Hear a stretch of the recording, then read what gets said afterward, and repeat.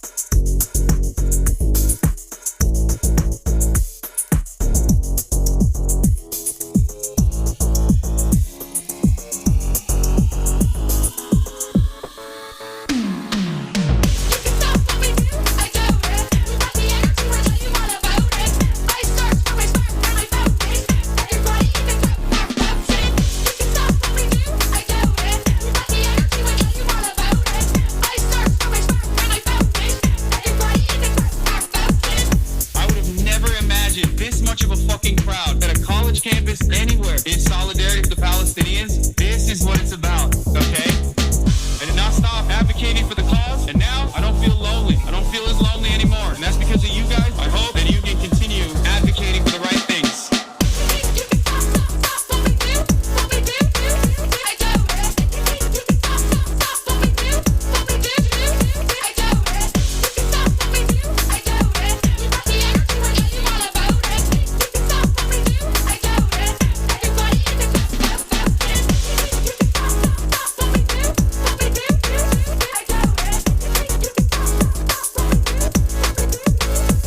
What's going on, everybody? I hope everyone's having a fantastic evening, fantastic afternoon, fantastic afternoon, no matter where you are in the world. I'm Hasan Piker, and this is the Hasanabi broadcast coming to you live from sunny California, Los Angeles. Folks, we're live and alive, and I hope all the boys, girls, and MBs are having a fantastic one because today's a beautiful day. Today's a wonderful day. Today is Wednesday. It's hump day, folks. That's right. It's hump day. And also,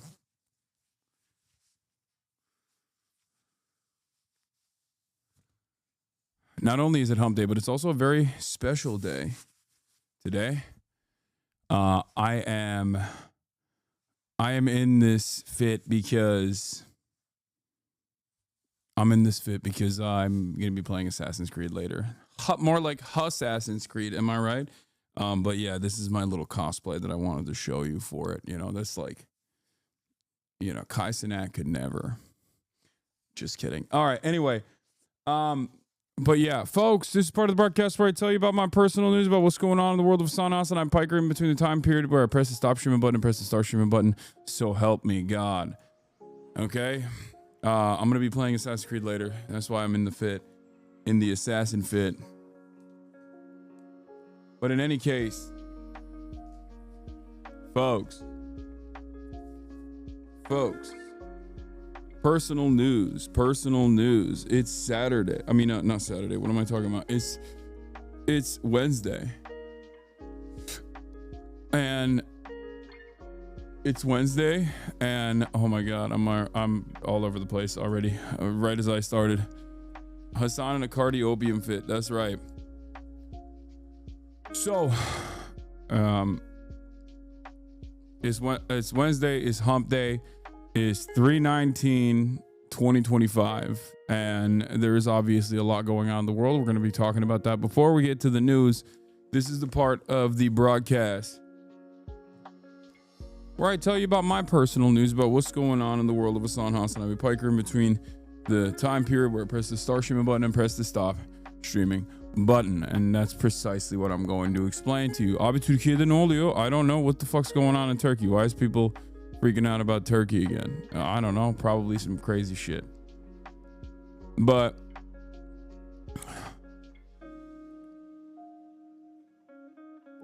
I'll look into it. In any case, personal news wise, ended the broadcast last night, hung out with the fam. I've been doing a horrible job with my diet. I ordered them some chubby curry, some Japanese katsu curry. Okay. And let me tell you, okay, I had a little bit of that, and it's not good. It's not good at all. It was great. Like, it tasted great. But while it tasted great, I'm eating too many calories, dude. I'm gaining weight. I'm never going to be able to do the Austin Tubb show at this rate. Anyway, it's bulking season for big boys. Yeah. So, hung out with the fam, played a lot of Kingdom Come. It was awesome. Because I love the fascism that the Kingdom Come video game developer secretly codes into my brain. But, it's really good. It's a lot of fun. No games without a little sin and no worries. Yeah. Also, how far into KCD2 are you? I'm in the second map now. Like, I'm in Act 2. I've officially finished the storm mission last night.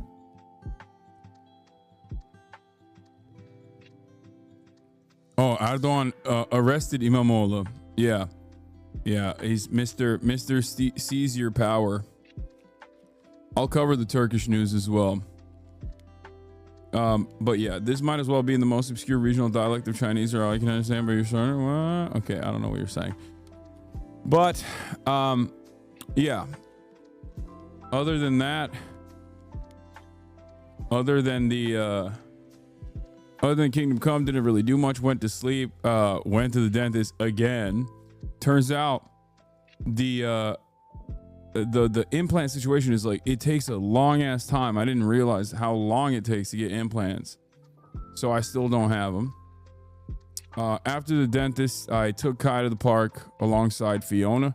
Murat's staying with me, my brother, and Fiona is obviously the mayor of the dog park, and she was just doing her mayoral duties, which is fine. Played a little bit of ball with while half of my face was numb, and I got cooked the first game, absolutely destroyed, skunked them the second game, came back in a big way, feeling pretty good, glad that I did that. Finally, my new phone. I have a new phone alert, ladies and gentlemen, new phone alert. I finally have the 16 or whatever, and it's black. There's no cool color for it, but yeah, it's that process of uploading all of my data from the cloud, all of my data from my old phone, which is super broken, into the cloud took like 4 days, which is pretty crazy. Like, pretty wild that it took like 4 days to get this bad boy on. This bad boy that's like super broken onto the cloud and getting in case or no case. No, I have a case. I'm not an animal, dude. Are you kidding me? Of course I have a case. Are you out of your mind? Kanye West was going absolutely nutty mode on the timeline. Someone says slave phone. That's so funny. Yeah, dude, you're right. Apple, notoriously the only phone that uses exploits the global south for it. Every other phone is so good with that practice, and it's just Apple. And I chose it specifically for that reason. But I also watched a Hulu special. I watched All Billy Bitch Tits, All Billy Bilbo Baggins on Hulu. And the first couple of minutes, like the Israel stuff is like, kind of lame. I'm thinking to myself, this is not good. Is this going to be another like old man yells at crowd type special?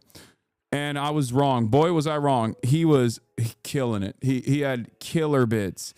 I will say this much. I think like he talks about masculinity and its negative impact on his own personal life in perhaps the best ways possible. I've never seen a dude unwind the toxicity or the toxic elements of masculinity and how it's like a never-ending cycle that ends up harming dudes it was just perfect. My mom was in awe. My mom literally was shocked. She was like, I did not think that this was going to be this good. I think at some point she said, I didn't think that a person that looks like this, that talks like this would have these thoughts. That's what she said, which I thought was cool. Yeah, the Israel stuff is like probably his weakest bit. The whole like, oh, you know, you gotta shoot around him. What do you mean you're gonna shoot the baby? Like that stuff was like probably his weakest bit. It gets a lot better later. I'm just talking like specifically on comedy, not like politics or anything. Trigger warning, he does start off hardcore with like you know, there's like an entirely new type of person now talking about trans people, and then trigger warning again if you're you know, he just drops the F-bomb, the F slur a couple times, but in a very funny way, when he's literally talking about how he doesn't say it anymore. But yeah, it's on Hulu. It's very good. You know, if you're touchy-feely, you might not like it, but it is very, very, very good. You see gamers weaponizing the Japanese government? Yeah, I have seen it. Don't worry, I'm gonna talk about that in a little bit as well. No, thank you. I literally clicked off after the first couple of minutes, so I'll go back. Just the first like 3-4 minutes, the first 3 to 4 minutes was like genuinely, I was like, oh no. When I was watching the first 3 to 4 minutes on the special, I thought to myself, uh-oh, is this going to be another like, you know, old man comic talking about how things are changing and I don't like it, like, you know, and nope, not at all. It was not even remotely that at all. And I mean, he is still at the top of his game. I think he is so good at weaving through a million different issues. He's just great. He's just a great comic, man. He really is. Has some autism references. Yeah, the Bill Burr comedy special was basically this community, like all the stuff that we talk about pretty much. But from the perspective of a much older person.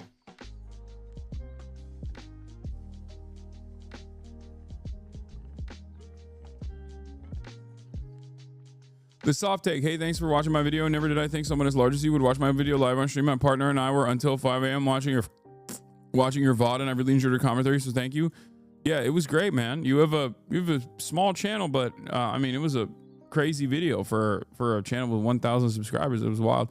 Found a TikTok account you love, less than 1,000 followers when I found them. A fucking diamond. We get comments all the time and ask questions about how dare you turn Dale Earnhardt into some leftist icon. We didn't turn him into shit. He already was. Yeah, I'm gonna talk about the Turkish stuff in a second. Yeah, Ekrem İmamoğlu and the Erdogan regime coming after him pretty aggressively. But yeah, last but not least, I will be playing Assassin's Creed Shadows later. Okay, so get excited for that. I was working on that. Also, another thing that I've been working on, I can finally say it, is that I'm going on the freaking road, baby.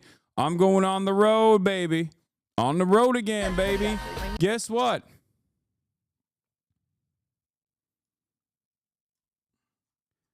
Tomorrow, I will be live from a different location. Okay? Tomorrow, I'll be live from a different location. We have some incredible interviews lined up in person, live and alive. Not going to Brazil. No, I am going to be, I'm going to be trailing Bernard Sanders. That's right. I'm going to be trailing Bernard Sanders, seeing what this whole socialism stuff is all about. What's he talking about? What's he saying? We're going to be doing a live interview before his rally. And then also I'll be filming the rally as well, hopefully. And we'll get to interview some of the people there as well. But yeah, that's it. So that's what I'm gonna be doing tomorrow. So get excited at that. You better not stop in Arkansas or whatever the fuck that chatter told you not to go. No, that was St. Louis. But yeah, you're kind of teetering on the verge of socialism, my guy, is what people say. But yeah, I'll be in Vegas. We are not going to be balling, unfortunately. We will not be balling. My man is busy, okay? My man is incredibly busy. I'm not going to be able to ball with the GOAT. But in any case, that's where we're at. Big news. Oh boy, huge news. Yeah. Play some Crash of Bernie, please. Yeah, that's what I'm gonna do. I'm gonna get Bernard to gamble. New merch when? New merch this Friday. That's right. New merch this Friday. More like Friday. Get your dollary dues out. Get your credit cards out. Get your pay stubs out. Go to a predatory payday lender and take a fat loan, because I'm about to dump some incredible merchandise on you. This one is obviously disinformation. This is the genre. Here's the last one. Narrative overcomes truth. Someone said BDS. Yes, do BDS on my merchandise.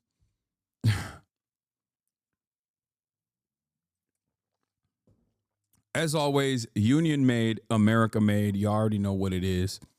Yeah.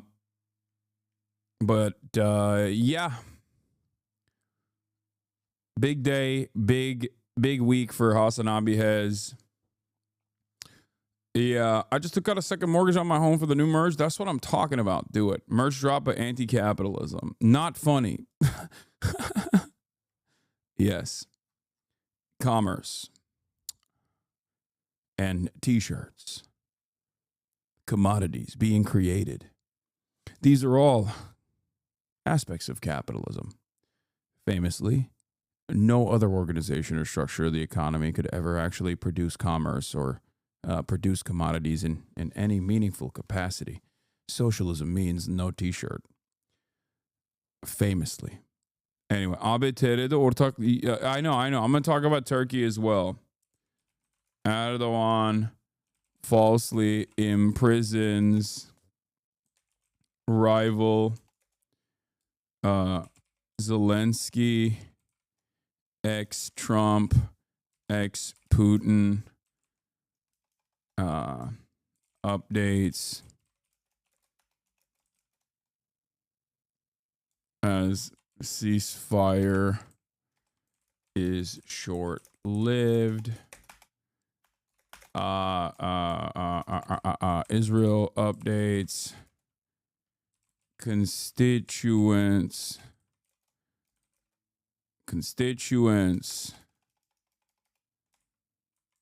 are mad at GOP Townhalls. Assassin's Creed Shadows.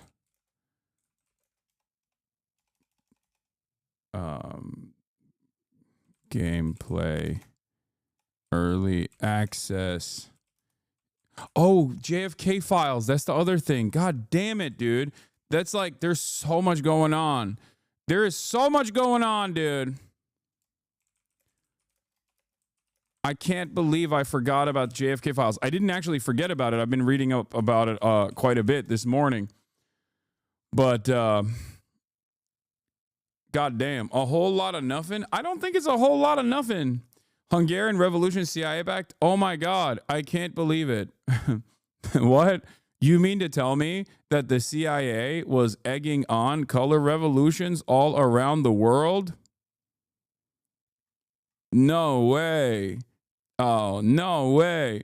I mean, two things can be correct at the same time. It goes back to the Ukrainian situation, and it goes back to like virtually every single color revolution that's taken place. There's true discontent that's happening. The United States of America and the CIA eggs it on, and they push for it, and they actively champion it. But that doesn't mean that there isn't real discontent. That doesn't mean that there isn't real anger and resentment from the population, and squashing any sort of counter-revolutionary behavior like that through violent means, through the military, is obviously Not sustainable. Let's be real. Okay? Hang on, you mean the tankies were right about the origin of the term tanky? Yeah, I don't like that's ironically that's where the Hungarian counter-revolution or the Hungarian revolution and the USSR utilizing tanks is unironically where the term tanky comes from. This was a big deal, especially in the UK, which have probably the worst socialist adjacent movements of all time, aside from the United States of America. But that's where the tanky term comes from. Anyway, do we have a blast off meme? Let's blast it off, and then we'll get into it. We'll get into all this stuff because there is so much to talk about. There is so much to cover. Oh boy, big news, big day, big drops. But yeah, causing. Also, there's the Serbian madness that's taking place as well. They made a Jon Stewart meme of you. Oh, that's funny. Okay, that's too inside baseball, but I'll allow it. All right, let's do it. Let's blast off. Let's get it twisted. Let's get it freaking twisted, dude. I know. I'm going to talk about Imamoglu. Okay, Turks, calm down. I know that there is no such thing as free press in your country. Okay, I know. I know that you literally have no way to learn about what the hell's going on in your goddamn country or talk about it. I will be talking about it here. Okay, I know. Yes, Imamoglu, Imam's son, the son of Imam. Okay. We're going to talk about it. We're going to get into it. We're going to talk about it. He was like the most popular opposition leader that Recep Tayyip Erdogan falsely has decided to imprison. It's just so stupid. It's so ridiculous. It's so obviously a power grab once again from a dude whose popularity obviously has been eviscerated due to his own dictatorial regimes or due to his own dictatorial attitude. But yeah, holy moly, there's a massive rally taking place in Turkey right now. Gözaltındayken bize uyku yok. Ekrem Başkan gözaltındayken He's saying without, well, Ekrem, where Ekrem leader is under assault and in prison, we will not sleep. Çağlayan'daysa Çağlayan'dayız. Yanı başındayız. He says wherever he is, we're right by his side. Saraçhane'dir. İstanbul onu, Saraçhane'yi ona, onu Saraçhane'ye emanet etmiştir. Buradayız. Hep birlikteyiz. We're all here. Ekrem Başkan'a sahip çıkmak için we're here to take ownership over Ekrem, the president. Terk etmiyor mücadeleyi ve sizin iradenizi sahipleniyoruz. Ekrem Başkan. He's a mayor. He's a mayor of Istanbul, but mayors are very important. They have like governor levels of power, especially the mayor of Istanbul is the most important, just so you guys understand. And he was seen as like the most popular opposition leader in Turkey to create a coalition that could finally topple the Erdogan regime through the democratic process. And that's precisely the reason why Recep Tayyip Erdogan has falsely decided to imprison him. Turkish politics is obviously always going to be a fucking clown show. Except, guess what? So is American politics. You're going to learn. Okay, the things that we're watching in Turkey that Recep Tayyip Erdogan is doing, I'm going to be honest with you. Americans, watch closely. This is how it goes. This is how it works, okay? I'm letting you know right now. What's happening in Turkey today is going to be happening in America tomorrow, okay? America is Turkifying at an alarming rate, as I've said before. The Trump administration is Turkifying the United States of America. Little Orbans all around Europe, popping up left and right. And as you can see, this is a major coalition. While Imamoglu himself is, I think he's CHP, right? He's from the Social Democratic Party. You can see all of the flags. You got leftist parties out there. You got the Turkish Partisi like TIP. You have socialist and trade unionist Turkish parties there as well. And all the banners are out. This is the entirety of the coalition. And you know, this is a very, very, very frustrating situation for obviously the Turks who have been living under the incredibly cruel Erdogan regime for the past couple of decades. So, CHP is the biggest social party in Europe. It's not a, what do you mean social? It's a social democratic party, and it's barely a social democratic party at this point. It's barely a party at this point. The opposition in and of itself is just basically not Erdogan. Okay? That's it. Erdogan has destroyed everything in the country. In any case, has the watermelon salesman's time run out? That's really funny that you guys are asking that question, because the watermelon salesman's time should have run out a long time ago. And yet he is truly the Teflon Don. Okay. I don't know how to fucking explain it to you. Like, this guy has been able to withstand so much. Adamın diplomasını iptal ettirmek için elinden gelen her şeyi yaptılar son bir aydır. En son saçma sapan bir sebeple iptal ettirdiler. I know. I've been following this stuff I've been following the drama in the backdrop. In Turkey, you have to have a college diploma to retain certain positions in the government. What's ironic, of course, is that Recep Tayyip Erdogan doesn't have a real diploma, and everybody knows it, but it's more so like a fuck you're gonna do about it type situation. And yet he is now using that as a false justification to go after his main opposition leader, who is, of course, significantly more popular. I mean, he's probably the most popular opposition leader, and someone who could definitely overthrow Erdogan. Amına koyayım, was I know, ne I know, sen iddiaları okudun mu? Diploma sadece bir tane olay okudun mu suçlamaları? Niye okumuyorsun? Niye 3 sene önceden Cumhurbaşkanı adaylarını seçmek istedi CHP? Ben biliyorsun uşağıyım şeyin. İngilizlerin uşağıyım arkadaş. Ondan böyle söylüyorum. İsrail ve İngilizlerin uşağıyım.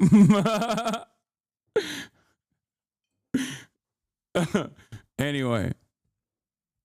I love when Recep Tayyip Erdogan defenders will come into this chat and try to speak in English and try to yell at me in English and the thing that they will try to do is like either A, claim that I am a servant of the British and a servant of Israel.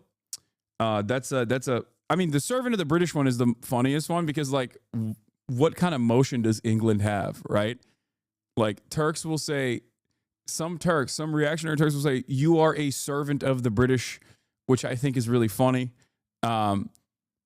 But bir gündür internet aşırı yavaş, erişimimiz yok hiçbir şeye. They're saying that the internet is slowed down in Turkey as well. Anyway,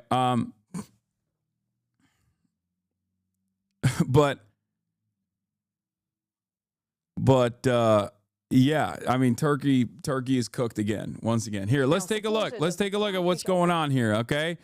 You guys might be, this is, breaking news, but this is where you get the breaking news, especially when it comes to breaking news about Turkey. Aktroller her yerde, seni bile bulmuşlar. Bunlara platform verme. Ulan ne platformu vereceğim abi? Saçmalama. Burada biz herkesin sağcılarına basıyoruz yani. Türk sağcısı da olsa, nerenin sağcısı da olsa ağzına sokarım laflarına yani. Korkacak bir şey yok. Opposition have defied a ban of protests. It was issued after the arrest of President Recep Tayyip Erdogan's main political rival, the popular mayor of Istanbul, Ekrem İmamoğlu. Well, the protest ban... Ekrem İmamoğlu. Which means the son of an imam. Okay? Anyway, listen. This guy is the mayor of Istanbul, and the mayor of Istanbul is a very important position in Turkish politics. It's not like fucking the mayor of New York, okay? It's not a real mayoral position in the way that it is in the United States of America.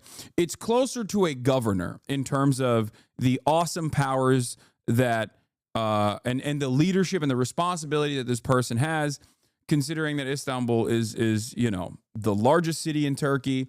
When you are the mayor, you have a high likelihood of maybe even one day becoming the president, right? So he is he was the he is the mayor and the most popular leader in the opposition, right? He was detained falsely for he had his diploma revoked. For the past week, Recep Tayyip Erdogan has been talking about Ekrem İmamoğlu's diploma, okay, his college diploma. He's saying it's fraudulent.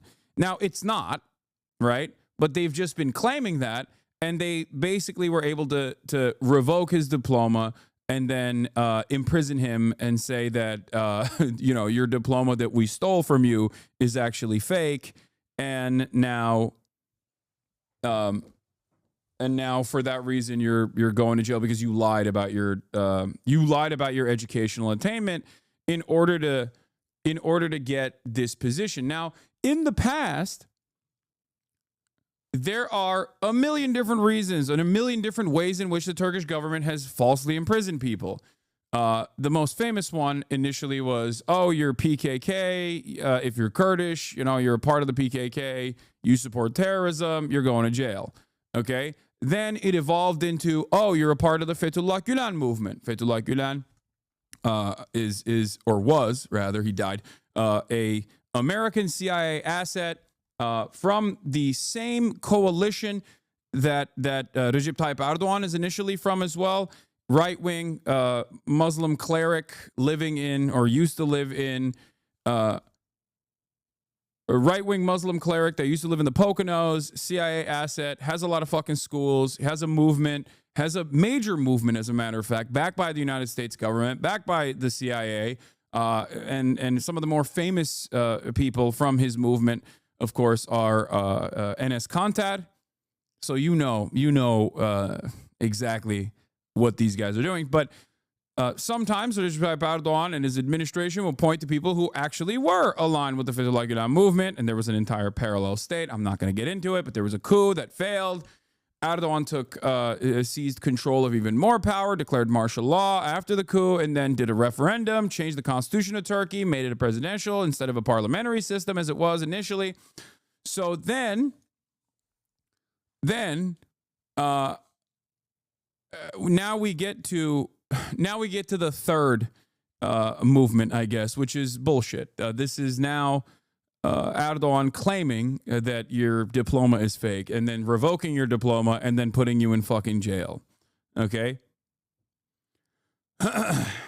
Now, Americans might recognize some of these things that are happening. Okay? Menfaat temin ettikleri yönde ciddi suçlamalar var. Nihat abi bir dakika. Şimdi you might recognize, this is the Turkish CNN. Everything is right wing. I don't know what the Turkish channels and their political perspectives are, but I'm pretty sure, like, with the exception of a couple independent papers, they're all right wing. They're all privately owned. They're all basically pro regime. You can't really have like a newspaper, or you can't really have a newspaper or a media outlet that isn't like kind of pro regime. The Turkish government just shut down a whole donut chain because it was linked to FETÖ. That makes sense. So Halk TV, Sözcü TV, please pull them up. Okay, we're not going to watch Turkish TV right now as I try to, like, in real time translate it to an American audience, chatters. Türkler, arkadaşlar, burada ya bunlar Amerikalılar izliyor beni yani. Özür dilerim ama burada bütün gün translate edemem yani Türkçe Söz TV'de ya da Halk TV'nin kanalını. Ban issued by the governor of Istanbul came amid reports of the clampdown on social media platforms. The detention has occurred just days before the opposition figure was due to be announced as the presidential candidate for the Republican People's Party. Well, Mr. Imamoglu posted the following statement just before. The Republican People's Party, by the way, is CHP, okay? That's what it is. That's the Social Democratic Party in Turkey. Just for Americans, before you think like, oh, what do you mean Republican? Like, no, it's not the same. That's supposed to be like the liberal left party, okay? But it's also weird because like Recep Tayyip Erdogan, despite being socially repressive and fairly right-wing and initially coming to power and doing a whole bit of privatization of state-owned enterprise, he has now basically been responsible over the course of the past decade or so through this hyperinflation crisis that Turkey is exhibiting.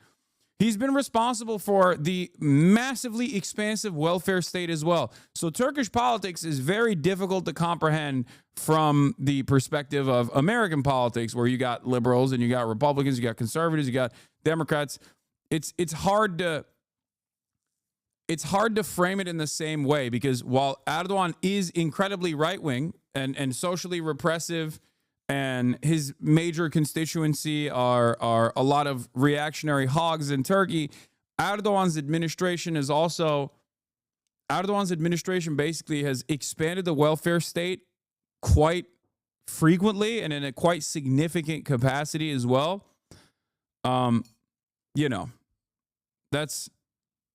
That's where it is. It's like, it's odd. And also, they're technically pro-refugee because Erdogan is pro-refugee, and the left or liberal coalition is kind of anti-refugee as well. They don't like Syrian refugees. That also is a unique part of this process as well, because like Erdogan wants Syrian refugees to come into Turkey because he wants money from the European Union, which he got. He also wants a lot of the power that he gets from having like 6 million Syrian refugees in his country. He also gets to, control what's happening in Syria. Obviously, he did that recently, and that was a big, that was a big deal for him. And also in Turkey, liberals and not leftists, but like I would say liberals are very anti-Arab, because they think like they're very secular. So they see being Arab as like how do I describe it? They see being Arab as like being lesser than being Turkish, like that Arabs are barbaric, and the feeling overall is that they're all super Muslim, and we don't like that. We don't like any sort of demonstration of Islam. So it's like there's a lot of racism there as well. Anyway. But this isn't to say that I, think that Recep Tayyip Erdogan is a good person at all. He is not. He is a horrible, incredibly corrupt monster. Incredibly corrupt. Like Recep Tayyip Erdogan's corruption it makes like the Doge, Elon Musk, Donald Trump saga look like the most above board legal thing you've ever seen. Like Recep Tayyip Erdogan and I would say like Vladimir Putin. Like, these guys do corruption to a degree that is impossible to understand, okay? You can't comprehend it with your Westoid brain, is what I mean. They basically run their governments like a fucking fleshlight, okay? There are non-racist liberals, too, for those who might take that statement as all liberals, but it's true, there is racism to a degree. Yeah, exactly. There's, of course, it's a massive coalition of people that fucking range from, like, Kurdish parties, people that range from socialist parties all the way to like the most prominent social democratic party, and even like former Erdogan parties, former Erdogan aligned parties that are also a part of the coalition against Erdogan. So it's massive. It's like basically on the one hand you have Erdogan and you have the Nationalist Party, the ultra nationalists, MHP, right?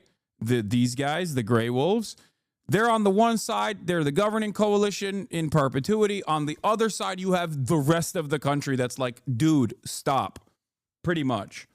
So there is no like real ideological consistency in that coalition beyond We just don't want fucking Erdogan to run the country anymore. Holy shit, he is so goddamn corrupt. So that's what it is. Arrest. Üzülerek söylüyorum. Milletimizin iradesini... I say with regret that this guy is doing a This is Ekrem İmamoğlu, by the way, the governor of Istanbul. He's he's doing a get ready with me, as he's like, get ready with me as I go to prison for being falsely detained by the regime that is terrified of being unseated. Okay, that's how you do a get ready with me, all right? You see that, Democrats? that a handful of minds are trying to usurp the will of our nation by abusing the police. The security forces of this country have massed at the door of my home, homes of 16 million Istanbulites. Hundreds of police are massed. We are facing bullying, but I want you to know that I won't be undaunted. I love you all so much. I entrust myself to my people. Let all our nation know that I will stand upright. Hepinizi çok seviyorum. Ben kendimi milletime emanet ediyorum. I will continue to fight with that person and his mind, which uses this whole process like an apparatus. Aparat gibi kullanan aklıyla mücadeleye devam edeceğim. So that was Ekrem İmamoğlu speaking, issuing that statement just before his arrest. And of course, now we are seeing protesters out on the streets. So we are monitoring the live shot of that as well. But we know that supporters of this Turkish opposition have been defying what was a ban of protests. They are out on the streets. So a lot of fast-moving, developing situation when it comes to what is happening in Turkey. Let's cross over to Istanbul because Emily Wither joins us.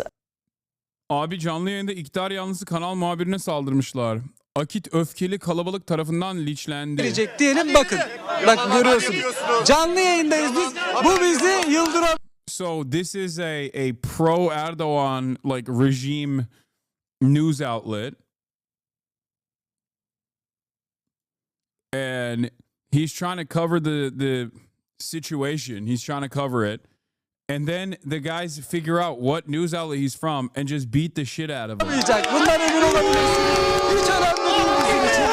Bizim için hiç önemli değil. Bizim için canlı yayındayız. Bizim için hiç önemli değil.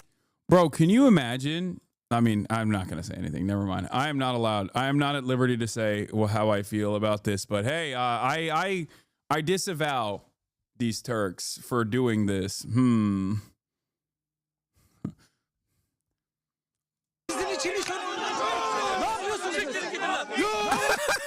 Siktirin gidin lan. Ne yapıyorsunuz? Ne yapıyorsunuz? Siktirin gidin lan. Oh no. Oh my God. Okay. Ne yapıyorsunuz? Ne yapıyorsunuz? Evet görüyorsunuz. Görüyorsunuz. Kimin yerinden koruyorsun? Çıkmıyoruz. Ne yapıyorsun abicim sen? He says we're not like who do you think you're kicking out of their position? I'm not moving. What are you doing? I'm not moving. That's what you're saying. Ne yapıyorsunuz siz? Tamam. Görmüyor musun? Tamam. Görüyorsunuz. Evet. Bro, the Turkish unks do not play around. Turkish unks do not play around, dude. Amcalar vuruyorlar yani. Dayı mayı ama dayıyorlar yani. Helal olsun, ne diyeyim. Polislerin yanına geçeceğiz. Polislerin yanına geçeceğiz. Yeah, he goes, I'm going next to the cops. I'm going next to the cops. Polislerin yanına geçeceğiz. Gel. Sakin abi. Gel. Polislerin yanına geçeceğiz. Çıkın. Bir dakika. Evet, polislerin yanına geldik. Gördünüz. Canlı yayında getirdik ekranlarınıza bakın. Hiç kimseyi provoke etmedik. Sadece yayınımızı yapıyorduk. Bize nasıl... Bro, immediately dives into a crowd of cops and just goes, look, you see, we were just trying to do our regular news broadcast. Our ancestors slapped horses to death with their bare hands, lol. The Janissaries, yeah, Yeniçeriler. Aga başta bayrağı vuruyor ya muhabir. Adam düşen bayrağı elemanın kafasında kırıyor. Vay be. saldırdıklarını canlı yayında herkes gördü. Bakın. He's like, yeah, you see, everyone saw it live. They attacked me. Bu Are these guys pro Erdogan? No, the news outlet is pro Erdogan, super pro Erdogan. This is a regime television channel.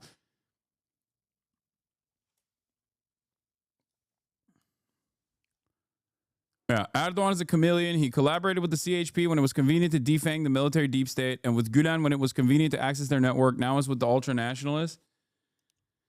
I mean, yeah, he just only cares about power and also making sure that he can use the government coffers as his personal wallet.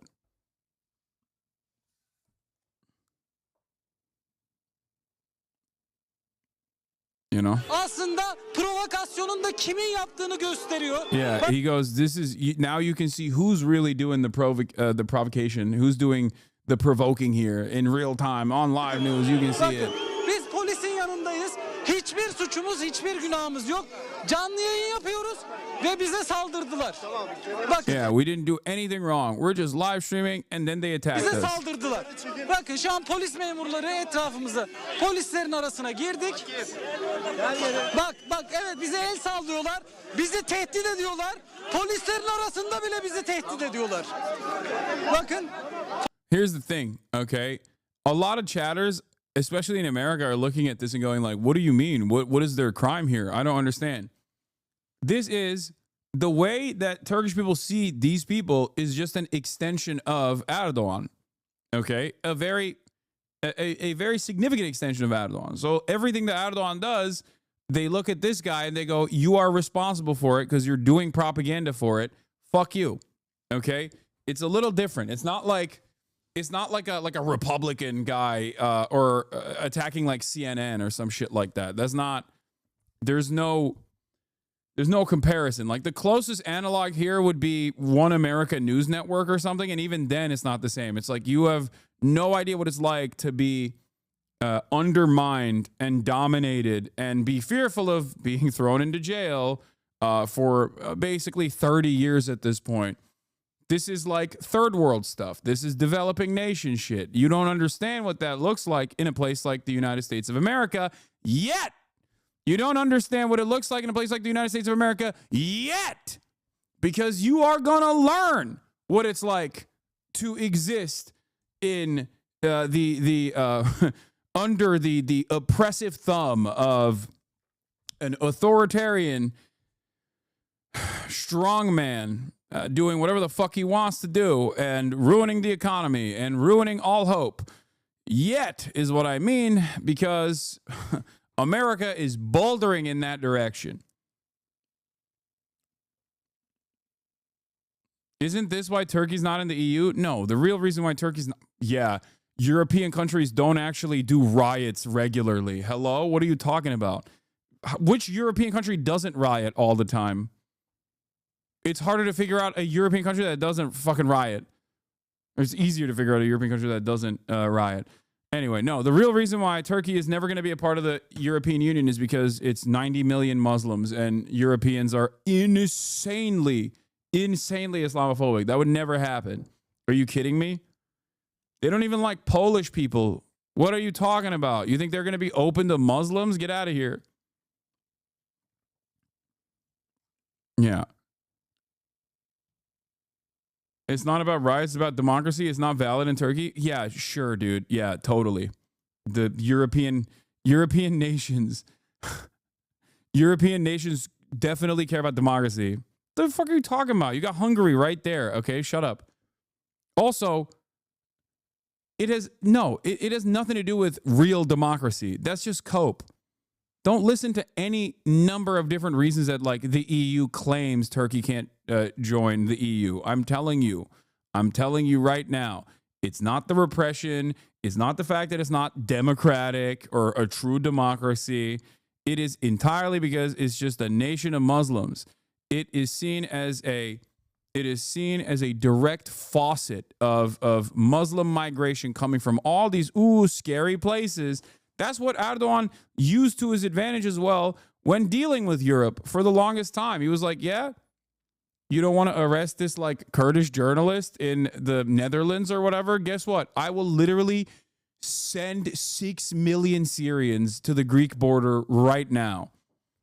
That was his weapon to wield against Europe. That was a big part of the reason why he was so pro Syrian refugees. That and because he got money. He'd be like, oh, dude, if you don't do my wishes, if you don't do my bidding, I will ship the Syrian migrants directly, the Syrian refugees directly to your doorstep.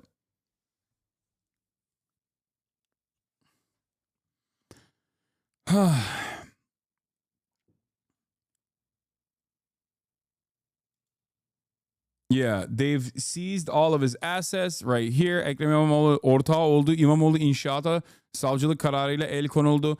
They seized his company. This is his construction company that he is a partner in. He's a co-owner of. They seized his assets. They literally threw him in jail. It's just completely ridiculous. Yeah, it's just regular dictator shit, you know?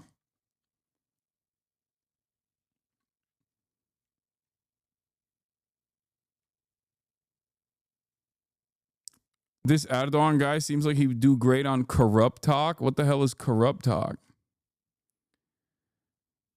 Yeah. Okay. Let's continue. Live now. In a moment, Does the EU say nothing? Yeah, Erdogan has the most motion right now in terms of foreign policy. So good luck. Like, they'll maybe lightly condemn, if they ever condemn him at all. This is the highest he has ever been in terms of his foreign policy. He hand-delivered Syria to America and Israel.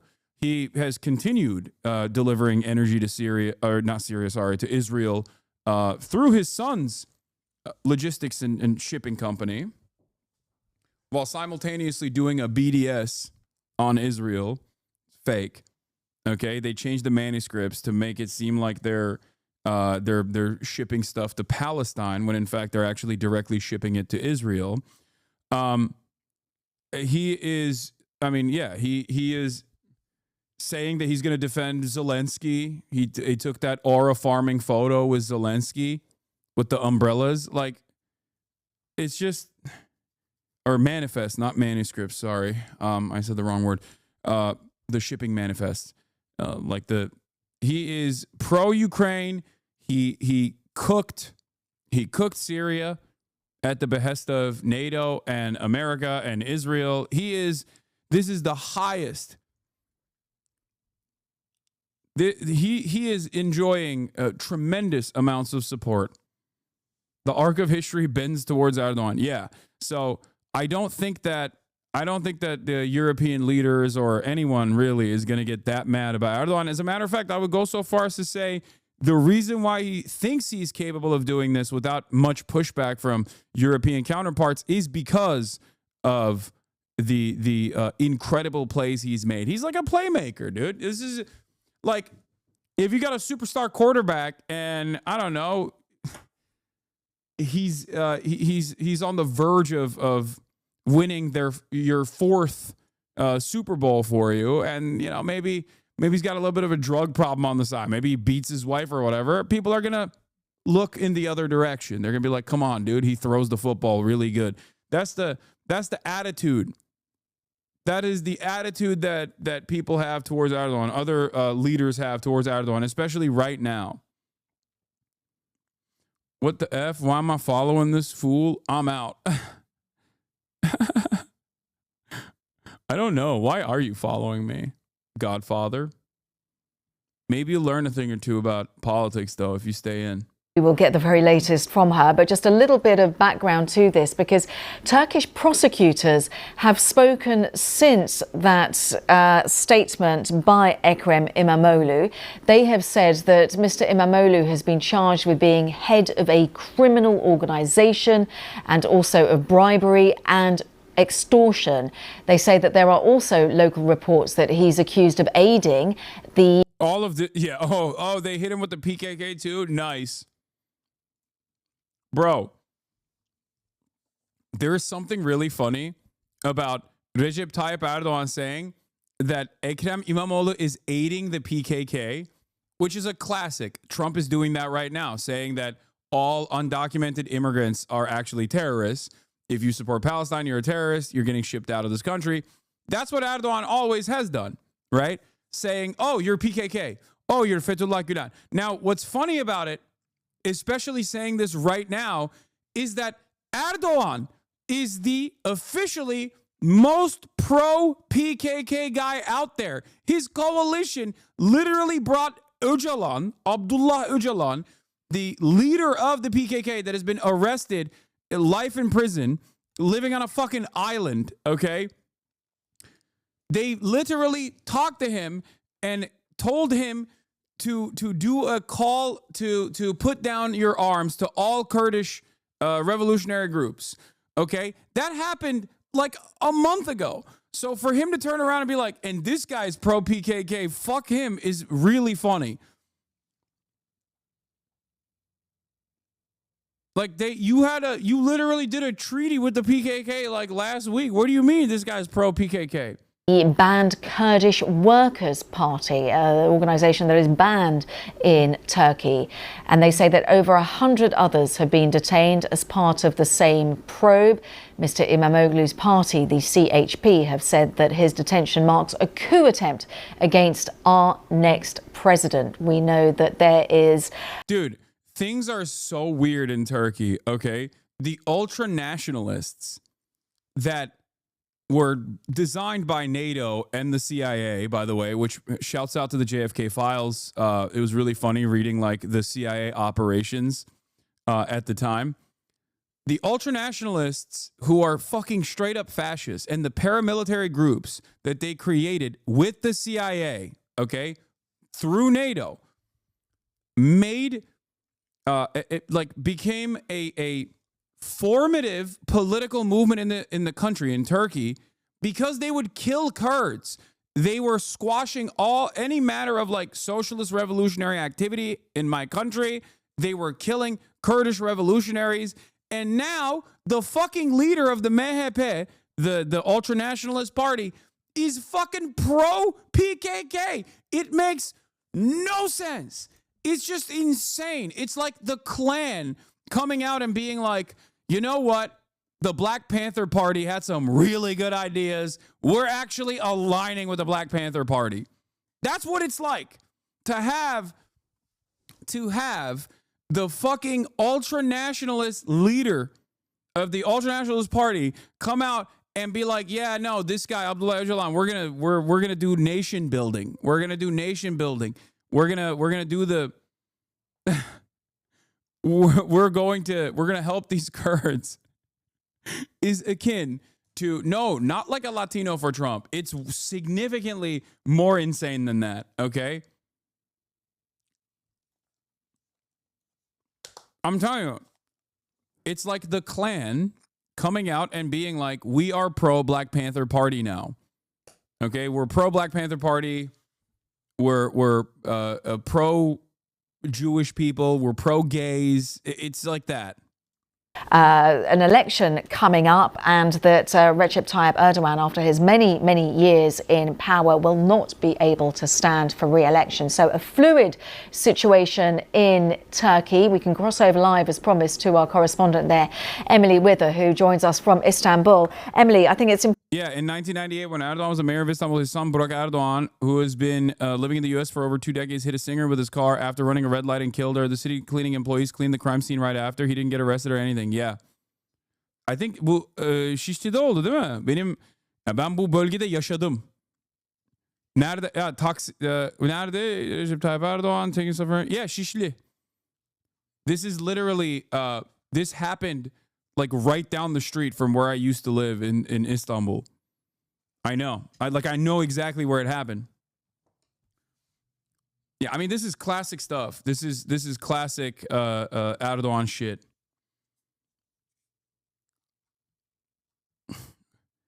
This is not even like, this is not even scratching the surface. Like, this heinous crime and its cover-up, which is a crime in and of itself, is not even scratching the surface of the rampant corruption from the Erdogan regime. Important, just remind us what is happening on the ground, because despite a ban, people are out on the streets. That's right. We are seeing some small protests now in Istanbul outside the office. And can I go back to Turkey? No, I can't. Not until this stuff gets cleared up. No. A university here. Those university protests have already been broken up by the police. I should say that the protests now are very small. The authorities are doing everything they can to make sure that people do not gather on the streets here. They've closed many major roads into the city. They have closed down popular metro stops. They have restricted the use of social media for some popular apps. And they have also banned any rallies or protests here for the next 4 days. Whether we see larger numbers coming out onto the streets despite all of those risks, we'll just have to see. In the past, we have seen people gathering on their balconies or gathering at their windows and banging pots and pans in protest. We might see that later on this evening. But at the moment, this is a city braced now to see whether these protests get any larger. And Emily, just remind us why Recep Tayyip Erdogan, the president of Turkey, why he feels so threatened by the mayor of Istanbul. The mayor of Istanbul is incredibly charismatic and he's incredibly popular. In many polls, it shows that Erdogan is pretty glaze, but true.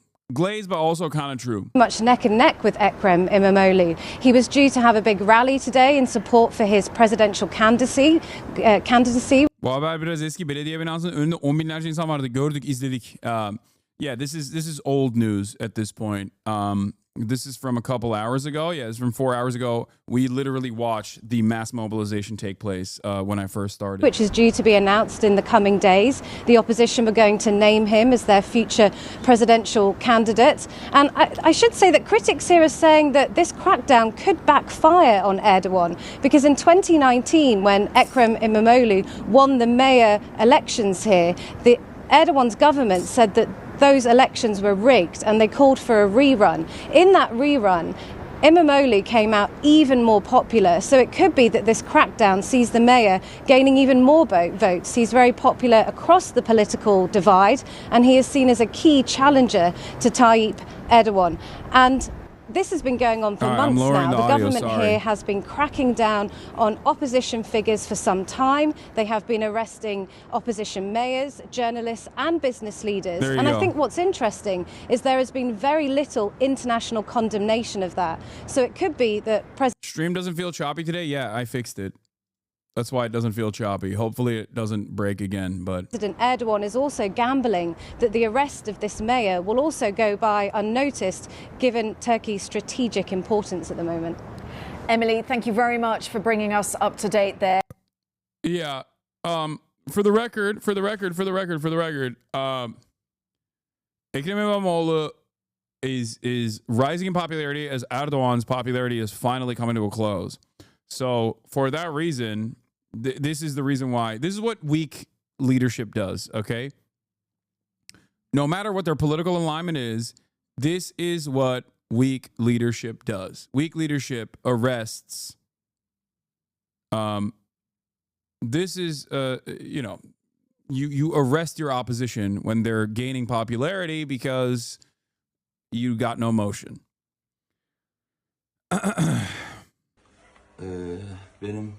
This is Ekrem İmamoğlu, mayor of Istanbul and the main political rival to Turkey's President Erdogan. He's getting ready not for his latest speech or a mayoral visit, but for the police who are on his doorstep, primed to arrest him. Büyük bir zorbalıkla karşı karşıyayız ama yılmayacağımı bilmenizi istiyorum. He was detained this morning at his family home, accused of corruption and aiding a terrorist group. Böyle bir şeye gülünür sadece. Böyle bir şey elbette ki mümkün değil, olamaz böyle bir şey. Last year, İmamoğlu won a second term as Istanbul's mayor when his party swept local elections. It was the first time Erdogan was defeated across the country in his 22-year presidency. Imamoglu's arrest, along with 100 others today, comes just days before he was due to be selected by the opposition Republican People's Party as their presidential candidate to one day run against Erdogan. Turkey's government denied any involvement in the arrests. Yargının başlattığı soruşturma ve davaları Sayın Cumhurbaşkanımızla ilişkilendirmek en hafif. I can't believe this motherfucker's been in power for 22, dude. That's crazy. Oh my God. Oh my God. This is partially the reason why I hate Donald Trump so much. Because, like, he's so goddamn Erdogan coded. Like, it's just.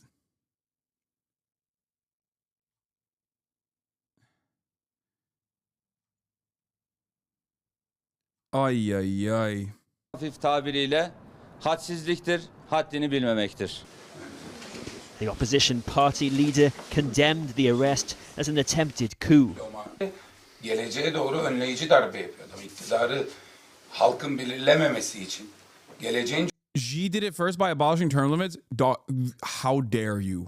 How dare you compare Recep Tayyip Erdogan to Xi Jinping? Look at China's trajectory under the glorious leadership of Xi Jinping versus the Turkish politics. Look at Turkish politics. Look at the lira, okay? That's insane. It's not even remotely comparable. Imagine having a competent leadership. Oh my God, that would be so sick. So dictatorship is fine as long as the country does well? Yes.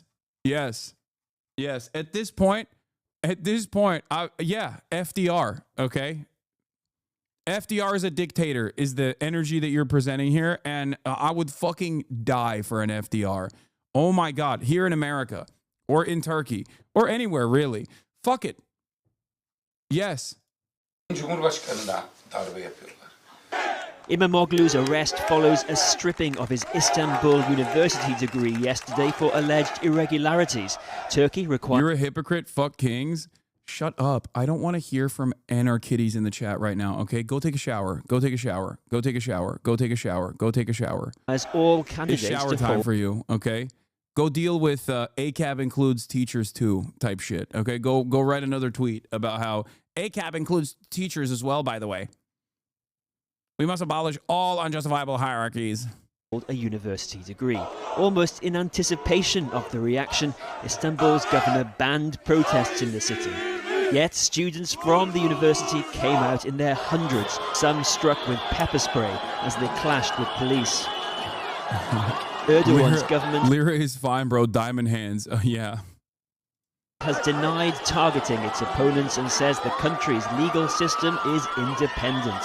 That, once again, has been called into question today, with President Erdogan further strengthening his grip on power at the expense of his closest rivals.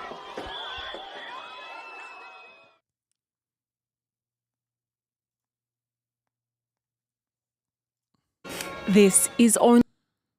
There's one more article that I want to cover as well. Here's the Democracy Now piece on it as well. This is from Drop Site. Turkish police arrested Ekrem İmamoğlu, the mayor of Istanbul, and a key opposition figure early this morning as a part of the sweeping investigation into alleged corruption, terrorism links, and leading a criminal organization. Everything that they're saying is a lie, okay? I can't, like, it's so weird to talk about the country that I grew up in and draw a direct parallel to the country that I now live in, but it is almost one-to-one identical, okay? They just make shit up. That's it. They just make shit up, and then they go, you're going to jail. That's what's going on in Turkey right now, okay? It must be you at this point, no? Yeah, no, I'm responsible for this, okay? Yeah, I did this. Sorry, guys. My bad. Alongside Imamoglu, around 100 others, including political allies, journalists, and business figures, were also detained in connection to the probe. The arrests have heightened political tensions in the country and come just days before Imamoglu was expected to be named the Republican People's Party, CHP's, candidate for the presidency. Okay? Authorities imposed a 4-day ban on protests in Istanbul and restricted access, which is what you do when you have a popular democratic movement. That's what you famously do. Okay? Famously, when you have a popular democratic movement with the mandate from the people, dare I say, a mandate from God, okay, the heavens mandate, this is what you famously do. You arrest virtually every single person that is against you, that has any sort of motion whatsoever, and then you turn around and say, it's illegal to protest now, which obviously didn't stop people from protesting. That's so stupid. Critics have labeled the arrest as politically motivated, accusing President Recep Tayyip Erdogan's government of attempting to suppress opposition ahead of potential early elections. Imamoglu, who previously defeated Erdogan's party in 3 local elections, has been a prominent challenger to Erdogan's 22-year rule. This should give you an idea of how popular Imamoglu is. What?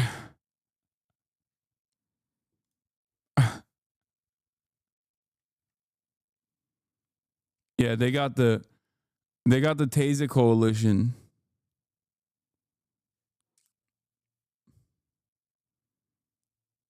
They got the grannies. They got the unks. They got it all. Anyway. Where were we? Hold on. Oh, here it is. The crackdown coincides with the invalidation of Imamoglu's university degree, a legal requirement for presidential candidacy, raising further concerns about efforts to block his political ambitions. This arrest is seen as a part of a broader campaign targeting dissenters and opposition leaders in Turkey. So, yeah, you have to have a college degree to be able to become a presidential candidate, which is ironic because it's like a known secret that Recep Tayyip Erdogan does not have a real college degree in Turkey. So it's pretty fucking ironic that they are, doing this. That's the reason. That's the angle that they're taking. Recep Tayyip Erdogan does not have a real college degree. It's not even a secret. Everybody knows it. And yet that's not a real point of concern or consideration at all. Yeah, he graduated the year the faculty opened. Police have arrested Istanbul Mayor Ekrem İmamoğlu on what his supporters say are trumped-up corruption charges ahead of primary elections scheduled for Sunday. İmamoğlu is a major challenger to Turkey's authoritarian president, Recep Tayyip Erdogan. In 2022, he was found guilty of insulting public officials and sentenced to prison, but has remained free pending an appeal. Turkish police also arrested 100 other people, including one of İmamoğlu's close aides. Authorities have also closed roads around Istanbul and banned protests in the city for 4 days, while restricting access to social media sites.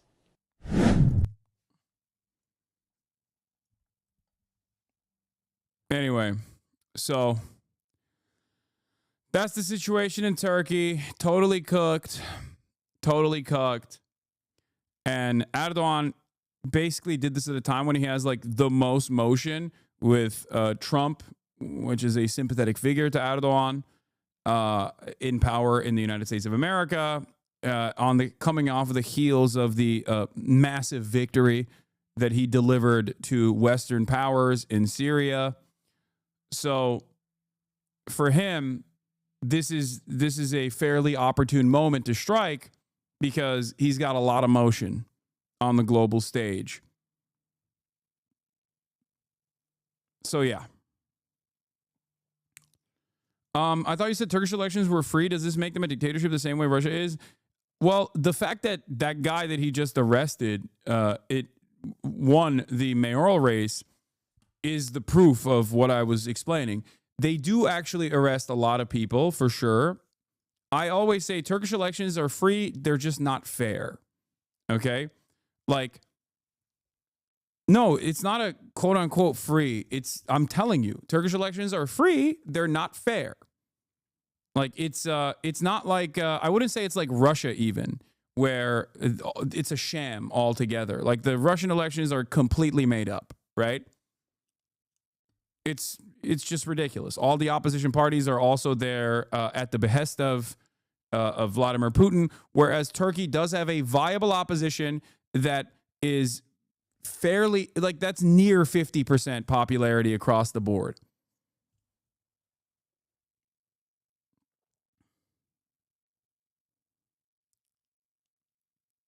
Erdogan is better than any other opposition. What?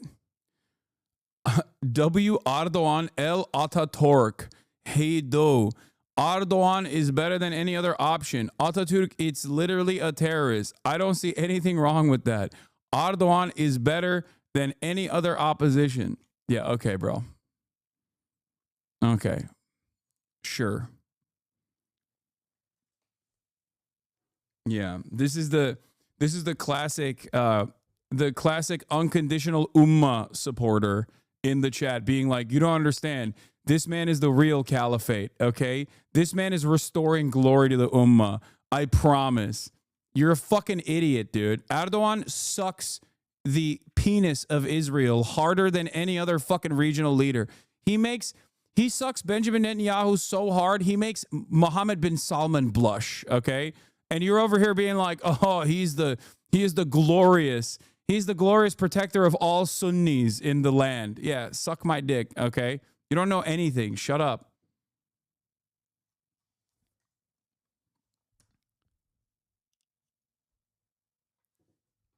There are so many like Pakistani dudes out there that just think that he is this incredible defender of the Islam around the world, you know? Especially with like the Syria shit, I think they really like him now.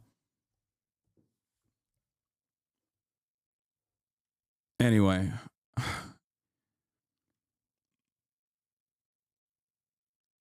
Somalis think that too. Yeah, that makes sense. Turkey has a really good relationship with Somalia, so it's just like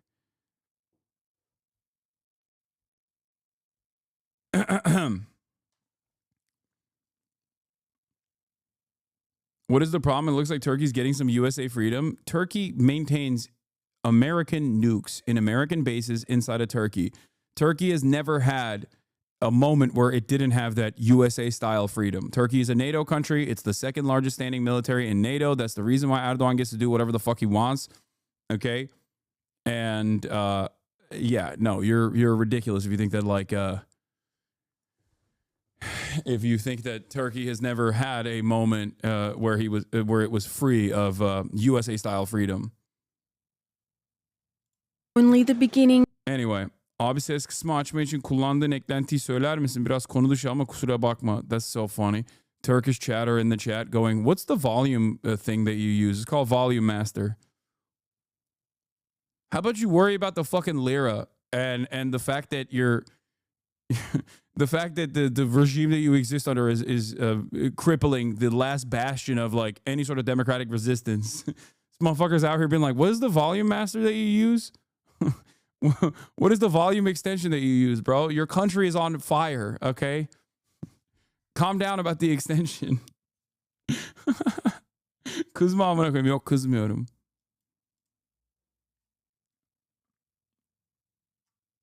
Anyway. Of Israel's. Now let's move on to another incredibly democratic country. Of course, the most democratic country of all time. The most moral democracy of all time, Israel. Renewed offensive, according to Prime Minister Benjamin Netanyahu. But for Palestinians in Gaza, it's the return to a nightmare. Digging through rubble to recover bodies, ferrying the dead and wounded to already depleted hospitals. Prayers. Yeah, here's Israel's new defense minister. After the former one had some back and forth, some friction with Netanyahu, even though the former one is currently has an active arrest warrant for being a war criminal, Yoav Gallant. The new one is Defense Minister Katz. And just like the previous one, he came out and said he's going to actively target civilians, which again is a war crime. But also, what the fuck are you going to do about it? You know what I mean? Who's going to say, hey, can you not do war crimes, please? You can't. There's no one that will be like, hey, this sounds a lot like you're doing a genocide.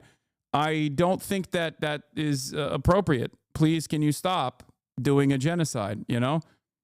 Another good guy, if you will. Here, let's hear what he has to say. Okay, it's in Hebrew. Residents of Gaza, this is your final warning. The first Sinwar destroyed Gaza, and the second Sinwar will bring upon it total ruin. The Israeli Air Force's attacks against Hamas terrorists was only the first step. What follows will be far harsher, and you will bear the full cost. Evacuation of the population from combat zones will soon resume. If all Israeli hostages are not released and Hamas is not kicked out of Gaza, Israel will act with force you have not known before. Take the advice of the U.S. president, return the hostages and kick out Hamas, and new options will be open for you, including relocation to other parts of the world for those who choose. The alternative is destruction and total devastation. This basically is the final solution. He's saying it's the final solution time. If we actually don't ethnically displace you, then we're just going to ethnically cleanse you from the land. That is what he is saying. This is the defense minister, for the record, of the most moral army and the most moral military of the most moral democracy on the planet, Israel. Very not so subtle words here. And mourning. I lost my whole family. I got married recently in 2023. God honored me with Muhammad, who was so beautiful, and my wife was pregnant. She was martyred while she was pregnant. My son was martyred too. For the second night in a row, Israel struck several targets across the Gaza Strip, including this makeshift camp in Han Yunis. I want to tell Benjamin Netanyahu that it is not manly to attack civilians in their tents. Manly is to find the soldiers in the fields. Israel Defense Forces say they are targeting Hamas command centers, and in the last 24 hours have issued evacuation. This is the piece of shit Arab spokesperson for the Israeli occupying force. God, I know all these fucking villains now. It shouldn't happen, but yeah. All the while, the IDF have began targeted ground activities in central and southern Gaza over the past day in order to expand the security zone and to create a partial buffer between northern and southern Gaza. As part of the ground activities, the troops expanded their control further to the center of the Netzarim corridor. Netzarim is the one that crosses across the Gaza Strip, separates the south and the north. Simultaneously, it is decided that the Golani Brigade would be stationed in the southern command area and remain ready for operations in Gaza. The IDF will continue to operate against terrorist organizations in Gaza to protect the civilians, to protect the citizens in the state of Israel. Oh, God. Oh, no. That's the scariest thing you can ever hear from an Israeli is we have security concerns. That means ethnic cleansing is back on the menu. Whenever an official Israeli politician says we have security concerns, know that bombs are about to drop. Know that genocide is back on. Orders affecting nearly 100,000 Palestinians, raising concerns of another ground operation. While in Israel, resentment towards the government is pouring into the streets. Thousands marched towards the Knesset on Wednesday. It's not lost on me, once again, that the opposition to the Benjamin Netanyahu government is still waving the flags of Israel. This is important to understand. Think about the opposition in the United States of America, okay? Think about the opposition to the Trump administration in the U.S. Think about the opposition to previous administrations in the U.S. Who is the one that raises American banners and American flags? What is their attitude? I'm trying to get you Americans and those in the Western world to understand that this right here implies that they're not totally against Benjamin Netanyahu's actions. They're just against Benjamin Netanyahu. Okay? Accusing Netanyahu of resuming the war for political gains. It is the second day of protests, with many worrying he is further endangering the 24 hostages still believed alive, and outraged by his attempts to fire the head of Israel's internal security service, the Shin Bet. We want to be a democracy, and we are Crime Minister. Okay, that's a fire hoodie. On the way to dictatorship. And the hostages are still in the tunnels, and we want them home now.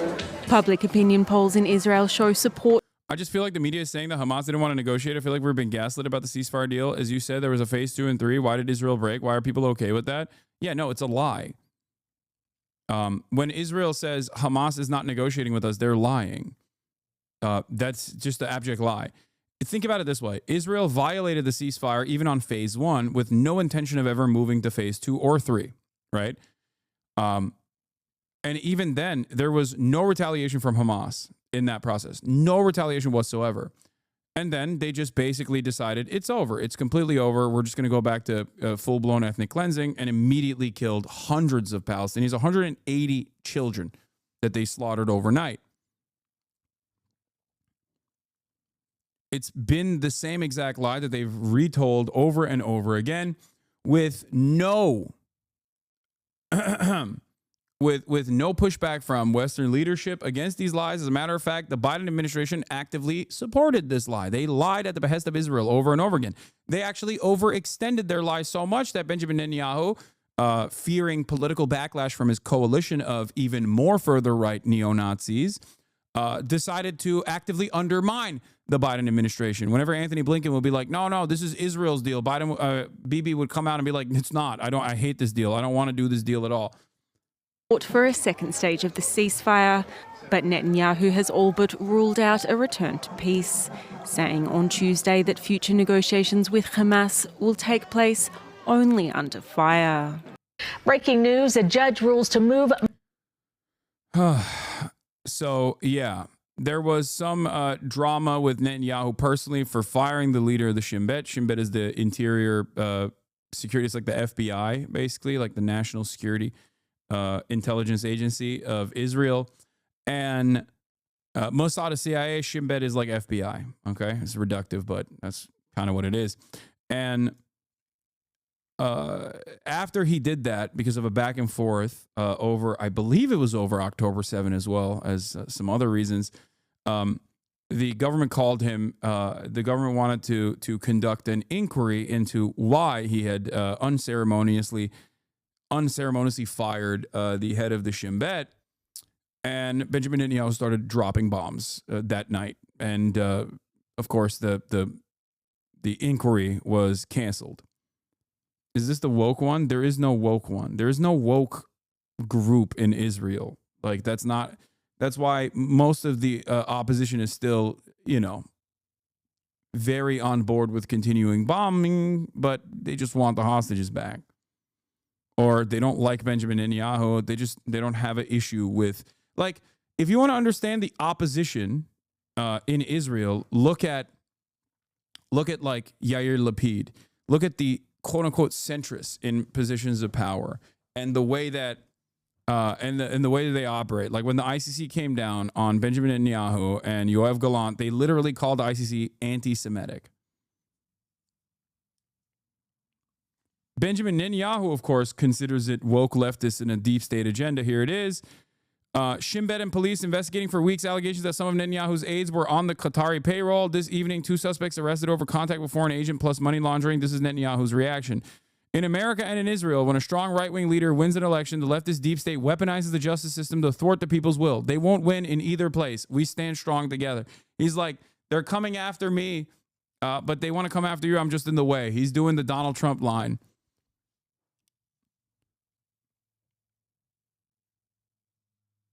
But, yeah.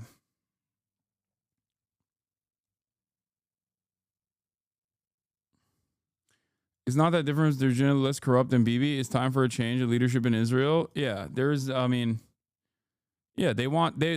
process libs in the same way that our liberals are here as well.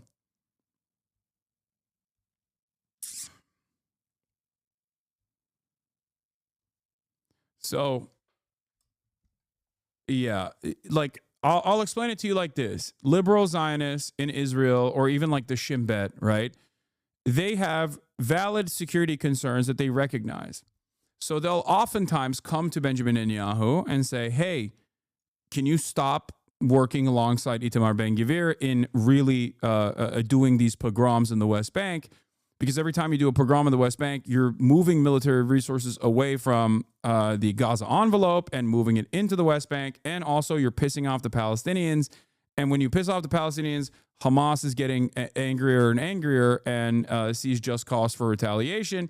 you are going to collapse the delicate security apparatus that we've cultivated in our apartheid state. They're saying that not because they want to end the apartheid state. They're saying that because they want to maintain the apartheid state with a decent amount of security. Some liberal Zionists will look to the West Bank and the pogroms and say, that's gross. Why do they say that? Well, because they understand that in the Western world, that plays really poorly. Because that's the type of clan-style activity that like even Westerners can understand. Okay? But overall, nobody fully, like with the exception of a very small group of people, like dedicated anti-Zionists, almost all of them I've had on this fucking broadcast, there's no real, genuine anti-Zionist movement, especially amongst Israeli Jews. And the Palestinian citizens of Israel, which comprise 25% of the Israeli population. By the way, when I say Israeli Jews, that's not my interpretation. It is the demographic association that Israel has designed, because it's a Jewish ethno-state, a Jewish religious supremacist ethno-state. So it's their own designation that I'm using in this circumstance. There are plenty of Arab Jews as well in Israel. They're just not considered Arab. Arab is considered second-class citizen. So, yes, there are Marxists. I know personally. No, I know. But they're a small, incredibly small number of people, and most of them are in here. That's what I'm talking about. So most of the opposition against the Netanyahu administration in Israel is, of course, still very much in support of a lot of the violence and the cruelty that the Israeli government subjects Palestinians to. They just want to not erode their civil liberties. Like, you know, they want to be gay. They want to be a gay apartheid state. They don't want to be an anti-apartheid state.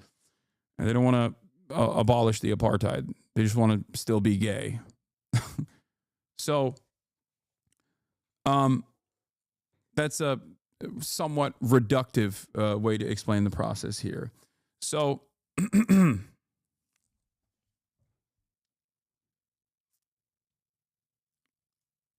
I have long maintained the position that if you want to stop the insane reactionary support, you have to address and tackle and dismantle the apartheid, because the apartheid justifies the existence of the Jewish Power Party and many other more reactionary forces in Israeli politics.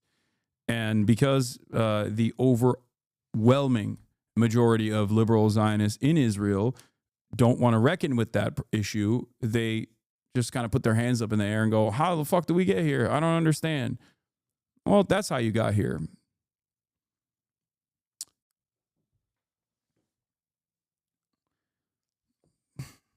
A interesting analog to what we have experienced with the Democratic Party's lackluster opposition to the Republicans undermining the administrative apparatus, undermining the administrative state, and doing a metric ton of awful fascist things here in the United States of America, which the Democrats are not doing a good job tackling or criticizing, partially because there are a lot of Democrats that just want stability, no matter what the cost is.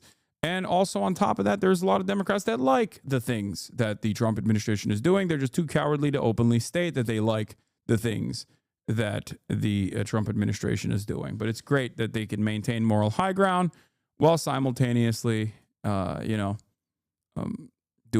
like the most cowardly, feckless little I don't like what you're doing style opposition towards the Republicans. So, yeah, they care about prices stabilizing. All right. Speaking of America and the Burger Reich undermining American democracy, once again, Mahmoud Khalil's case should be moved to New Jersey. The judge rules. Okay, let's take a look. Mahmoud Khalil's case to New Jersey. He is the Columbia University graduate detained by the government over his participation in pro-Palestinian demonstrations. Alice Gaynor covers courts and is here now with more details. Cindy, the government wanted the case to play out in Louisiana. Mahmoud Khalil wanted it in New York. Simply put, the federal judge in the Southern District of New York said Khalil filed his petition in the wrong district through no fault of his own. Khalil's attorney, the judge noted, was relying on information made available by the government at the time about his location. You're going to be under arrest, so turn around. On March 8th, ICE took Mahmoud Khalil into custody at Columbia University campus housing and brought him to a New York field office. He was eventually transported to a detention facility in Elizabeth, New Jersey, then flown to Louisiana. A federal judge in the Southern District of New York ruled that because Khalil's attorney filed a petition on his behalf at 4:40 a.m. while detained in New Jersey, a straightforward application of the District of Confinement and Immediate Custodian rules therefore dictates that Khalil's petition should have been filed in the United States District Court for the District of New Jersey, not in this court. Khalil's petition questions the detention of the green card holder who is married to an American citizen. The judge noted in the order, many of the facts in this case are hotly contested. Khalil's petition, the judge says, depicts him as an outspoken but peaceful leader of student protests held at Columbia University against Israel's actions in Gaza since the atrocities of October 7th, 2023, and that the government, by contrast, describes Khalil as leading activities aligned to Hamas, siding with terrorists, and a threat to the foreign policy and national interests of the United States. On Face the Nation Sunday, Secretary of State Marco Rubio was asked repeatedly if there was any evidence of a link to terrorism. I'm asking about the specific justification for the revocation of his visa. Was there any evidence of material support for terrorism? Was the negotiator negotiating on behalf of people that took over a campus, that vandalized buildings? Negotiating over what? A French researcher was detained on arrival in the U.S., his computer and phone confiscated and searched, and his text criticizing Trump cuts to scientific research were deemed by DHS agents as a hatred of Trump that could be described as terrorism. He was deported the next day. According to a diplomatic source to the AFP, the incident occurred on March 9th. The space researcher was reportedly subject to a random check upon arrival, during which his work computer and personal phones were searched. The same source also reported that messages discussing the Trump administration's treatment of scientists were found. He was reportedly accused of messages that reflect hatred toward Trump and can be described as terrorism. His professional and personal equipment was reportedly confiscated, and the researcher was sent back to Europe the next day. According to another source briefed on the case to AFP, the French researcher was accused by the American authorities of hateful and conspiratorial messages. He was reportedly informed of an FBI investigation for which charges were dropped, the source continued. I'm telling you right now, it's already happening, and I've been saying that. It's being mean to Trump is terrorism, okay?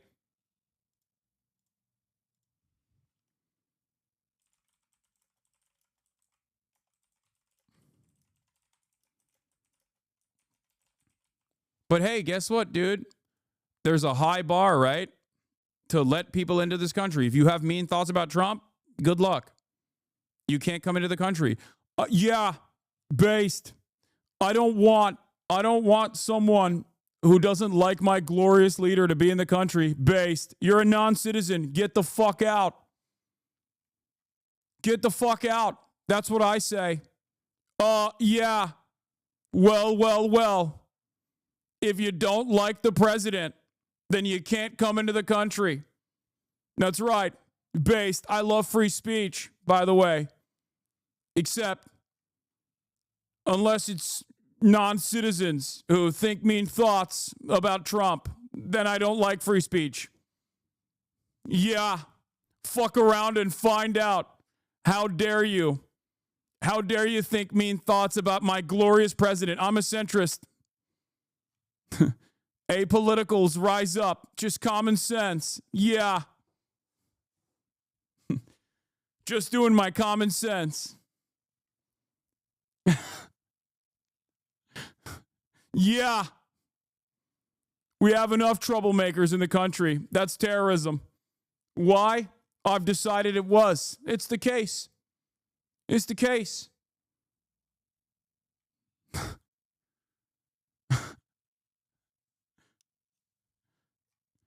good stuff.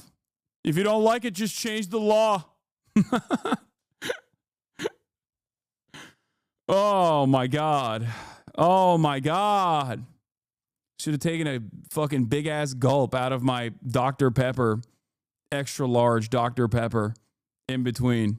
That's a crime in and of itself, that they're involved in being the negotiator, the spokesperson, this, that, the other. We don't want it. We don't need these people in our country. In a letter dictated by phone from the detention facility in Louisiana, Khalil described himself as a political prisoner, that the Trump administration is targeting me as part of a broader strategy to suppress dissent. Here's the article in French. United States, French researcher expelled by Le Monde. French researcher expelled for expressing a personal opinion on the policies pursued by the Trump administration.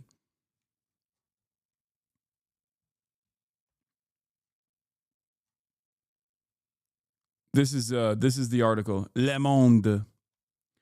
Le Monde. Ouais. Yeah. Why don't you speak American? So it will be up to the court in New Jersey to consider Khalil's motions, like the motion to transfer him from Louisiana to a detention facility in this district and a motion for release on bail. Cindy. Alice, thank you. And stay with CBS News New York for any new developments in this case. Look for our previous reports on our website, cbsnewyork.com. President Trump, he says that he made progress in the efforts to end the war in Ukraine. In a long phone call yesterday with Vladimir Putin, the Russian leader did not agree to Trump's 30-day ceasefire proposal supported by Ukraine. Instead, Putin made his own proposal as both. Are working at Big Ten Uni. We've been having our foreign students having their phones at uni, own PC confiscated. Trump also pulls them 100 million following. Wait, what?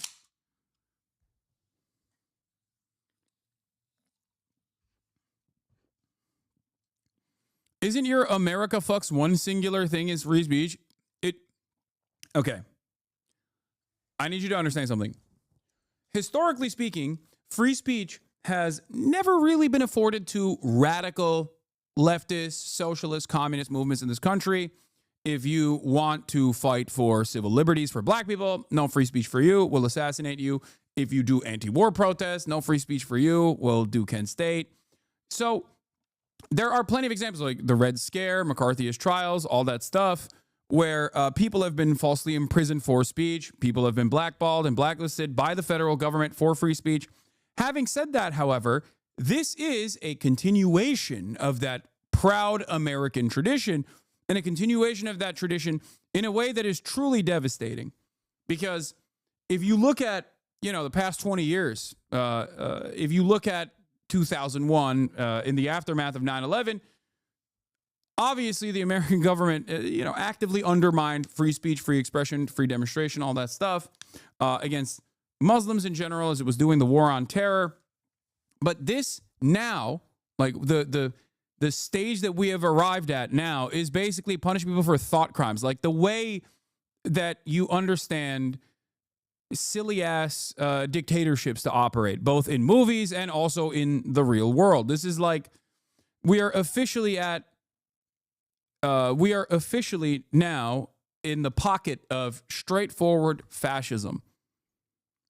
Like that's when you start claiming that like people that are peacefully protesting are terrorists and offering material support for terrorists. When you start claiming that people who have said, I don't like the way Donald Trump is cutting funding for research, that is an act of terror that bars you entry into the United States of America. When all of that, when stuff like that is being considered terrorism, which is used as a catch-all term to violate people's due process, to violate people's free speech. At that stage, you're officially done. And I said this a couple months back. If you remember, I was talking about how as American power, I tweeted about it as well, if someone can find it. As American power on the global stage wanes, you will see how little they care about free speech. This is partially the reason why it's happening, because American power is falling apart. America can only present itself as having free speech because it's been the hegemonic superpower, right? And the less stable the United States of America gets, the worse, the more aggressive the American government will get in terms of stamping out any sort of protest, any sort of dissent.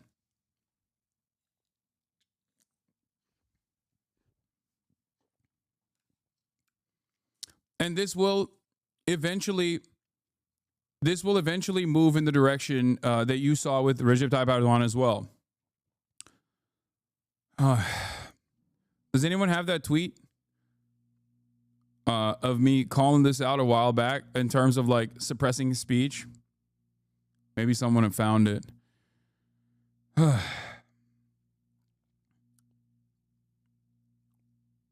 Weak dick, no motion fascism. Oh, here, yeah, this is it. As U.S. hegemony ends, you will see limitations of free speech in more egregious ways. You only get to have limited permissible critique when you're the only dominant power in the world. There was always a limit to free speech, Red Scare, civil rights, BDS. Now that limit's over. There it is.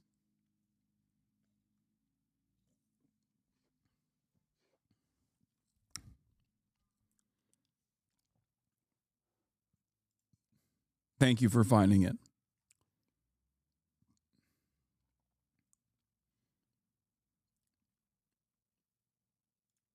I'm going to retweet this. I'm going to like my own tweet and retweet it.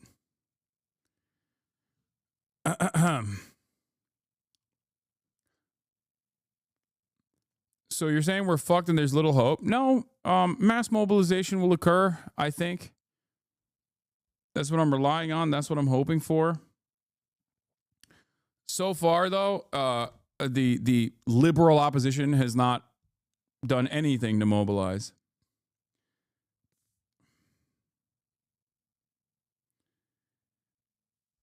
Self-like and self-tweet like biblical pride. Listen, man, if I cooked so hard back then, I'm gonna like my own tweet. I'm like, damn, I cook right there. All right.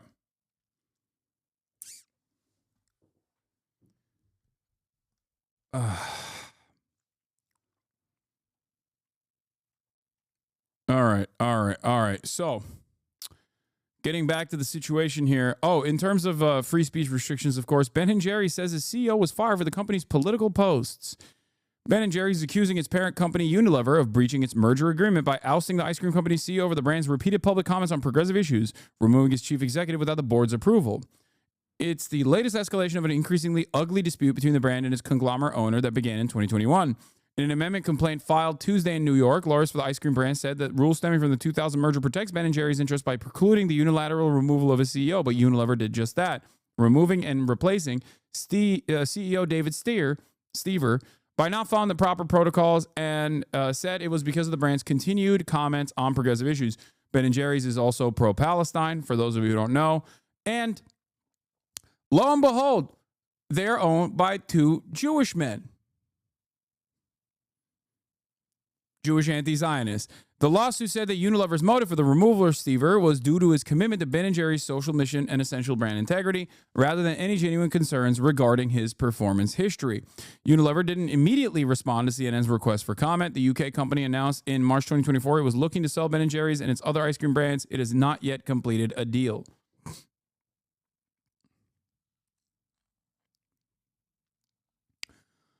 Tuesday's complaint is the latest in a string of them against Unilever for attempting to silence the ice cream brand on social media. In January, the company alleged that Unilever unilaterally barred from a post referencing abortion, climate change, and universal health care because it mentioned President Donald Trump.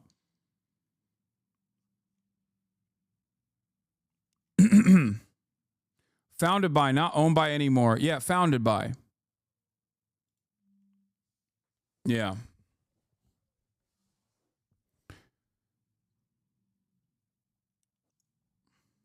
And they've maintained the brand's mission of advocating for social justice throughout the years. All right.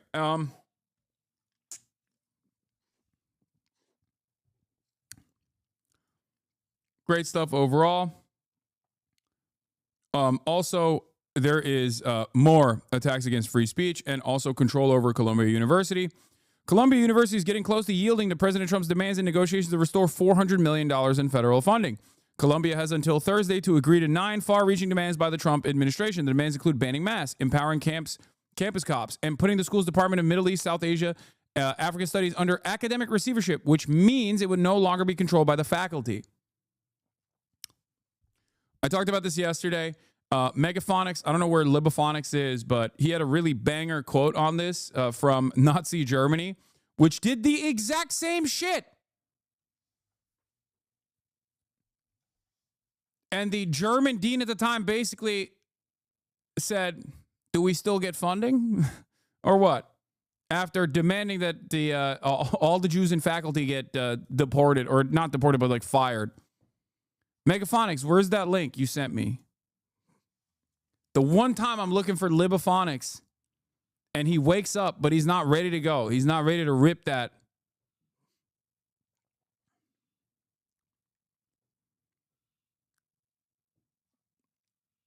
Anyway. More like Magaphonics.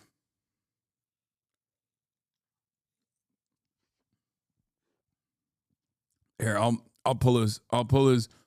It's going to be impossible to find the actual quote because he posts non-stop. Look at this. This is only from like a couple days ago. How am I going to find it? Yep, this is it. Yeah.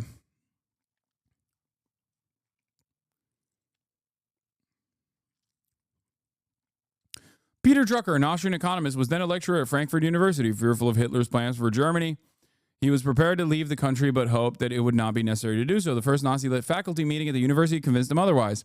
Frankfurt was the first university the Nazis tackled, precisely because of the most self-confidently liberal of major German universities, with a faculty that prided itself in its allegiance to scholarship, freedom of conscience, and democracy.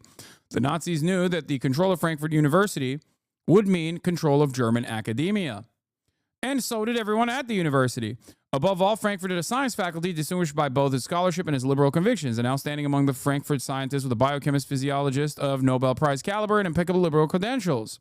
When the appointment of a Nazi commissar was announced, and every teacher and graduate assistant at the university was summoned to a faculty meeting to hear this new master, everybody knew of a trial of strength was at hand.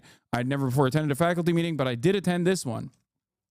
The new Nazi commissar wasted no time on the amenities. He immediately announced that Jews would be forbidden to enter the university premises and would be dismissed without salary on March 15th. This was something that no one had thought possible despite the Nazis' loud anti-Semitism. Then he launched a tirade of abuse, filth, and four-letter words, such as had been heard rarely even in the barracks and never before in academia. He pointed his fingers at one department chairman after another and said, "You either do what I tell you or we'll put you in a concentration camp." There was silence when he finished. Everybody waited for the distinguished biochemist physiologist.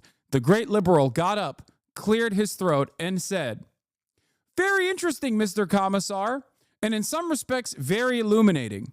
But one point I didn't get too clearly. Will there be more money for research in physiology?" 1-to-1. 1-to-fucking-1. The exception is it's not, Jews across the board. That's it. 1-to-1.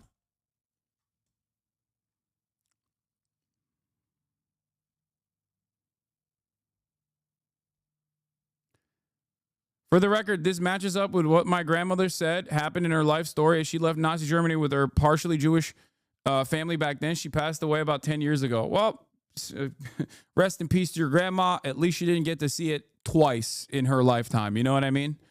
Like, she didn't get to experience it. She did not get to experience it the second time around happening in the country that she escaped to. You say Jesus, but like, that's literally, you're living in it. What do you mean, Jesus? You're living in it right now. It's happening to you, dumbass, and to me, to all of us.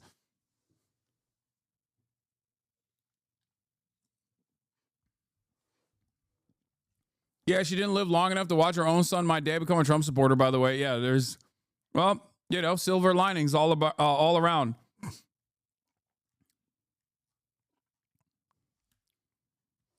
That's dark as hell. Wake the fuck up. We are living in dark times. Okay. When I say I fear that America's darkest chapter is yet ahead, I mean it. Like, people will turn around and say, like, oh, what do you mean? We had slavery. We had chattel slavery. That's pretty fucking brutal. I agree. It is, right? We had, this nation was built on indigenous genocide. Like, what are you talking about? I agree. I know all of that. And yet I'm still saying that we are moving towards the darkest period of the darkest chapter of American history. Okay? Because all of those things that happened, we will do again, but this time serialized, this time modernized, this time industrialized.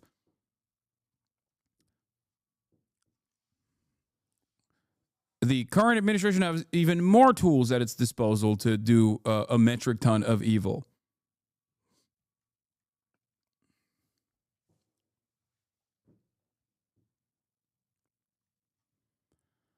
The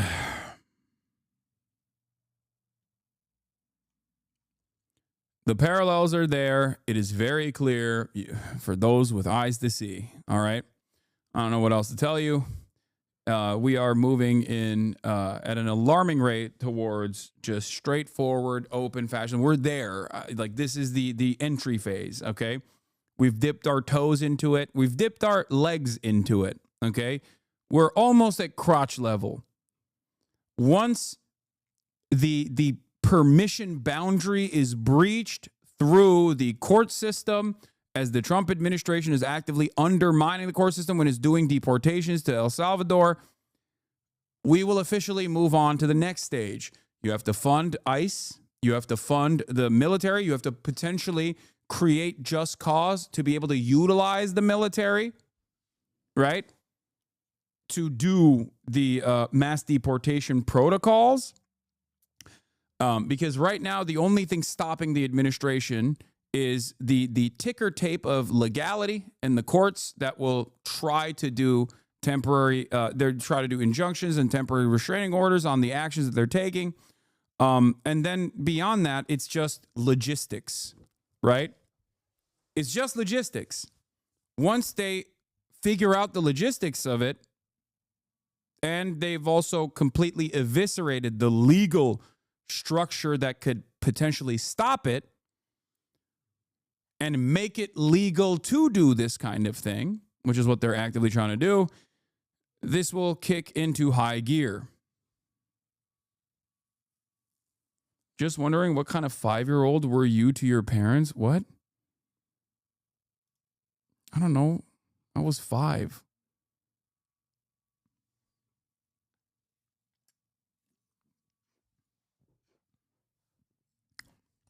That's a very strange question.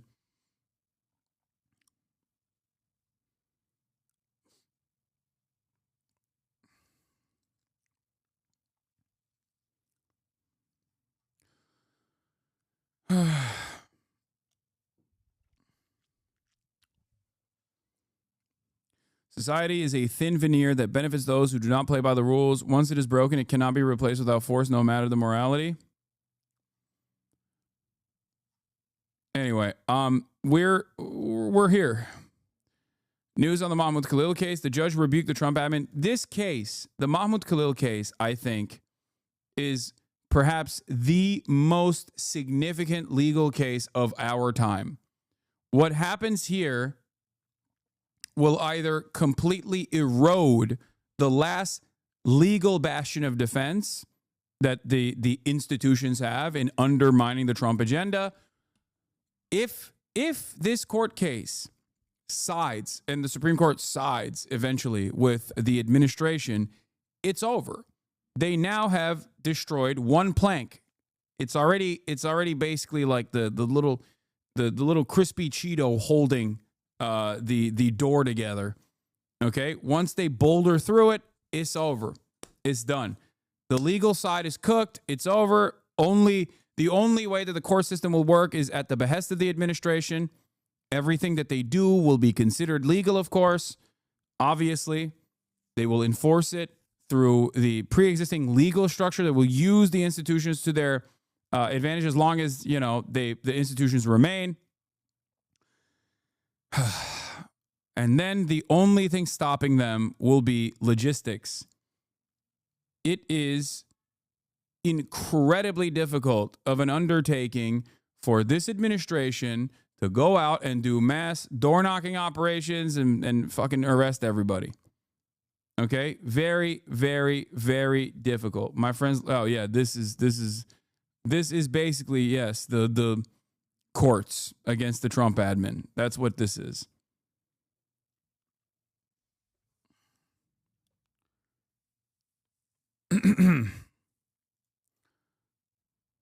Now let's get back to foreign policy. Dude, I doubt this affects any citizens. No way Republicans go after free speech of citizens. We would revolt in the U.S.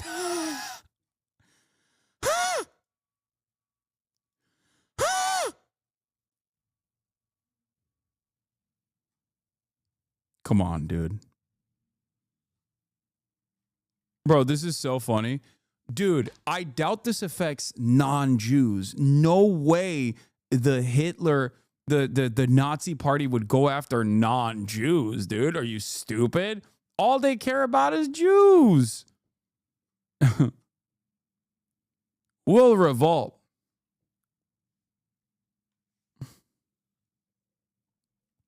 It's a good joke. No, dude, they're just going after trade unionists. They're just going after communists. They're just going after socialists. They're just going after Jews in academia. You know, they're not going to come after me. What? Just stop. They would never do that. Come on. Come on.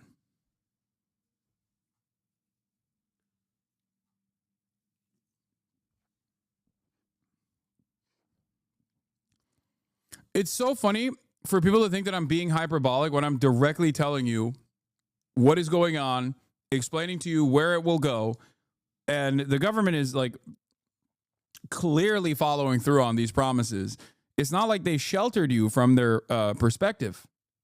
They did. They openly stated it. They openly stated their desires, their violent desires, and now they're following through on it. So I don't know why people are like, what? Huh, nah, that's crazy. Both sides continue. Anyway, yeah. Foreign policy. Russia and Ukraine trade strikes after President Trump's call with Putin discussing a ceasefire. Says that he made progress in the efforts to end the war in Ukraine in a long phone call. It's interesting that you used to encourage chatters not to go to doomer route, yet it seems lately that it's close to all I've heard from you. It's not. I'm not telling you to be a doomer. I'm telling you to be aware of what is to come. Okay? There is still mobilization that must. There's still an opportunity for mobilization. And that's why I urge people to go out and protest. That's why I urge people to resist. Having said that, be ready. You know, I'm telling you what the future looks like. And it's not because I'm, telling you like it's over, it's done. Just, lay your arms down and show your belly like a coward. That's not what I'm saying at all. As a matter of fact, I'm urging the Democrats to also try and actively fight against this on a daily basis. Yeah, it's not doomer when the weatherman tells you it's raining or that it's going to rain tomorrow, or tornado warnings for tomorrow. Call yesterday with Vladimir Putin. The Russian leader did not agree to Trump's 30-day ceasefire proposal supported by Ukraine. Instead, Putin made his own proposal as both sides continue to bombard each other. Weijia Jiang is at the White House. Weijia, good morning. Good morning, Nate. Good morning to everybody. Immigration is the ultimate red herring. They'll constantly increase pressure on this issue that isn't an issue. They'll revoke birthright citizenship, but that will solve nothing. So what's next? Denaturalization. I promise you it's coming. Hasan, Hasanabi Piker, October 30th, 2018.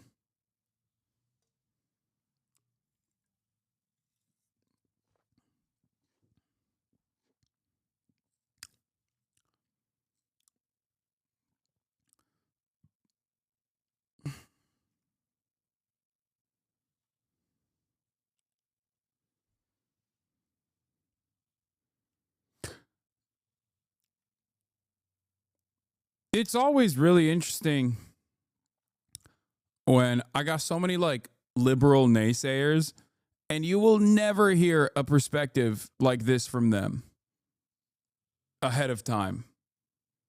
As a matter of fact, all the role that they serve is to precisely defend the current cruelty that you are experiencing. Can you start predicting good shit? If good shit was happening, I would.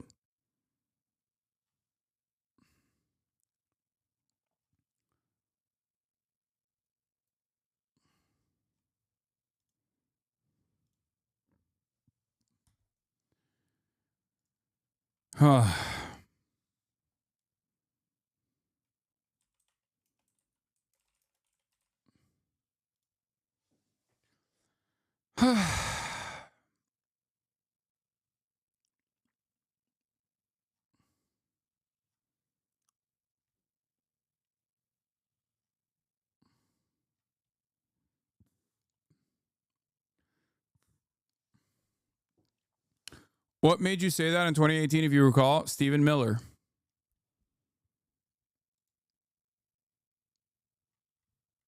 That's what made me say that. This is also part of the reason, for those of you who are always like, you know, for people that say like, I've changed. My attitude has changed on things. My perspective has changed on things. Like, no, it hasn't. You've changed.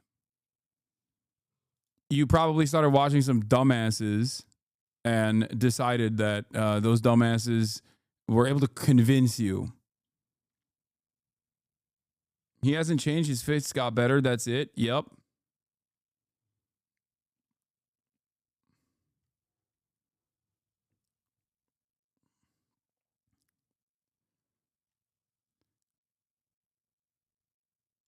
What is this? I'm a Columbia student in a MESAS grad class currently. I have no clue if this class will be cut by the admin or not, but it's likely. Numerous peers are about to be suspended for simply being around the third encampment, not even participating. Faculty can't even get off their ass to strike, and the entire university is about to be under Trump receivership. Yep.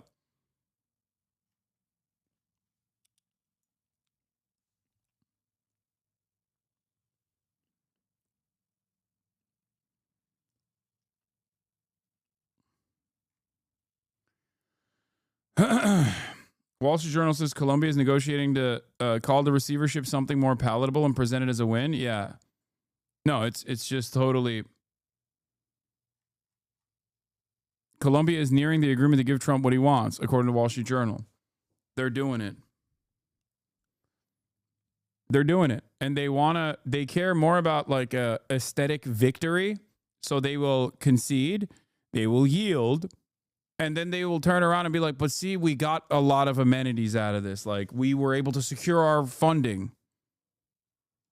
The two leaders spoke. A receivership is when an institution, a receivership is when an academic institution or specific studies at an academic institution are placed under control by a third party. In this circumstance, an independent third party that the government has designed.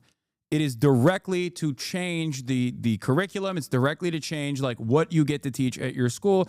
It is a clear-cut violation. It is perhaps another glaringly obvious violation of the First Amendment.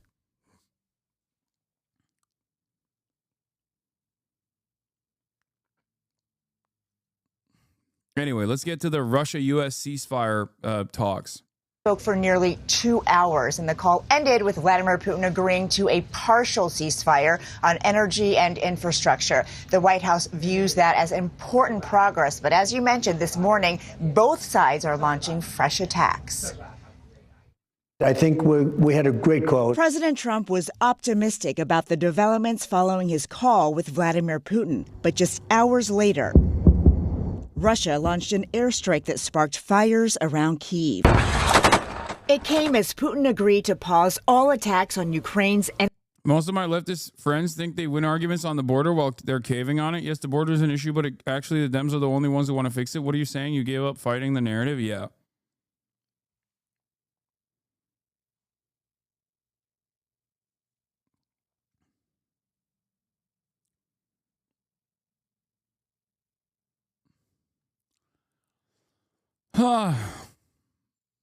Energy infrastructure and committed to further. Also, your friends are not leftists if they say stuff like that.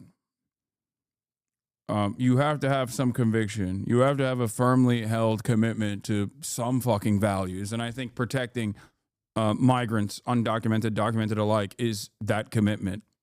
Negotiations toward a broader ceasefire and an eventual peace deal. In a social media post, Ukrainian President Volodymyr Zelensky stated that Russia launched more than 40 drones against Ukraine yesterday, and that only a real cessation of strikes on civilian infrastructure by Russia as proof of its willingness to end this war can bring peace closer. Over the course of the night, Ukraine responded. Russia air defense systems intercepted 57 Ukrainian drones. Earlier, Trump gave this stark assessment of the situation in Ukraine. Right now, you have a lot of guns pointing at each other, and a ceasefire without going a little bit further would have been tough. Russia has the advantage. In the readout after his call with Putin, the Kremlin put conditions on any lasting peace, saying all foreign aid and intelligence sharing to Ukraine must stop. William Taylor served as former U.S. ambassador to Ukraine. The Russians are saying in order for there to be a peace deal, all aid to Ukraine must come to a halt. Is that a realistic outcome here? No, not at all. And the Ukrainians will never agree to compromise their security by saying. Yeah. Russia says they agreed to halt energy infrastructure strikes. White House disagrees and says they said energy and infrastructure. So Moscow and Washington already disagree about what they agreed yesterday, but we knew that already because we read the readouts coming from Moscow and then we read the readouts coming from D.C. And those two readouts were on entirely different playing fields. Now, under normal circumstances, yes, you write stuff that is more favorable to your side as your takeaway from this collaborative relationship as you look to arrive at a ceasefire. But in this circumstance, the dynamic is clear. Vladimir Putin made Donald Trump wait for an hour before he even did the call. He made him actively wait, publicly wait for an hour. And I think it's because Putin understands that Trump has internal pressure in the United States of America. Okay. What is this? This is another older tweet that aged well. The free speech conversation is not a serious one. It has legal limitations and vibe-based limits, like when someone openly claims they love Hitler. Nazis also don't believe in free speech. They just want to sucker people into allowing them a seat at the table until they get power. Well, they did, and they got power, and they're here, and they're using that power to literally fucking suppress speech.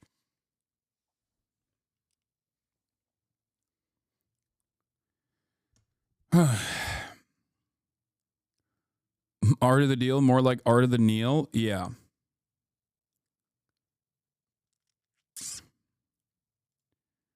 Trump told Zelensky today that he should run the Ukrainian nuclear power plants. I suspect that is because if the United States owns it, in his mind, one, you can maybe get a pretty penny out of it by controlling Ukrainian energy in its entirety and making a lot of money off that. But then also simultaneously, Russia won't be able to bomb it because it's now an American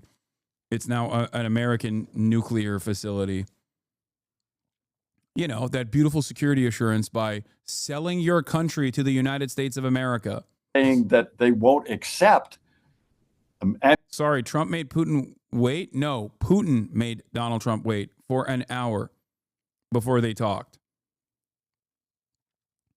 Not only did he make Trump wait for an hour before they talked, he was live, like he was on camera. He did this on camera.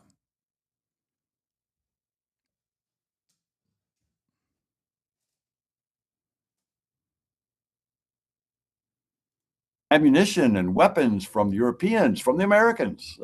They will not accept that.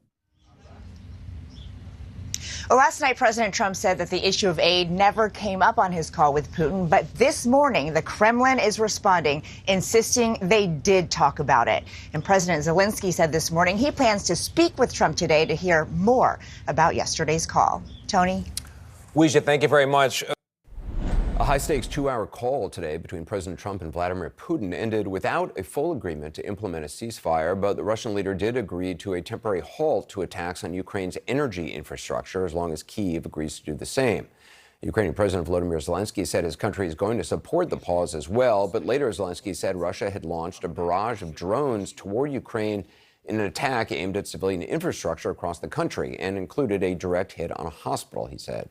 Clarissa Ward reports from Kherson, where the streets are often empty and residents say they're targeted daily by drones in the sky. On the streets of Kherson, anyone is fair game. Every day, swarms of Russian drones glide across the river on a deadly hunt that locals have dubbed a human safari. They target the old and the young, men and women. Flying low, they taunt and terrorize their prey. A man crosses himself, preparing for the worst, before the drone buzzes on. Others are not so fortunate. Russian social media is awash with these videos, complete with heavy metal soundtracks and gloating. It's really interesting how closely this resembles Israel-style activity, by the way. Also, not lost on me that they never have done a piece like this about Israel, for the record. Damn, don't tell Israel about this tech. What are you talking about? Israel does this too. Hello? What do you mean? Yeah, it's you know who's doing it in Israel? Probably fucking Russians who are doing it in Israel too, okay? This isn't like smoke for Russians in general. I'm just saying there are a lot of fucking Russians in Israel. It's one of the same. Bullshit. RF are not targeting civilians. Come on, dude. Comments, but to the people of Kherson, maybe not to the same, anything. maybe not to the fucking same degree as the Israeli military is. Fair, you know, but the idea that they're not fucking targeting civilians is ridiculous. They absolutely are targeting civilians and also civilian infrastructure. This entire piece is about them doing just that. Also, that is an absurdly, insanely low bar. Like, imagine being like, well, they're not targeting civilians to the same degree as Israel is not a bar, okay? That's not... that's not... You can't... What? It's like saying Israel's not doing a genocide. They haven't set up concentration camps yet, you know? It's not the Holocaust, literally, so I guess it's not a genocide. That's what it sounds like. But a game. So this is the central square. How do I know if this actually happens? Have I been to Russia? Is a great question. Just like I have not been to Israel. Just like I have not been to Poland in fucking the 30s, leading up to the 40s. I just don't know. I don't know at all. I can't confirm because I'm fucking Andrew Tate. That was the entire argument that I had with Andrew Tate was like, he was acting like you can't make inferences off of like established research. Like he knew the world was flat because he had seen it. He'd gotten on a spaceship and saw that the world was flat. Top G. Square here in Kherson, and you can see it is eerily deserted. Just a few people out on the streets. It was raining and cloudy earlier, which means sometimes more people go out because that's not good weather for flying drones. But now, again, just a handful of people. All the stores he knew it was round. He wasn't a flat earther. I apologize. Basically boarded up. I forgot. The one supermarket open is heavily fortified. For Kherson residents, the simplest daily errand is the riskiest part of the day. Some can't even get to the supermarket. We drive to meet volunteers from the local administration.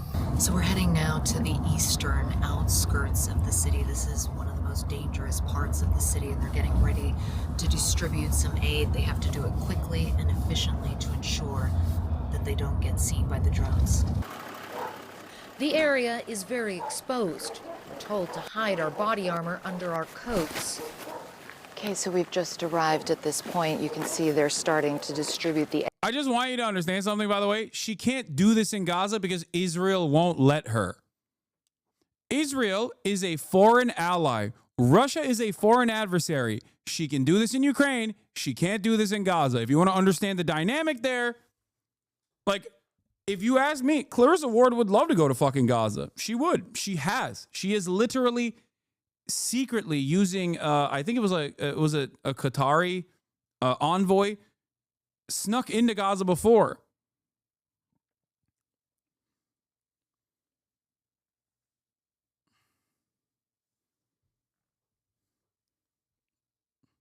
Think about that. Russia is a foreign adversary. Israel is our ally. And Western journalists were not allowed to go in during the fucking ceasefire this past month. Western journalists were not allowed to go in. There was only a couple Western journalists that were allowed, and they were only allowed in one specific area inside of where they were drop shipping humanitarian aid. That's it. And all of that footage was censored too by the military censors.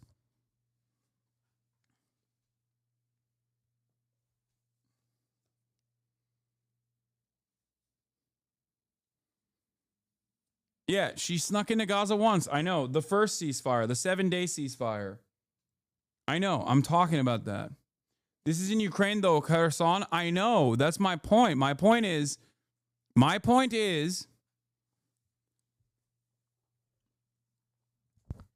Russia has access. They can fucking laser her. You think they can't drone strike her right now? She is under threat.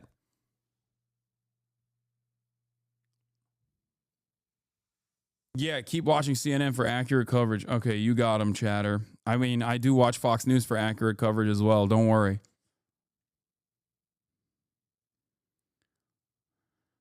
My point is, she cannot do this. She cannot do this within reach of Israel. She can still do this within the reach of Russia, but she cannot do this within the reach of Israel. This is not to defend Russia in any capacity. I think that much is clear. You know where I stand on this.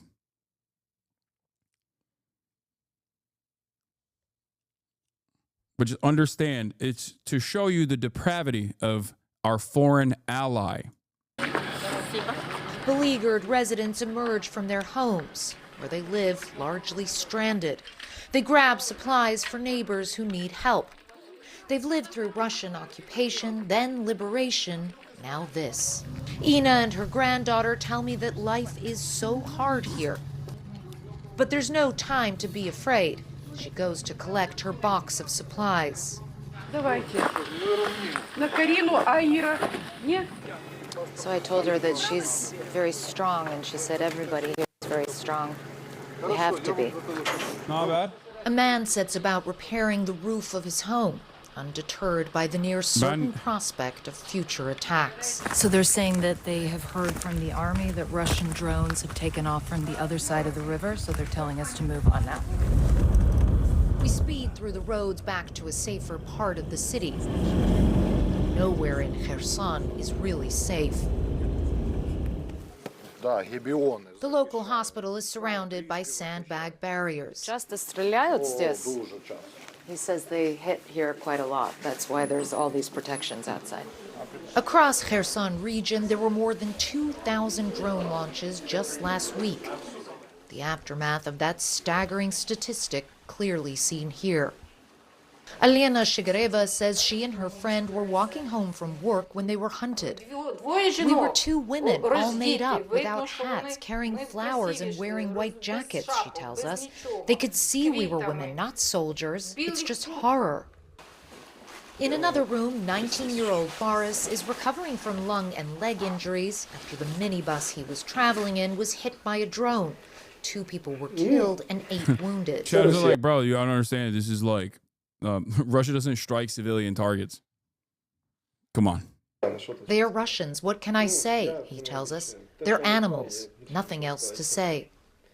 Pretty much every room in this entire ward has someone in it who has been injured or maimed by a drone. The doctor says they have 28 drone injuries that they are treating at the moment. This is just one of 3 hospitals that serve this city, and he said the number has just been going up and up since last August. We steadily receive 90 to 100 patients injured in drone attacks a month, he says, and there were 20 attacks in 1 week on the hospital's generators. Russia has frequently targeted Ukraine's power infrastructure in this war. Rarely has it so flagrantly pursued civilians. Це вже можна сказати We can call it a hunt for civilians, Mayor Roman Grochko explains. The Russians send fresh drone units to Kherson region, and they train by attacking ordinary people with drones. Then send these units to Donetsk and Lugansk. Then they send another new unit here to continue the human safari. Ukraine is Hamas, according to Russia and Israel. I mean, that is... The arguments are the same. So yes, Russia behaves exactly like Israel. You're not wrong. What can you really do to protect people here? There's no panacea to fully cover the city because the Russians are developing their technologies, he says. There's no jammer that can fully close the sky. Sources of Zionist and not trustworthy? Yeah, I know, Clarissa. Sally, shut the fuck up. I know. I'm very familiar with Clarissa Ward's work, okay? I know what she did in Syria, and yes, I know what she did in Israel. She is a careerist, okay? She is a careerist. Sometimes she does really good journalism, okay? Like when she snuck into Gaza. Other times she does really bad journalism. It's not always at the behest of the State Department or its agenda. It's usually just because she wants to elevate her status as a war correspondent. Okay? How do you believe this then? How do I believe this? I believe this because I also believed when she went into fucking Gaza. All war correspondents and foreign correspondents, to a certain degree, will toe the State Department line. But there's no reason to disbelieve the accurate reporting in terms of what is happening in fucking Ukraine. Why would you not believe that? Hold on. Doors open.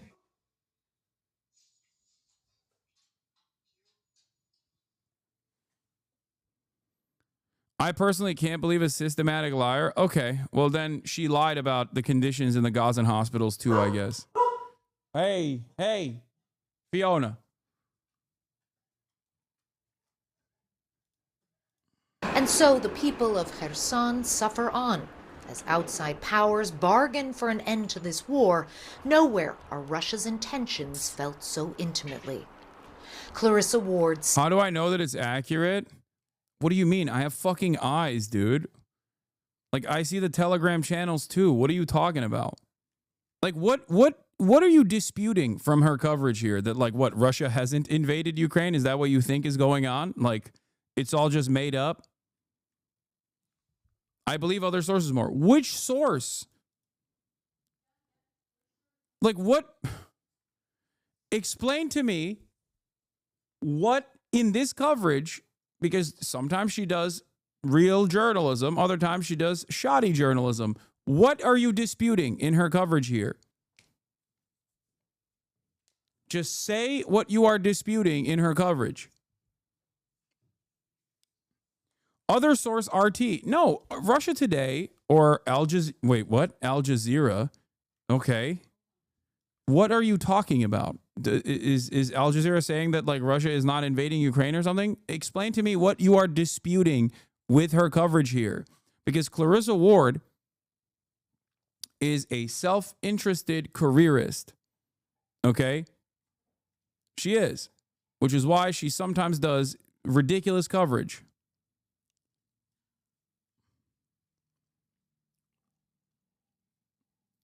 And for the record, before people say, oh, Russia Today is a unique predicament because, like, they're so insane with and so wishy-washy that it's impossible to, like, tack them to a certain ideological framing on anything. But yes, Russian sources like what is it, TASS? Like, Russian sources are also valuable in understanding what the Russian propaganda looks like. I will never discount a source across the board and never look at it. Because it's important to understand what the Russian side is thinking as well, or what they're actually saying as well in this process.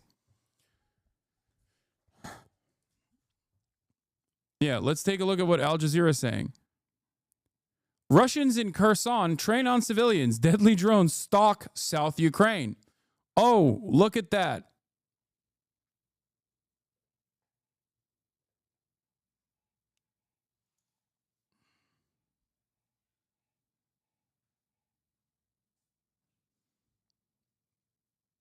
There you go, chatter. Here is a resource that you actually don't dispute.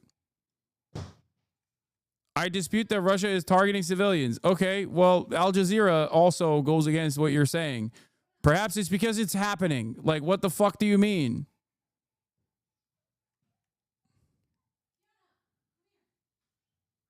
Dışarı mı çıkarıyorsun? Okay. Arabanın bataryası vardır inşallah. Bilmiyorum ben. Murat çünkü son kullandı. Okay. CNN, Kherson. Well, CNN has reached out to Russian authorities for comment on Ukraine's. After more than 6. All right, we're gonna do the JFK. Okay. Oh, someone ran in here. Hello. Look. The mayor is here. Okay, go. Fiona, go.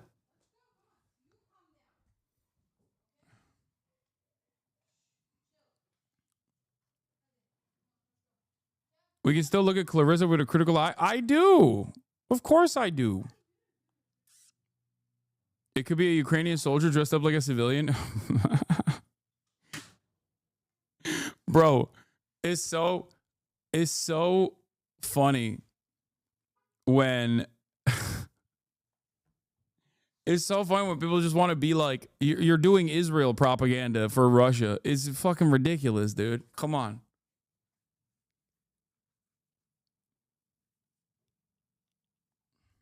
Yeah. Chatter is one step removed from being like, no, dude, you don't understand. The Ukrainians are using human shields. Ukrainians are using human shields.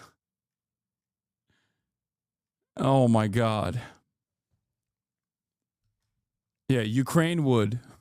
They're doing Pali wood in Gaza, and they're doing Ukraine wood in Ukraine. Slava wood.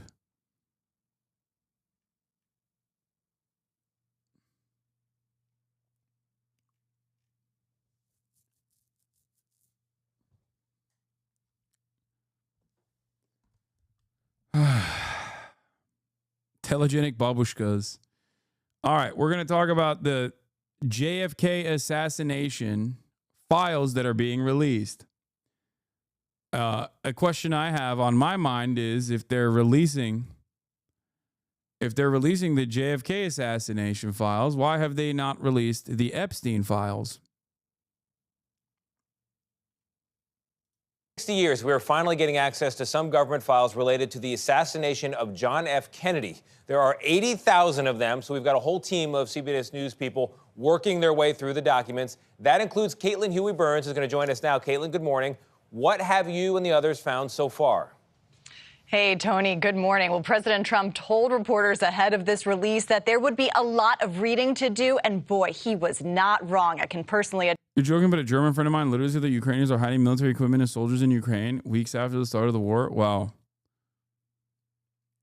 Ukrainians are hiding soldiers in Ukraine? That's crazy. I can't believe that they have a standing military. Why do they have that?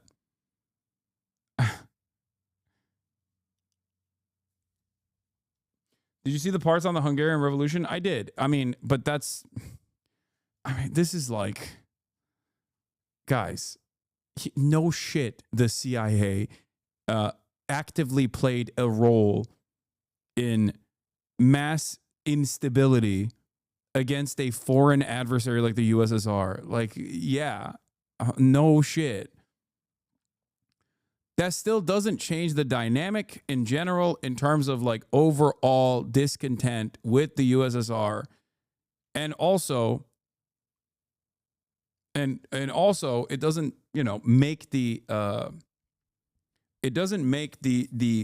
Russian actions in that regard in terms of suppressing any sort of movement against the USSR that was fairly violent appropriate. Like, it's okay to recognize the wrongs of previous socialist formations. I certainly do. And the reason for why I recognize them, regardless of not being a, anti-USSR kind of guy in general, is because it's important to learn from the mistakes of previous formations so you don't repeat the same mistakes. Attest to that. These documents total 80,000 pages. And as you mentioned, we had a whole team of reporters here at CBS going through them. And many of these files have already been released before. And if you're one of those who were looking for any proof of conspiracy, you will likely be disappointed. More than 60 years after the assassination of President John F. Kennedy, the Trump administration released 80,000 pages of records to the public Tuesday night relating to his murder. Culling through the files is a tedious task. The scanned documents, many handwritten and going back over 60 years, can be at times difficult to read and decipher. Lee Harvey Oswald, the man who shot Kennedy in November of 1963, is mentioned 55 times in the documents, including in this 79-page summary of CIA surveillance operations that monitored Oswald's movements in Mexico City, where he visited the Russian and Cuban embassies ahead of the assassination. And the JFK files revealed once again the government position that it was actually Cuba. Hey guys, Lee Harvey Oswald, not a Navy officer, Navy intelligence officer. Okay, definitely not like actively engaging in disruptive as a member of intelligence. Certainly not engaging in following the CIA handbook field manual of like disrupting any sort of revolutionary action from taking place. It's actually real. He didn't visit those embassies as a Fed. He visited them as a sympathizer. Definitely a Cuban asset, not an American one. In this letter, written in 1978, from a man to the British ambassador in Washington. In it, he says he told... I'm so glad that they revealed this. Something that they've, said over and over again. Immigration officials in London that in July of 1963, just 4 months before the assassination of a plan by Oswald to kill Kennedy. It's possible, which is what makes this so scary. Wait, what? No. But so far, the trove of mostly unredacted files show there is nothing that changes he was the sole assassin. The documents, they don't show conspiracy. David Barrett, a professor of political science at Villanova University who studies the Kennedy presidency, says that while these files are not a smoking gun, they provide government transparency. Maybe it will lessen the suspicion that the FBI or the CIA or some other government leader or agency were involved in a plot to kill Kennedy. The Trump administration says the release represents a campaign promise kept, a promise he made the day Robert F. Kennedy Jr. endorsed him. I have never had more people ask me, please, sir, release the documents on the Kennedy assassination, and we're going to do that. And during a visit to the Kennedy Center on Monday, he announced they were ready to go. So people have been waiting for decades for this. I don't believe we're going to redact anything. Now, anyone can see these documents on the National Archives website, and more are going to be added once they are digitized, but others still remain under court seal. Now, you may remember the president's executive order also demanded the files from the assassinations of Robert F. Kennedy and of Martin Luther King Jr. to be released, but it's not yet clear when those will be published. Gail? All right, Caitlin, got it. Thank you very much. I've been in Spokane for 39 years. I hate when this chat becomes the Alex Jones of the left moment. Something like this happens. What do you mean?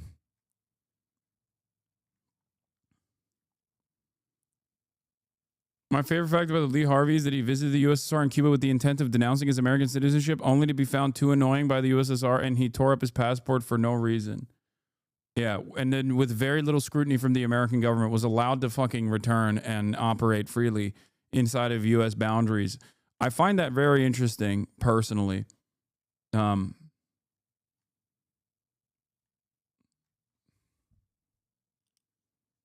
I guess it's one of those. It is one of those conspiracies that I'm like not firmly on the government side on. Like I think that the established narrative is not the correct one. I don't think it is. Yeah, before we get to the Spokane, Washington, or Spokane, sorry, not Spokane, Washington. Before we get to the GOP lawmakers eating all the smoke from their own constituents, let's continue with the JFK stuff, because the original anti-imperialists who were smeared as so-called tankies were correct. The commander of the U.S.-backed insurgents in the violent 1956 counter-revolution attempt in socialist Hungary, General Bela Karali, was a CIA asset. This has been confirmed by the JFK records. So my attitude on this is the same attitude that I have. The same attitude that I have with discontent in general in under Soviet rule. Okay. I don't think that the actions of the USSR were appropriate, regardless of the fact that the CIA certainly played a role in this. Now, the CIA playing a role in this doesn't also change the dynamic that there was also real discontent. No country is powerful enough to whip enough votes or to create this level of backlash. They can only exacerbate existing tensions. Okay? As far as the discontent goes, of course the CIA was helping the Hungarian counter-revolution. Like, it's just not. This is basic CIA shit. That's not surprising to me at all. What's more interesting for me is like what the USSR's attempt in squashing this protest looked like and why they were a failure in general. A copy of a letter of the subject's file dated 22nd of November 1963, signed by the subject secretary for Military Affairs Executive Committee, Movimiento Democrata Cristiano, is addressed to Major General Bela K. Karali, President, Hungarian Freedom Fighters Federation, Inc. Offer the services of the MDC in arranging meetings and discussions with other anti-Castro organizations and the Hungarian Freedom Fighters. The Hungarian Freedom Fighters was interested in information on the MDC before granting approval or contact between two organizations. Subject, a 32-year-old Cuban exile, was from a wealthy Cuban family, and in Cuba, he was a banker. He was granted a POA in December 1959 and an NOA in February 1960 for the use of FP agent in Havana, Cuba. A copy letter in subject's file dated 22nd of November 1963, signed by subject as Secretary of Military Affairs, is addressed to Major General Bela Karali, President, Hungarian Freedom Fighters Federation, with other anti-Castro organizations. Bela Karali dies at 97, led revolt in Hungary.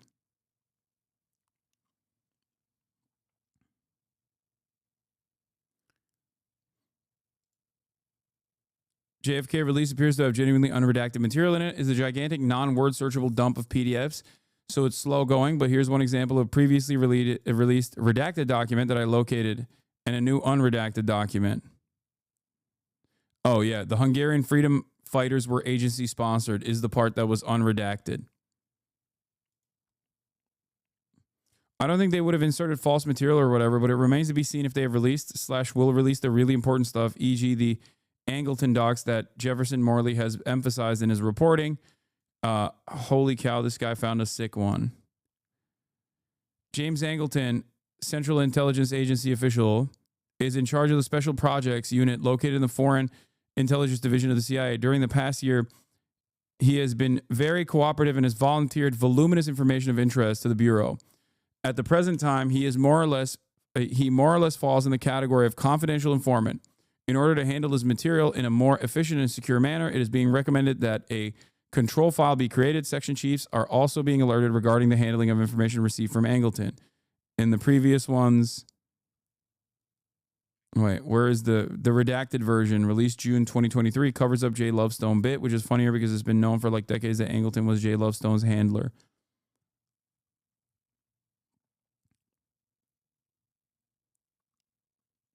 So Noah is like pouring through the data and looking at what was previously redacted and is now unredacted in this data dump.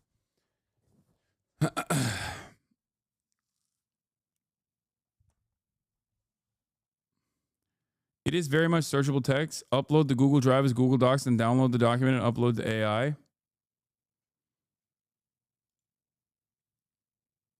Jefferson Morley says, this morning at 8 a.m., I can't search these new JFK files. I hear you cry. Alas, the National Archives/Trump team failed to take the simple step of OCRing the released JFK files. But fear not, fellow researchers. The Mary Farrell Foundation is coming to your rescue. MFF will soon post searchable PDFs of all the new JFK files. In coming days, you can escape the clunky NARA site to go over to maryfarrell.org, the largest online archive of JFK records, to continue your research. Stay tuned for details. I know, like, this shit is bad, but I still read it and find it exciting. No, I don't think this is bad. I think it's not bad to understand how it's not bad to understand how the American government operates, especially the CIA. Like, I think the more informative stuff here is not to like arrive at a truth about who actually killed JFK. It's more so to get unrestricted, unfiltered access into how the CIA operated at the time and what they did. This is proof of a lot of the things that leftist tankies, whatever you want to fucking call it, will openly talk about in terms of like what the clandestine operations of the American State Department, the statecraft, looks like. This basically is just like proof of a lot of the things that they talk about, and they are the ones who oftentimes put the unredacted pieces of information together.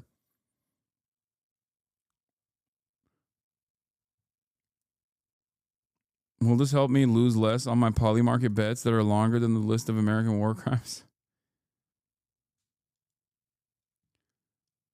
Here's Jefferson Morley. He is formerly of the Washington Post, author of The Ghost, The Secret Life of CIA Spy Master James Jesus Angleton.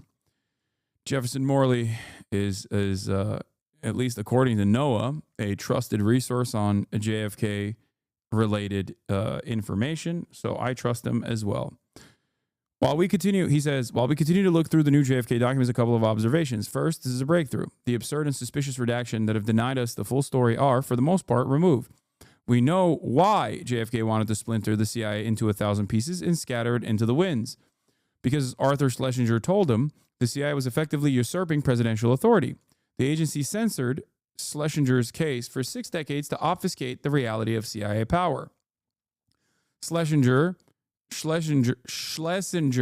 warned JFK that CIA encroachment on the traditional functions of the state undermined his ability to conduct his own foreign policy independent of CIA.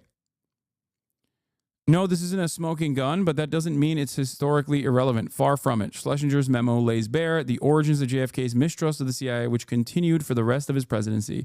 Kennedy's suspicions were matched by CIA alienation from JFK's liberal policies. This was one cause of the assassination.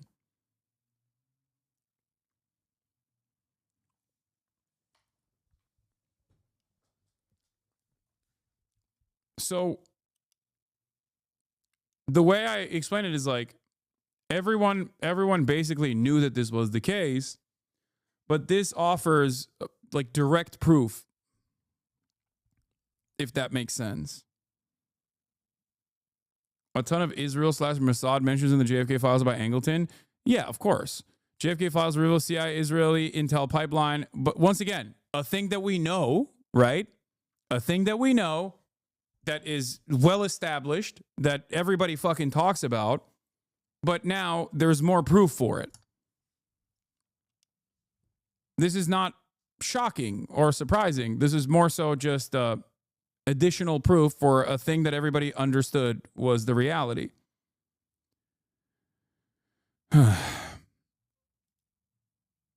Yeah. The only continued redaction from the JFK documents has been look. James Angleton's CIA underpart emanated from a liaison agreement which CIA maintained with the Israeli intelligence service and from other sources under the control of Angleton. Much of the information developed by Angleton was not disseminated within the CIA, but he felt that the data should be passed on to the Bureau. Alan Dulles gave him authorization to handle dissemination in this matter. We continue to receive information of value on a regular basis.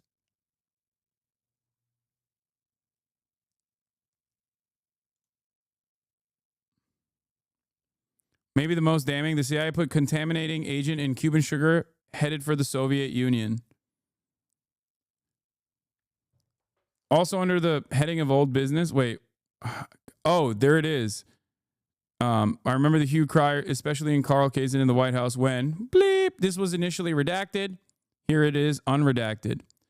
Also under the heading of old business, I will remember the hue and cry raised, especially by Carl Kazin in the White House, when the agency injected a contaminating agent in Cuban sugar bound for the Soviet Union. Shortly after the Cuban Missile Crisis, there was a disposition in Washington to re-examine the Bay of Pigs, and the fact that several Alabama National Air Guard officers lost their lives in the Bay of Pigs was surfaced, with surprisingly little excitement at the times.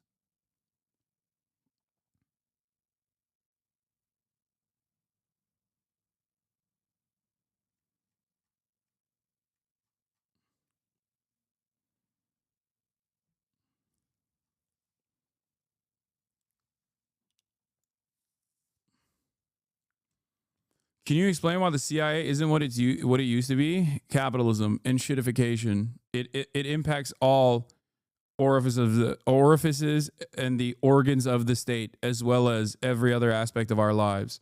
I genuinely think that. I think like the private-public partnership and the like funding being limited, I guess, even though they have expansive budgets, has definitely changed. Like they won, you know what I mean? They won the Cold War. Capitalism won, socialism lost. And in the process, I think year over year, the deregulation, the deregulatory aspects and the lack of interest in or the lack of appropriate avenues and targets for the CIA made it so that it was no longer as necessary, as needed in the minds of those who control at least the funding structure. It's not because everyone is more aware and connected in the present day. I don't think so. I mean, look at fucking Israel, dude. Everyone is incredibly connected to the crimes of Israel, many crimes of Israel, and yet people seemingly turn the other cheek and look the other way and still fucking call me a terrorist, for example, for accurately explaining.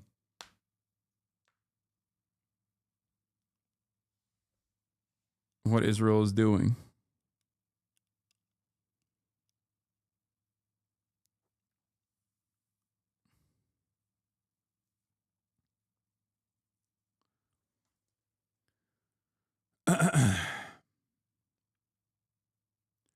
The CIA is a terrorist organization? Yeah, this video, isn't this the video? This episode is brought to you by Nebula. This is the video that got second thought, a visit from the Department of Homeland Security, no?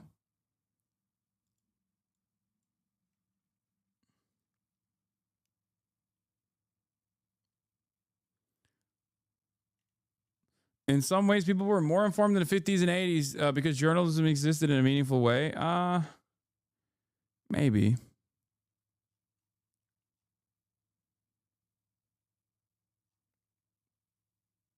Yeah, videos age restricted and also got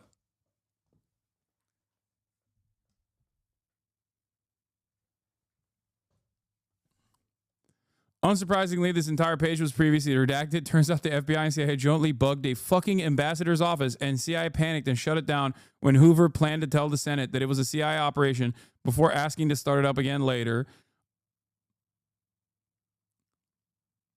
More CIA domestic contact service activity. 1,800 is quite a lot of businesses participating in the commercial cover program to backstop aliases from U.S. military and intelligence personnel. The U.S. didn't want to admit that it collected against friendly foreign countries and also concealed the existence of a program describing technical penetration of foreign diplomatic establishments, all the modern versions of which I'm assuming were blown by Snowden anyways. Intelligence coverage of friendly foreign countries, developing positive intelligence information regarding personnel.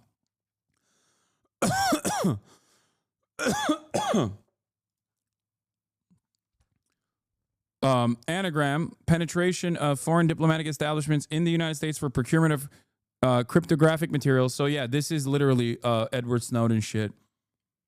Remember when Edward Snowden blew the whistle on how much espionage the American intelligence agencies were engaging in for with our against our foreign allies? This is they've been doing this. And we now know about it, not because of the revelations in the document in the JFK documents, but we know about it because Edward Snowden blew the whistle on it.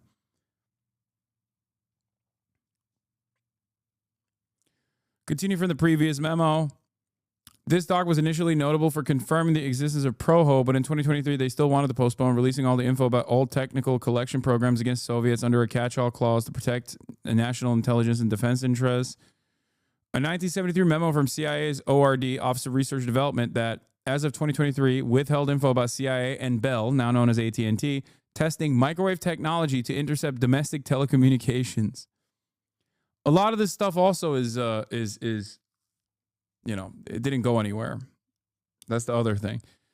When you look at the conspiracy theories for too long, sometimes you end up falsely assuming that MK Ultra was a massive success or whatever. You know what I mean? That CIA's implementation of hypnosis, for example, was successful. A lot of that stuff was not successful. Domestic tests for agency research and development efforts continued. This describes the CIA admitting to being able to basically covertly tap into most any U.S. telephone networks, landlines then, and also developing sensors and tech like FLIR, far-looking infrared, in the early 70s. This, I think, is part of the reason. I mean, from what I understand, the American infrastructure is still very fucking bad. Telecommunications infrastructure is still very bad, that China was able to penetrate it with ease. There was a New York Times article on this a while back, a couple months ago, where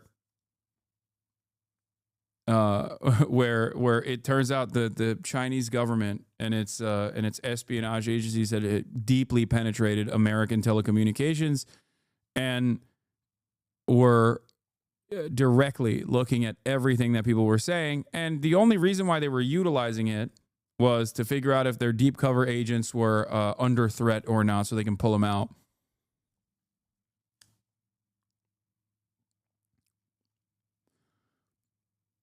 Birds are real and they work for the government. Oh my God, someone show this to fucking, oh my God. Oh my God, hold on. Ain't nobody show this to Adapt. He's gonna lose his mind.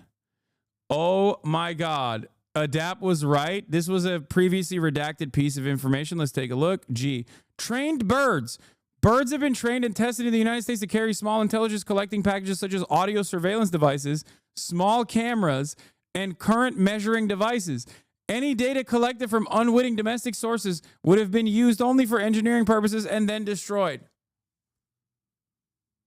Adapt! It's real!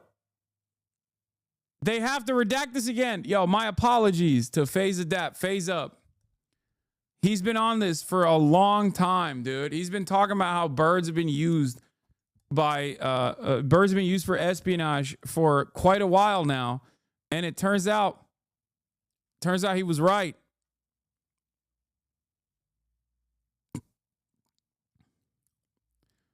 NSA participated and controlled most elements of the U.S. material. Oh, shocking. Redacted memo about intelligence coverage of diplomatic representatives of friendly foreign nations, with a particular warning the U.S. officials working closely with French, British, Israeli, and German intelligence officers. So this entire memo was redacted. Let's take a look. Intelligence coverage of diplomatic representatives of friendly foreign nations. As you are aware, at the present time, our coverage on the intelligence efforts of foreign countries here in the United States is primarily aimed at the activities of Soviet and Communist bloc countries. This has been brought about by the fact that those countries represent the greatest threat to the security of our nation, both in the international and domestic fields. Notwithstanding the foregoing, a number of instances have been brought to our attention reflecting so-called friendly nations are engaging in direct intelligence activities against the United States. The case involving Joseph Sidney Peterson Jr., who was engaged in furnishing top-secret information from the National Security Agency to representatives of the Netherlands government, fully portrays the inherent danger in such intelligence activities. They were doing to us what only we get to do to them. See, now, this only goes in one direction. Only we get to spy on our foreign allies, our friendly foreign nations. Our friendly foreign nations don't get to spy on us unless you're Israel, in which case you get to do whatever the fuck you want, okay? Which is part of the reason why I always say, like, half the CIA loves Israel and actively collaborates with Israel. The other half of the CIA fucking despises Israel and wants to stop the cross-pollination. That's... I think we all know which side won. For quite a while now, actually.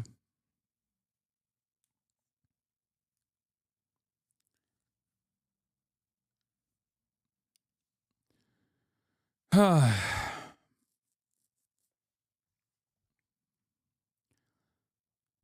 right, it reaches another nation. Our security with respect to such information is only as good as the security of the foreign government. The purpose of this memorandum, therefore, is to alert you to the necessity of promptly bringing the Bureau's attention any information developed indicating representatives of foreign countries are engaged in intelligence activities here. Our basic policy is to conduct investigations only in instances where we receive allegations indicating an individual representing a foreign nation is engaging in activities in violation of our laws or otherwise constitutes a security menace. The Bureau is aware that the French, the British, the Israelis, the Germans, and a number of other nations either have regularly assigned intelligence representatives in the United States or, from time to time, send such representatives to the United States. In many instances, such representatives deal with the United States government agencies on an official basis. At the same time, it is possible that such representatives are engaged in other intelligence activities while here. We are requesting other government agencies who deal with intelligence representatives of foreign governments to keep us advised of the identities of foreign intelligence operatives in the United States.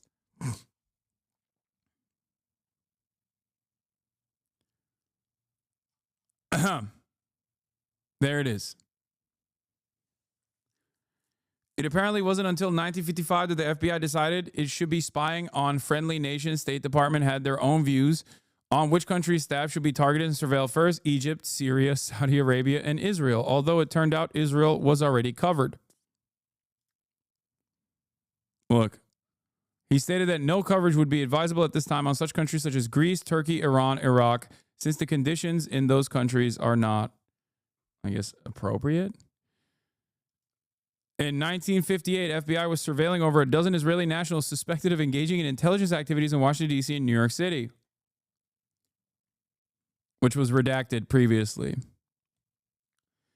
State Department told the FBI to proceed with caution when trying to develop informants within Israeli diplomatic establishments because most of the U.S. citizens hired by the Israelis are pro-Israeli in their thinking, i.e., watch out for double agents. Oh, no.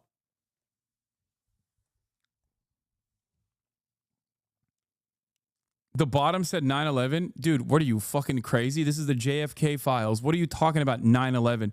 If anything, they're talking about Chile. Potentially. Not 9/11 2001.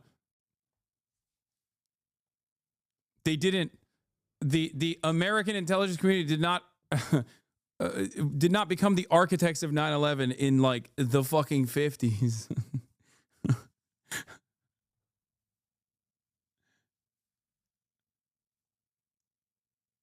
Yeah. There's two 9/11s that American intelligence was to a certain degree involved with, you know?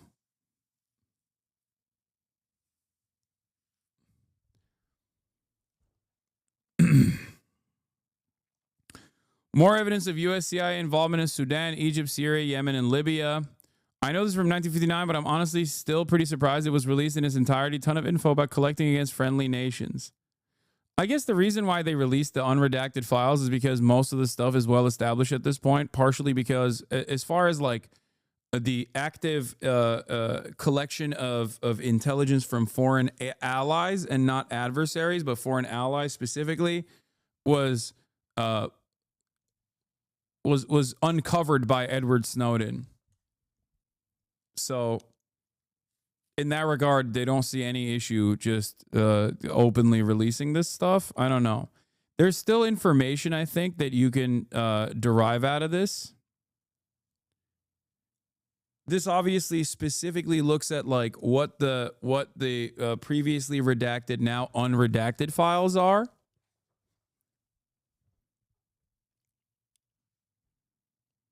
But as far as people claiming that this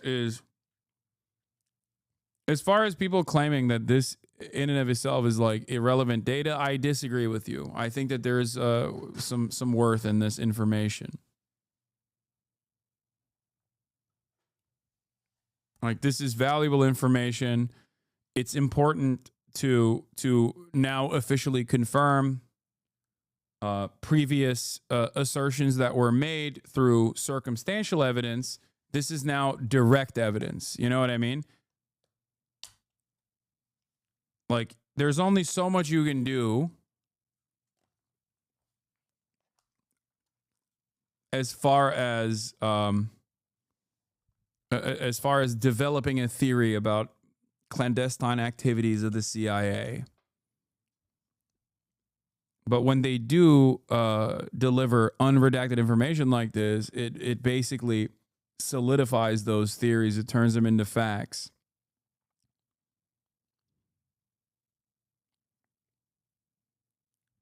It just creates confirmation. I don't think it's a smoke screen.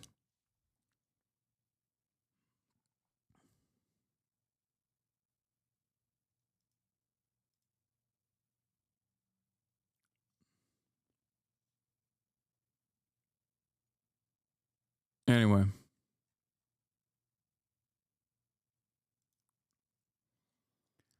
From a historian's perspective, you can only assume this stuff, but now as a factual fact is great for correcting misconception in academic sense. Sure.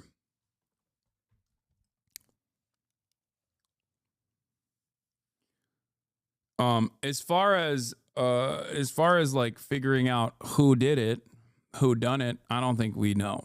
I don't think we will ever. I doubt that until like the American regime is toppled in its entirety, will you ever, and even then, there's probably a contingency to burn all of those fucking files regardless. So, I doubt that we'll ever truly get this level of evidence on the whodunit.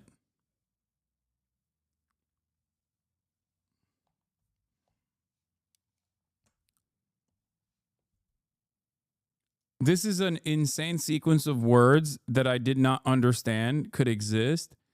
Granny Hawktua was a CIA informant on the CPUSA, apparently.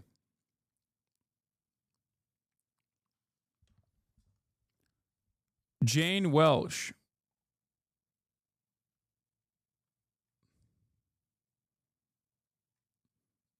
As the informant is aware, no connection between Lee Harvey Oswald and North Carolina branch of the Communist Party is known to exist. Actions before assassination consistent with previous behavior. Soviet connections recently sent memo denying any connection to Oswald to CPUSA governing committee. Opinion among membership divided on cause and justification of assassination. Party weapons appear to be accounted for with involvement neighboring vicinity of assassination. What? Withstanding neighboring vicinity of assassination? What does WI mean? Member Bleep, who previously served under Bleep, has been unaccounted for since February, although no reason to suspect involvement is currently known. The CIA or CPUSA party meetings at informant Falconry Ranch continue weekly as before assassination. No suspect.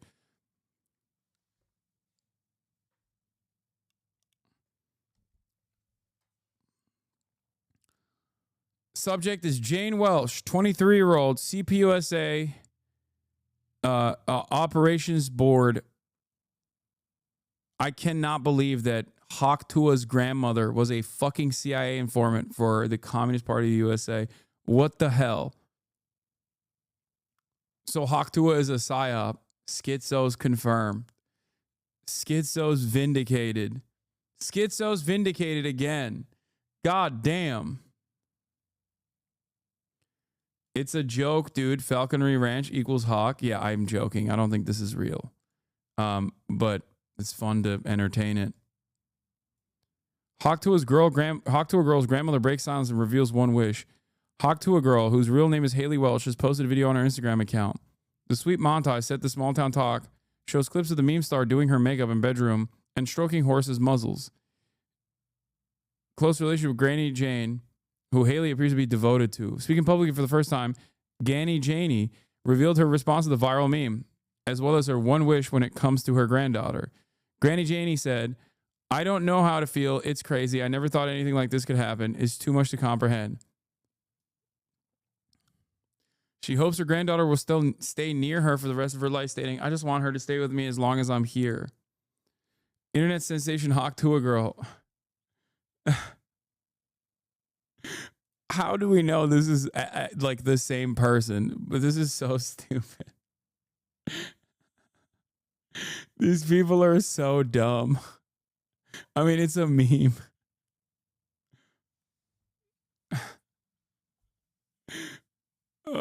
Granny Janey. Was she also Hawk-toing, spitting on that thing?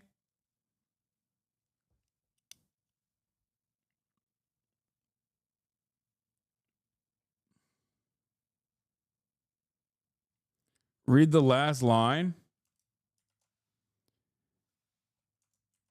What is the last line?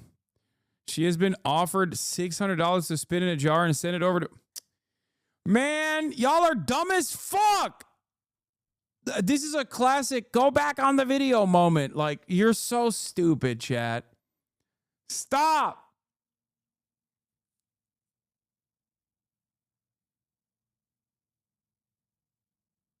God damn.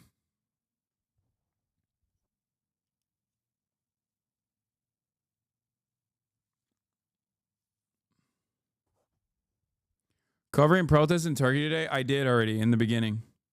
Go back in the VOD.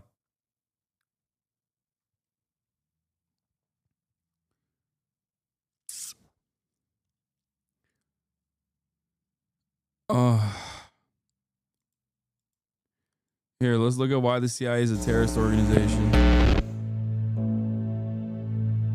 The CIA, from the very beginning, at least as early as 1951, has used the information that it has collected, and it has used the information in order to penetrate and to manipulate the institutions of power in whatever country it is operating in order to influence the course of events in those countries. And essentially, this boils down to propping up those forces which are considered to be the friendly forces, and in penetrating, dividing, weakening, and ultimately destroying those forces which are considered to be the enemy forces. Since its very inception as the Office of Strategic Services, the clandestine operations group known today as the Central Intelligence Agency has engaged in some of the worst atrocities in modern history. In this episode, we're going to take a brief look at some of the crimes of the CIA, and consider the possibility that maybe the good guys aren't so good after all. The men and women of the Central Intelligence Agency. Without you, our nation's safety would be more vulnerable and our security fragile and endangered. The work you do each day is essential to the survival and to the spread of human freedom. You remain the eyes and ears of the free world. You are the tripwire over which the totalitarian rule must stumble in their quest for global domination. As with every aspect of American life, the functions of the CIA are hailed as a way to protect freedom and democracy. Its agents are applauded as heroes. On the surface, the notion of gathering information to better understand the capabilities of other nations seems harmless enough. But, as you probably already know, the CIA is not simply the ears of the nation. They're also instigators, propagandists, spies, saboteurs, torturers, and, all too often, murderers. This is a huge topic, and one that I can't possibly fit into a short video, so I'll leave a bunch of links to other resources in the description. We're going to focus on some of the big picture stuff. Let's start with election meddling. According to US politicians, there's nothing more sacred than free and fair elections. We accuse other nations of meddling all the time. Recently, it's been Russia. Unless the election results are one that we do not like. In which case, we absolutely will do everything in our fucking power. Iran and China getting the accusatory finger pointed at them. But as much as we want to project an image of our nation as a shining beacon of truth and freedom, we are the worst offender when it comes to meddling in foreign affairs. And it's not even close. The CIA isn't a fan of subtle manipulation. The intelligence agency wants the world to see the results of whatever election or administration they're disrupting. What they don't want is for people to know they're the ones pulling the strings. According to one study, the CIA had engaged in 81 overt or covert interventions in foreign affairs between 1945 and 2000. And that's just the ones we know about, and not even counting the constant meddling and destabilization of the last 20 years. The CIA's weapon of choice for foreign meddling is the military coup. One of the earlier examples is the overthrow of the democratically elected Prime Minister of Iran. Based on what you know about US priorities and the resources of the Middle East, what do you think was the catalyst for this coup? If you said oil... Is this voice AI? Yes, dude, everything is AI. The artwork is AI. The voice is AI. I'm AI. You might also be AI. There's nothing real anymore. Everything is AI. I feel like Zoomers' brains are so fucking broken, dude. Oh my God. Every fucking video that we watch is like, is this AI? Is this AI? It's not! Jesus Christ. Congratulations, you're right. The US beating up other countries for their oil isn't just a meme. Masada had nationalized the Iranian oil company, which negatively affected US and British economic interests. To make matters worse, from a US perspective, Masada, while not a communist himself, had earned the support of the Iranian Communist Party. As you'll come to see, one whiff of successful non-capitalist economics and the CIA is called in to destroy everything. In this particular instance, Winston Churchill and President Eisenhower decided to overthrow the government of Iran. The CIA paid some of Tehran's most violent mobsters to stage protests across the city and orchestrated trucks and buses full of people to come in and seize the area. Between 200 and 300 people were killed in the conflict, which of course the CIA expected would happen. The intelligence agency then propped up a government under the rule of the Shah, who reigned as a monarch heavily dependent on US support to maintain power. Masada was arrested, convicted of treason by the new US-friendly government, served 3 years in prison, and spent the remainder of his life under house arrest, all for the crime of trying to lead his country out from under the boot of Western imperialism. The truth about this coup wouldn't come to light until 60 years later, in 2013, when CIA documents on the subject were declassified. These documents prove the CIA's planning and execution of the coup, their use of propaganda, bribery of politicians, security and military officials, and their approval at the highest levels of government. You may be thinking, okay, if they declassified this information, that means they don't do that kind of thing anymore, right? Well, no. Have we ever tried to meddle in other countries' elections? Oh, probably, but it was for the good of the system in order to avoid the communists from taking over. For example, in Europe, in 47, 48, 49, the Greeks and the Italians, we don't do that now, though? We don't mess around other people's elections, only for a very good cause. Can you do that? Do a Vine video on a former CIA director. Only for a very good cause in the interests of democracy. All right, thanks. Laura Ingraham clearly gave this guy the chance to lie and say that we don't meddle anymore, but he didn't take it. The CIA director openly bragged about meddling in foreign affairs for, quote, very good reasons. Call me idealistic, but I don't think there's any reason for a country to disrupt the election process of other nations. But here we are. It's out in the open that we do it to this day. Here's another example of a CIA operative bragging about the types of crimes the agency commits.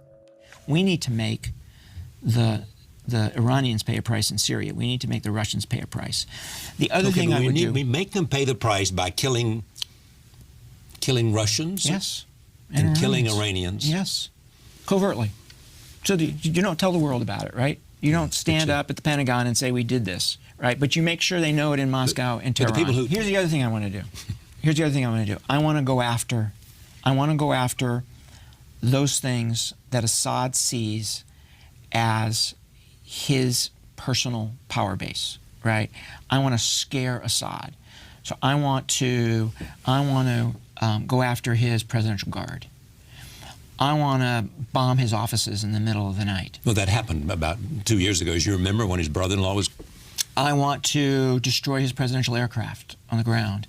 I want to destroy his presidential helicopters. I want to make him think we're coming after him, right?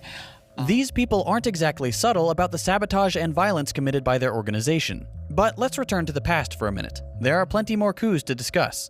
Another study found that the U.S. was responsible for no fewer than 61 attempts at regime change during the Cold War alone, all spearheaded by the CIA. Just 1 year after the overthrow of Mossad, the CIA launched another coup to oust Jacobo Arbenz, the democratically elected president of Guatemala. This is the moment the CIA established itself as a weapon to be wielded by Western capital. The agency was approached by the United Fruit Company, a US-based corporation, because they were afraid new anti-exploitation laws in Guatemala would negatively affect their profits. The CIA also suspected Guatemala had ties to the USSR. And these two reasons were sufficient for them to launch a coup, oust the Guatemalan president, and install the first in a long line of right-wing dictators friendly to the US. This coup also set the precedent of the CIA lying to the president regarding casualties. So, by 1954, we had a largely unaccountable secret agency undermining democracy and national sovereignty around the world.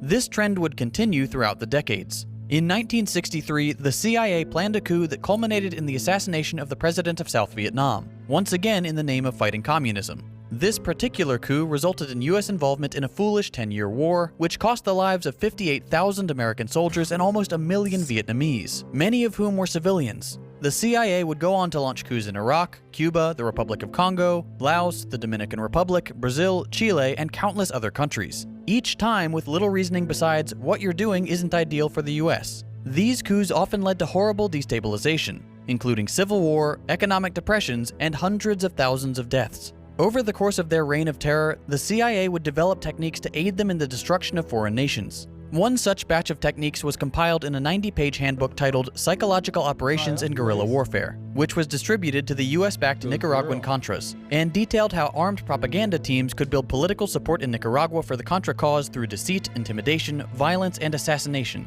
This was a trend that would prove very useful to the US. By outsourcing their more heinous crimes, including over 50 assassination attempts on world leaders, to local US... Yeah, how can I say America's bad when we've liberated so many people from communist dictatorship, dude?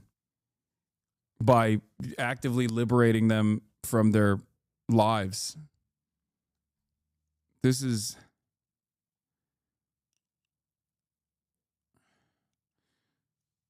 I guess America's always outsourced the brutality when you think about it. And now we're just going to have concentration camps on the Mexican side of the southern border. Fantastic. Friendly groups, the CIA could maintain a level of plausible deniability. Here's former CIA officer John Stockwell discussing his time in the agency and what their goals were. They undertake to run operations in every corner of the globe. They also undertook the license of operating just totally above and beyond U.S. laws. They had a license, if you will, to kill, but also they took that to a license to smuggle drugs, a license to do all kinds of things to other people in other societies in violation of international law, our law, and every principle of nations working together for a healthier and more peaceful world. We manipulated and organized the overthrow of functioning constitutional democracies in other countries. We organized secret armies and directed them to fight in just about every continent in the world. We encouraged ethnic minorities to rise up and fight. People like the Mosquito Indians in Nicaragua, the Kurds in the Middle East, the Monks in Southeast Asia. We have organized, and we still do, and fund death squads in countries around the world, like the Treasury Police in El Salvador, which are responsible for most of the killing of the 50,000 people just in the 80s, and there was 70,000 before that. And orchestration, CIA, secret teams, and propaganda led us directly into the Korean War. We were attacking China from the islands, Quemoy, Matsu, Thailand, Tibet.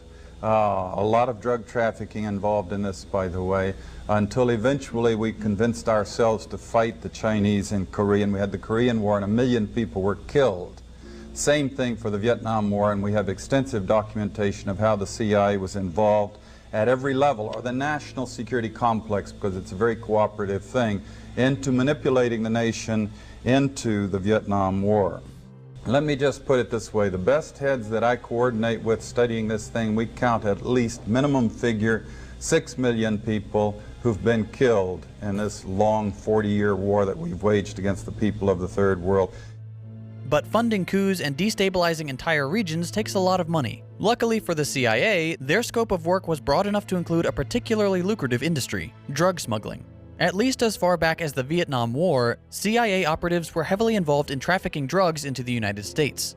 CIA planes would make routine trips to and from places like Costa Rica and Honduras, working with cartels to secure massive amounts of heroin and cocaine, which they would then shuttle back to the US and sell for a healthy profit. Because of their secretive line of work, these planes could land in places where normal customs regulations don't apply. It's a dream scenario for drug smuggling. The piles of money the CIA makes from this practice have directly funded the undermining of democracy throughout the world, with the added effect of introducing harmful drugs to the American population. I mean, we would never do that now, right? Like, obviously, we would never like invade a foreign nation and seize control over its poppy fields and keep it going. We would never do that. Accelerate opium production that suspiciously never made its way to America, only the European market. Oddly enough. Population. Drug running and coups are bad enough, but what really makes the CIA a terrorist organization is their fondness for bizarre, questionable, and sometimes downright evil experiments. Since the end of World War II, the intelligence agency has experimented with everything from chemical weapons to biological. Yes, I'm talking about Afghanistan, but Afghan poppy never made its way. What the fuck is happening? This dog is panting like crazy. You okay?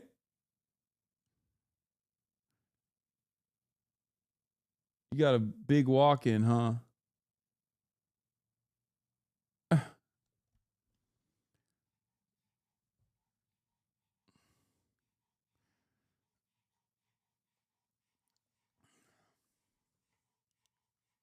Biological weapons to mind control and death rays. The CIA is on a never-ending quest to find new ways to secretly kill or otherwise control their targets. You may have seen the movie The Manchurian. Only 95% of European heroin comes from Afghanistan.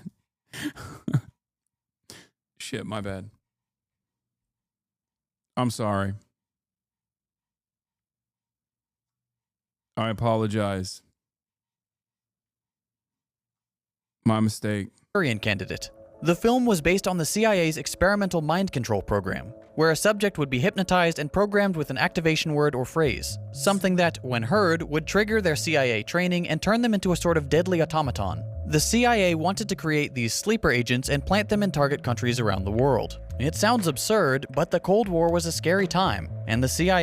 Yeah, you're right. Heroin in America has been Chinese, China white for years, brown shit from Mexico, but all the Afghan shit gets pushed elsewhere. Yeah. CIA was a scary place. The secretive agency may have left the notion of mind control behind, but what they haven't given up is torture. Torture is something that no human being should be capable of doing to another, but it's part of the standard CIA toolkit, and it has been for years. This really only came to the attention of the American people during the Iraq War, when the horrific images from secret prisons and black sites like Abu Ghraib found their way onto US television screens. Waterboarding, sensory and sleep deprivation, dogs, insects, electrical shock. All of these and even more twisted techniques were used to get supposed criminals to confess, or get war prisoners to give up valuable information. For years, the gruesome details of America's so-called enhanced interrogation program were hidden from the public. Bits of information trickled out slowly over the course of the Iraq War and the years following. Now, nearly 2 decades after the CIA fabricated the intelligence that led us into war with Iraq, a fuller picture of the horrors of CIA black sites has been assembled. One prisoner, 49-year-old Abu Zubaydah, the first person to be subjected to the torture program approved by President George W. Bush, has provided drawings of what he experienced at a CIA black site in Thailand. Zubaydah, who was captured because the CIA mistakenly thought he was a top al-Qaeda lieutenant, describes waterboarding, which he endured 83 times, being crammed into a tiny confinement box meant to break his resolve, chained in so-called stress positions for hours. For example, his wrists being chained so high that he had to stand on tiptoes. He also depicts being hooded, chained in the fetal position, and tethered to a cell bar to prevent movement. He describes a process known as walling. That's not true. The Taliban ended heroin within 6 months of taking over. Yeah, no, I know. I'm saying when America was in charge. I'm talking about, I'm saying that I was being sarcastic when I said, America would surely never take over the heroin trade to continue funding their operations. in which the prisoner has his head banged into a wall, and when he falls down, he's dragged back up to his feet by a plastic wrap. Also, this is identical. Israel uses these torture methods as well in their prisons, their military detention facilities, where they put Palestinians on permanent detention without any evidence whatsoever. Towel around his neck. Another drawing shows a larger confinement box, pitch black, with the prisoner chained in a seated position over a bucket which was meant to serve as a toilet. Zubaida also describes being deprived of sleep for 2 to 3 weeks at a time, kept awake by having water thrown on him and being chained in painful positions. This is the legacy of the CIA during the Iraq War and for years after. Cruel, inhumane torture, approved by the very highest authority in the country after the CIA fabricated the reasons for invading Iraq in the first place. Today, the CIA claims they no longer torture human beings. Instead, they're known to train non-Americans to do it for them, to maintain their plausible deniability. The CIA trains, observes, and provides equipment to foreign agents who are less constrained by public outcry. The torture continues, but now the CIA can claim that they're not the ones doing it. The question you're probably thinking is, why? Why would our country allow this organization? This is part of it. Like, this is what I was saying. It's like outsourcing. We outsource everything. We've always outsourced shit, but like, I think part of the reason why CIA doesn't have the same motion it once did was because, like, when you outsource everything, you don't have the same level of control over all of your facilities, all of your capabilities. We've the definite, like, for-profit attitude has unironically eroded the CIA's capabilities now as well. To exist. It clearly doesn't protect freedom and democracy like Reagan claimed. The answer is simple. The US wants to maintain its #1 spot. Only 57% of Americans think it should be legal to protest Israel. Wait, what? What are you talking about? 12% say it should be illegal. This is the most, like, this is the biggest, like, non-issue of all time. Yeah. 57% say it should be legal. 31% are weirdly unsure. 12%. Oh, my goat, Vincent Oceana. Newsflash, it is legal to protest. Move along, people. Yes, 30% of Americans are stupid. 12% of Americans that respond to this poll are fucking psychopaths. And 31% are stupid. Who cares? These numbers are not as bad as you think they are. Trust me. I know the depravity of the American population. Okay? I'm shocked.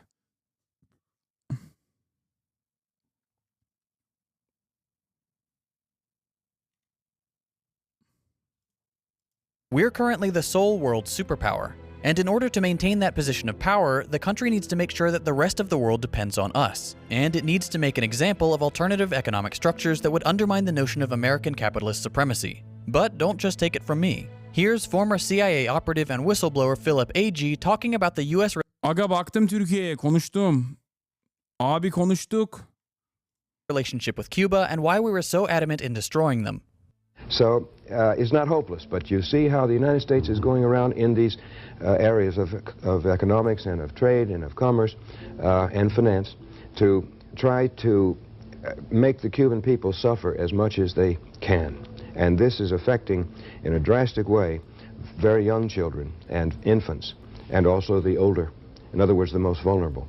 And it is an eternal shame on the United States, in my opinion, that we would do such a thing to an entire country, just because we don't like the system, just because they won't come under our protection, basically. It's a kind of a mafia attitude, and it has been that way since Eisenhower. Well, that's capitalism.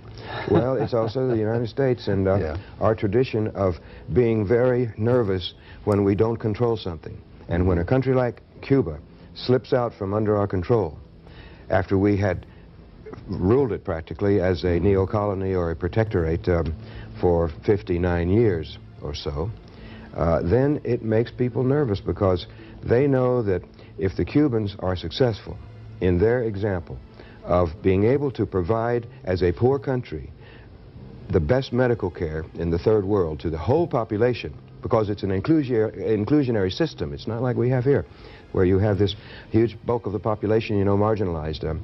But there, if everybody can have adequate medical care, if the schooling is adequate for all, and remember, Cuba has more doctors and more teachers per capita than any country in the world, and they have succeeded in these areas, and it's all state supported, which means people don't have to put money out for the medical care or for they of course pay the cost indirectly as a whole society, but they don't have to pay the bill in the hospital and so forth. And so that cannot be allowed to stand. It's a very bad example for the United States. So there's a very large mass of people out there who can look at Cuba and say, well, if they can do it, and on a per capita income of $2,000, $2,500 a year, where ours is $22,500 a year, what's wrong with our system? I mean, maybe we ought to consider an alternative. That's why Nicaragua, Sandinista Nicaragua, had to be destroyed. Exactly. They were a bad example, and that's why Grenada had to be destroyed, because any movement that comes to power with the idea of providing for all the people and of escaping the control of the United States and its economy, let's say the corporations and so forth, then that is bad news here in the United States in the upper circles of power. So there you go. It really is that simple. The U.S. wants to maintain its global supremacy, and that requires destroying any competing economic system to prevent people from questioning capitalism. And I can't think of a current nation that at least bills itself as a transitional socialist state that the American government is actively looking to attack relentlessly, and is positioned as the #1 foreign adversary. I can't think of a single one. Certainly, all of the things that we say about our foreign adversaries, especially one that would bill itself as a transitional socialist state, would probably be true and valid, and you must hate them and you must fear them, and you must justify any and every action that we take against them. Requires keeping the rest of the world under the boot of the... Yeah, I'm talking about Canada. That's what I'm talking about. I was actually referencing the socialist transitional state of Canada. United States. It's criminal and morally reprehensible, but who's going to stand up to the most powerful bully in the world? For those of you thinking that this doesn't matter because you live in the US, I've got bad news for you. In 1975, a U.S. intelligence committee found that the CIA owned more than 200 wire services, newspapers, magazines, and book publishers, and subsidized many more. A separate New York Times investigation revealed an additional 50 media operations run by the CIA, both within the U.S. and abroad, and another 12 publishing houses which had produced over 1,200 books secretly commissioned by the CIA. Okay, what does this mean? It means that the CIA has been running a secret propaganda campaign on American citizens for almost half a century. More recently, the agency has awarded contracts worth billions of dollars to Microsoft, IBM, Oracle, Amazon, and Google to complete assignments issued by the CIA. The Central Intelligence Agency has its tendrils in every single aspect of modern life: books, magazines, movies, television, social media, and big tech. Just as the CIA works hard to undermine freedom and Johnny Harris. democracy around the world, it also works hard to keep Americans convinced that they live in the greatest country on earth, and that there is... I think after almost a century of successful Red Scare propaganda and the complete elimination of the USSR,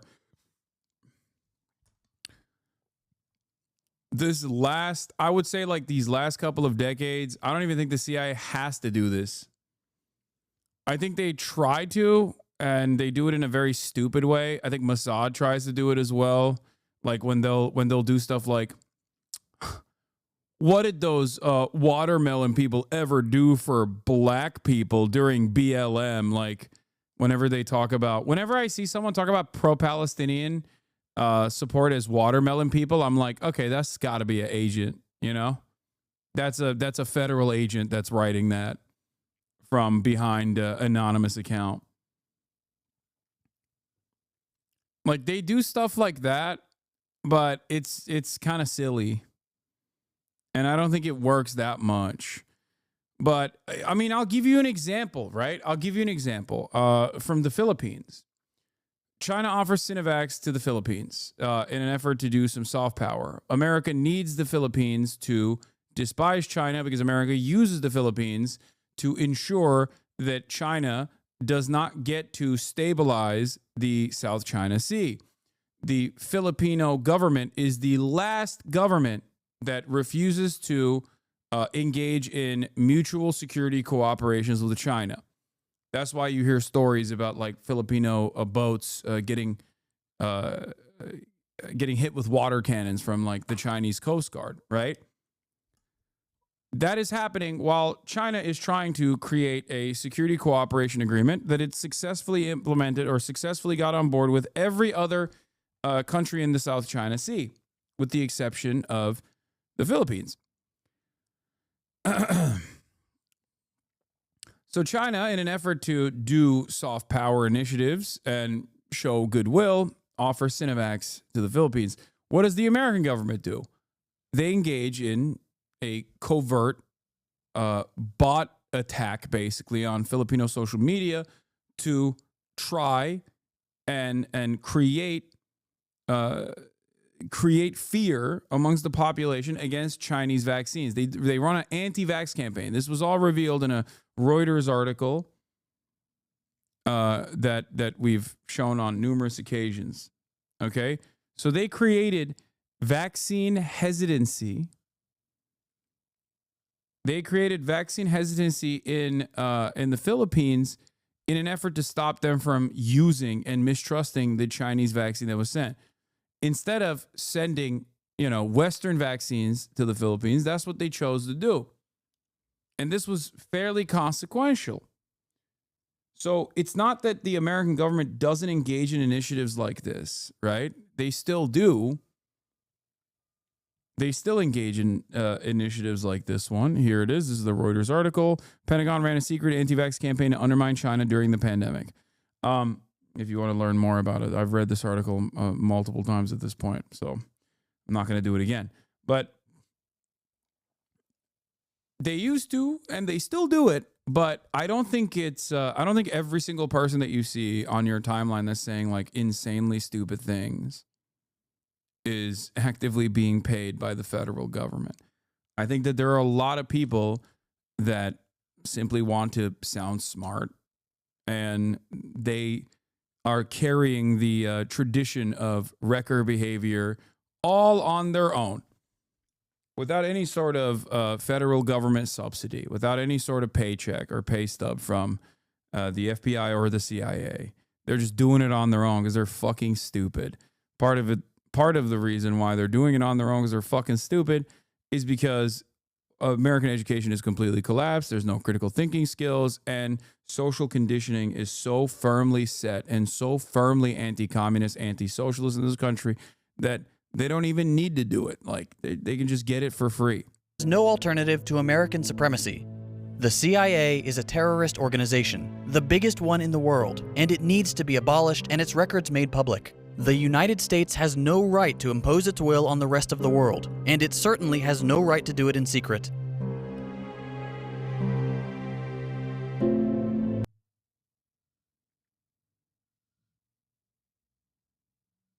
Anyway.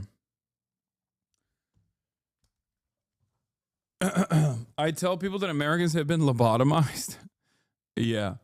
Every American at birth, myself included, gets immediate government-mandated lobotomy. Otherwise, it makes no sense that these would be the outcomes. Yeah, that video that we just watched got a Department of Homeland Security visit for JT. Second thought. That's a second thought video. And JT literally got a Department of Homeland Security visit after that video. It's also been completely blacklisted on YouTube despite having 700,000 views. Not true. Wait, wasn't it that video that got him the visit?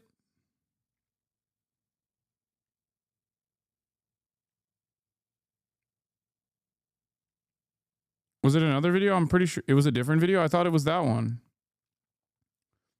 Which one was it? I need to find the tweet. Go find the tweet and then send it to me. CIA fell off as a self-perpetuating machine now. I think there's some truth to the American psychosis being self-perpetuating, but these ideas aren't just occurring spontaneously. They absolutely still have an insane amount of influence in the rhetoric and propaganda that floats around, even in a lot of progressive spaces. I think that they do have influence, but it's like the same principle behind manufacturing consent.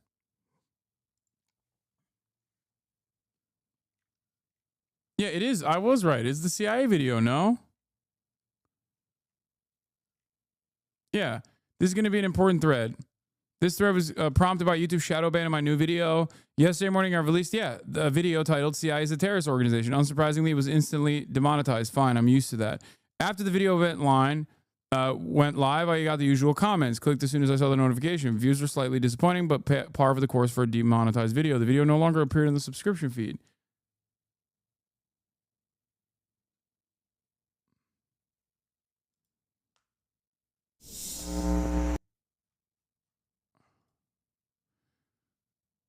Wait, what?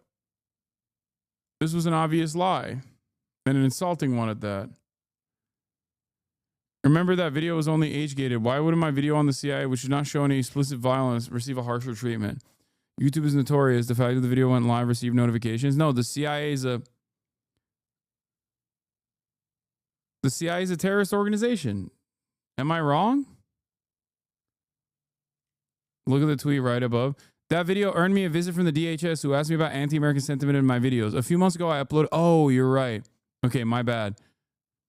My bad. You're right.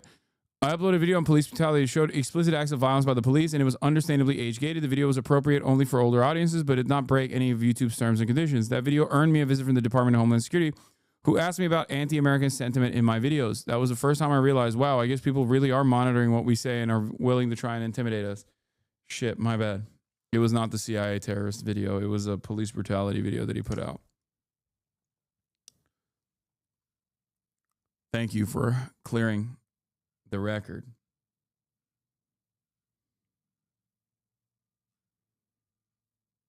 Thank you.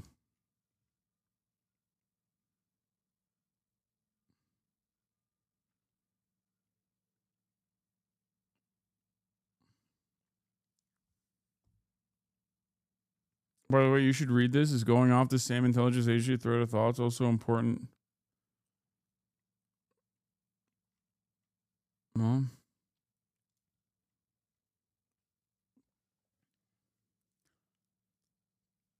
Have you gotten visits from the Department of Homeland Security before? Do you think I would reveal this information?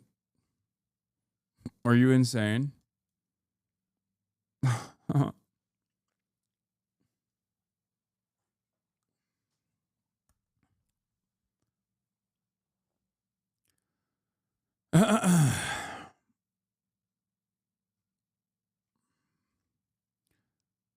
I will not confirm nor deny anything. All right. This is huge. Priscilla Johnson McMillan interviewed Lee Harvey Oswald in the Soviet Union in 1959. She played a key role in shaping public perceptions of Lee Harvey Oswald as mentally unstable lone wolf communist after JFK's assassination, but her role in the cover-up went a lot deeper. In September 1964, the Warren Commission was desperately trying to square the circle on Lee Harvey Oswald being in two places at once, Mexico City and Cuban exile, Sylvia Odio's home in Dallas, Texas. The Mexico trip in and of itself is deeply suspect. Warren Commissioner Senator Richard Russell disbelieved the single bullet bullshit and that Lee Harvey Oswald had gone to Mexico. So Priscilla miraculously found a bus ticket stub showing Lee traveled there while interviewing his wife Marina at home. More here. Then in 1967, Stalin's daughter defected to the U.S. with CIA help. Upon arrival, she stayed in Priscilla's grandfather's home while Priscilla helped her write an autobiography. JFK researchers have suspected she was CIA for decades. That has now been confirmed. Appears to be a new file on CIA's witting collaborator and Marina Oswald friend and biographer, Priscilla Johnson McMillan. Looks like she was very active going back to 1958.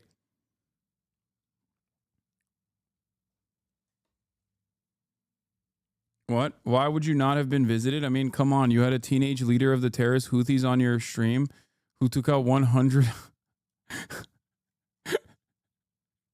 Why would you not have been visited? I mean, come on. You had the teenage leader of the terrorist Houthis on stream who took out 100 U.S. ships and mass murdered Jews.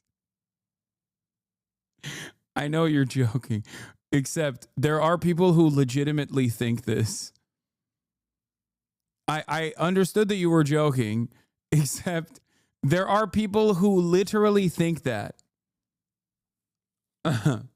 There are people who actually think this.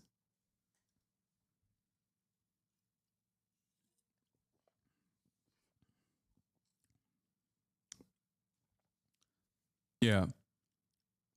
Also, you know, the funny thing about the Houthis is that it's a family. Like the Ansar Allah movement is primarily led by the Houthis, who you can tell if they're Houthi or not because it's their fucking last name. So that's why it's very funny when people are like, dude, you just don't know. This guy's a fucking Houthi. Yeah. If his name would literally be Al-Houthi if he was a fucking Houthi. Anyway, that's besides the point. It's very stupid. It's very annoying, but who cares?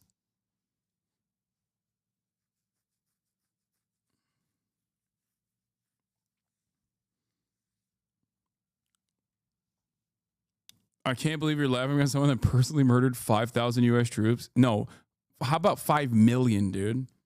5,000. He killed 5 million U.S. troops. He has a devil fruit, big dog. What do you mean? Words used to mean something. Power scaling used to mean something. And now you got Tim Houthi, Charlemagne, so OP. So OP that he's wreaking havoc over the Red Sea with his devil fruit powers, and no one cares. No one cares about it. Yeah, the leader is Abdul Malik al-Houthi. Yeah, you know how all the people that have D's in their middle names, like it's kind of like that. All the people that are Houthis have Houthi in their last name.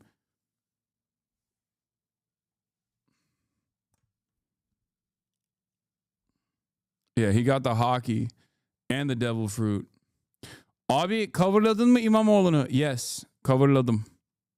Sabah. İlk iş. This appears to be the nose of a HSCA staffer who's reviewing CI documents on PGM. It would be nice if we actually had access to those original files. Actually, this file was previously released with a few redactions, such as the case officer's name and various sources and operations name.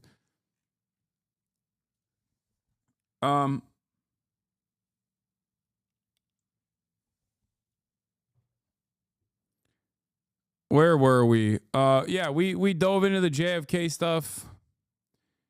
I don't know if there's like a good YouTube video. I guess like one of the best JFK coverage, like one of the best like conspiratorial JFK videos you can watch is what's face Oliver Stone.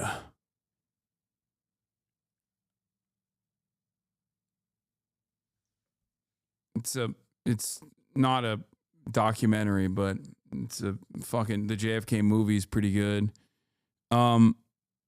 There's also he covers it in his what is it, People's History? Wasn't that the other one? People's History, like the revamping of the Howard Zinn's People's History of the United States as a documentary, like a docuseries. Wendy does a really good ass theory vid. I proved the JFK conspiracy with a whiteboard.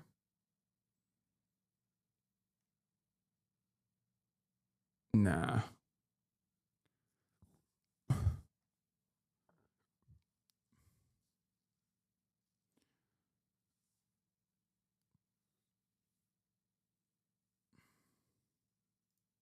On Friday, November 22nd. What is this? 2 years ago from Sean Munger. Oswald acted alone. JFK assassination solved. Part 1 of 2.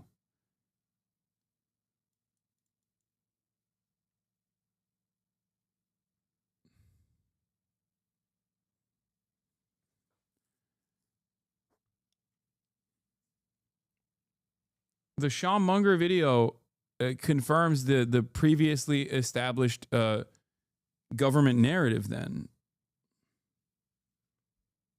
That's not what I was looking for. What I was looking for is something different.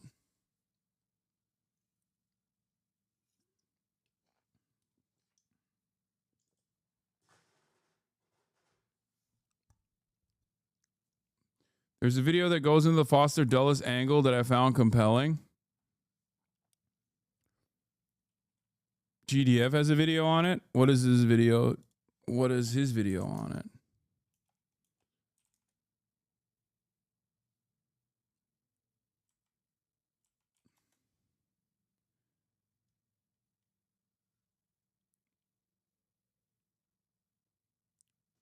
Is it the why America really supports Israel? Because I'm going to be a little suspicious on that.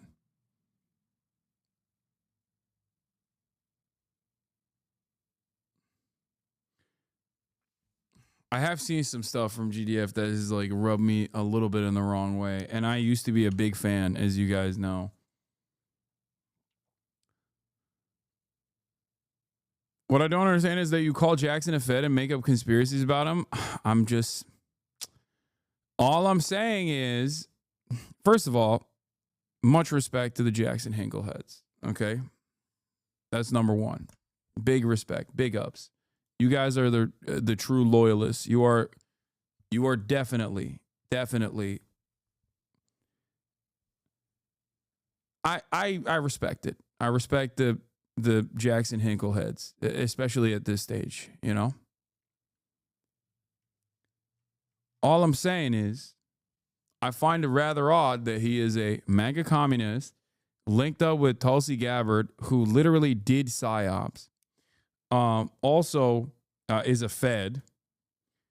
And he can freely travel to fucking Russian-occupied Ukrainian territory, Venezuela, and the fucking Hassan Nasrallah funeral. Freely. Establishing communications with all matter of anti-American influencers and people that are declared foreign adversaries, even sometimes on like the terror watch list, and freely roam in the United States of America. Deport his ass? No, I'm not. I'm not advocating for that at all. I'm simply stating that I find it interesting that he does not. In 1956, he does not get.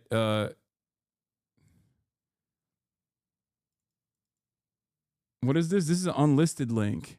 This video that you sent me is unlisted.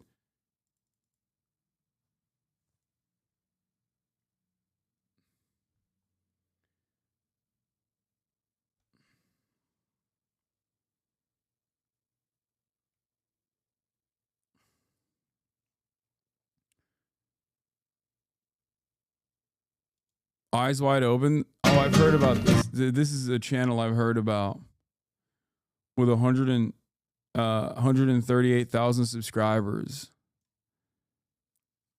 Bush the Father Chapter 1. God damn, this channel is popping, dude. Holy shit. Whoa.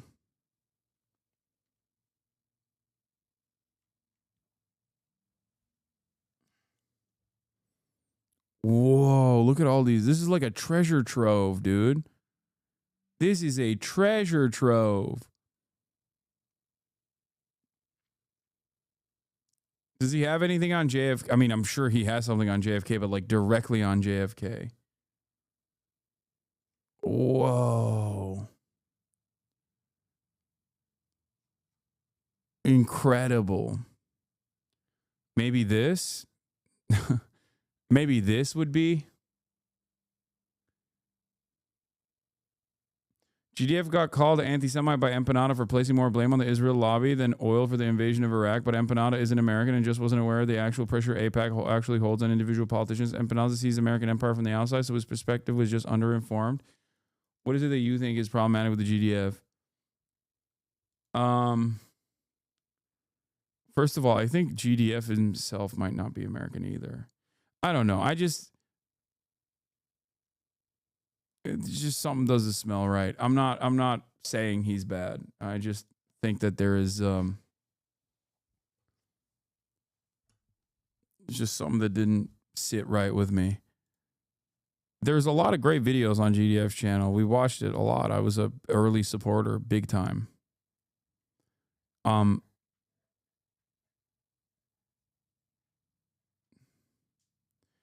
video is just describing the Israel lobby by Mersheimer and Stephen M. Walt. It was literally published by Harvard University Press. It's absolutely crazy to claim the GDF video on the book is sus at all, to be honest. Bad Empanada's wrong on that. I haven't seen Bad Empanada's takes on it.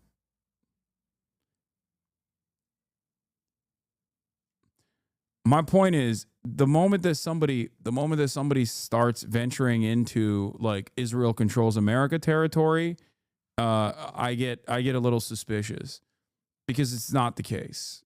Not only is it not the case, like, does Israel have an insane amount of influence over American domestic affairs? Yeah, no shit. It's fucking 36 states where it's illegal to protest against Israel. Okay, of course it does, but the moment that you start talking about like Israel controls America, or start doing like Zog shit, Zionist occupied government, which is a fucking 4chan meme initially, like the moment that you reverse the trajectory or reverse the power dynamic and act like it's a monolithic force that ends up controlling the entirety of the American government, and not a relationship that's born out of like mutual desires of controlling the region,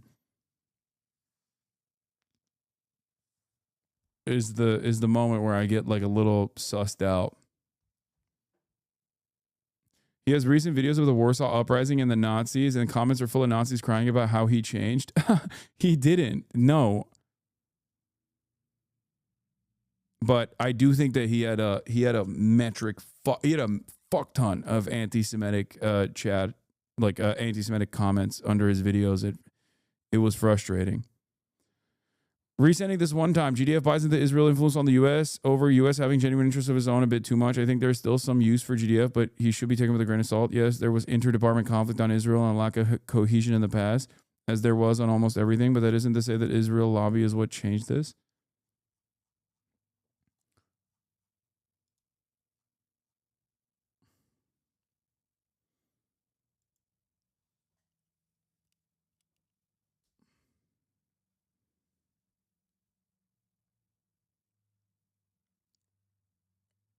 Anyway, let's I'll watch the Did the CIA Kill Kennedy video from GDF. Gamal Abdel.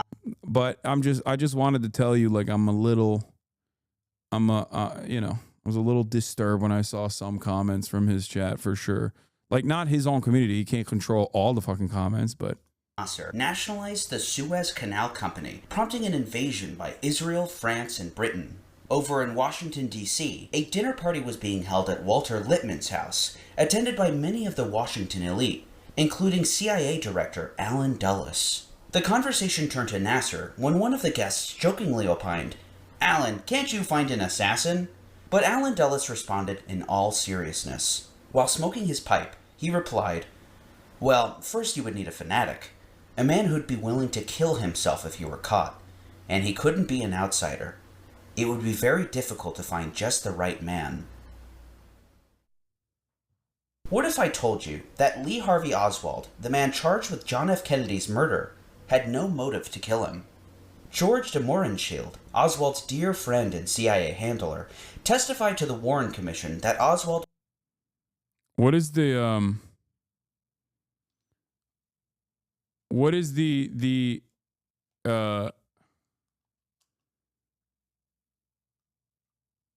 what do you call it? Why is this video unlisted?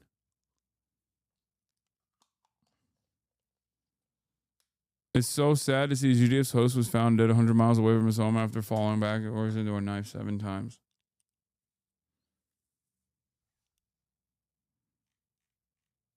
was jealous of Kennedy's wealth, success, and his beautiful wife.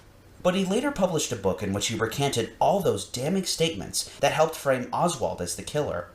Lee was not jealous. He was an admirer of President Kennedy, But one man in Washington had all the motivation in the world to kill Kennedy, and he had all the means to do so. It was the same man who orchestrated MK-Ultra, the CIA's mind control and psychological torture program, the same man who orchestrated coups in Guatemala and Iran, and the assassination of Patricia. So in 36 states, it's illegal to boycott Israel, but not illegal to protest it, right? It's not even like directly illegal in the sense that like you will go to jail for it, but in the proper way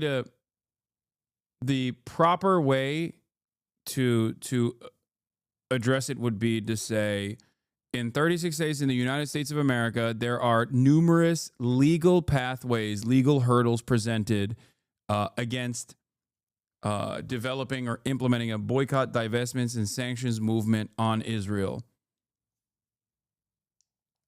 This could mean, for example, having to sign a piece of paper that says you will never engage in any sort of anti-Israeli activity or demonstrate anti-Israeli sentiment in a state like Texas, for example, if you want to retain gainful employment.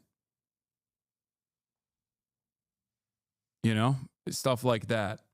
It is also obviously it's a violation of the First Amendment, but it still exists.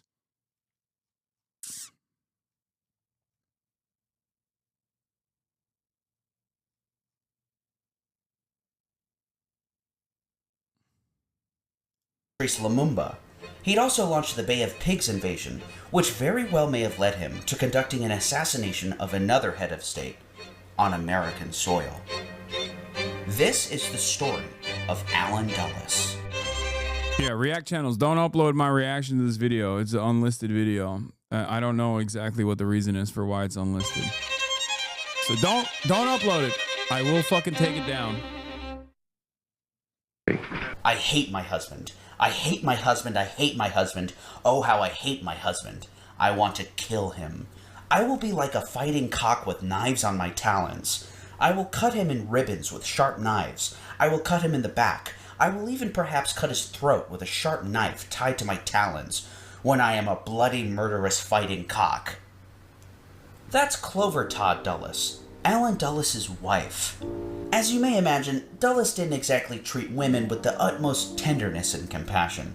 His sister Eleanor claims he'd had at least 100 affairs. During World War I, when Dulles was working as a diplomat in Switzerland, he began an affair with a young Czech woman in the U.S. legation office. When British intelligence told him that she was actually a double agent working for the Germans, Dulles took her out to dinner, then took her on an evening stroll along the cobblestone streets, right into the arms of British intelligence. She was never seen again. Dulles had quite the capacity for cruelty.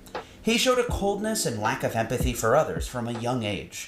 Eleanor Dulles, his sister, described an incident at their family's summer getaway in Watertown, New York. When Allen, who was 9 at the time, watched his 5-year-old sister Natalie fall into a lake. She was flailing and unable to rescue herself, and he just stood there and watched, even though he was a strong swimmer. His mother had to run out from inside the house to save her. This cold detachment from others would serve him well into his adulthood, as it allowed him to work with the most unsavory of characters, including fascists and war criminals. Allen and his brother, the future Secretary of State John Foster Dulles, would run Sullivan and Cromwell, the corporate law firm in New York. Their clients included Germany's Krupp Steel and IG Farben, which produced the Zyklon B poison used in concentration camps during World War II. They also made extensive use of slave labor. The Dulles brothers would go to great lengths to keep these nasty secrets from coming to surface. Shredding of captured Nazi records was the favorite tactic of Dulles and his associates. At the war's end, Allen Dulles would secure the escape of untold numbers of Nazi war criminals while he served as chief of station at the OSS Bern office. In April 1945, Allen Dulles is a true demon, a real one. Dulles personally snuck SS General Karl Wolff and Colonel Walter Rauff to freedom as part of Operation Sunrise. Rauff was the one who created the Black Raven gas vans that killed as many as 250,000 people on the Eastern Front. These vans would be the precursor to the gas chambers.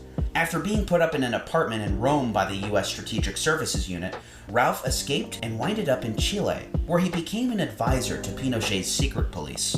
That apartment in Rome would hold numerous Nazi war criminals. There they were protected from army Nazi hunters. Back in Washington, Dulles helped create the State Department's Office of Policy Coordination, which would be headed by Frank Wisner. There they'd use millions of dollars in stolen Nazi loot to fund anti-communist operations, as well as skimming from the Marshall Plan Fund. They would employ Nazis and Nazi collaborators for propaganda and covert operations, numbering... Okay, but to be fair, if your enemy now is communist, who's the best at killing communists? The remaining Nazis that were not punished. So you gotta align with them, you know? Come on, guys. I mean, that's the big bad, right? Communism is the big bad. You gotta go with the anti-communists. Who are the anti-communists with like combat experience? Oh, that's right, fucking Nazis. And there you have the invention of NATO. In the tens of thousands. The Dulles brothers leveraged their powerful corporate positions to insert themselves deep into Republican politics. They provided one of their own attorneys to run Dwight D. Eisenhower's presidential campaign, and apparently tapped Richard Nixon to be his running mate. Allen used his position at CIA to good use, digging up dirt on Democratic candidates and funneling money through front groups to the Eisenhower-Nixon campaign. Allen and Foster earned Eisenhower's good graces, and they were generously rewarded.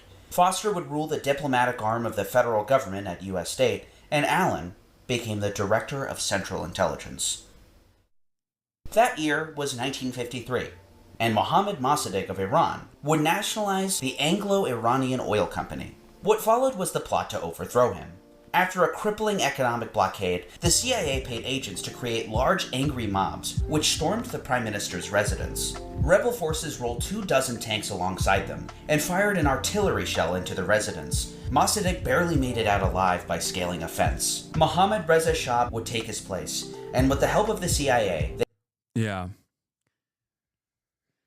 Another amazing footnote of American democratic initiatives is actively undermining the democratically elected leadership and putting in place our guy who happens to be a fucking monarch, also incredible torturer, like just crazy amounts of torture. Petition to skip this video. Wait, why? they'd create a security apparatus that tortured thousands of people. The next year came the toppling of another government, this time in Central America. Before 1950, the United Fruit Company owned nearly every mile of railway in Guatemala, along with the entire telephone system and the only port on the Atlantic coast. It was also the single largest landowner in the country. A new nationalist president named Jacobo Arbenz promised to repatriate some of this splendor with a bill that expropriated land that wasn't under cultivation. He also offered compensation for the loss, but Arbenz had gravely underestimated the wrath that would follow. CIA pilots rained bombs down on Guatemala City, and the president fled fearing for his life. The US had installed a colonel by the name of Carlos Castillo Armas, turning Guatemala from a democracy into a military dictatorship. In one of the most violent examples of US regime change, the CIA provided military officers with killing manuals, or more specifically, CIA handbooks on how to carry out political assassinations. They even provided a so-called disposal list of 58 targets to be liquidated. That list grew to more than... He yaps and conjectures a lot for a video with no sources, paints a vivid picture, but this ain't journalism or historical analysis. I'm pretty sure he does actually fucking... he usually does present his sources. I guess he did it. Maybe that's why he unlisted this video. But I haven't seen anything... Everything that he brought up so far is well documented. He has not said anything that's even like remotely weird or off color in this video at all.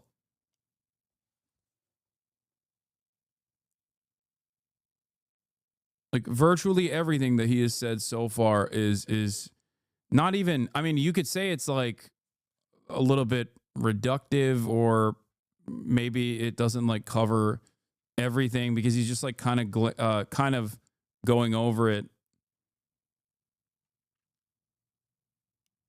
But yeah, none of this is like weird or new information. More than 70,000 people, or 10% of the adult population of Guatemala. The violence and genocide of the native population that followed would kill hundreds of thousands. Meanwhile, another covert operation was taking place at home. The Cold War had ushered in a new kind of technological race, the race for control of the human brain. The CIA would utilize university professors, doctors, and scientists at dozens of institutions to study brainwashing and psychological coercion, or more accurately, psychological torture. Expanding on the previously named Operation Artichoke, the program would take on a new name, MK-Ultra. Subjects for this human experimentation were the most vulnerable, including prisoners at CIA black sites, who suffered drug-induced psychosis and even death. Others were found in the halls of hospitals and mental asylums. Without their consent, the sick and the mentally ill were fed mind-altering drugs, such as high doses of LSD and methamphetamine. They would be kept in solitary confinement for days or even weeks. Allen Dulles' depravity knew no bounds, as even his own son wasn't spared. He sanctioned CIA doctors from the MK-Ultra program to conduct experiments on Allen Dulles Jr., who had suffered a brain injury in the Korean War. These experiments included insulin shock therapy, intentionally overdosing Allen Jr. with insulin, causing violent convulsions and excruciating pain. Did the current news dry out? No. This is directly related to current news. I do genuinely despise people that come in here and have this like incredibly fucking like weird I own the road, I own the show attitude when they come in here and they're like, I don't like what you're watching. What happened? The fucking current news dry out is literally the question of the video is, did the CIA kill Kennedy? One of the top news stories of the fucking day is the JFK assassination files being being released without previous fucking redactions. Shut the fuck up. God damn. So many motherfuckers are unbearable.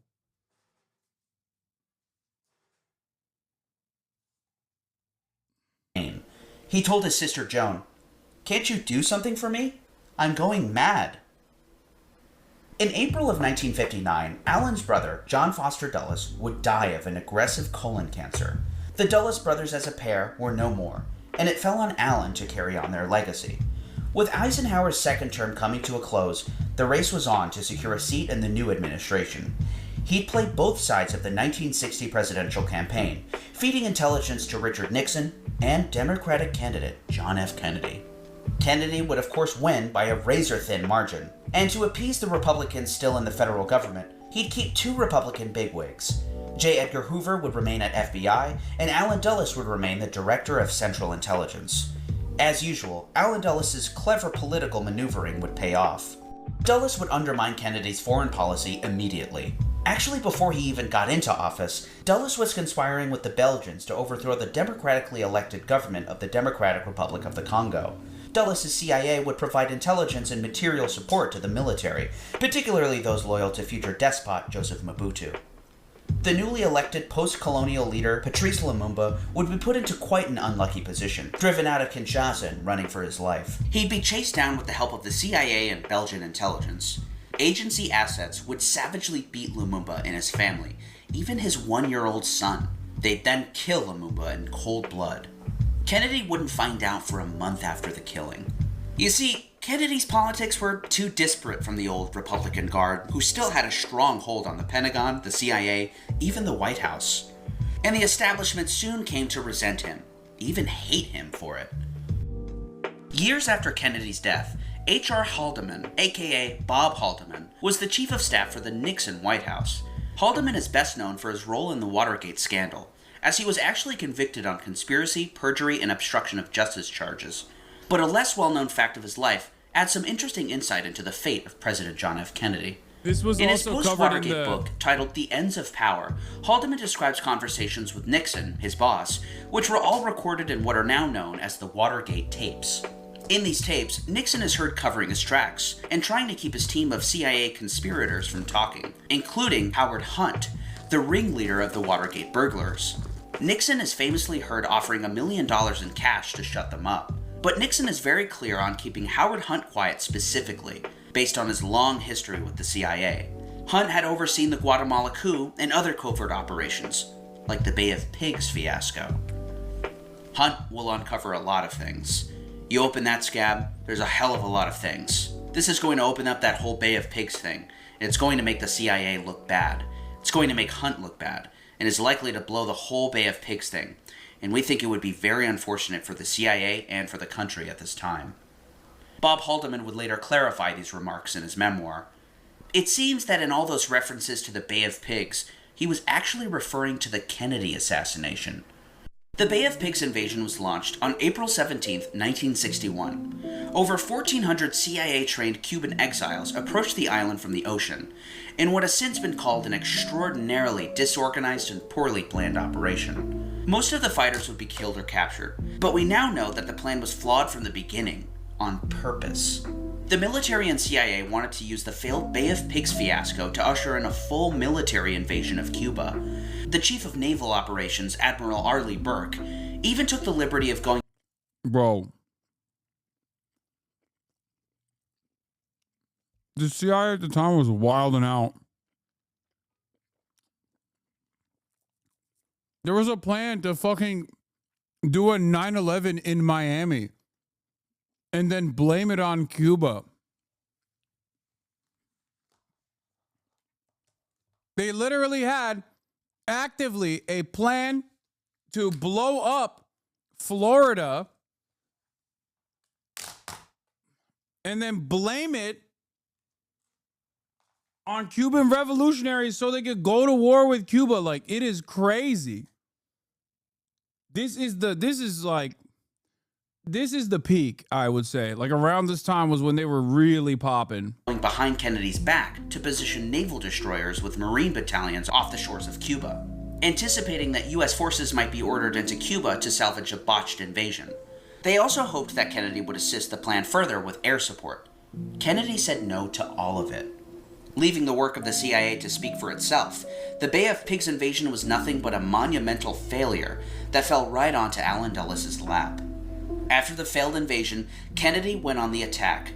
Rumors started spreading in the agency that the president was going to commence a reduction in force, codenamed the 701 program.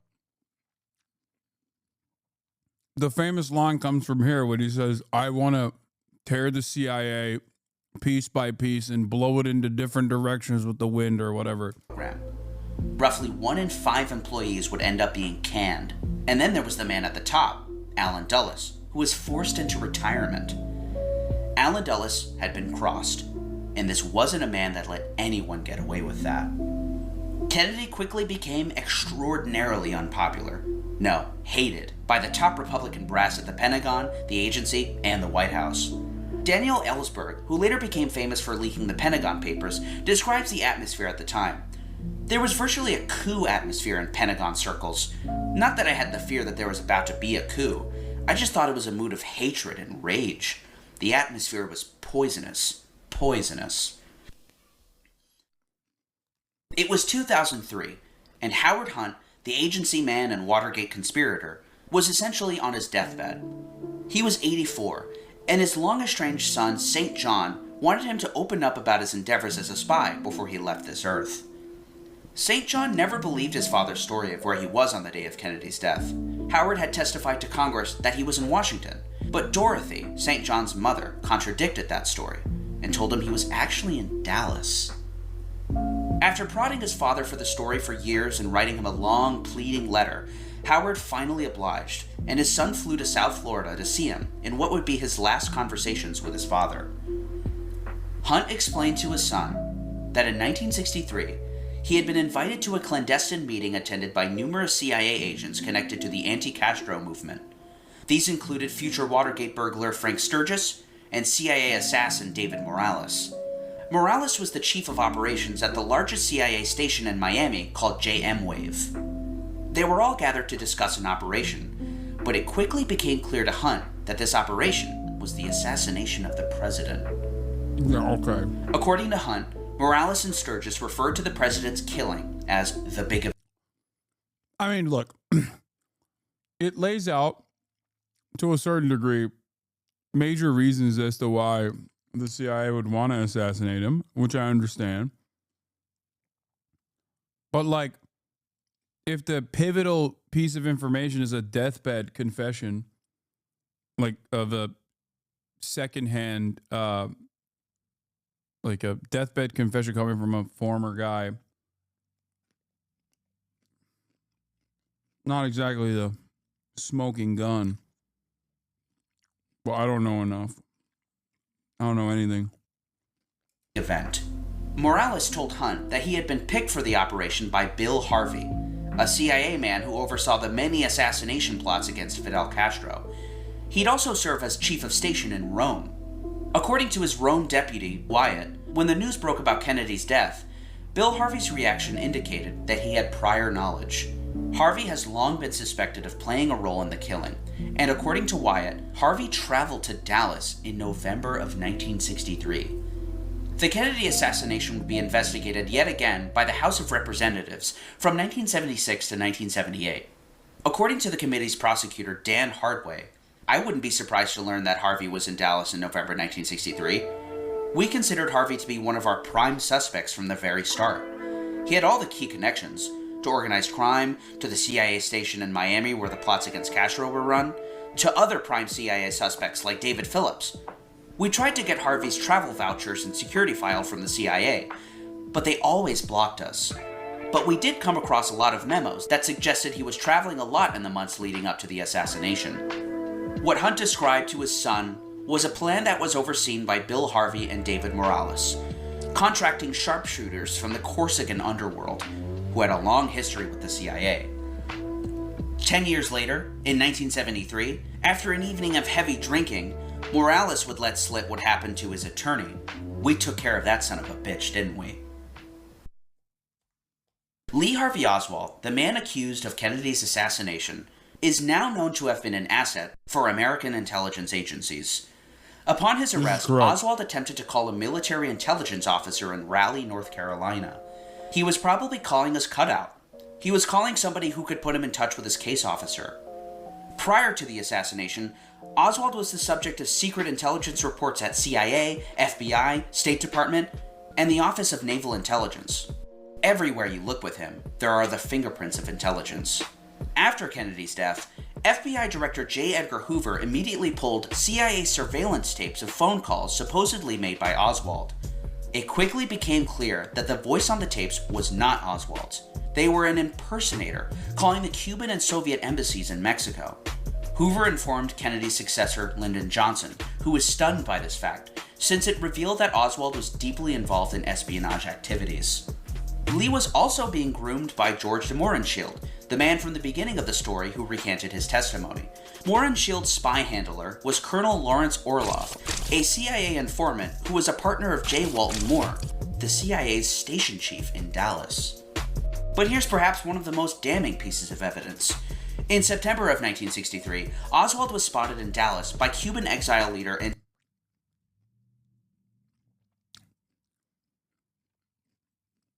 What's happening? Do we have a...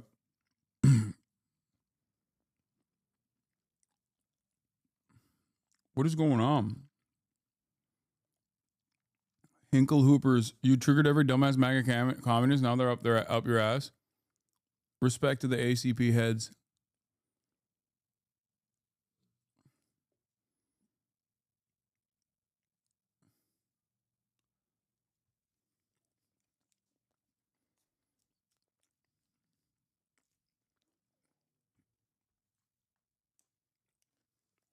Antonio Veciana.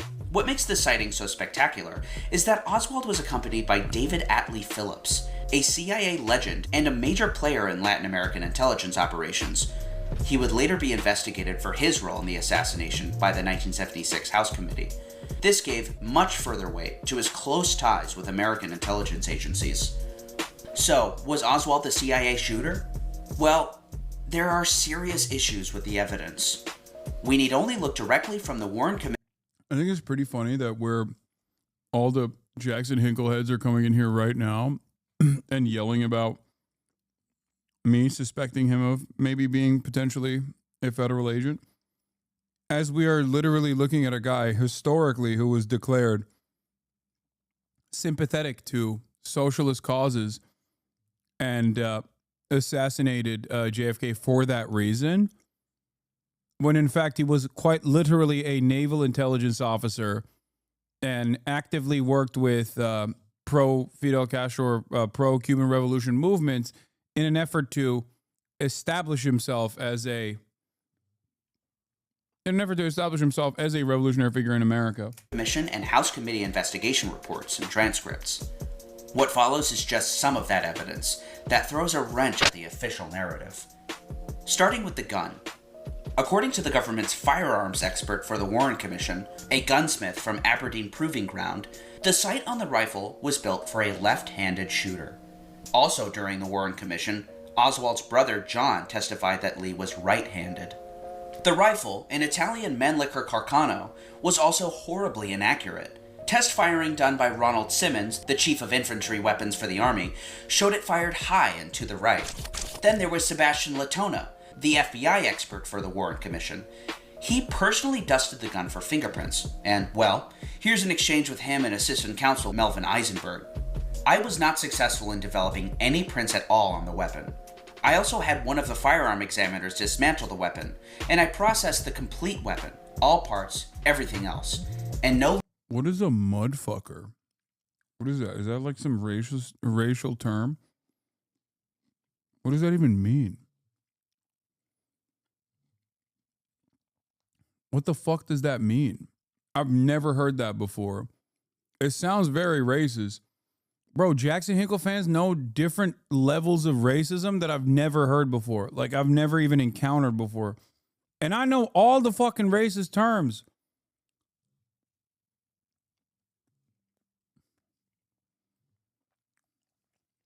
Wow.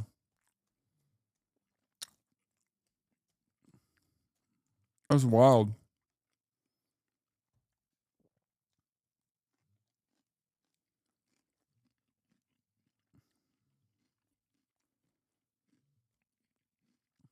Huh.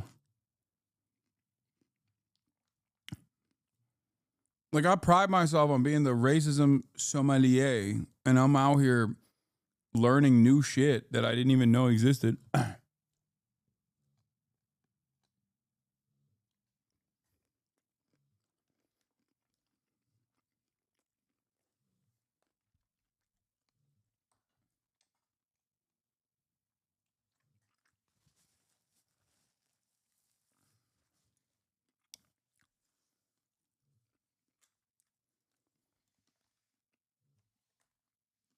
What does it mean?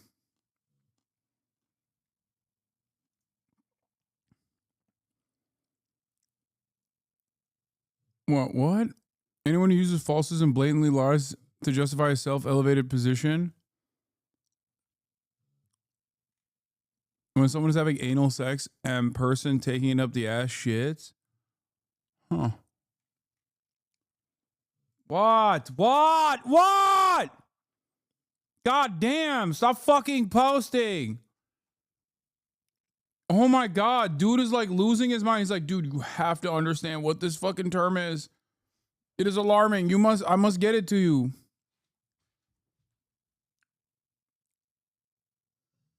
Probably the anal sex thing. Latent prints of value were developed.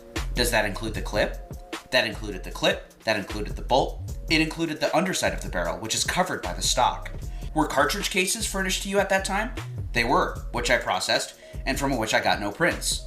Therefore, the net result of your work on Exhibit 139 was that you could not produce an identifiable print? That's correct. After shots were fired at Dealey Plaza, the scene of the crime, dozens of people, including at least 21 Dallas police officers, immediately rushed the so-called grassy knoll, searching for the killer. The grassy knoll at Dealey Plaza stands in front before Kennedy was shot, while the Warren Committee concluded that all shots were fired from the president's rear. Out of 216 witnesses, 52 said they heard shots coming from the grassy knoll, while 48 said the book depository. 37 couldn't tell where the shots came from, and 70 weren't asked at all. An hour after the assassination, Secret Service agent Richard Johnson received the so-called magic bullet, which traveled through Kennedy's throat, from Parkland Hospital head of security O.P. Wright. Wright was previously a Dallas police officer himself, and well-versed in rifle cartridges. He described the bullet as a .30-30 round with a pointed tip. It did not resemble the magic bullet that was shown to him later, the one now held at the National Archives. That one has a flat tip. It wasn't only Wright who didn't recognize this new bullet, but also Secret Service agent Richard Johnson, Secret Service Director James J. Rowley, and the orderly who found the bullet at Parkland Hospital, Darrell Tomlinson. Also at Parkland Hospital were the two surgeons who operated on Kennedy and attempted to save his life. Both surgeons believed that Kennedy had been struck from the front as well as the rear. The bullet that killed him, I think, was fired from the front and hit him in the hairline and then blew out the back of his skull on the right side. And this is where your thinking differs from the Warren Commission's report? Yes. They reportedly came under intense pressure to remain quiet about it and wouldn't come forward for nearly 30 years.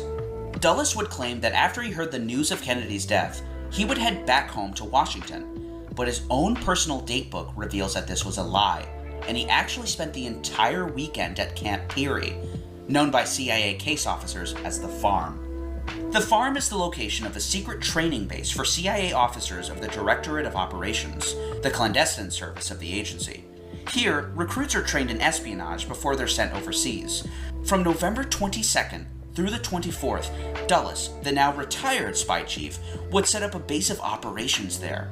This highly eventful weekend would see the arrest of Oswald, his questioning by Dallas police, the return of Kennedy's body to Washington, and the return of his limousine, where Secret Service agents dumped water into the bloodstains in the upholstery, completely destroying the evidence. Oswald would also be murdered over the weekend. Future CIA Director Richard Helms would personally persuade President Johnson to appoint Dulles to the Warren Commission.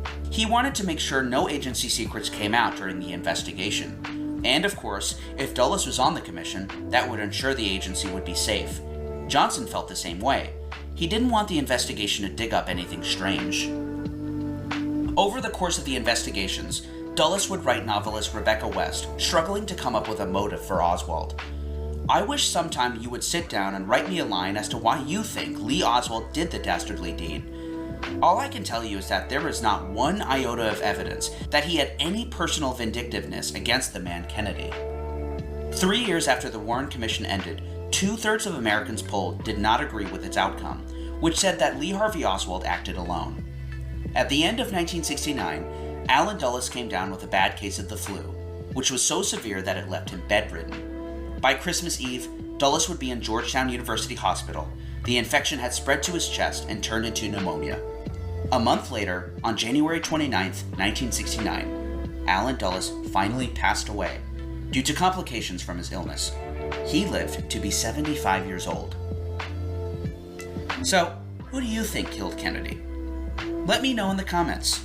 Thanks for watching, everyone, and a special thank you to my patrons. Plenty more videos on the way. Be sure to subscribe so you don't miss out. Thanks, everyone. Bro, I don't know. Okay? I don't know. I still think it's sus. Guess who's back in the Israeli government? Oh, yeah, of course. Ben-Gvir. Of the Jewish Power Party. Thank God, they're back.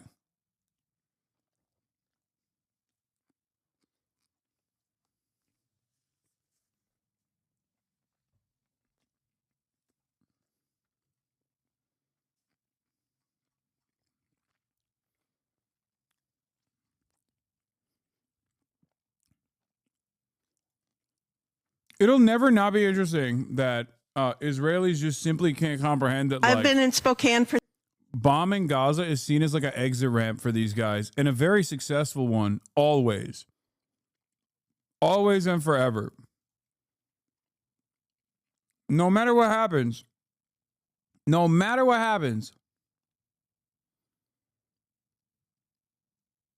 you predicted denaturalization was coming 7 years ago and it still hasn't happened, and you highlighted this false prediction. That's such a funny thing to say right now.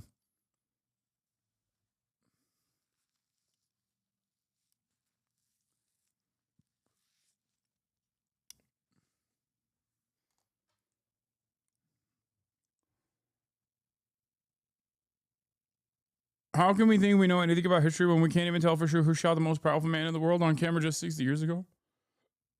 I don't know. It makes sense. It happens. Let's see what this guy's best video is. The history of the CIA, Operation Sunrise, and the plan for a new Europe, Part 2. I kind of want to watch one of this guy's videos, but before we do that, let's do some Hogwatch. And by that, I mean, we're not even watching hogs, really. We're watching the hogs rise up, liberate themselves from their chains. For 39 years from New Jersey. I've never been involved in politics before, but this is getting really scary. Okay, so the things that frighten me is the way this insane president talks about Canada as a 51st state. Taking Panama by force and buying Greenland. How does this person qualify as sane? Why is he not being impeached right now?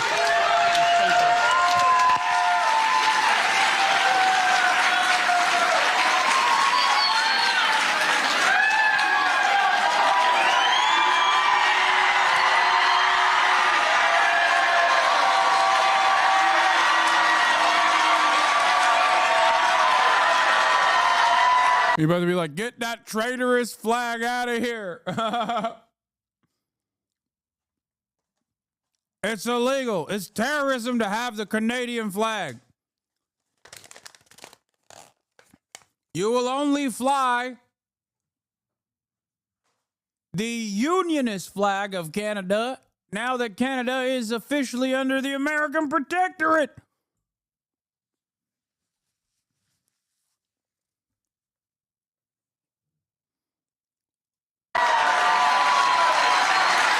Yeah, look out, lady. You called Trump insane. That's terrorism. You might get some serious penalties for that sort of thing nowadays, you know?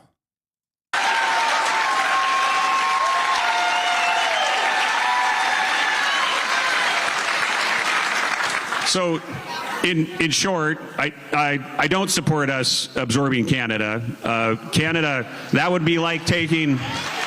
Canada's been a good neighbor.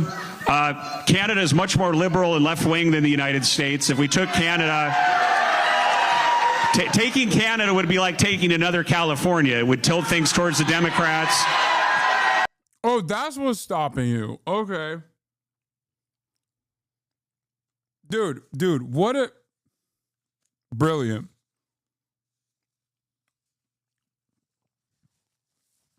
Yeah, the real issue is if we take Canada, they're too libtard. We're just going to be liberal.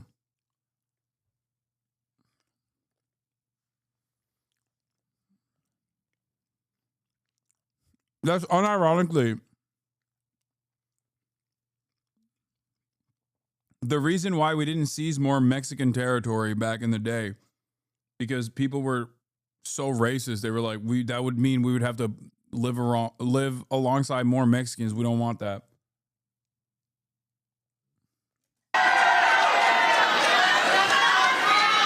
Yeah.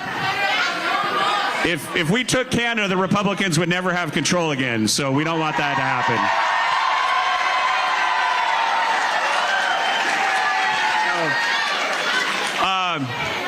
On the other two, if we could get Greenland peacefully, I'm all for it, and we should have never given up Panama.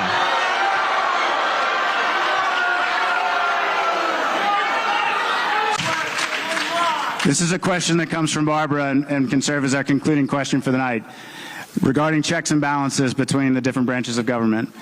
Given the trajectory of the administration, the continued agreement of the Republican Party, is there a line in the sand for you? That is to say, is there any point at which you might stand up and tell them no? What is... No.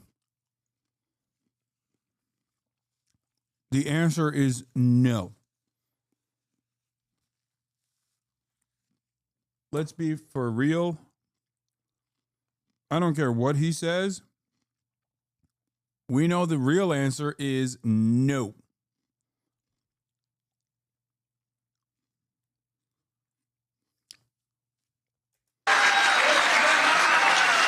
In the interest of your people In Eastern Washington, what is your line in the sand? Well, in general, I swore an oath to the Constitution. It's very serious to me. I swore an oath to the Constitution before I went to Iraq. I swore an oath to the Constitution becoming a member of Congress. I would say that I understand this room is different than the rest of Eastern Washington, but you guys, you are. So, y'all are wrong. I think, and I'm not saying you're being, I'm not saying you're being disingenuous in your heart of hearts, but you have a perception that America is spiraling to some kind of a constitutional crisis. Yeah.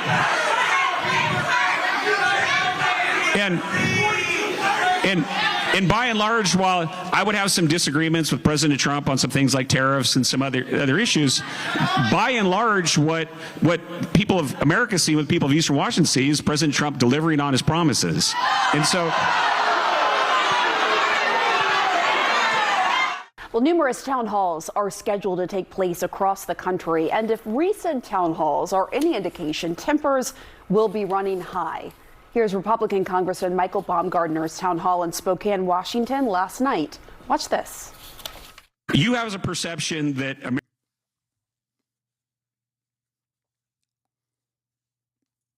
it's so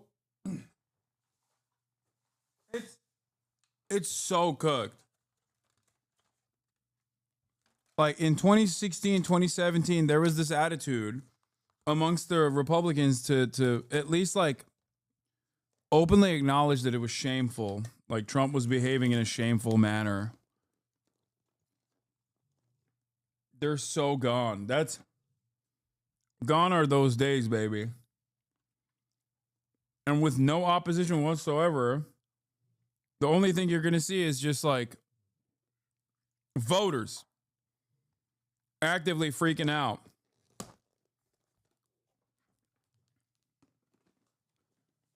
That's it. Yeah, I thought it was Spokane, but chatters are saying no, it's Spokane. America is spiraling to some kind of a constitutional crisis. By and large, what people of America see, what people of Eastern Washington see, is President Trump delivering on his promises. And so,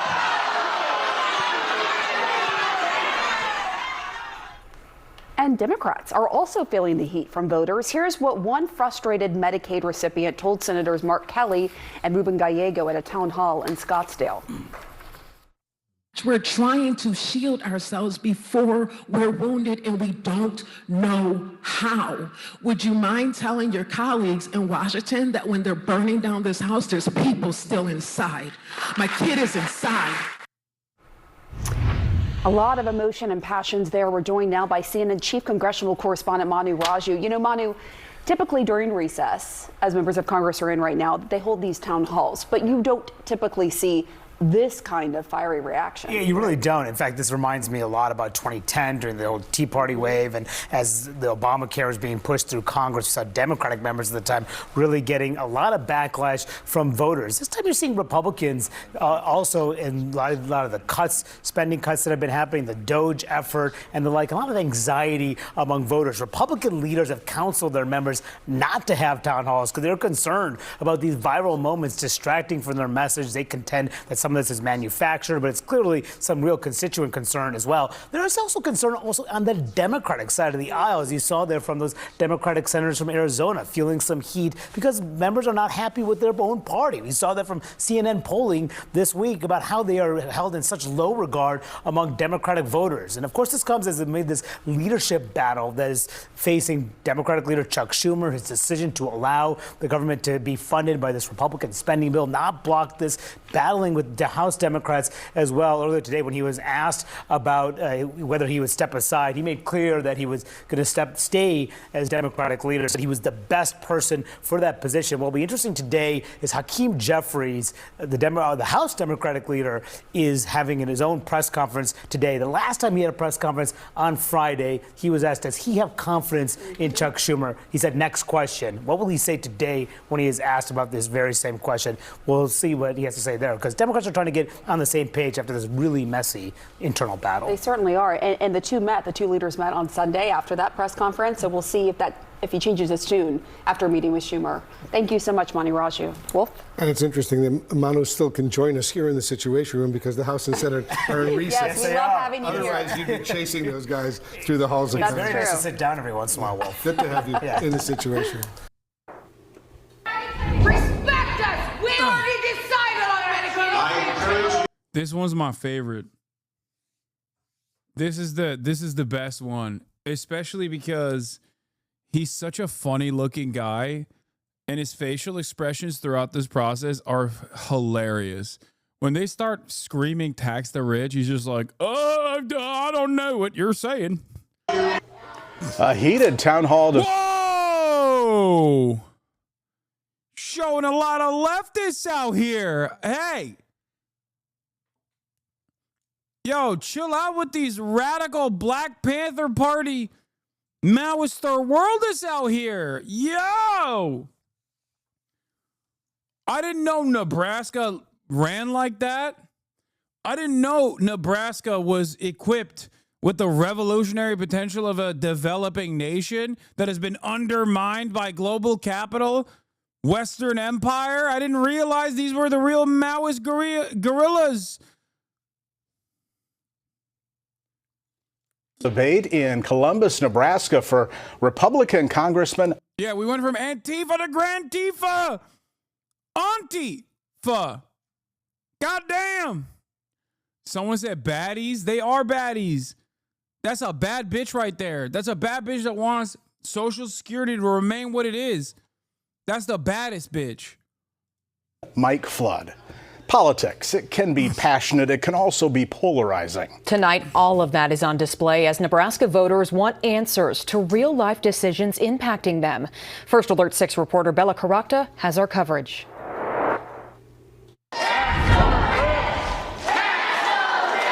As Republican lawmakers are being discouraged to hold town halls, Nebraska Republican Congressman Mike Flood powered on. Let's talk about that. So your proposal to solve this is to tax the rich. He's like, yeah, okay. So your proposal to solve the budget is to tax the rich. You're so stupid. Coors Light Cowboy, thank you for the 20 gifted subs. I've been forgetting to ask you to subscribe. Subscribe! For $6 or free with a Twitch Prime. If you would like to support the show, you can get the new badges, also emotes, and the opportunity to send me links. That's right. Subscribe. For $6 or for free with a Twitch Prime, or by getting gifted a sub.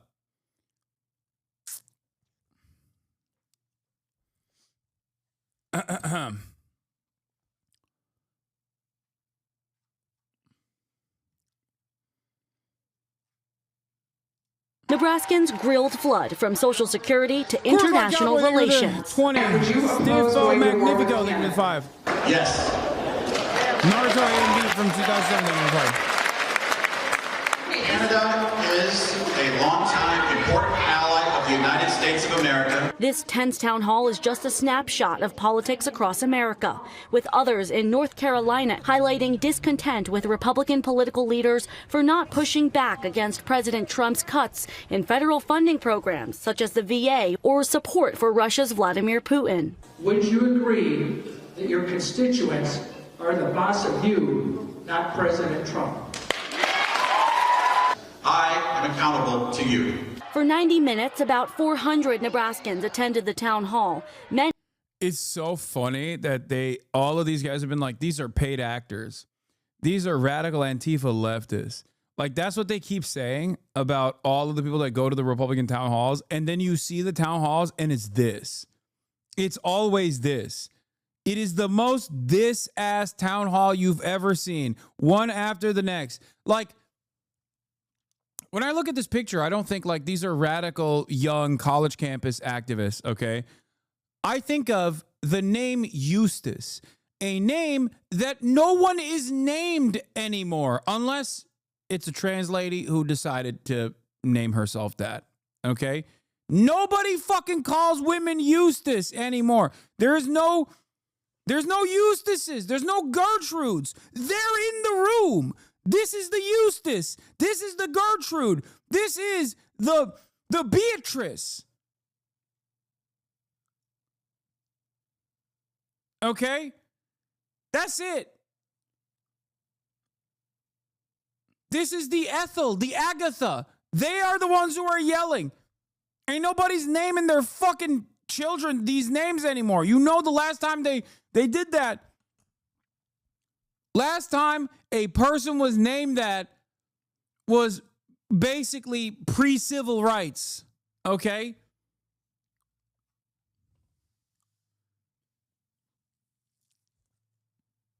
If your resistance movement is comprised of people that are named Ethel and Eustace, then yeah, it's not fucking woke college campus activists. Trans girl erasure? No, I already said that. The only people that are named Ethel or Eustace or those like old school ass names is trans ladies now. Okay, that's it.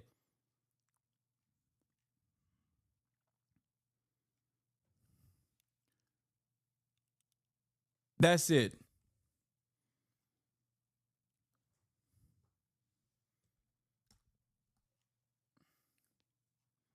Many taking aim at Congressman Flood. Is there anything you will do to stand up against Trump? A great majority of Nebraskans and those in the 1st District voted to elect Donald Trump president in this state. To many voters, what's happening seems like chaos. For Jeremy Aspen, he says he doesn't recognize the Republican Party, a political party that had always been part of his life. At a certain point, you just feel like it isn't a fit anymore. This week, the Omaha man switched parties. It's a lot easier when the ground shifts under you. What did it mean? Dude, it's so funny. Like, Nebraska is such a tiny ass fucking state that when one guy in Omaha changes party loyalty, it makes it to the local news. I love that. Like, what the hell, man? This Omaha man changed party affiliations. But is it far too late? What the fuck? To be a Republican for you. Individual rights and freedom, especially free markets. Aspen, what? Talk about your real country, you shill. Dude, I did. I did for hours in the beginning. Will you talk a bit about Hasan? Been a big fan. As Turkish immigrants to America living on the East Coast, we're visiting LA. Would be cool to join the stream or something when we're there. Love politics/comedy. Did politics at Harvard, not to brag, just to get your attention. Show some love to the Turkic Americans, maybe. I don't know. God damn, dude. All that Harvard education, and you couldn't even fucking figure out to search, to Google, to see if to go to the VOD, to see if I actually had covered this thing. That's crazy. Talk about it when I'm here. Yeah, that's basically what this is. It's like, you might have covered it, but I wasn't here, so you might as well have not covered it. I have no object permanence. Was a member of the Douglas County Republican Party, the Nebraska Republican Party, and a delegate to conventions. Now he's a Democrat. Why register as a Democrat and not nonpartisan or libertarian? If you're going to affect real change, I do think mechanically it just works if you work within that two-party system. In Omaha, I'm Bella Caracta, First Alert 6. Aspen now believes Democrats have an opportunity to shift back to center. We want you to show fight, and you are not fighting. See, that's a lib right there, okay? That right there, you can tell. He put some stink on it. Like, that is a lib right there, okay? Fighting. At this town hall in Forestville, Maryland, Congressman Glenn Ivey got a healthy dose of the idea that even a friendly crowd can turn on you, and on a couple of occasions Yeah. We need to shift to the center right now. Real centrism hasn't been tried. Real centrism has never been tried. If real centrism has only been thwarted. Real centrism is not something that simply fails. It can only be failed. Real centrism has never been implemented because the CIA always thwarts the efforts of doing real centrism. One day we will have real centrism. America will be a real centrist, a transitional centrist state with American characteristics. Okay. One day we will have the radical centrism that I wanted. Okay. I wanted always and forever. It's just not here yet. It will get here one day. Okay. Centrism cannot fail. Centrism can only be failed. Just wanted to make sure that everybody knows I'm a nuanced centrist. You didn't even get the best exchange. This is a poop. Is it a poop song? A better person to audit our government for waste, fraud, and abuse than the inspectors general that Donald Trump fired, because Elon Musk has conflicts of interest out the wazoo. He gets $40 billion Okay, this might be a Hasanabi hit. I'm gonna be honest. Like, this is probably a year in federal contracts from the. This looks a little bit more like a Hasanabi head style situation. Okay, I will take ownership over this one. All right. I don't know which one of you actually went there and spoke out on the microphone, but you know, the previous old ladies were definitely not a part of the coalition, but this is a parasocialist out there. From the federal government. Trouble hearing you. Can you slow down a little bit? Elon Musk gets $40 billion a year in funding from the federal government. What makes you think that has no conflict of interest? That he has no conflict of interest? Do you think he would cut that before he would cut our Medicare or our Social Security or our jobs? I support Elon Musk and the Department of Government Efficiency. Boo! Boo! Look at this dipshit's face when he gets booed. Look at him. Oh, man. Efficiency. Yeah, that didn't really work well in that crowd, did it? Damn, dude.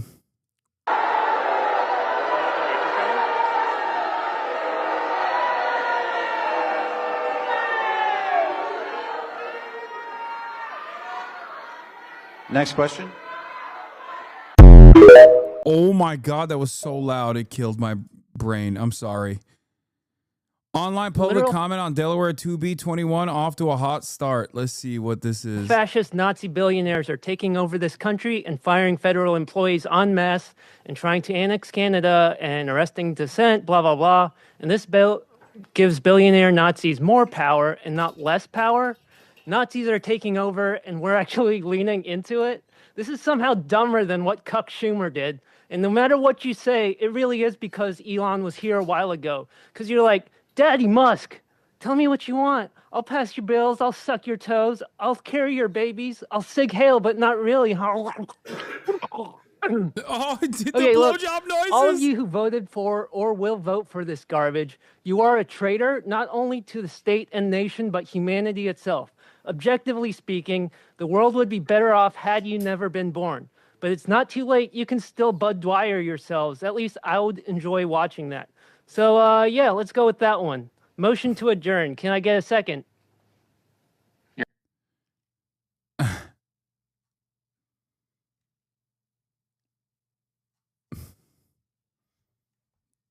That's blowjob noises. I wrote about the bill, which just passed the House committee and will now head to the floor. Elon Musk Corporation will leave Delaware. Here's what happened next.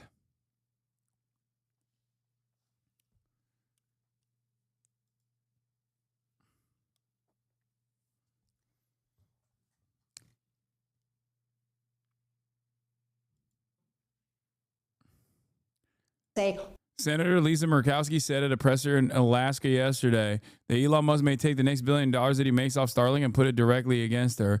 As the GOP colleagues are silent because they're afraid they're going to be taken down or primary. Why aren't you a better Republican? And if you're not, get out of the party. You know what? You know what? By the way, I do want to say something, but listen.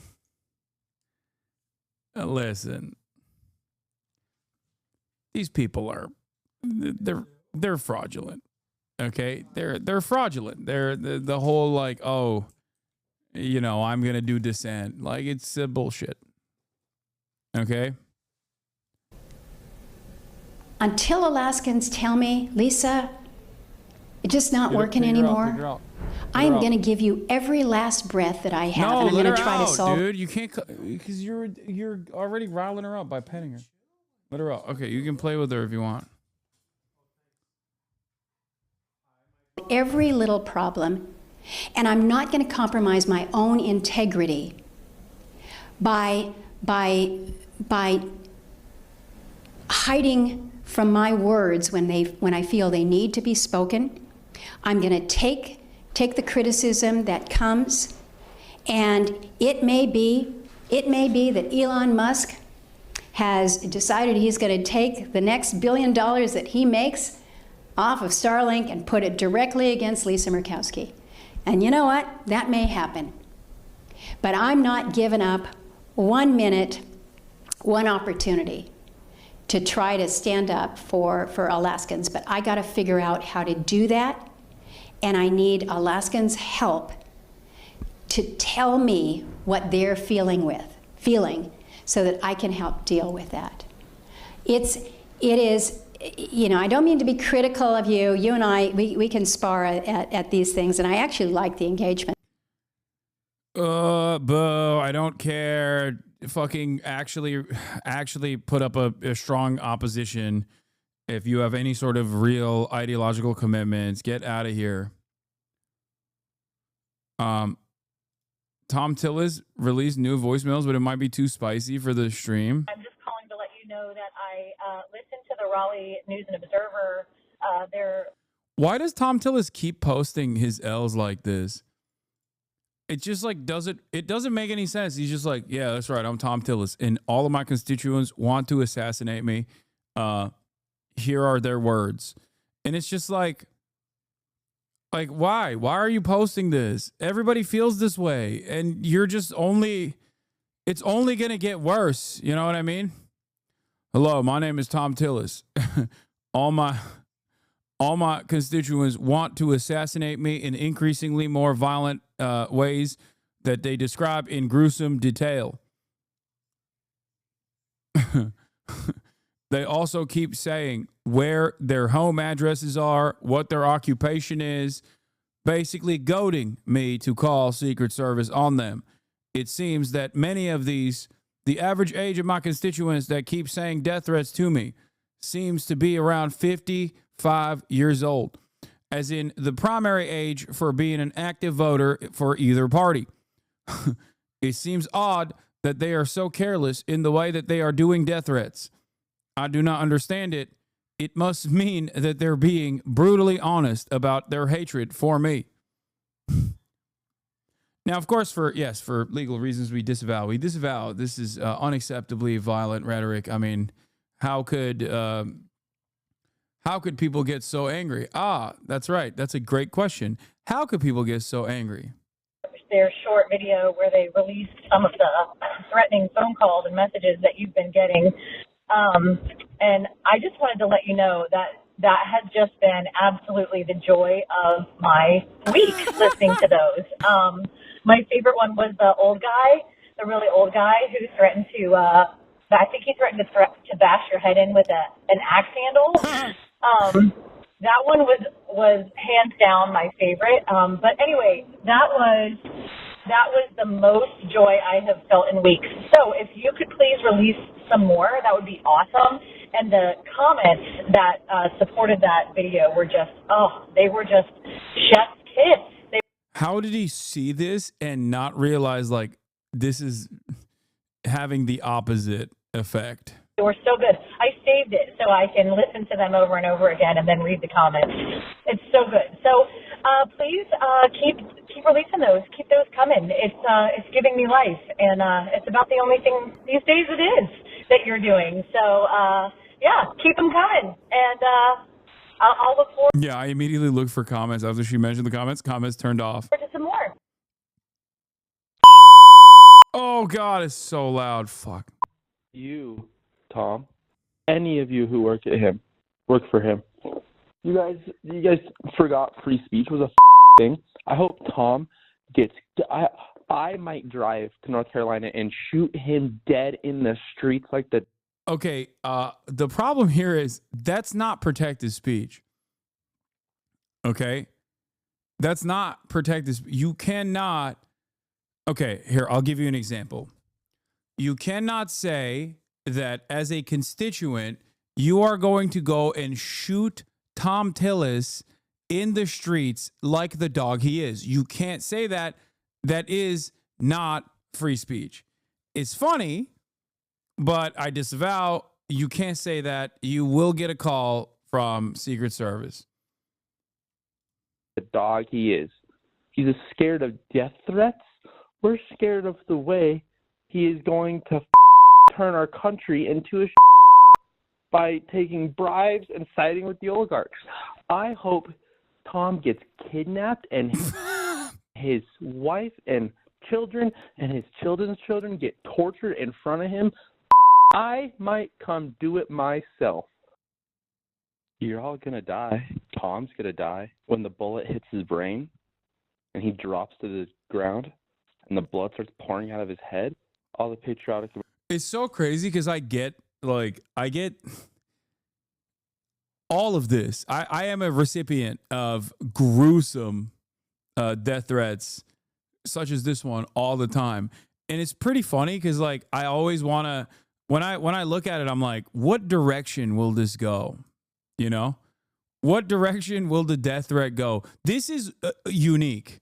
Like the whole, I will torture multiple generations of your family, your next of kin is pretty wild. That's like some Bible shit, and not even like new Bible, none of that woke Bible shit. I'm talking Old Testament. It's crazy. This guy definitely is getting a visit from the feds for sure.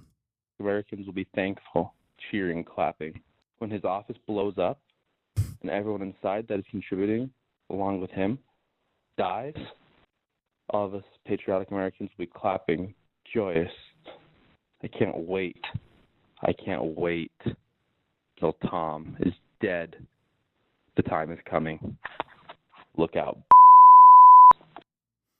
Hey, I saw you released all the death threats, and I just wanted to say, good for them. You guys deserve it. I hope you get more. I hope they get worse. I hope you are scared to come out of your house and leave your office, and I hope you do die soon. I just want you to know that the only thing I hope and pray for every day is your death. You have taken all of the hope, all of the will out, except to hope and will and pray that you die every day. I hope one of those people that sent you death threats comes and does their due diligence for this country. Every single day I wake up and I hope and pray that you don't take another breath. Have a terrible, awful day. I also hope everybody you love and care about, every member of your family, also experiences that same fate. I hope, I really hope that you either meet the guillotine soon. The guillotine. Yeah, she took time while on the walk to work to be like, here's a message for Tom Tillis. I think the reason why the beeps are so loud is because, like, if anyone enjoys this conversation, I feel like they are. I feel like they're trying to make you deaf. You're like, oh, you wanted to hear the next drop of Tom Tillis death threats? Well, guess what? You're gonna get punished for it. Or have a come to Jesus moment where you realize that Marie Antoinette asked everybody in France to eat cake. And in comparison, we are not driving fucking Teslas.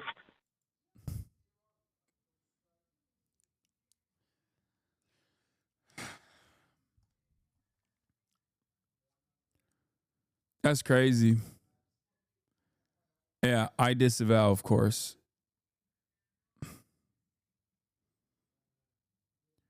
These people are on your side, Jake. Remember that. Watch the first vid. I already did. It was filled to the brim with statements that I disavow, of course. In this town hall, the crowd did turn on him. The message that was sent by Democrats in Congress with the CR catastrophe was clear. It's not that you're in the minority. It's that you aren't even working together on a shared strategy. And that is failure. We are not interested in hearing that you are in the minority. We know that. We want you to show some of the backbone and strategic brilliance that Mitch McConnell would have in the minority. Thank you for being polite with us, but when it comes to fighting these fights, we need you to be a little bit less polite, a little bit more hell no instead of a little bit no. That's, dude, you can look at the energy of the people the liberals that go to Democratic lawmaker town halls, and then look at the energy of people that are, you know, calling into Tom Tillis's office or going to the Republican town halls. God damn, dude. Like, that's the difference between an NPR lib who just like gets a steady dose of NPR every day and watches MSNBC all the time and is like, can you please respectfully do something? I would like it. Meanwhile, the Republicans or constituents at the Republican town halls are like, if you don't change trajectory, I will change it for you. I will change your oil next time you're at a Jiffy Lube. And it turns out I've done more than that. I put a bomb under your car. It will explode with your children in it. Like, like what the fuck? The difference is stark, okay? Liberals are like, please, it would be really nice if you were to maybe not allow the Republicans to, I don't know, undermine the federal government and dismantle the regulatory apparatus by laying off tens of thousands of employees. That would be so nice. That's awesome. Fair enough. And there may be a time when you and other congresspeople need to do civil disobedience. You need to be arrested. Sure. And I will go with you. I will stand next to you and be arrested. My lead source tonight is the independent senator from Vermont, Bernie Sanders. And Senator, it's great to have you here because you issued your own rebuke, as I'll call it, and basically said that you think President Trump needs to turn off Fox News and, quote, read the Constitution. Look, you know, the guys who wrote the Constitution back in the 1790s were nobody's fools. What they wanted to do is have a separation of... It's my moot, yeah. I'll be hanging out with him tomorrow.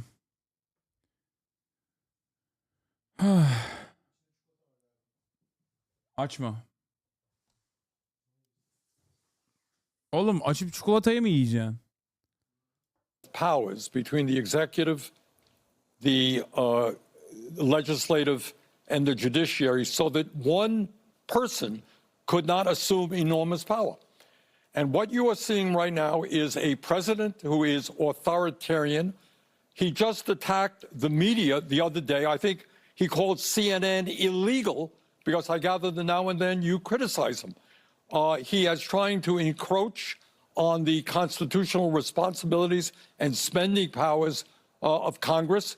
And now he's going after the courts. Look, if somebody is a corrupt judge, that person can and should be impeached. But not because you voiced an opinion. That's why these guys have life terms. So they are immune from these types of attack, and they can be objective in their judgment. And just a word here. In the last number of years, and I'm not a great fan of Chief Justice Roberts, you have had decisions from the Supreme Court on Citizens United, which allow billionaires to buy elections, one of the worst decisions in the history of the Supreme Court. You didn't see a whole lot of people saying impeach Roberts and members of the court. You had this horrible decision on Roe versus Wade, taking away women's rights to control their own bodies. Again, we live in a society of rule of law. Supreme Court has its power. Judges have their power. And it should frighten every American, whether you're conservative or progressive, that you have a president who does not respect our Constitution and wants more and more power for himself. Very dangerous. What does it say that the Chief Justice, who, that's a great point, you have also criticized decisions that the Supreme Court has made with John Roberts as the Chief Justice. But what does it say that he felt the need to come out and issue this rebuke of Trump tonight? Well, I don't know Roberts all that well. I'm not a great fan of his court, but I think he does understand, I suspect, the danger of a president who does not respect the Constitution of the United States and wants more and more power for himself. It would take 67 senators to remove a judge from the federal bench. That would mean that every Republican would have to vote for it, and I believe 14 Democrats. It's not going to happen. Okay, period. We don't have to. But what we have to worry about is this movement toward authoritarianism. Trump admires and loves people. He thinks they're great. They're beautiful people when they agree with him. But if you criticize them, you're acting illegally. You should be impeached. You're terrible, etc. You're a left-wing fanatic, whatever he calls people. A very dangerous trend. Look, I don't have to tell anybody that we are living in difficult times. And it's not only this movement toward authoritarianism, it's this movement toward oligarchy, where you have a number of billionaires running the United States government, where you're seeing right now with Musk and others massive attacks against veterans and the Veterans Administration. They want to lay off some 80,000 people in the VA who provide health care to our veterans, who make sure they get the benefits that they deserve. You're now seeing a massive attack on Social Security. Presumably they want people with disabilities to now walk in to some Social Security office, although they're cutting back on these Social Security offices all over this country. And at the end of the day, Caitlin, in my view, you got a bunch of these oligarchs who want to destroy virtually every program in America that works for working class people, so that you have massive tax breaks to the 1% and the billionaire class. Yeah. And as you may know, I'll be on the road with Alexandria Ocasio-Cortez the next few days, trying to fight back against this horrific set of activities. Yeah, you've been on this anti-oligarchy tour. You've been making stops. I mean, it's really, notable to see the crowds and how many people are showing up. We're showing one of the pictures of you speaking here, and you've been going to all over. I know, to Colorado, to Wisconsin, all over the country. I know you have a lot more stops planned next week. What you just said about Elon Musk and what Trump are doing now that he's back in power, it's safe to say there's a lot of despair in the country over what Democrats are doing, how they're responding to this. You're an independent, but you caucus with the Democrats. I want you to listen to what happened at a town hall tonight with Democratic Congressman Glenn Ivey. You aren't even working together on a shared strategy. And that is failure. We are not interested in hearing that you are in the minority. We know that. We want you to show some of the backbone and strategic brilliance that Mitch McConnell would have in the minority. Is that what you've been hearing out on the road, Senator? I think there's a lot of discontent with the Democratic leadership. And I think with the entire Be nice if Obama joined in on this fight. Oh, wait, Obama doesn't give a shit about anything but his own wealth status. Yeah, Obama's going to join in on the fight on the side of the Democratic establishment to be like, keep up the good work, Chuck.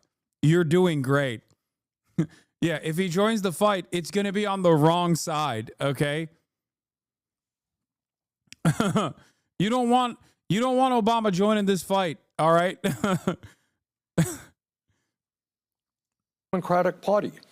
And one of the things that I and Alexandria will be trying to do is get people involved in... What's he going to do, another Netflix series? He's going to drop another music playlist, dude. The political process, either as independents or as progressive Democrats, to stand up for a working class in this country, which is being hammered every single day. Real inflation accounted for wages have not gone up in 52 years, while the very richest people have become much richer.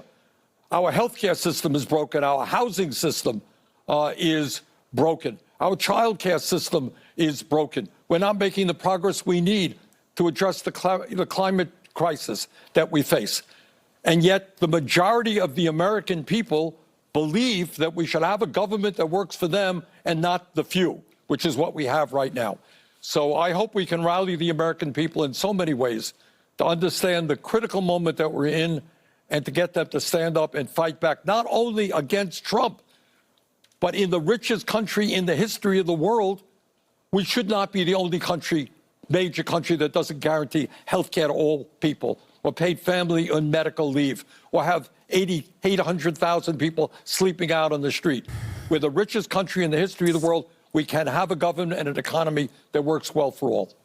When it comes to that effort in the Senate, do you think Senator Chuck Schumer is the right person to lead it? It's not. I know everyone's beating up on Chuck, and I strongly disagree with him. Strongly. No one is in the caucus more critical of Schumer than I am. But it's not Schumer. It's the caucus. It's not the caucus. It's the Democratic Party. You got to take a deep breath and understand that you have a Democratic Party. You know, you got a Republican Party, which is owned by Musk. Any Republican who defies Donald Trump will be primaried by Musk, unlimited amounts of money. In the Democratic Party, you got a party that is heavily dominated by the billionaire class, run by consultants who are way out of touch with reality. The Democratic Party has virtually no grassroots support. So what we are trying to do is, in one way or another, maybe create a party within the party of bringing millions of young people, working class people, people of color, to demand that the Democratic Party start standing with the working class of this country and take on the very powerful corporate interests that have never had it so good. You've been out on the road hearing that from voters with Congresswoman Alexandria Ocasio-Cortez, as you mentioned. People are saying she should primary Schumer. Do you think she'd be a formidable opponent if she did? I don't want to get that. Look, the issue right now is not worrying about a primary 3 years ago, 3 years from now, whenever it's going to be. That's media stuff, Caitlin. That's not what people are worried about. It's Democratic voter stuff too, though. Wake up. What we have got to do now is wake up the American people. The vast majority of the American people do not believe that we should give tax breaks to billionaires and cut Medicaid, cut Social Security, cut veterans programs and nutrition. And our job is to rally the people at the grassroots level, have them run for school board or Congress or the Senate on an agenda that says that we're going to stand up for working class people, not the rich. That's what we've got to do in this moment. And certainly, I mean, we have seen this at your town halls, and for people who haven't been watching where you've been going, I mean, my moot, Caitlin Collins, interviewing my other moot, Bernie Sanders. What a time to be alive. My Twitter moot. My Twitter moots are talking to one another on CNN. It's so stupid. Your stops across the country. It's been quite fascinating to see just the audience reaction. Senator, I do want to ask you, because tonight we have breaking news that President Trump has fired the 2 Democratic members of the Federal Trade Commission. Usually the president's party has 3 seats. The opposing has 2 on that board. No. Do you believe that move is illegal? Yeah. I mean, he tried to get rid of the National Labor Relations Board people as well. Look, this is the guy, as I just mentioned a moment ago. He happens not to believe in the rule of law, not to believe in the Constitution, and he will try to exercise his power in any and every way. And the American people have got to stand up and stop him. Senator Bernie Sanders, always appreciate your time, and thanks for taking time out of the tour to join us here on CNN. A few hours ago, I said,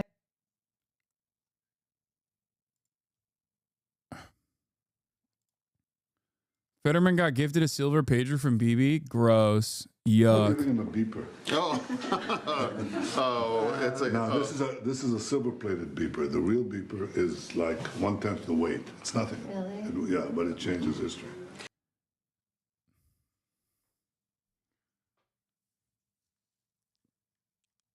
John and Giselle Fetterman are in Israel this week, meeting with Netanyahu as he resumes full-on genocide in Gaza. Netanyahu gifted Senator Fetterman a silver pager commemorating Israel's terror attacks. Oh, God. Dude, all of Israel's strongest supporters are fucking brain dead. It's so funny. They're brain dead ogres. They're gross. They're gross little freaks. They're monsters. Oh my God, it's a bomb. He's going to... What is this? I really hope whatever battles you guys' bodies waging against themselves is over soon. Yeah. He makes an expeditious recovery is what Izzy means. Not gonna lie, I think these beeper gifts are low-key symbolic threats. Who knows? Maybe even with a little gift inside. Dude, no. I've thought about that too. I've thought about that too, where it's like, it almost feels like a threat. Why the fuck would I want Why would I want an explosive beeper commemorating the act of like extrajudicious killing that directly violates international law?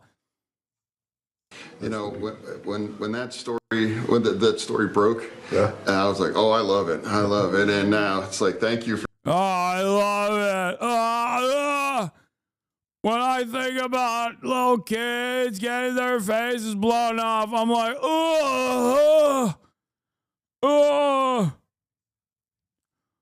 it's my favorite. For this, yeah, no, all right. No, thank you. Thank you. Oh, yeah. Did you miss when the U.S. gave out silver-plated waterboarding tablets? Tables? Waterboarding tables?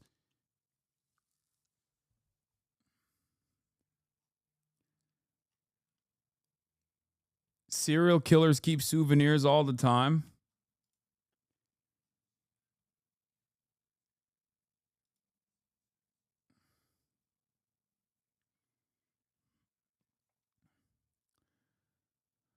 Oh.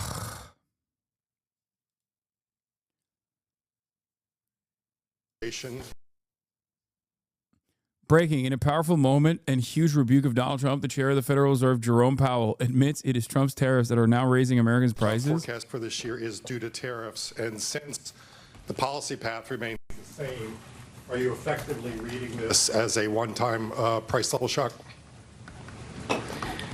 Okay, so how much of it is tariff? So let me say that it is going to be very difficult to have a precise assessment of how much of inflation is coming from tariffs and from other, and that's already the case. You may have seen that goods inflation moved up pretty significantly in the first 2 months of the year.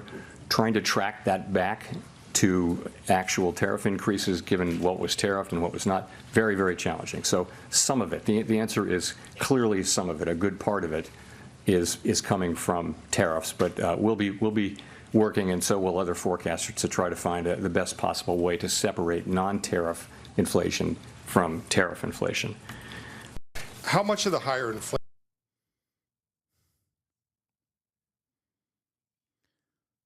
Oh, no. Speaking of Israel's strongest defender, check out this from our Queen Medea Benjamin. Yes. Medea.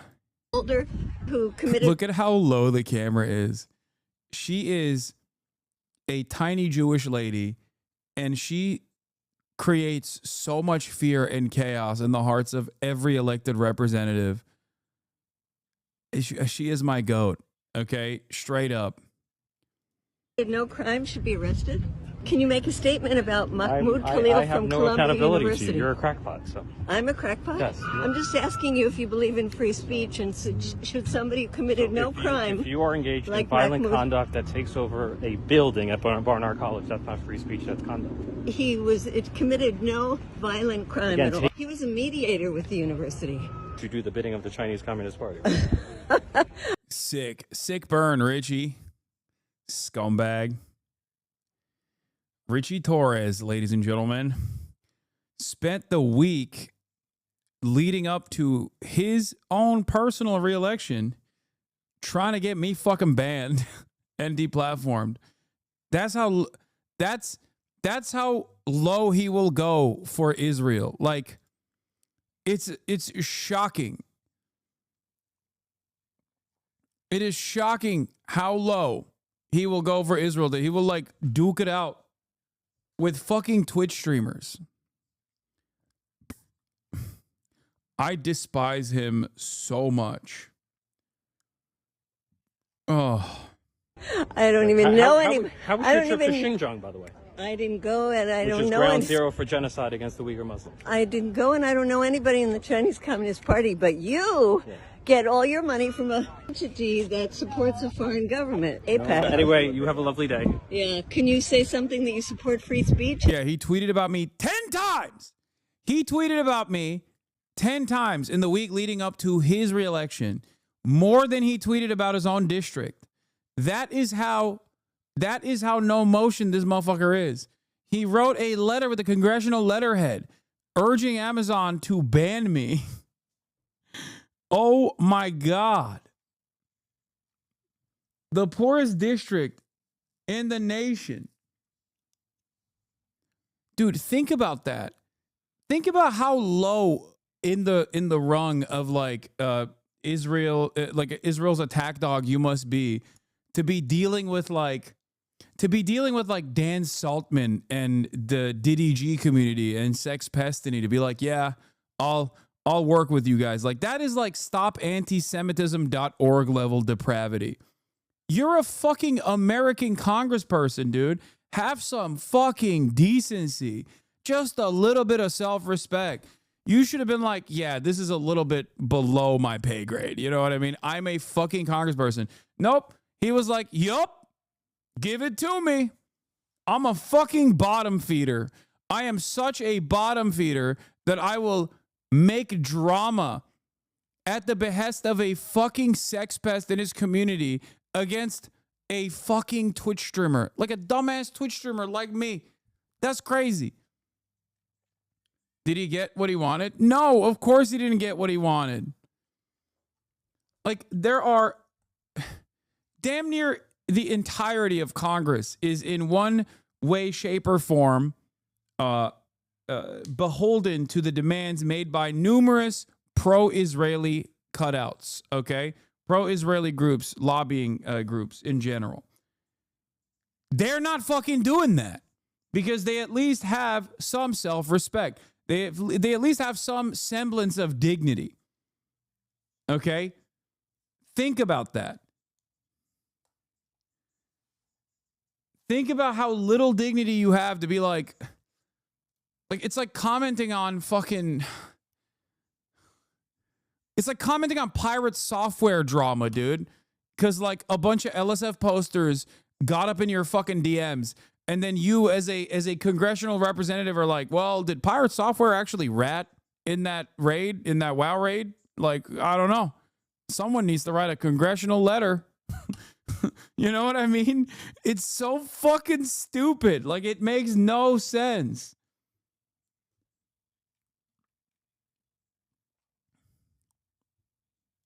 I strongly support free speech. How about saying free Mahmoud Khalil?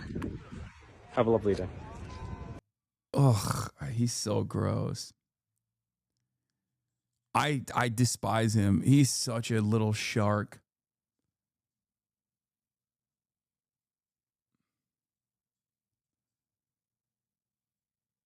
Wait, what?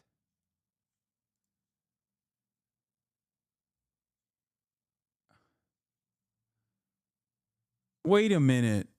The misfit patriot that was crying for Israel is out here posting fist me on Growler, which I assume is Grinder for bears. Oh my God.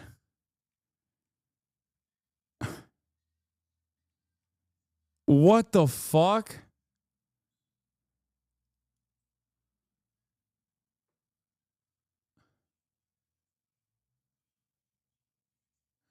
Wait, what the fuck? The guy who posted this is literally... Dude, I hate this fucking platform. I just looked up... First of all, let's search who actually sent this to me in the chat really quickly, because I'm going to ask why... Warbear GG, are you aware that the account that you linked me, his name is Carl Roddle? Okay? Let's look at his description. Okay? Let's look at his description. This is a good educational opportunity.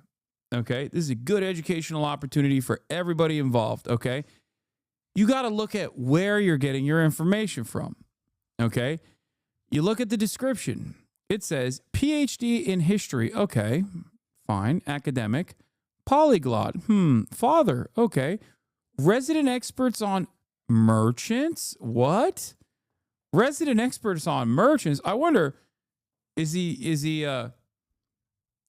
what kind of merchants is he talking about? Attack dog of the Fourth Reich.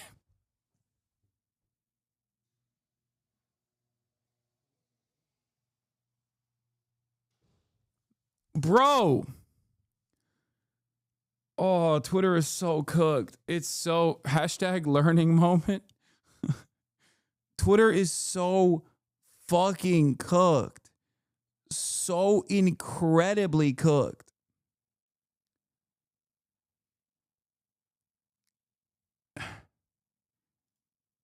Let's exercise a little bit of caution on what kinds of people we're linking, okay? Jesus Christ. Oh my God.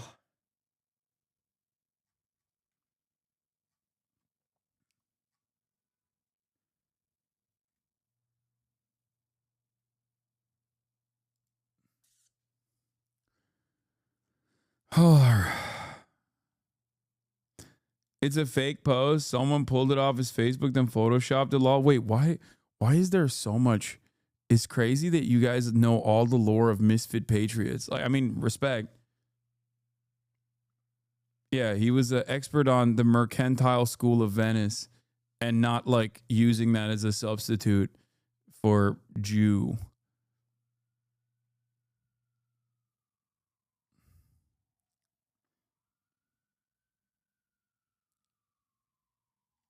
Anyway, that's crazy.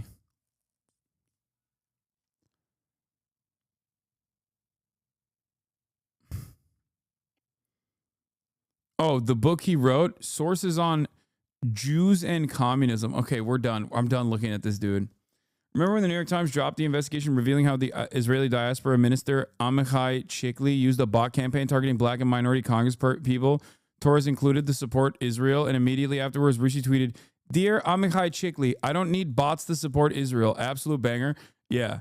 He's like, like I already am your guy. Why are you botting my replies with pro-Israeli sentiment? I already am the attack dog for Israel.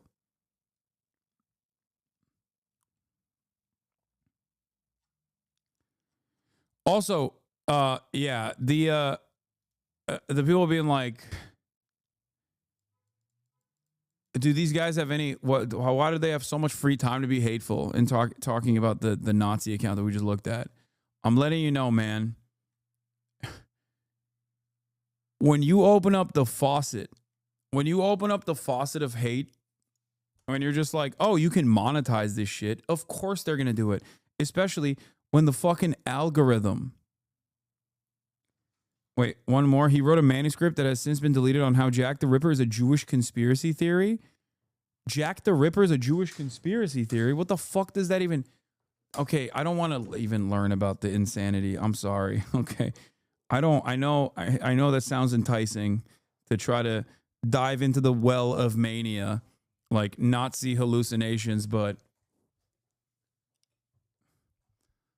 sometimes when I hear about a new like anti-Semitic conspiracy theory, I'm like, I've never heard that one before, and that's crazy that like people are inventing new ways of doing this.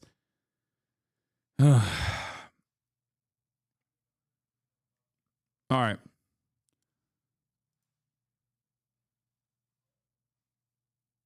Let me know. Video talked about it. Some idiots tried to make it seem like Jack was a Jewish man and saying Nazi stuff. I also don't understand it. Like, okay, let's say that's true. What the fuck does that mean? Like that literally doesn't make any sense. It's like, okay, yeah, no one said that like a Jewish person is not incapable of being a killer. What if you think that if your inference beyond that is like, oh, this is how all Jews are, you're a fucking psycho. Like what difference does it make? But this is how a lot of these people fucking operate, where they're like, oh, we found another person. This person is a criminal who also happens to be trans.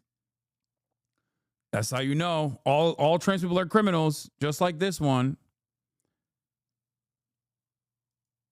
An Indian national teaching at Georgetown was arrested by immigration authorities in Roslyn, VA, Monday. His lawyer says he's being targeted for his pro-Palestinian views. His U.S. citizen's wife's father was a Hamas advisor. What? Badar Khan Suri has not been charged with any crime, but his lawyer says DHS whisked him to detention Monday night. He's since been transferred to the facility in Louisiana. His lawyer compares Suri's plight to Mahmoud Khalil. We came across a case earlier on federal docket in VA, but the habeas petition was not public. A quick search of Suri's name, though, revealed his Georgetown connection as well as numerous articles about his wife, Mafeze Saleh. We then tracked down the petition at the federal courthouse in Alexandria, where a physical copy was available. Georgetown University has issued a statement on Suri's detention. Dr. Hans Suri is an Indian national who was duly granted a visa to enter the United States to continue his doctoral research on peace building in Iraq and Afghanistan. Big mistake. We don't like the type of stuff that he's researching to begin with. We should not be doing peace building in Iraq and Afghanistan. He should have done a doctoral research on war building in Iraq and Afghanistan. We are not aware of him engaging in any illegal activity, and we have not received a reason for his detention. We support our community members' rights to free and open inquiry, deliberation, and debate, even if the underlying ideas may be difficult, controversial, or objectionable. We expect the legal system to adjudicate this case fairly. Okay. Georgetown University has a better fucking take on this than Columbia does. Holy shit. Yeah. He should have written his doctoral thesis on why war is good and must continue. So he was pro-Hamas, kind of fraud upon. This communists are a threat. Fascism, communism, and socialism are superficial variations of the same mantra's theme, collectivism. Account with a blue check mark says, so he was pro-Hamas, kind of fraud upon. Not frowned, fraud upon. When you're here as a guest and you're supporting a terror organization who has killed Americans and also has Americans held hostage, good riddance. Yeah, we're cooked.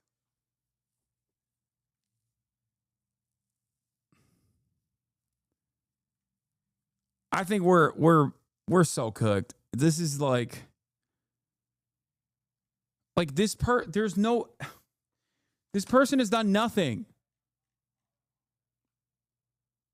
Apparently, his U.S. citizen's wife's father was a Hamas advisor. That's his association. That's what we're doing now. Now we're like, well, the person is a U.S. citizen. We can't do anything to her. Okay, but we can actually deport the husband. Like, that's good stuff, man. There isn't even actually any guilt in this situation, but like, we're just now deciding guilt by association when no guilt should even exist. It's not even it's a father-in-law too. Based on a 2018 article of the Hindustan Times, very reliable Modi media. Oh, dude, that's where a 2018 article about the couple published in Hindustan Times, an Indian newspaper, says Saleh's father, Ahmed Yusuf, served as a senior political advisor to Hamas leadership. Oh my God. Yes, I covered the deporting a French researcher for reading their private messages at the airport. And the private messages were like understandable frustration about Donald Trump cutting grants to scientific research, which they considered terrorism, according to Le Monde.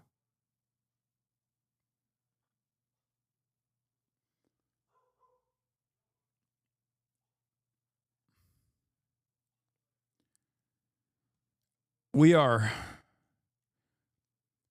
beyond repair, dude. Yeah. Michael Tracy says the term deep state has officially lost all meaning. Benjamin Netanyahu, in America and in Israel, when strong right-wing leader wins an election, the leftist deep state weaponizes the justice system to thwart the people's will. They won't win in either place. We stand strong together. Elon Musk replies, 100. Like, who's the deep state if it's not you two? Like, you are the state and the deep state. What the fuck do you mean?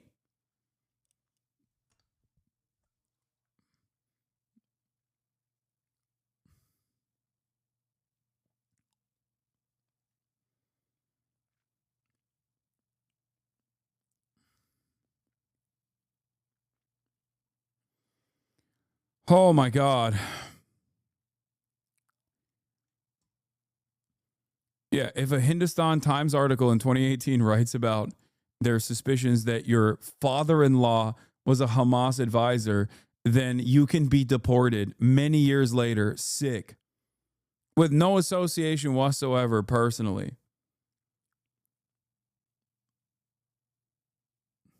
The people that kept complaining about free speech turns out were fraudulent charlatans.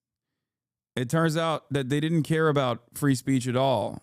Shocking. Shocking, everybody. It turns out that they did not care about the free speech shit at all. Not even a little bit. All right. So here's what's going on. Dixerdo, as always, is fucking stupid. And they are, once again, doing bad journalism because they're not a real journalist outlet at all.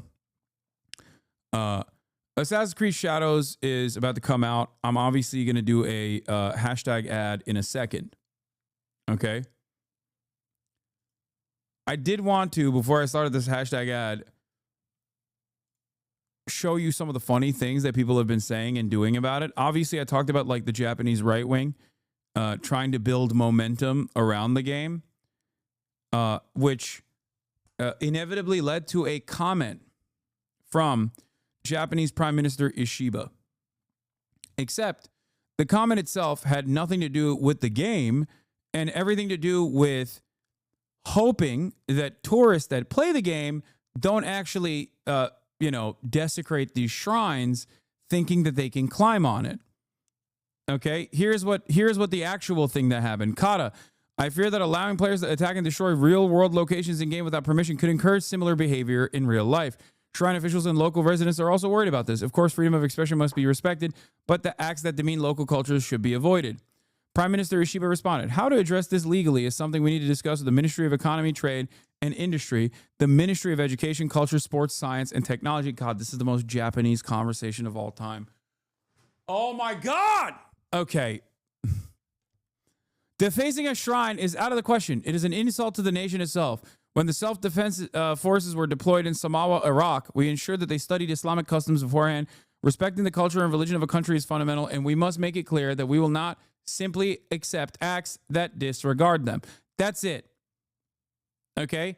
That's his take. He's talking about shrines in Japan, like real existing physical shrines in Japan, because one of the dudes brought up in the fucking Diet session that what if people watching Assassin's Creed and playing Assassin's Creed, what if they turn around and try to climb on these fucking shrines in Japan? We're scared. We're fearful. We're Japanese. This is how we do it. This is how we do it.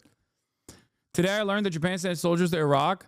If you were actually a real head, if you were a real Hasanabi head, you'd know that not only did Japan send self-defense forces to Iraq, but they also sent water tanks to Iraq. And because the show that was distributed in the Middle East, including in Turkey, was Captain Tsubasa, they actually painted Captain Tsubasa on the side of the water tanks with the hopes that the insurgents would not shoot at them. That's right. Japanese self-defense forces, in a show of appreciation and support for America, also illegally occupied Iraq. And in the process, they sent humanitarian aid. And the humanitarian aid was water tanks. And because they didn't want the insurgents to shoot at the water tanks, they painted the side of the water tanks with Captain Tsubasa. And it worked, actually. I didn't know this either. You are not alone. Okay, dude, it's fine. I've talked about this before. You could fuck up the shit out of the shrines in Rise of the Ronin, Japanese game taking place in the same time period, and no one ever gave a fuck. I know. The only reason why people decided to give a fuck about this is because American hogs decided to speak out on behalf of Japanese people, and then Japanese hogs caught wind of it and decided to make up their own psychopathic conspiracy theory, which I also have mentioned before. Yasuke is a black retainer.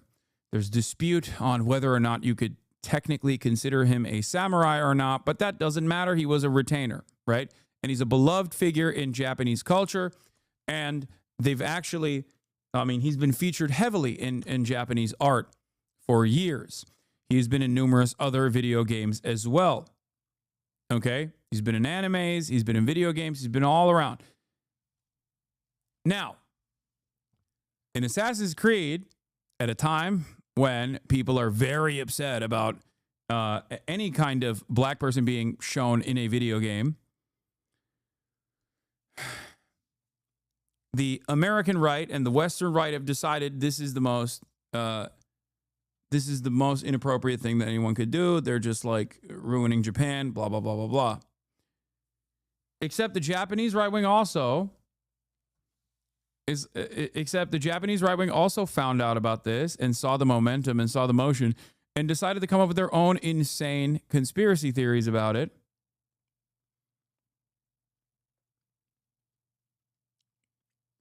Their conspiracy theories are way funnier. They believe that, one, Japan is cucked to Korea because they have to pay for Korean comfort women, which they believe Korea made up, and it's not real, in an effort to extract resources from the glorious Japanese empire. They now believe that the Quebecers who made Assassin's Creed, or Montreal, whatever, like the French Canadians that made Assassin's Creed, made it with the intention of claiming that Japan actually did chattel slavery before anybody else in the West, with the hopes that Japan will pay reparations similar to Korea to African nations now. That's what their conspiracy theory is. They think that Japan is so cucked and they're going to start paying reparations for slavery because this video game proves that slavery existed in Japan. And that is the big conspiracy theory that is the reason why French Canadians made this video game. They also think that there will be unlimited immigration from African nations to Japan because of this video game, because Japan will feel embarrassed that they engaged in slavery. That's the Japanese right-wing take on it. It's fucking hilarious.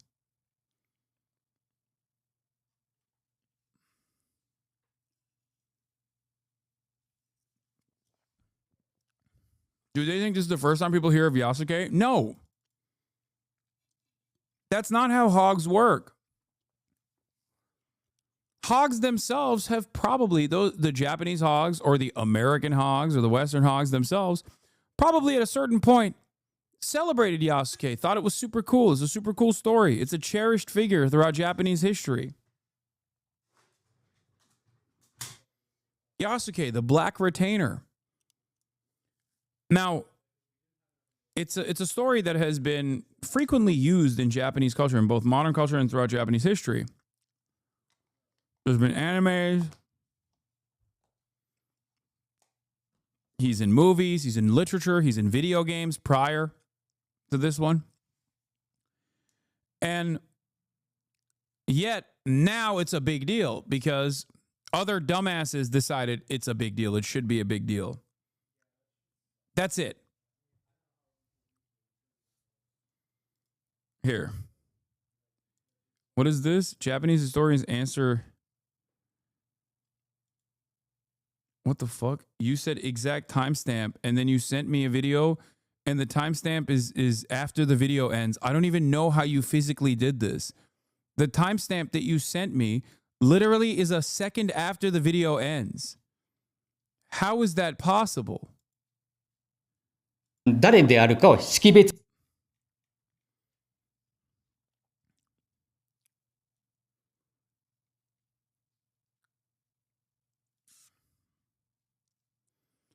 Some netizens are mad that the new Assassin's Creed game includes an option for Yasuke to romance Nobunaga's sister. 2023 Japanese film Kubi, which is also historical fiction, depicted Yasuke as Nobunaga's gay lover and did not spark internet rage. Yeah. Screen captions in the 2023 film Kubi, created by famous Japanese director Kitono Takeshi, in which Yasuke is depicted as a sword-carrying retainer and the male lover of Nobunaga and Mori Ranmaru, like Assassin's Creed Shadows, is the work of historical fiction.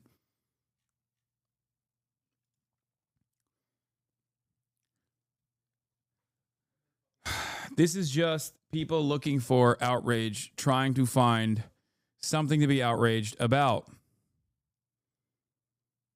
That's it. And they found it because they're fucking bored. and stupid. They're bored and stupid. That's what it is. When you're bored and you're stupid, this is what you do.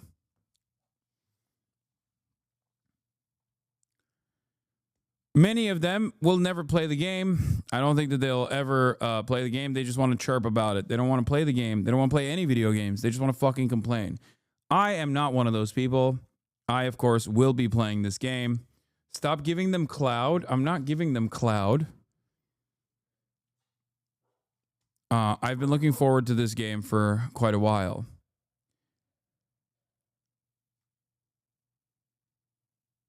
I don't know where the I really want to find the freaking time that this person するためにこのこちらをそれを鉄板をくるができないので売っております。侍はですね、この兜を形をかなりでその場合でも決してですね戦ってです。次のご質問は侍という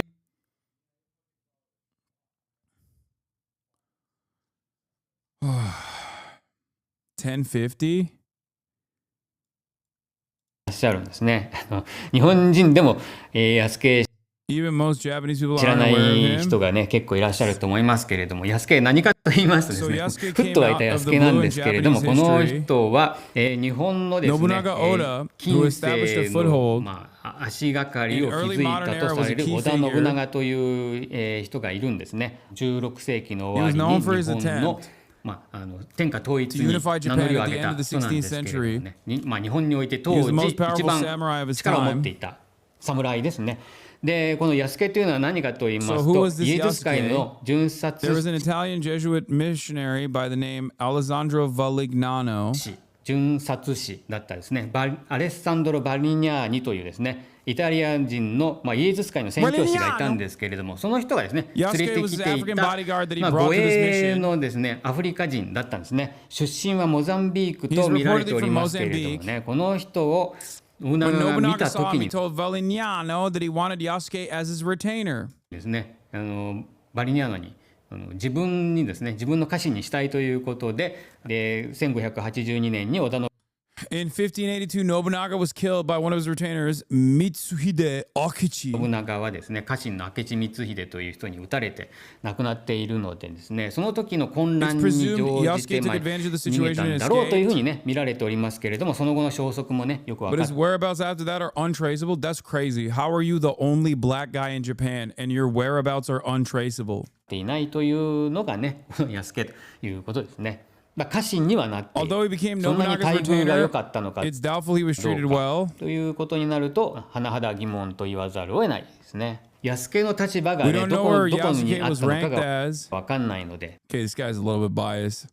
I've heard other Japanese historians say the exact opposite of what this man is saying. 侍だったのかどうか、いろいろね揉めてますけれども。There's a debate whether he was a samurai.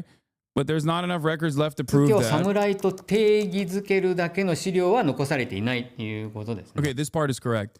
He was a retainer, but there is debate on whether he was a samurai or not.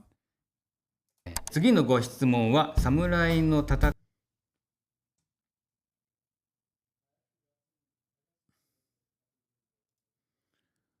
Is Yasuke African samurai? Is outrage justified?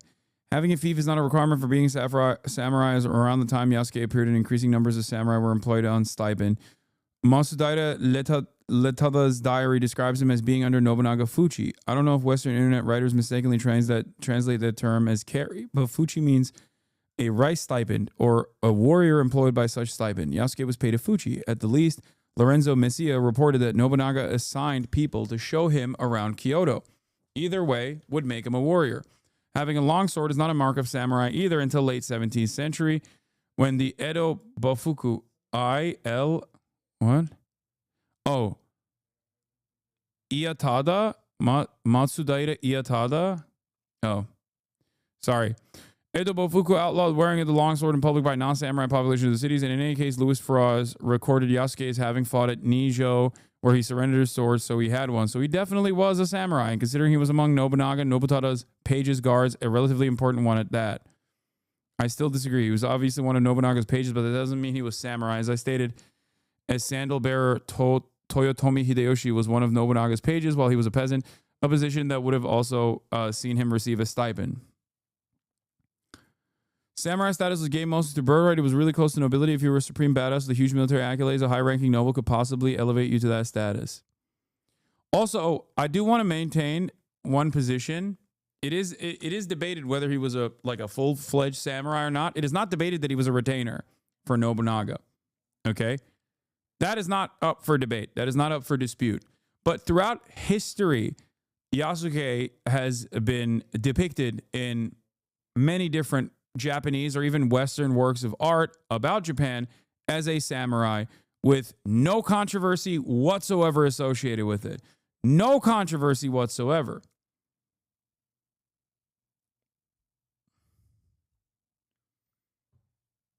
Top She says, many Japanese on Twitter are complaining about the historical revisionism of this game, which is quite ironic. Perhaps I will buy 2 copies. Yeah, that'd be really funny if this game banged in China, by the way. because the Chinese perceive this as a slight to the Japanese.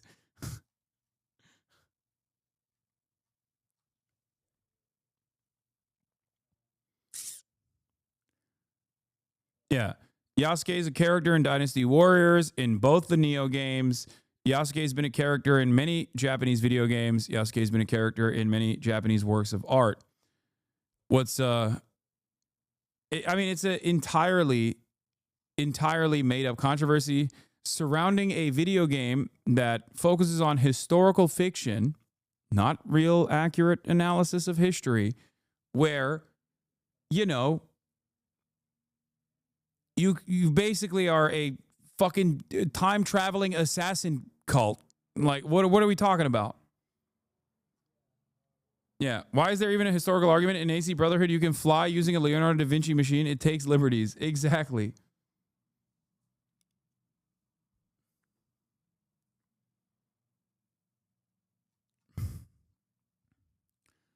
You know what this reminds me of? Yeah, you fist fight the Pope in one of them, which is real. It happened. I believe it happened. This reminds me of like all the anti-trans panic that really came to its apex in the last couple of years, where like the very same people that used to cross-dress or laugh at cross-dressing, not really mind it at all, are now deciding that cross-dressing in and of itself is a expression of being trans, and therefore it's it's woke and unacceptable. I find it really strange that people have this kind of attitude. I guess it's not so strange. People are very stupid. It is funny though, because it surrounds a game that very clearly does not try to present itself as an accurate retelling of history, but simply historical fiction, where you can do a number of different crazy things. Whoa. Uh-oh. On that note, let's get started on Assassin's Creed, which you can pre-order. Thank you to Ubisoft for... Oh, hold on. Damn it. Hold on. I gotta fix stuff now. Dang it.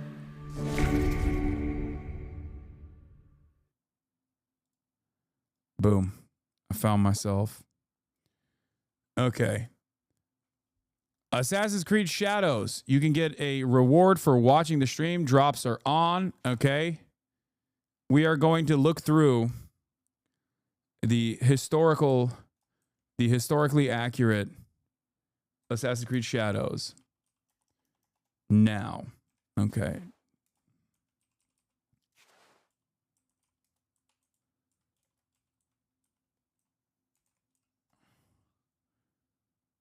Hold on. Let's flip it to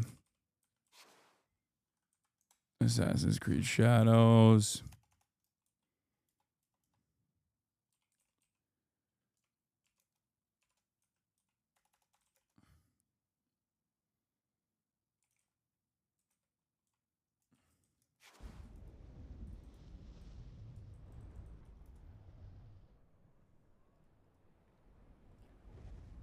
I'm pretty sure you can also see, like, you can also... Welcome.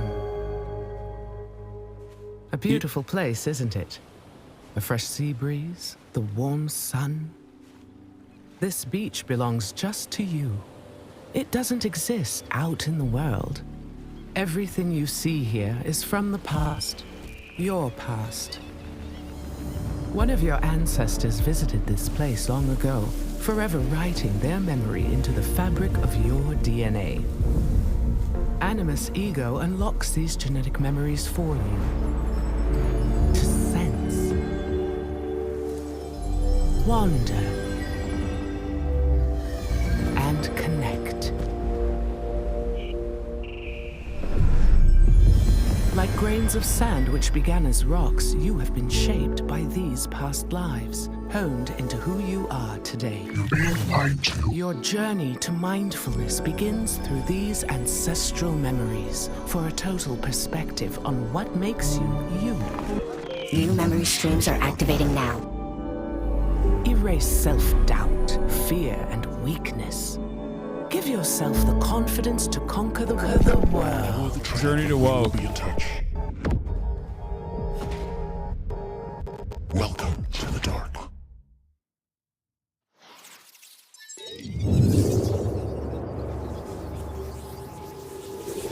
If you pre-order Assassin's Creed before March 20th, you get the Awaji expansion. You can explore a mysterious island, face deadly foes, master the bow weapon, unlock new gear and abilities in 10 plus hours of additional content.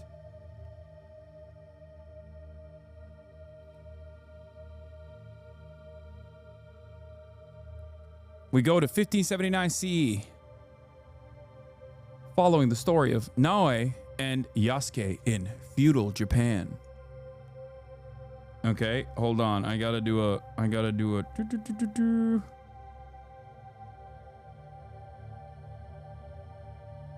Here, I'll do a tweeter.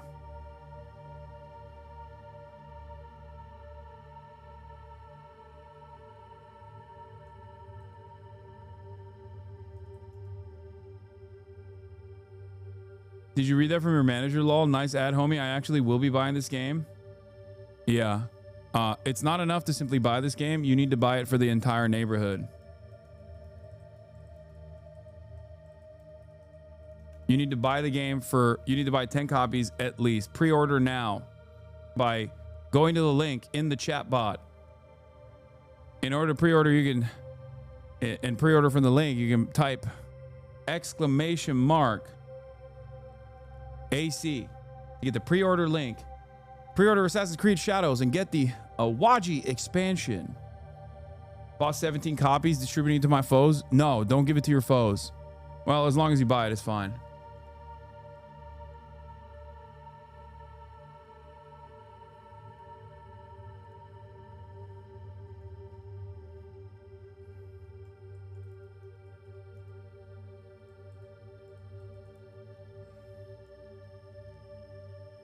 What is this? At Assassin's Creed, hashtag ad.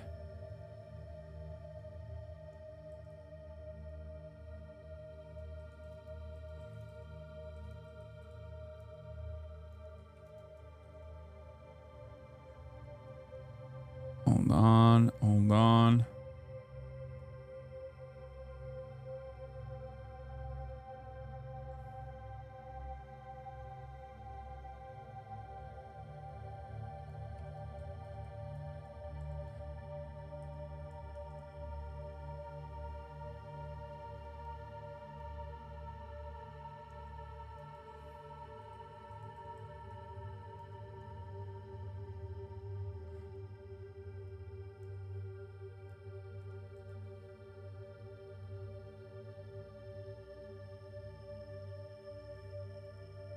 Posted.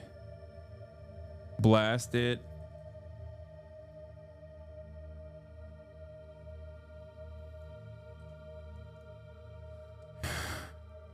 I've read a bunch of reviews on the game so far, and everybody says that it's like it's pretty solid. Feudal Japan. Yasuke is an outsider in a foreign land. Naoe is a young shinobi from a quiet village. They are two people of little consequence to the mighty warlords of the many warring states of Japan, but they're about to embark upon a path that will shape the fate of the nation. That's right. It's DEI time, baby.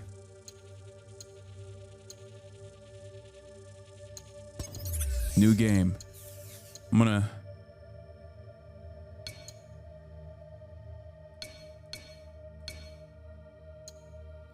Canon mode. Default experience allowing you to influence Naoe and Yasuke's decisions during cutscenes. Immersive mode. Activating this option automatically sets and locks the voiceover language to Japanese and blends Japanese and Portuguese dialogue. No, I'm not doing that. Did I window for easy mode? No, I didn't. You don't know that.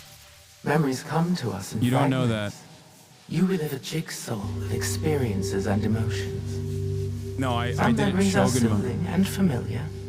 Wrapped inside them, you feel tranquil, complacent. And then there are the ones I have reconstructed. What I am about to show you. In these memories, there are imperfections. I'll open the box in a second. That defy algorithm and biology. I'm getting ahead of myself. Your ETM may not tracking parameters understand fall off. what People you'll buy the see non-PC at first. version. I don't care. But you must trust me. Trust yourself.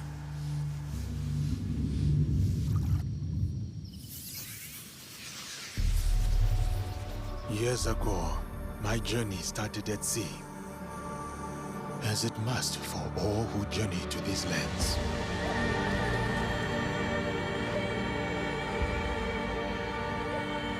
A complex and precarious place. At war with itself for centuries.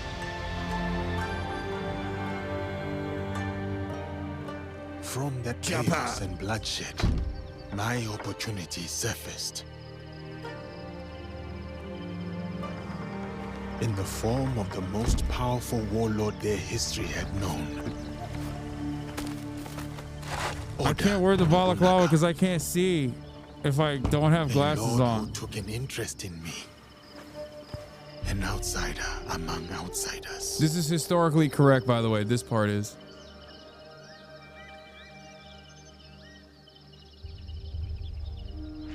Momento chegou. Tragam a cadeira, irmãos. Chegou na hora certa.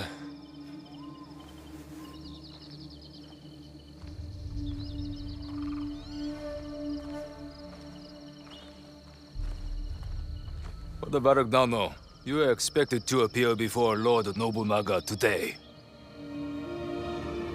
Thank you, Sir Mitsuhide. We are ready.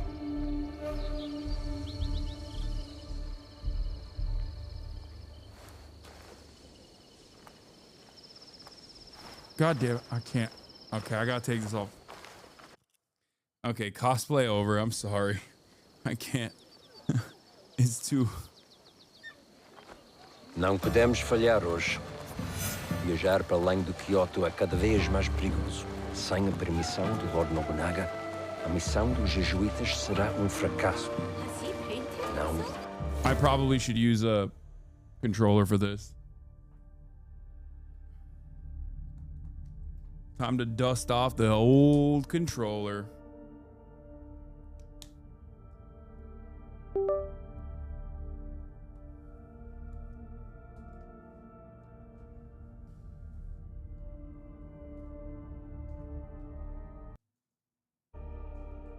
Uh-oh. Where did the audio go? No.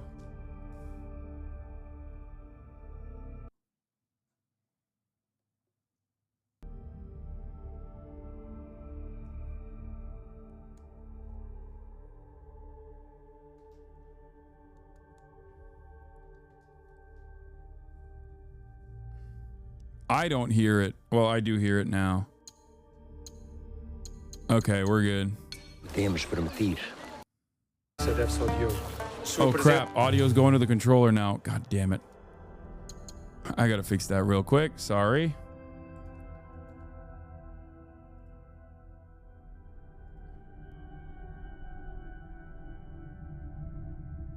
Sound out. Speakers.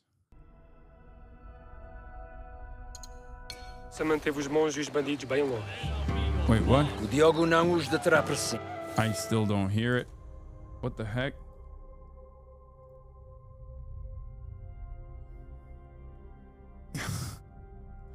I'm failing. Sound, speakers, default device. Why am I not hearing it from the speakers? You can hear it, but I can't hear it. Let me see if I can fix the audio here. Controller speaker off.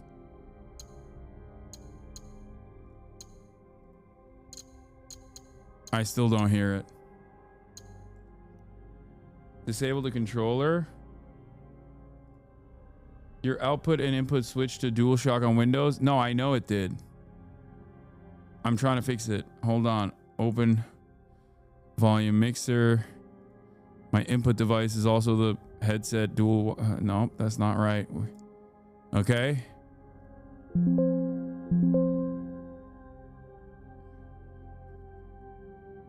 Okay. I can't hear it now, and I don't know why I can't hear it.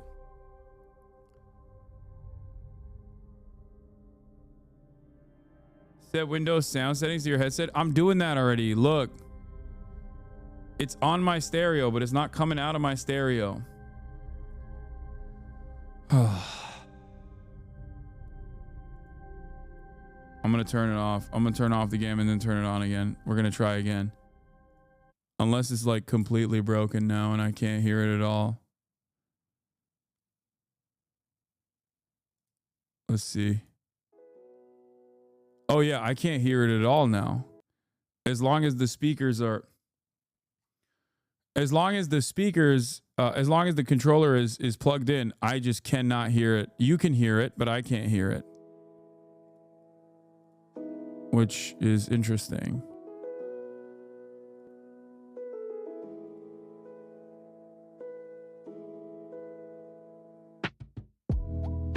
Then unplug it.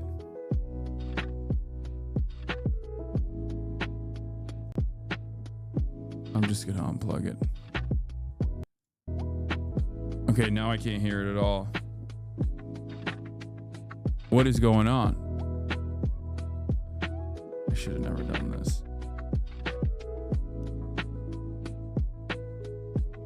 I unplugged the controller and now I can't hear it at all. What is happening? No.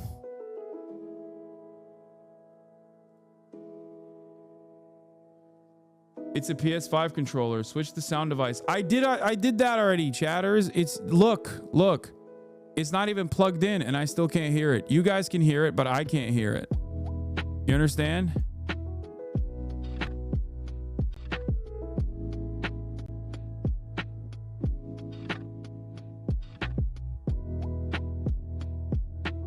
Gotta go to device manager and have to set the controller as a controller, not a speaker. No, but I think the Rodecaster is like assuming that this is a speaker now. It's just not like seeing it as a... The Rodecaster has like auto switched it, I think. So I gotta go to Rode Central and fix it.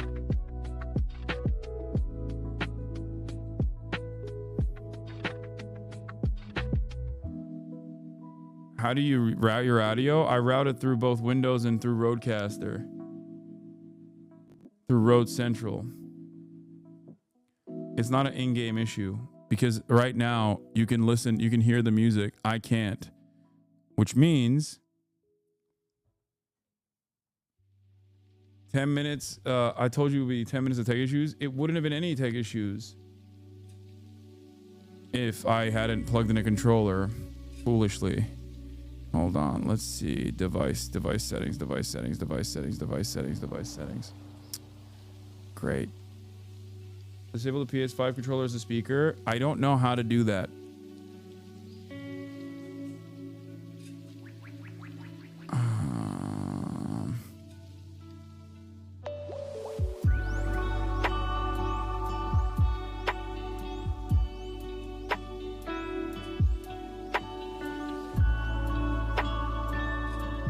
device manager, audio devices, dual shock. Here, let me plug this in real quick. Let's see if it works now.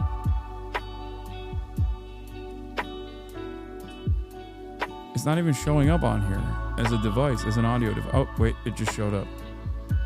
I think. No? Oh, here it is. Don't allow. It's still not working.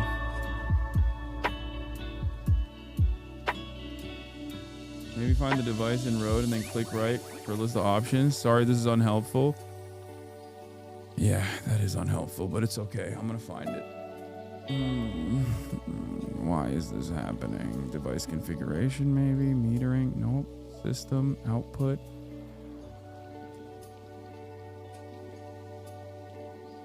Routing.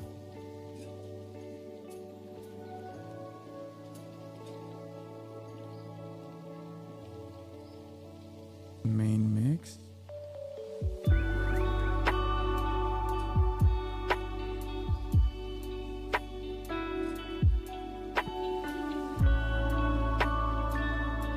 Go back to your sound panel.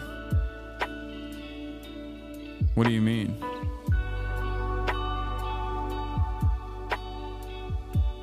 Chat, it's not. It's on the main stereo. I just don't hear it. You hear the music. I don't hear it.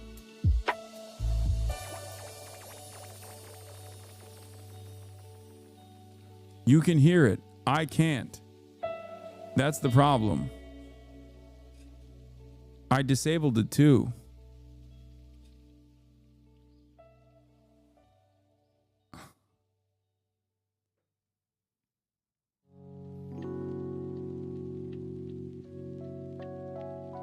No, the audio was being filtered through the...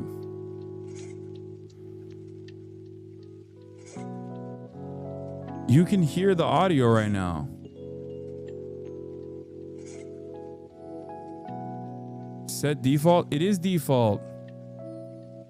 This is the default. And no, I did not actually do anything else.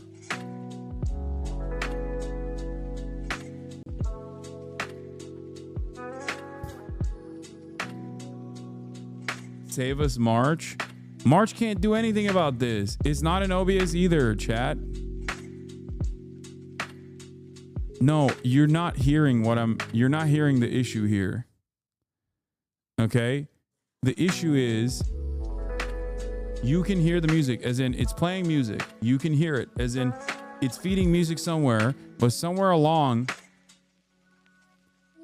most likely because of this, and I don't know how to fix this part, but somewhere along the line, this is actively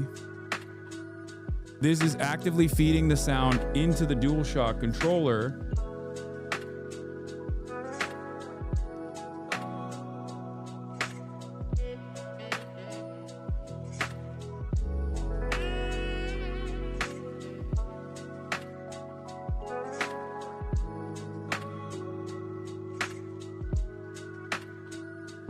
Get the DualShock device in device settings. In-game settings, audio, turn off computer. Dude, I'm not in the game. You can hear lo-fi hip hop playing right now. No?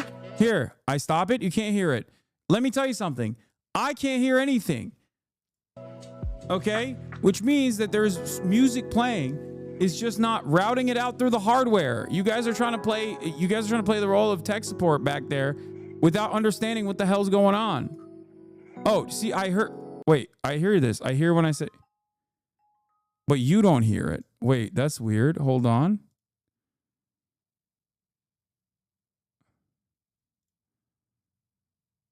Let's try it again. Okay, you heard it. Okay, I got audio back and it's plugged in. Hold on.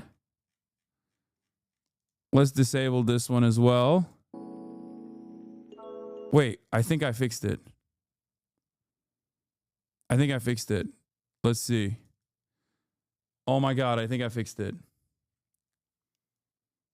I hope I fixed it. God damn. First try. All right, we can officially start our journey. Ladies and gentlemen, we can officially start our journey. Yes, I can. Oh, I have audio. Thank God. Okay.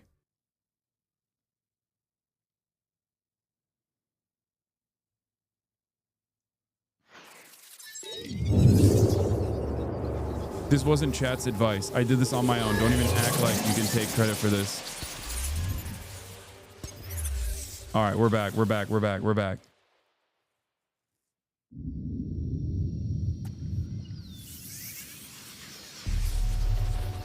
Years ago, my journey started at sea, as it must for all who journey to these lands. We already watched this part, so I'm skipping it.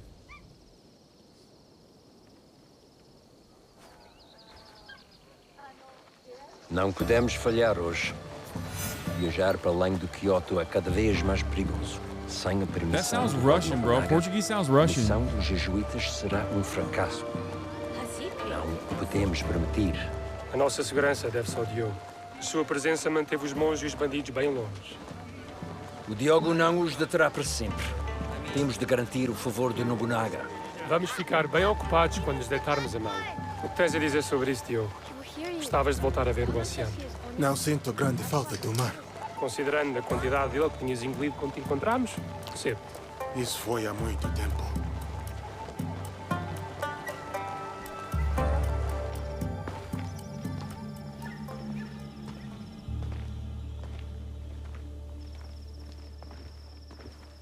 Oh my God, my language.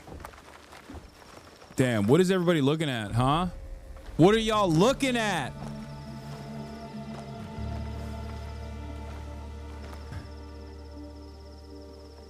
Messed up. E aqui temos a senhora Nene. E junto dela Moriron Maru, o vassal mais próximo do Lord Oda Nobunaga. Araka Tabakari. E isso só nos dificulta as coisas.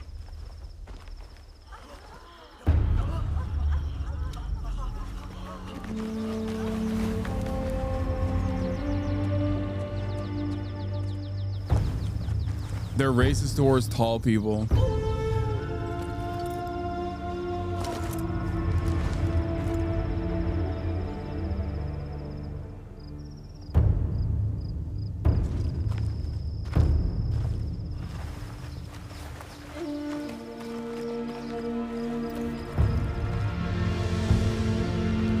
That's a big old wolf, dude.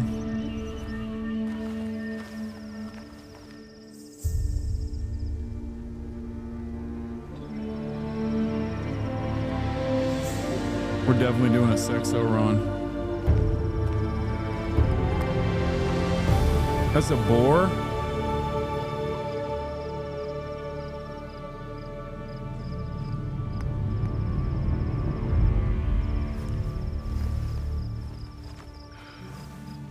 Aqui está o Lord Oda Nobunaga.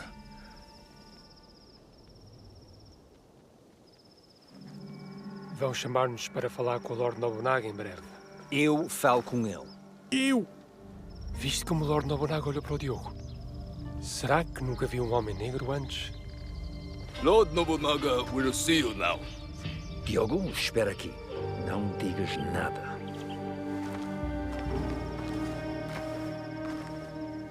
Lord Nobunaga commands that the black man join you. But Chill. he is my sword bearer, a slave. He does not speak the language. Lord Nobunaga commands it.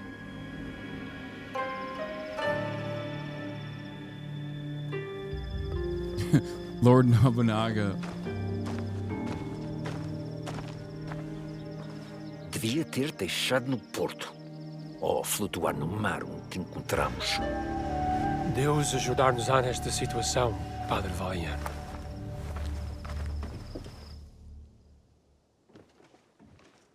Lord Nobunaga was an OG woke man. He was woke.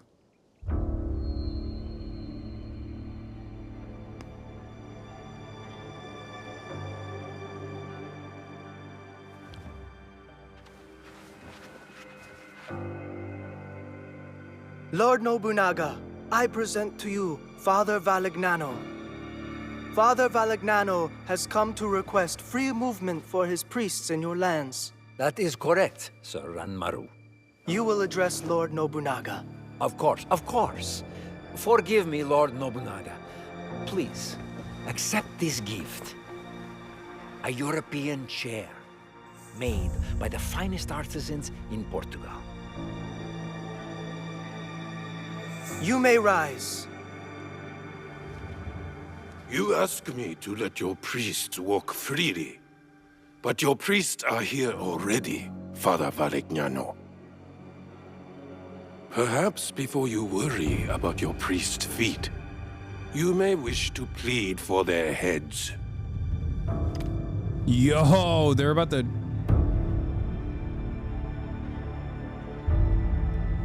Your black man has the instincts of a warrior.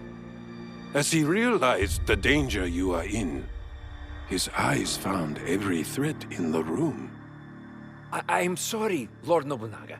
He does not understand us.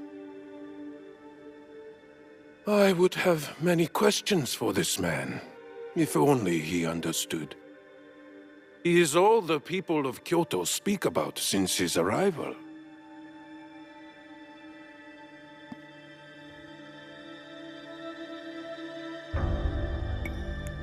Lord Nobunaga, I do understand you. Damn! Have you been deceiving me, Father Valignano?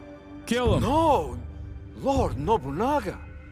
Even I am surprised to hear Diogo speak like this. Yeah, woke Nobunaga. Your name is Diogo? Yes, Lord Nobunaga. That is what they call me.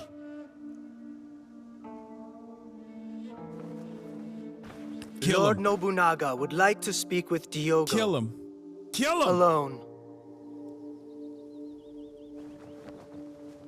Kill the Portuguese, now. All the missionaries. We're wrapping this whole colonial expansion up right now, right at this moment. Yasuke is about to... Diogo, now known as Yasuke, is about to end this entire enterprise, okay?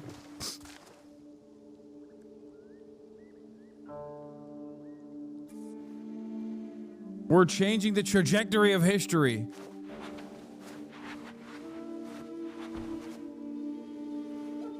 Sit.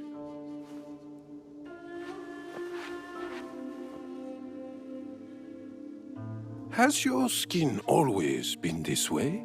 Yes, Lord Nobunaga. My homeland is very far from here. All the people there have this color. I had thought to kill you all. If the Christians were gone, it would be one less thing to consider. But they have proven fair traders and a bulwark against the Buddhists. Asian Ross question? Huh. Luis Frois amuses me. We've shared tea. But this Valignano I do not know. What are you to him, Diogo? I am like a bodyguard. I am to ensure he is safe in this land that is foreign to him. You are his bodyguard, but also his slave. Are you not? Yes, Lord Nobunaga. I am. Valignano will not be pleased that I kept you here. What do you think he will do with you? Kill you? I do not know. I have been subject to worse men, and I yet live. These worse men? Who are they?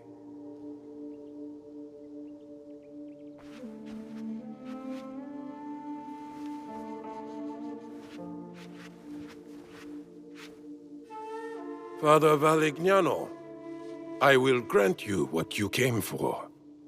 Your priests are free to move in these lands. Thank you, Lord Nobunaga. You will not... But your servant, Diogo, stays. He may yet prove useful to me. Hell yeah. Very well. Though he is good for little more than bearing your sandals. Under me, sandal bearers become lords. I see potential in this man. A warrior whose spirit can inspire armies. He will be tested. He may become a legend. Or he may die. This memory is fractured. What was left, it trails off into infinitesimally smaller fragments. I'll fast forward you to the next reassembled memory. One moment. The integrity of a memory can be tampered with. There are a variety of reasons. Viruses, data corruption, environmental disturbance. Sometimes it's woke. But sometimes it's because... Woke. Because she doesn't want you to see them.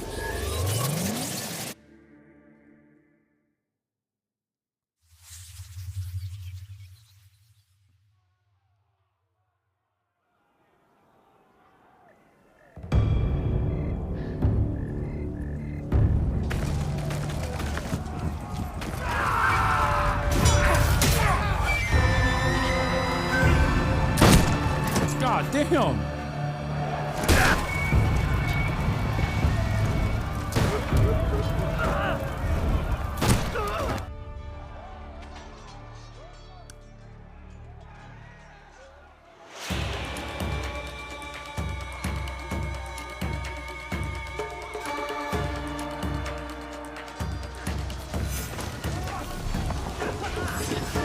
Okay, so Yasuke's a little bit slower.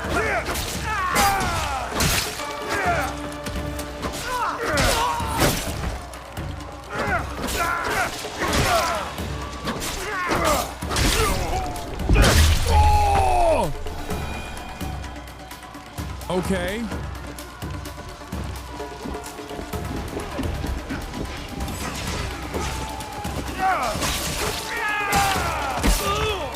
God damn.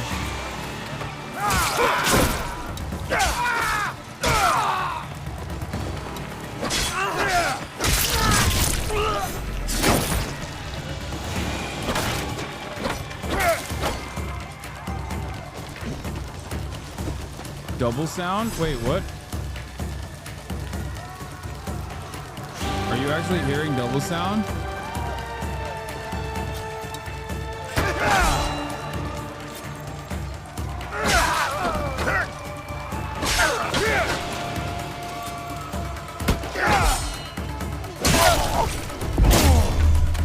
My bad. Villagers do not give up easily. I got one guy.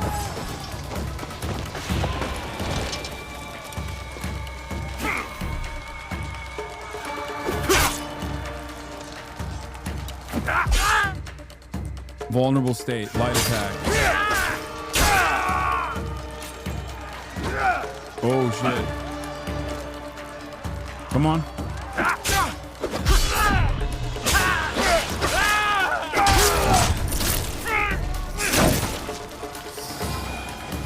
I'm playing on hardcore difficulty. I'm just that good.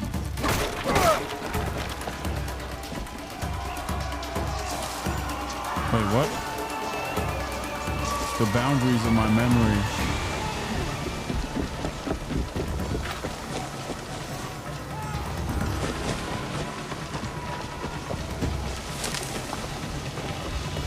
You like a full 3 feet taller than everybody? Yeah.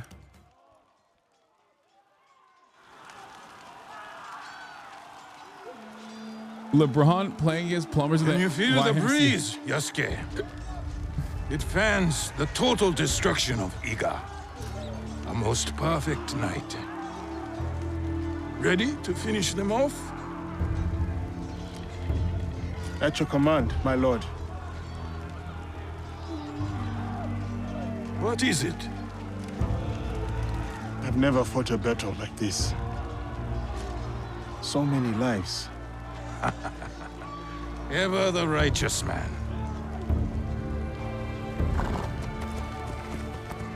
While Iga calls its unifier a tyrant, 40,000 of our countrymen ride with me. Is that tyranny, Yasuke? No. No, it is conviction. They trust in their future with you. Yes, And that belief makes you my samurai. Iga's rebellion stands in the way of harmony. I ride with you. I am more kidded than the boss man himself. Find Momochi Sandayu. Because I'm actually fighting. His death will sever the sword from the hand of Iga. It's time to unite Japan. By killing a bunch of peasants. Light your fires! The wind will spread them! Arrows! Watch yourselves!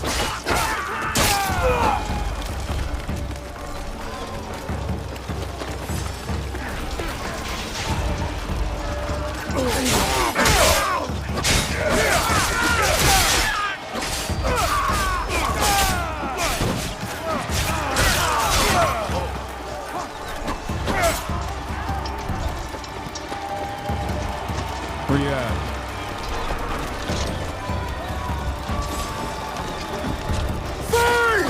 For Lord Nobunaga! Oh my god, I almost cooked that deer.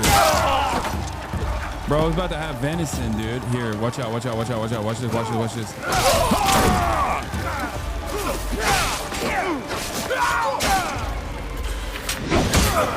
Oh!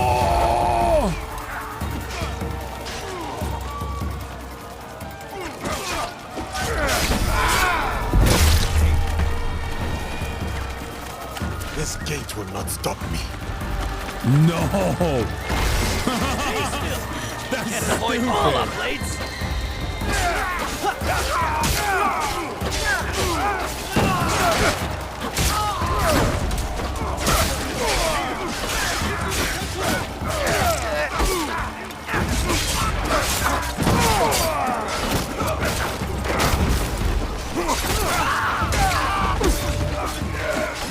R2 has a dash?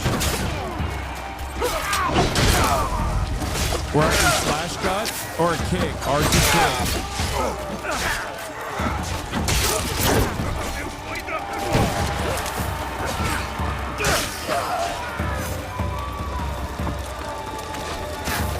War crimes. Whoa, what is this? I will refill rations.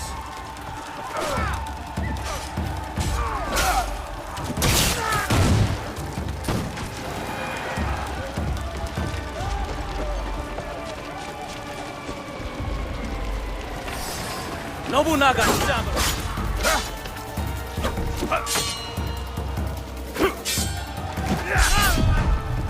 Your armor is strong. I must break it.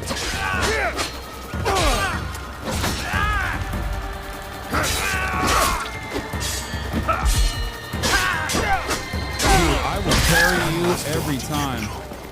And it'll light on fire. Oh my god.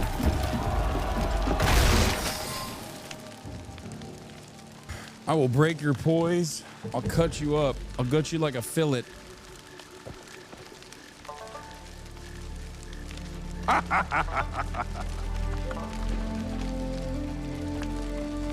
You just killed all the ancestors from future Japanese Prime Minister. Army. Well, you shouldn't have been there. Shouldn't have been a part of Ego's protectorate, don't you think? I didn't realize that the great liberator, the great uniter of Japan was the bad guy in the story, okay? Sorry, turns out you don't get to have your own vassals. Another memory, just fine articulate at this point. Listen carefully. Memories can be fractured, ignored, twisted, but what has been can never truly be Iga lost. belongs to Nobunaga. The past is power. Do you understand? Fujiwara Shinawe. The structural integrity of her memories is solid. There is much for you and her to discover. I wish you luck. Otherwise, this will be the last time we speak. Goodbye. For now.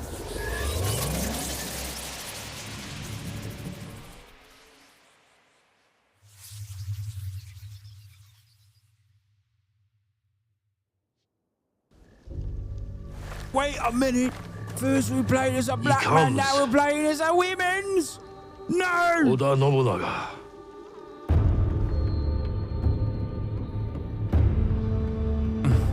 Did ya?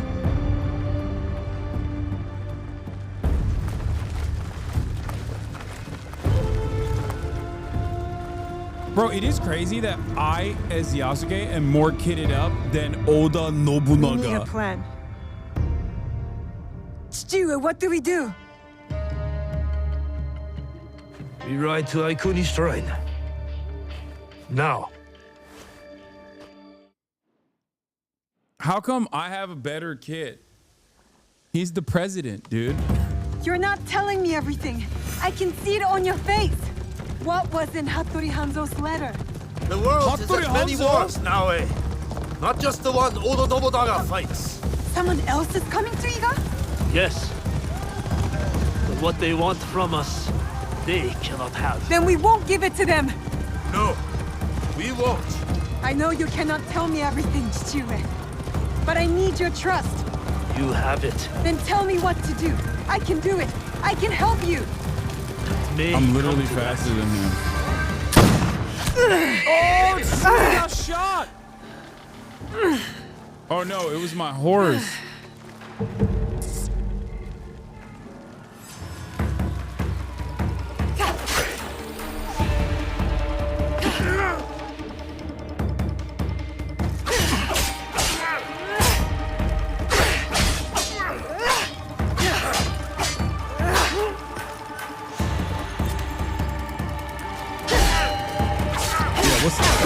Oh, crap. Okay, I have way less health.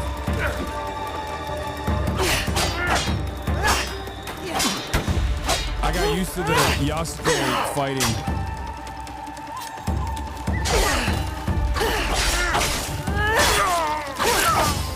I got used to Yasuke's way of fighting.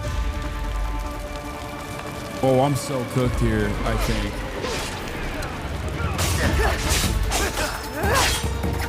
Okay, I like the Yasuke's. I like the situation with the Yasuke a little bit better.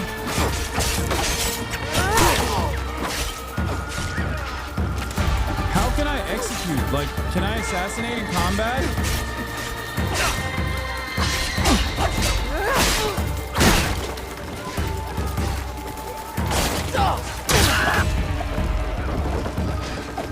Her movement is so much better. Oh my god.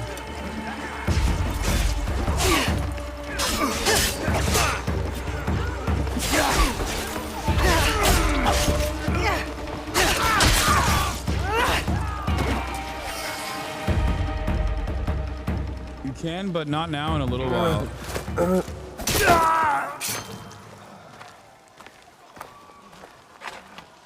20 of them for every Egan. I do main Dex characters normally. That's why I like Naoe's movement set better. She gave it to you. But she definitely needs like finishers. Protect it if they came. What matters now is defeating Oda. Oda forces pour in from every direction. The mountains, the tiger mouths. And I will meet them there. Is that not what we have pledged? We pledged our oath to her. And they died with her.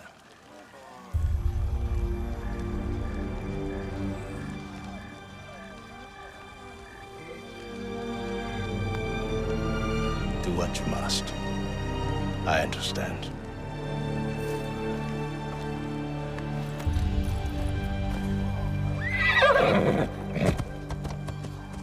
Wait!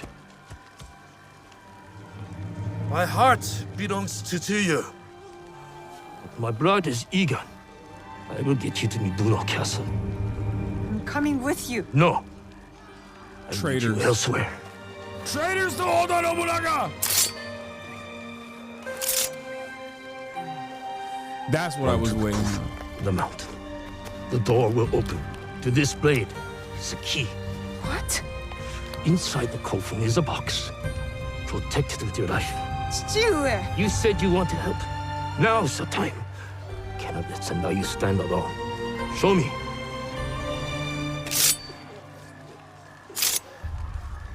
That's right. Go. Give me some kunai on top of that, and we're cooking, dude. And some smoke bombs. Box. It cannot be opened. It cannot be taken. Promise me, Plum. I get to have. I promise. I get to have the best of both worlds. I play Shinobi and Samurai.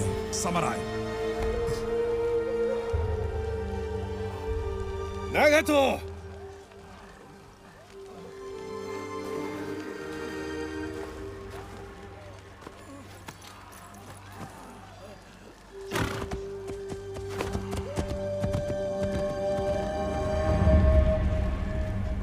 Focus. Get to the coffin.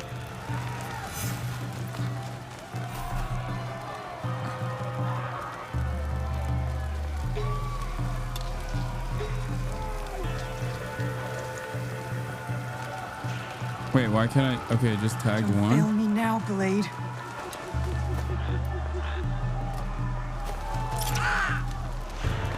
That's crazy. Is there only one there? Detection. Oh no, he detected me, I think. I'm cooked. Or maybe I'm not cooked. Peace!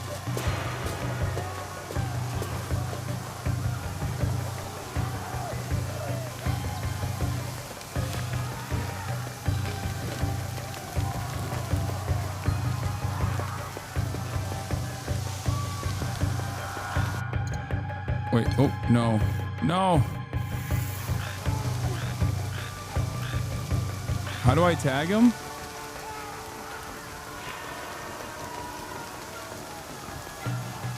Wait, why can't I tag him?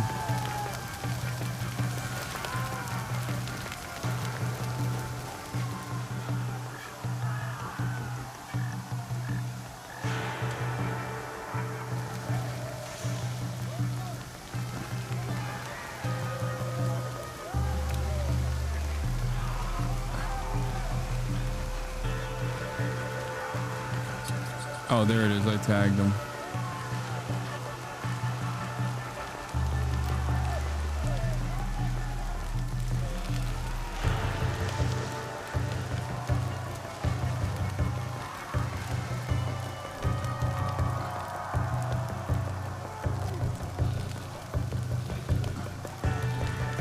How do you sneak?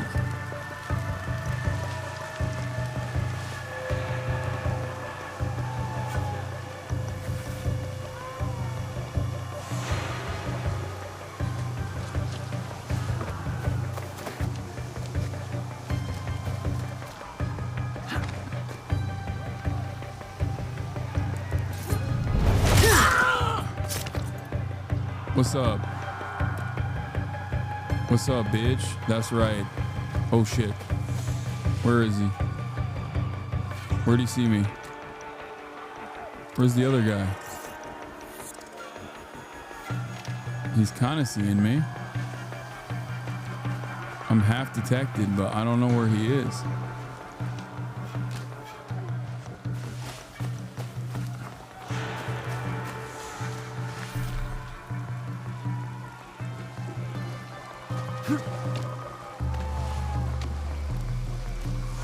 Don't stop. Just find the box. Okay, I guess I'm running. The coffin!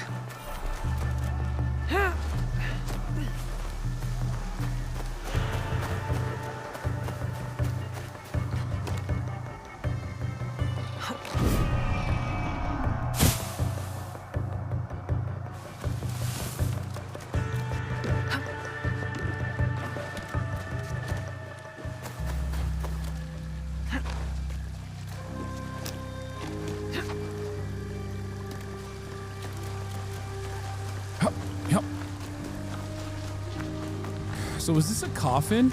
Is that what coffin is? Counting on me. Oh shit. I'm playing on the PC. By the way, shouts out to Ubisoft for sponsoring the stream so I can show you the early access Assassin's Creed Shadows. You can pre-order the game right now by clicking the link in the chat. !AC.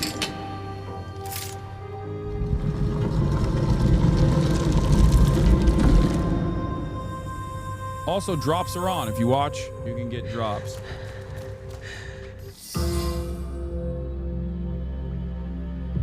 I got it because of your endorsement. Thank you. That's what I'm talking about. You're here.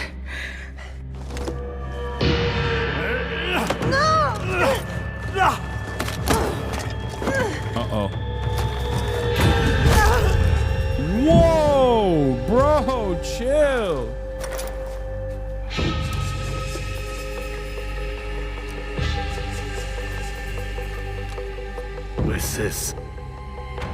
We rewrite our history. Hurry! Someone's coming!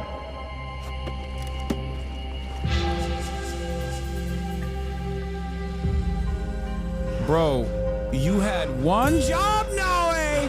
One job! And that was to carry the box. Nagato said, I got you. Make sure you don't open the box and you just carry the box. Look at what you did.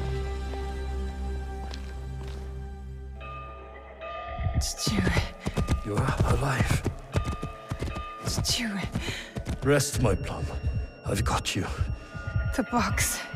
I couldn't stop him. I should not have put you there. My oath. So many secrets. The jewel. The box. Your Japanese history mother. is now ruined. It's So changed much like permanently. Naoe! Never saw her again. If we can just reach Tomiko's, there is hope. Dude is She riding with will an help arrow us. to the back. That's crazy.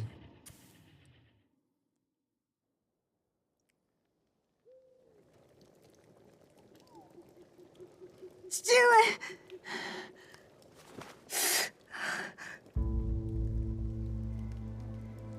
I guess it's okay because Japanese history after all of these events did invent anime, so I'm still I'm thankful. Tomiko. Your father brought you here. And I'm anime surprised was he so made powerful it in that his even condition. Korea started He making fell into a dead mawas, sleep after and dragging that's you how in. we arrived at solo There will be leveling. some hard days ahead, but he'll live.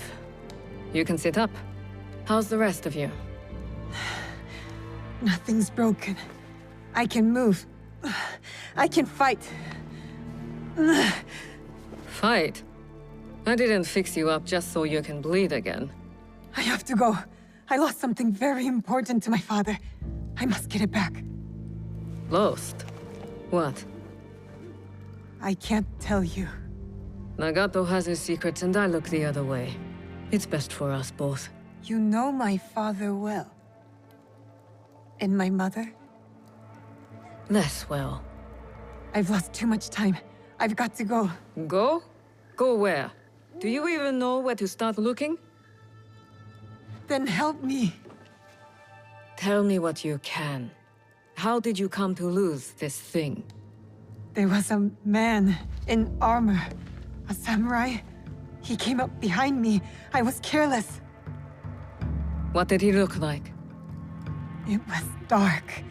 He wore a mask.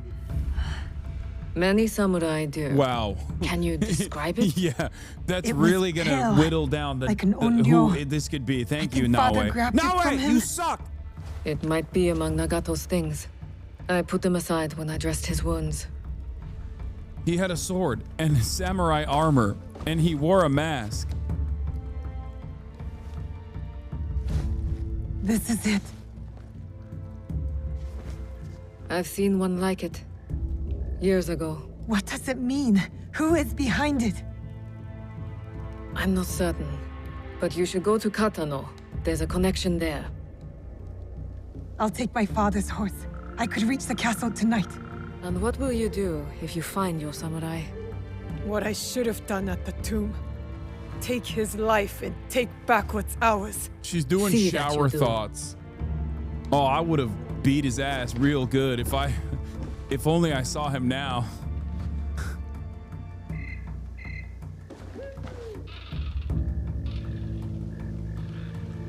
He's gonna catch a fade.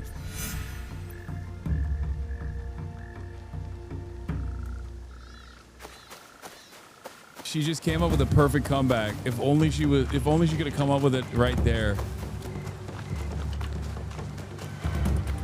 So what's up? Are we just I'll running? get the box and everything will be as it was. Everything will be all right.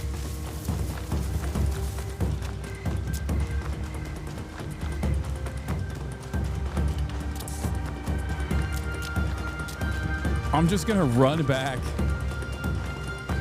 800 meters. Wait, there's gotta be a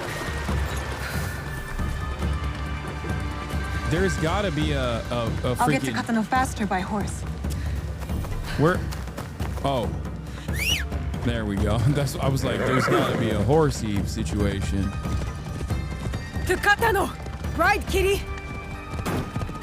Whoa, look at the stance change. You can jump off the horse and assassinate.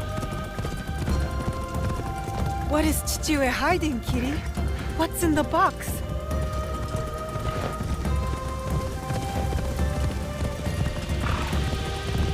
I'm just running over deer. Bro, you suck at driving horses?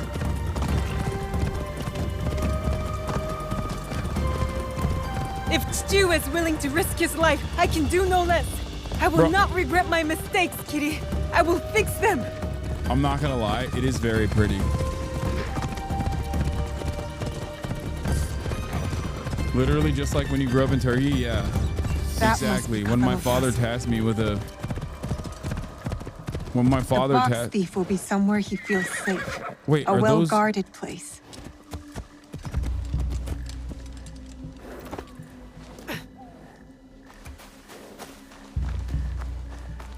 Are they not seeing me? What the hell?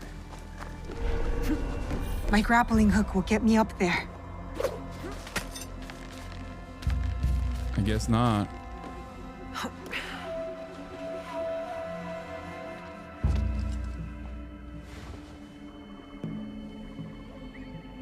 This is just like my childhood, yes. Observant intuition.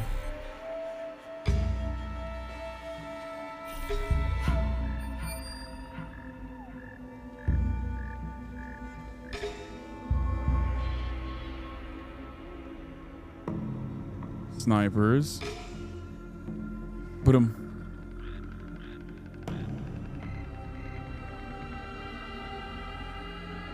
Okay, I don't see anyone else right now.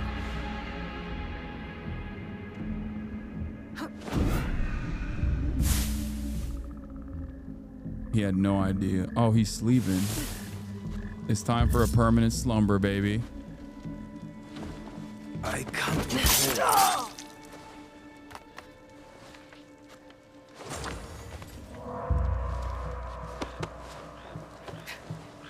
Put you in here. She's doing a lot of calisthenics. Yeah, but she's also, it's hard.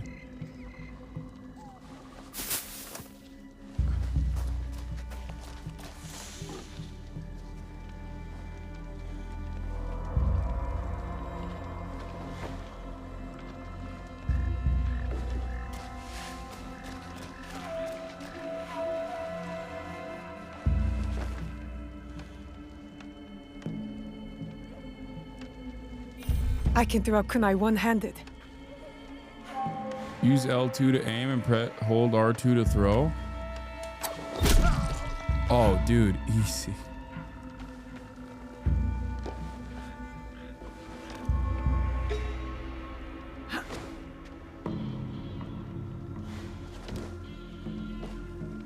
There it is.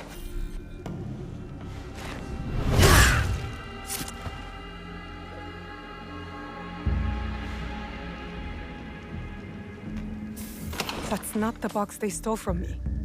I need to keep looking. No, this is a different box. Oh no. Wait, how do I throw the...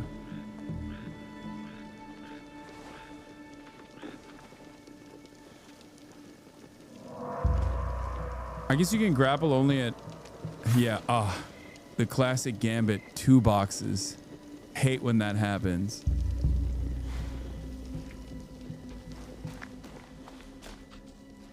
Real 2-box situation here. Oh, crap.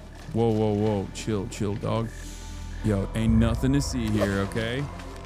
Ain't nothing to see here.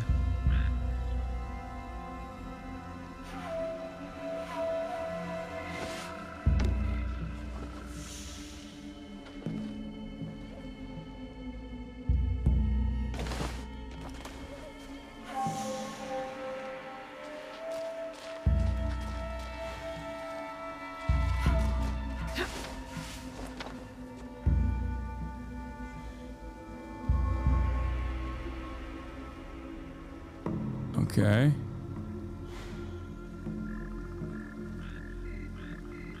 If it's a 3-box situation, I'm gonna lose it. All right. Wait, what is that up there? Is that another box up there? Whoa.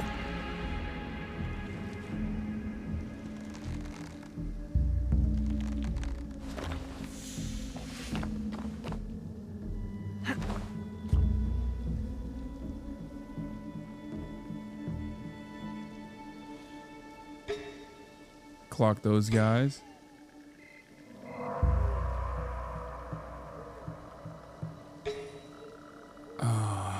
There's a sniper samurai. Hate that.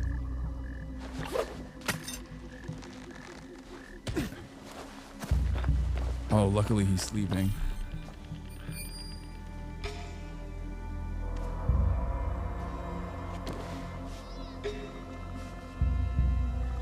A sniper type samurai.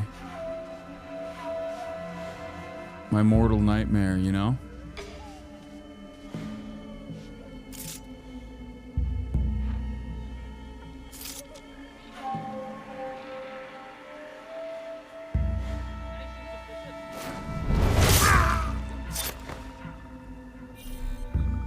Another box. Actions are full. A conveniently placed hole.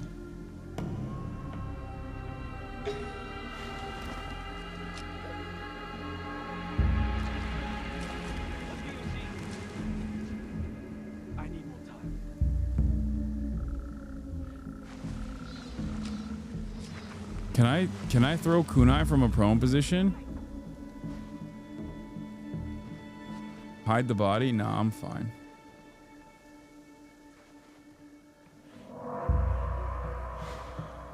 Wait, if I do, these guys are gonna see it.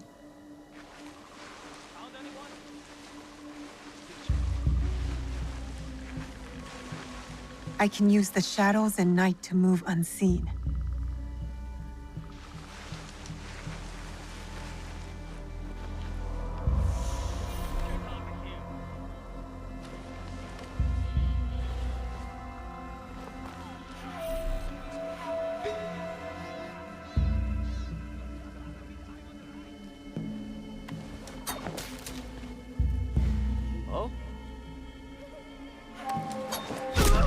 Don't worry about it.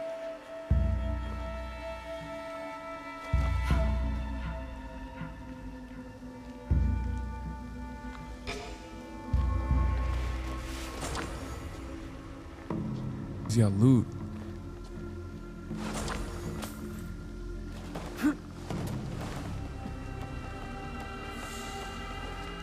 That was a humble gardener. Well, should have thought about that before he became a part of a group of people that stole my box. You know what I mean? Yeah, I'm not so hot on Nobunaga no more. You know what I mean? I'm cold on him now. I think Nobunaga's days are over. I'm getting that box back. I'm fixing Japanese history again.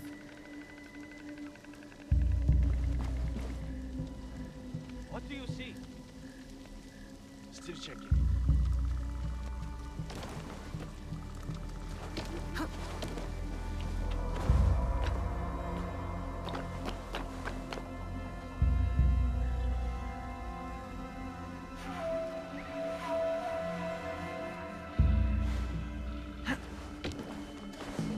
Anything suspicious? I need more time. Put those away! Quickly! They are coming!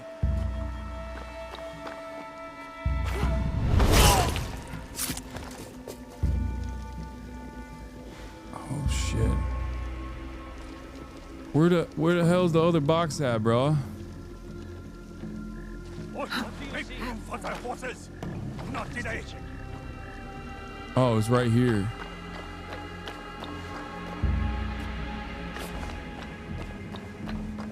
I probably should have disposed of that other one too. I suspect that's gonna be a problem for me later.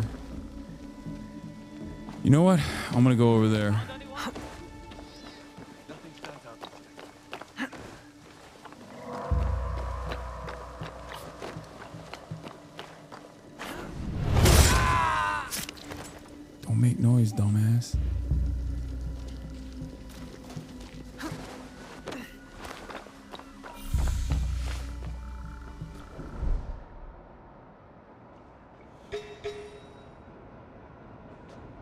Eagle vision.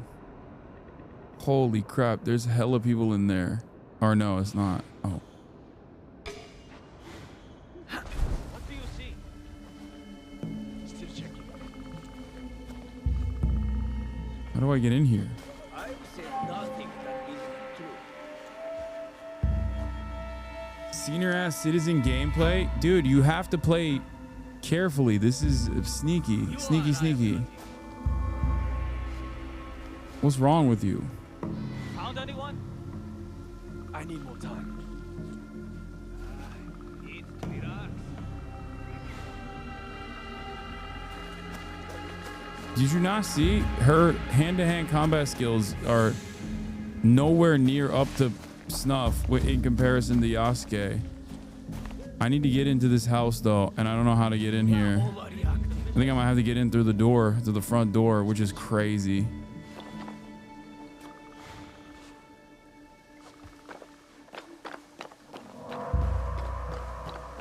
Yeah, chatters are like, why aren't you playing this like COD?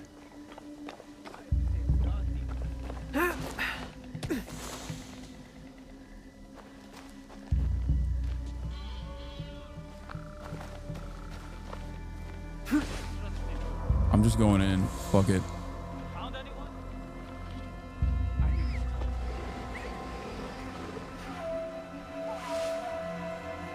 This isn't my fault.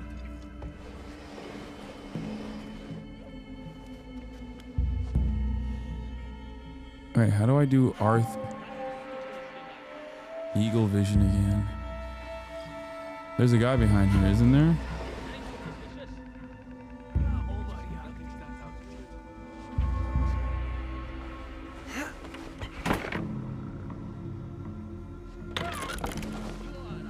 Oh, there's the box.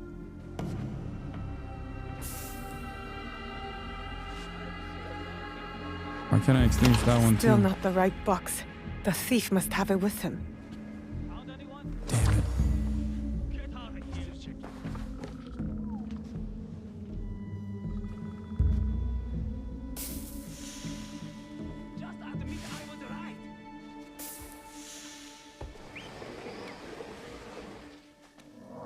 So where do we go now?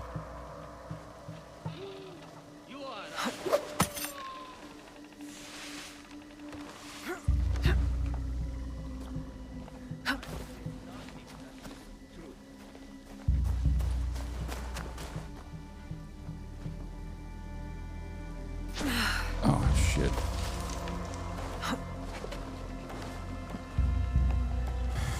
Hold right stick, Eagle vision. I know, it didn't do it. It's not doing it.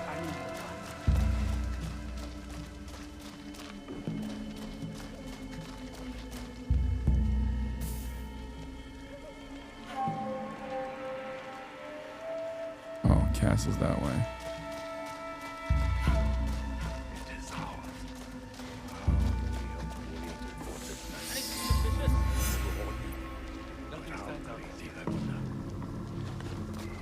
Oh, there's a big boy. Is that Yasuke?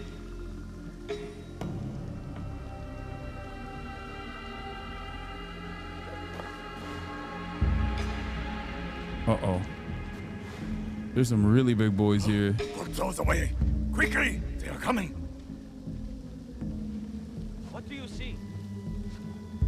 Still checking.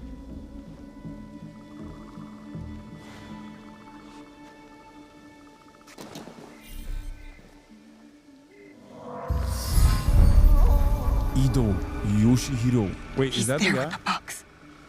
This is it. To get the box back, I have to kill him. I can do it with my grappling hook. Anything suspicious? Put those. Okay.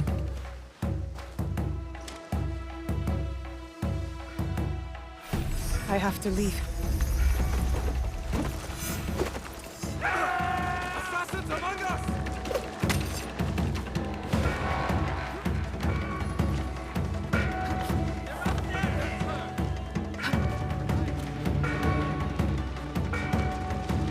Where are you going? Stop! Get up. There we go.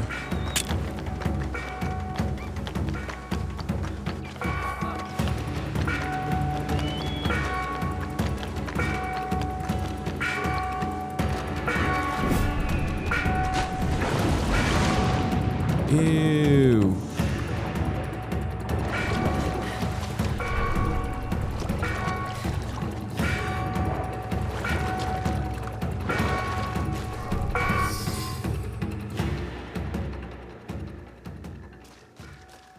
That was a poopy ass water.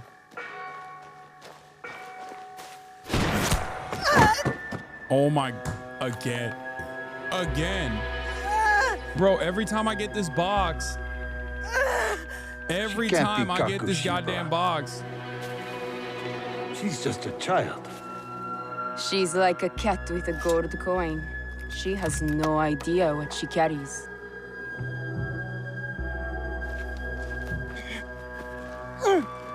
You legit played that better than any streamer I've seen? Yeah, it's because I tried hard to not get caught, and then everyone made fun of me. That's why, okay? Because I was aggressively white-knuckling through that. And then everyone made fun of me for playing like an old man because they don't know how espionage games work, okay? They don't know how stealth games work. I have to pee really quickly. Hold on.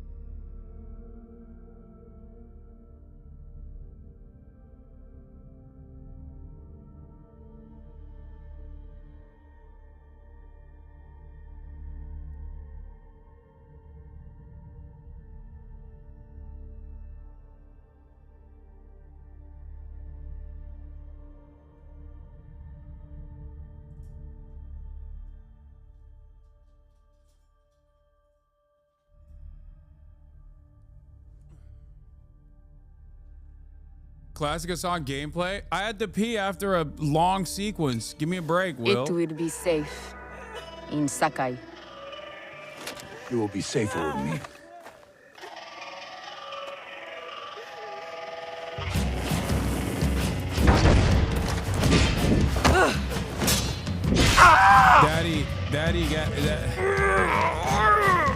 Daddy came in to save us.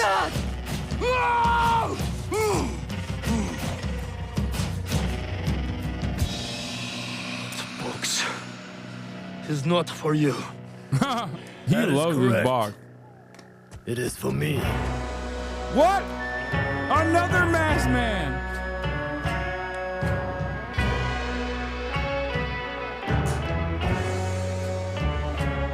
An entire squadron of characters that we are going to have to assassinate one by one. I like that.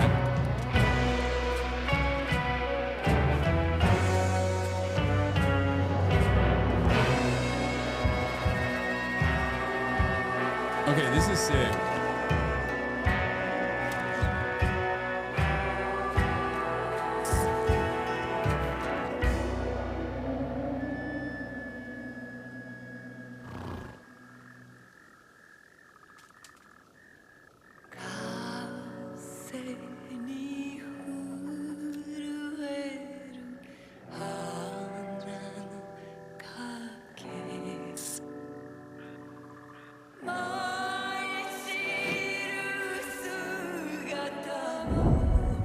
Bro, that's unwise, okay? I'm sorry. I thought you were a wise old man.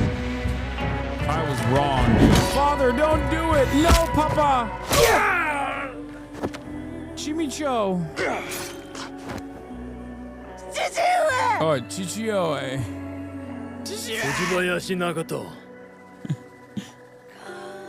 The Kakoshiba ends with you.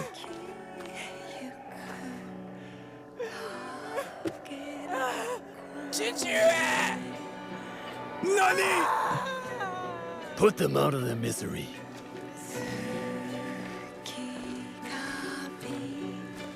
I didn't say chimichanga. I thought it was chimicho or something. I don't know. Your life's work is undone tonight.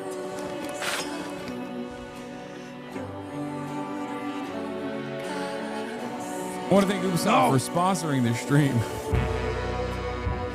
Let them suffer. Let them die in pain. Fine. We have what we came for.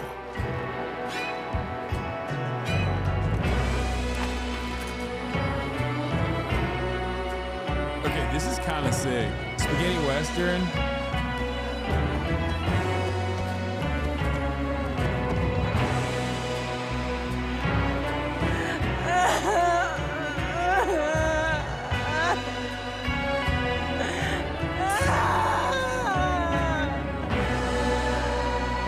They even had Hattori Hanzo. This is Kill Bill. There was a Hattori Hanzo mention. Ramen Western. Yeah, spaghetti Western, ramen Western. I'm coming! What are you gonna do? Nanoe, what are you gonna do? Nanoe, you have no skill right now. I'm sorry. We really gotta upgrade you. Stuart! Like, what are we gonna do when we get there, you know?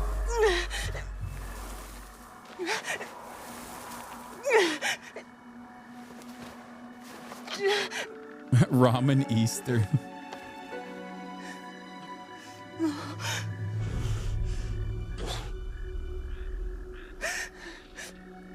There's a udon Eastern.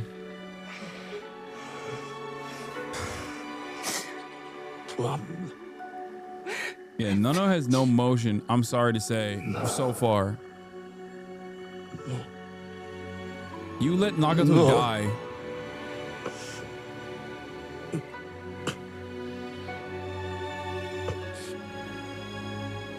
I kept too much from you.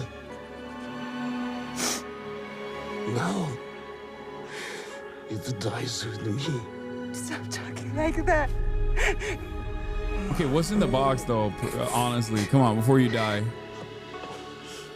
There is hope. Follow the blade. Stuart! Okay, before you die, you have to tell me what's in the box. Shue, what's in the box? Nanoe, ask what's in the box, please. I need the... Remember a song. No puzzles, no riddles. You're about to die. Communicate with me clearly. I'm too nervous. I'm too anxious.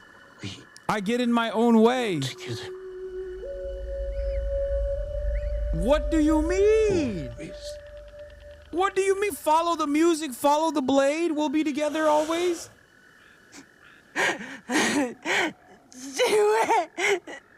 Shue's like, it's my porn collection. It's the first version of hentai.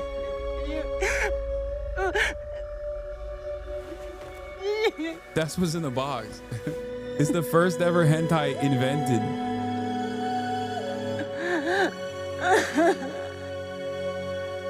That's why he said don't open it. That's why he said don't open the box, but protect it with your life.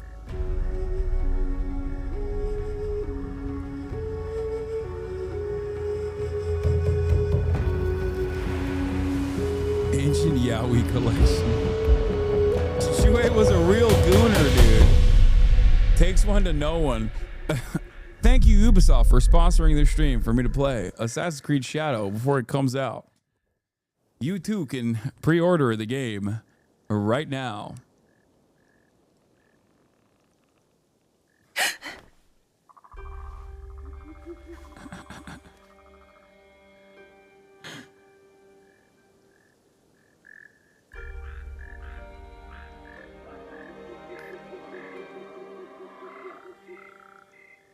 If you would like to save the first edition, PSA 10 hentai from the box that Chichue lost.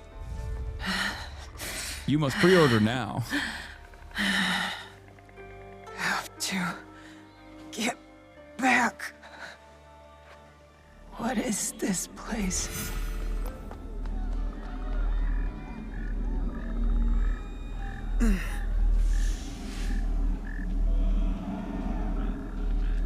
How did I get here? Stu.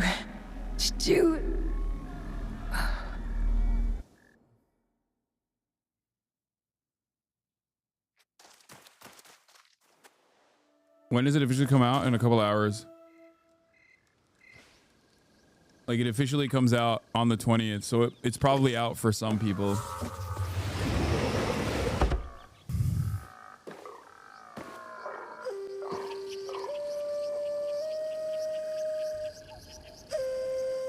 It might have literally come out for...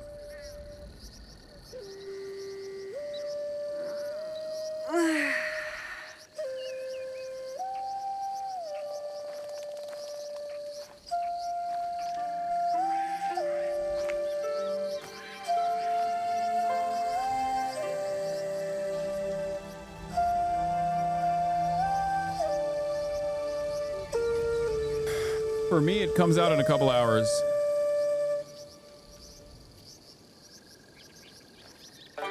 Morning, Chichue. Morning. The Are we sun dead? is nearly risen. You are late. Yesterday, you were slow. Today, we move faster. Oh, this is 2 years earlier, yeah.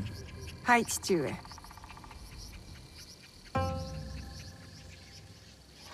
Getting past me is the first challenge. What did I say? Okay, goddamn. Faster. You cooked my ass, dude. Chill. Oh, what God. did I say? Faster. Okay, that's too fast. Too fast! Too What fast! did I say? Chichue, you're too fast, bro. Faster. Let us begin. Come. Into posture, but always defend.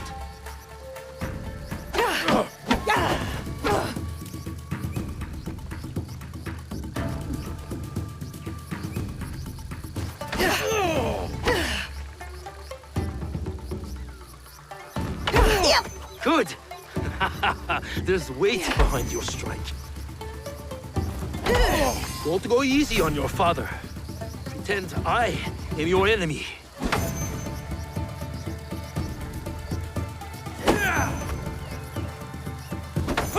Easy. It's easy. It's easy to me. It's nothing to me.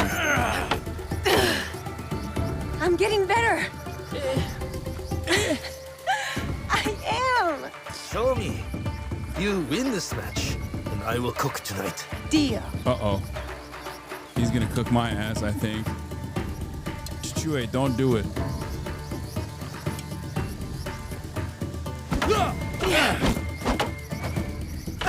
Oh, I can't block that one. Oh, shit.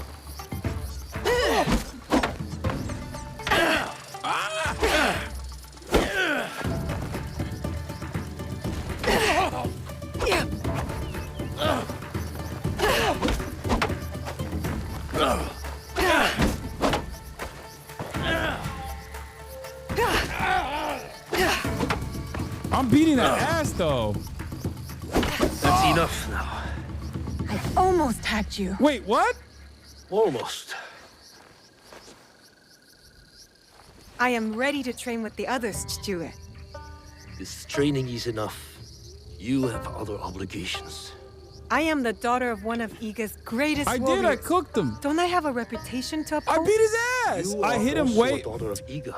Bro, I hit him way more than he hit me. That's crazy. Everybody calm down. That means caring for the people within it. Stop saying I failed tutorial. I want to protect them. The Iga on the way is shared responsibility, community, and benevolence. You will bestow that upon Matsu today. Auntie Matsu again? Any day she needs you, you will help her. Or any of our neighbors. Yes, Chichue. Auntie Matsu kept me for hours yesterday. Clearing the wasp nest from her tree should have taught you to work quickly. I kept getting stung. No complaints. You know why we help our neighbors. Alone, we are nothing. But together... The height of the great mountain is not made by one stone. Yes. To the rest of the country... Nobu killed the pre-communists? Good. People. So we must come together to form a mountain. This morning, I feel like rubble. You are a pebble now. As my daughter, much is expected of you. The Fujibayashi name is a rock at the base of the mountain. I know, Chichue. I'll help Auntie. I'm doing an ad for Ubisoft. What do you mean communism, dude? In the return. None of that. Breakfast. So, it's not for nothing. You give, and you receive. That's whoa, hold up. I have my own work to do. I wasn't finished. Oh, I have to do something important. Wait, why can't I pet him now? That's crazy. You listening now? I have my own work to do. Be on your best behavior. I will.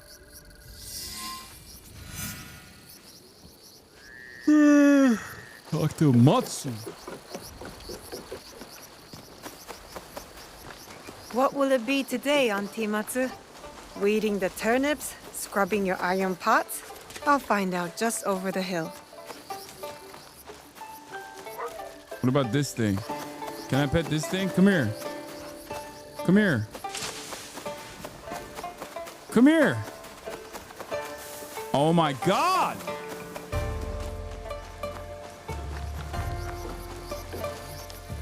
Good morning, Auntie Matsu. Naoe, smelled my miso shiru brewing across the village, eh? Eggplant and daiko? Your favorite, but not ready yet. Come later. My father said you needed my help. So. An old woman forgets. Let me help. I don't want to pet the old lady. These knees don't bend like they used to. It's the jewels of my land, my crops. I give them water, wish them well, and in the morning, they disappear. Something wanders my yard. Beast or spirit, I am sure. Spirits, Auntie? They are everywhere, you know, like gnats. Whatever it is, you will find it. I can always count on my Naoe. Observation is the first step to victory. You need higher ground to find what haunts me. Climb the old tower. Tell me what you see. For a bowl of your miso shiru? Work first, then rewards. And lucky you, it will be my best one yet. I won't let you down. All right, I mean, that's easy. That's easy I can peasy. see Matsu's crops from up there.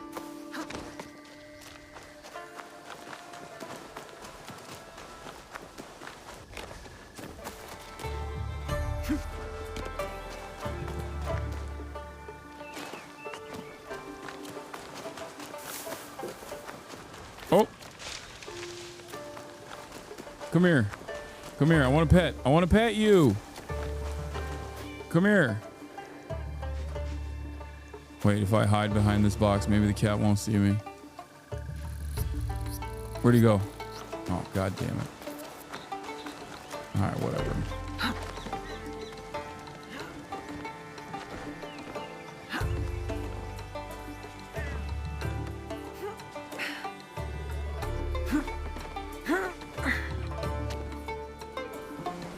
Easiest mission of my life, dude. It's an animal. A deer?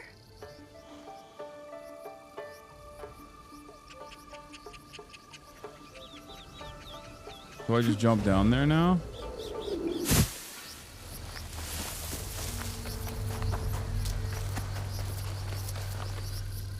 A deer that was shot and killed.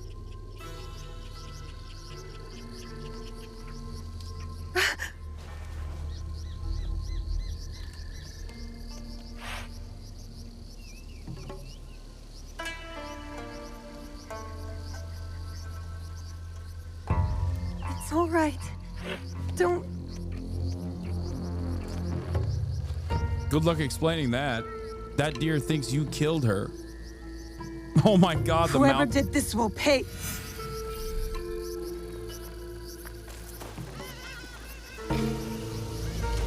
Oh, they're poachers.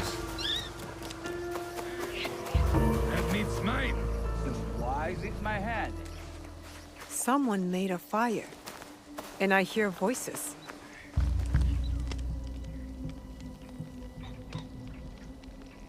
Yeah, Who I are stepped you? over it. He's dead. The deer's dead. Who wants to know? I do. We are innocent survivors from battle, starving and alone. You would turn us away? Not with that flimsy bokens, you won't.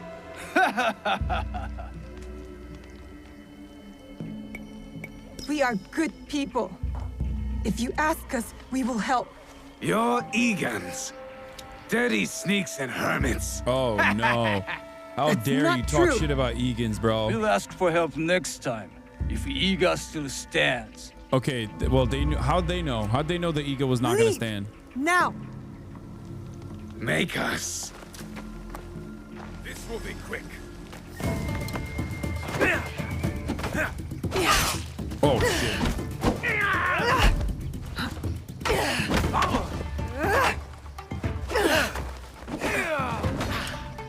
You can get some of the smoke, too.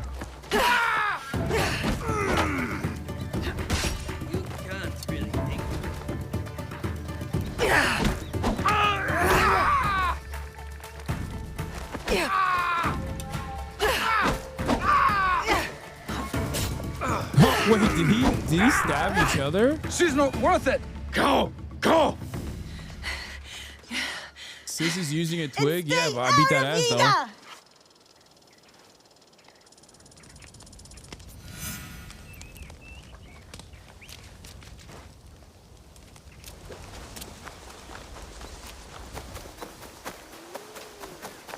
See, Chichue?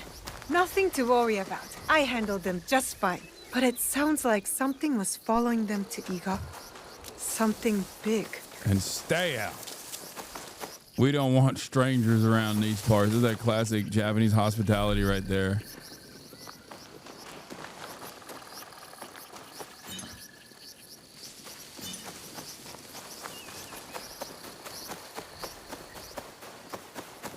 Arigato.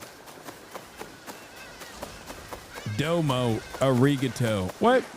Can I pet this? Oh my God, look at this little Bambi. Little Bambi. Yo, your mom just died, by the way. Let me pet you, little Bambi.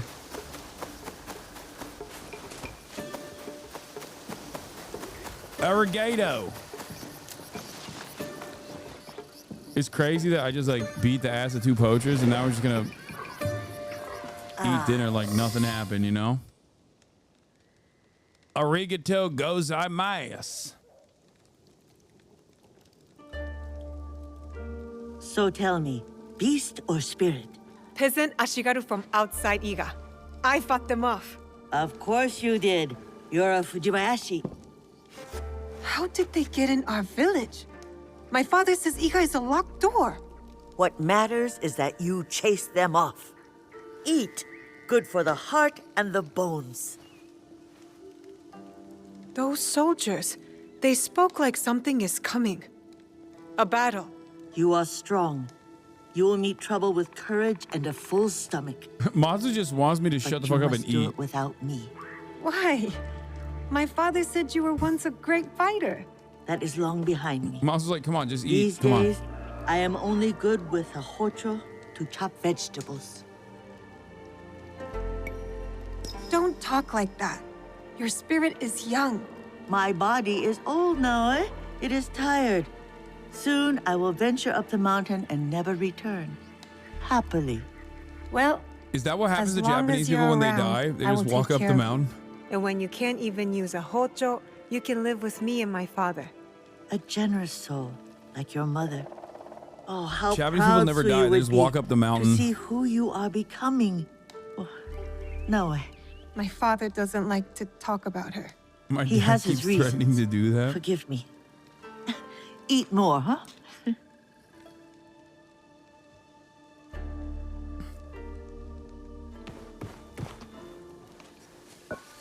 Miso shiru, Nagato? They're coming.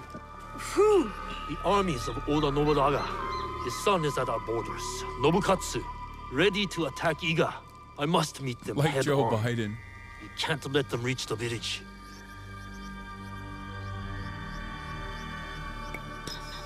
I'll come with you. No. Protect Matsu. Stay quiet and safe. But I can fight. You do not know what you are asking to do. You are not ready. Trust me. Follow my instruction. Yes, Chichiue. Wait for me. I will return. Iga is a mountain city Peasant town Ashigaru. that has a communal warning. lifestyle, and the big bad Oda Nobunaga wants it for himself because he's the great uniter. Okay? That's what's going on right now. Also, I feel like if I beat his ass in the tutorial, he would have let me fight, but now he's not.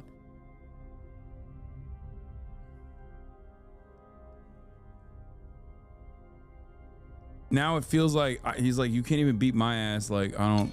Sit, eat. Matsu, all you care about is eating soba. I love the ramen noodles, but god damn. All you've been telling me, the enemy's at the gates, and you're like, come on, eat this. Eat this okra. I feel useless. Waiting is not useless. Like I say, observation is the key to victory. Or else we are carps on the slab. I shouldn't have taken no for an answer. Yeah, eating I and should be beside observing. my father right now, fighting. He thinks I'm weak. No, Naoe. Yes, I'm done waiting. To I be want fair, to I am help. weak. I want to fight.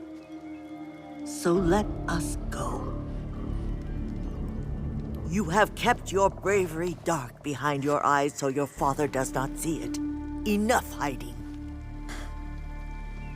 Enough hiding. I know just where to begin. Off we go. We're going to get more food.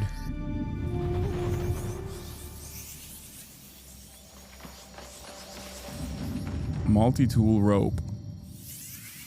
Look at how quick that loading is on this PC. You're awake. That's good. Can you hear me? Understand me? Now, I'll ask you politely not to run away again. I can't go anywhere. Not like this. Glad you have come to your senses. Have you ever seen a bone pierce its way through the skin? That's crazy to talk like that in front of Not a kid. my own. If you were to take another stroll on that leg, I imagine you'd see it firsthand. Bro, chatter said boo old people. What do you think Japan is, man? I guess even back then, but certainly now, okay? You can't is a say you're a miracle weeb and then say you are boo alive. old people in Japan. This is accurate. I'm not that young. When you get to be my age, everyone is young. What is your name?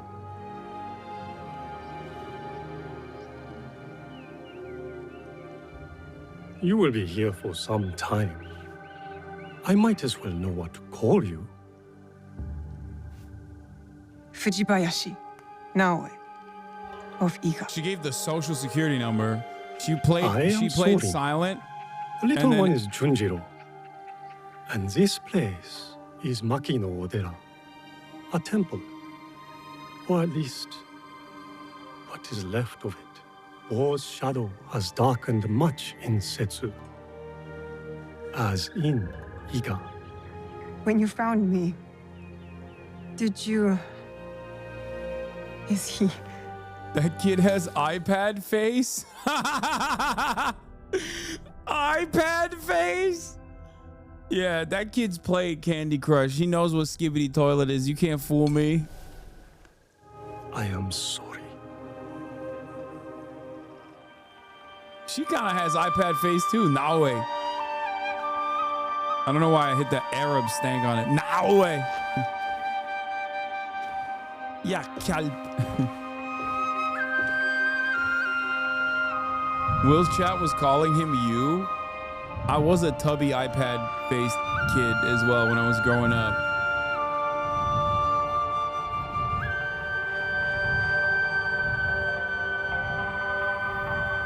Boomerai versus Zoomerai.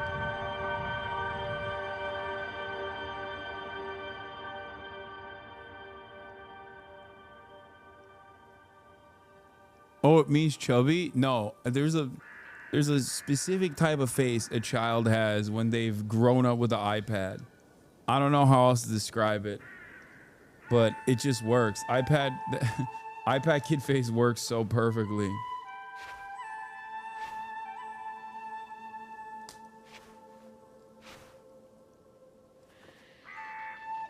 You... Oh, yeah. Spit it out. Well, say it. You should eat more. It's ungrateful to waste Bro, food. everybody's trying to get me to eat food. What the hell, man? Now he's got an ED, dude. Junjiro, What the hell? Fetch me a blade, would you? I believe it's time we freed our guest from her splint.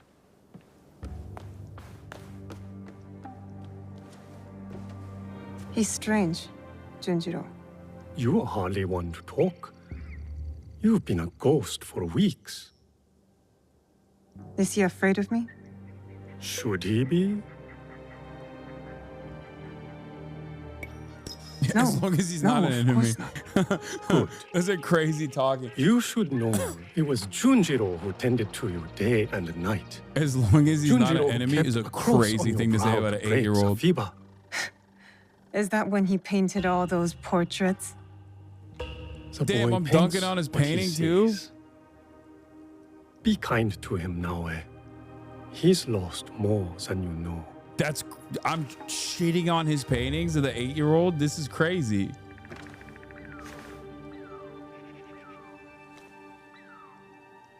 Terror, baby. Pain is expected, but you can walk. It will be some time before you're at full strength, but you can work toward it on your feet, and maybe even help around the temple for once. What a thought.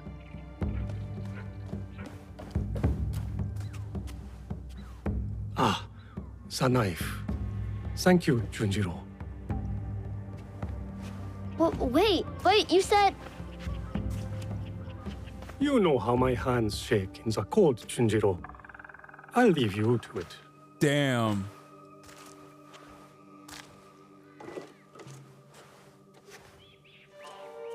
Go on. I trust you. Making the iPad kid be my don't doctor? like handling knives. Are you sure I didn't hurt you? Don't worry. I'm tougher than I look. Really? What's that supposed to mean? I just meant because you're... Never mind. Junjiro owned me, okay? Junjiro owned me. He's like, yeah, really? You're tougher than you look? Because you look like doo-doo.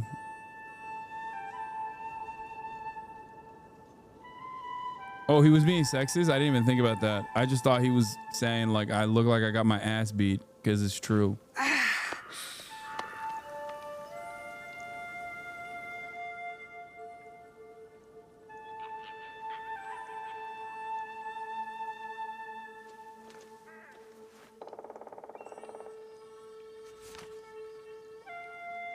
Eight-year-old misogynist? That makes sense. Andrew Tate style. Oh my gosh, he painted me as the devil. No, wait, I was hoping...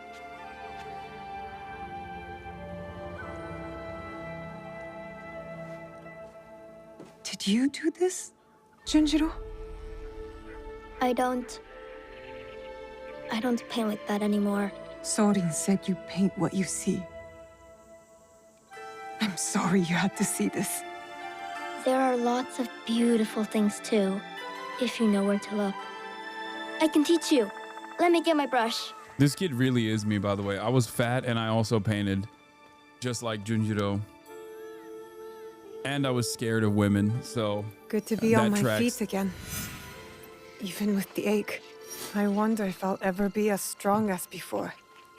I wonder if it even matters. There's a tanuki over that way. Her name is Mikan. Mikan? Why don't you try sneaking up and sketching her? I feed her sometimes, even though Soren tells me not to. Just remember, be quiet and move slow. You don't want to startle her. Kid's so cute. He's definitely dying, right? You can do it!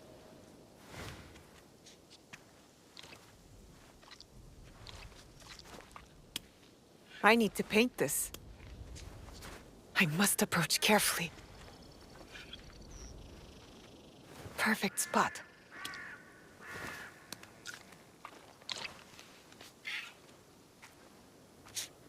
That's a fat ass fox, bro.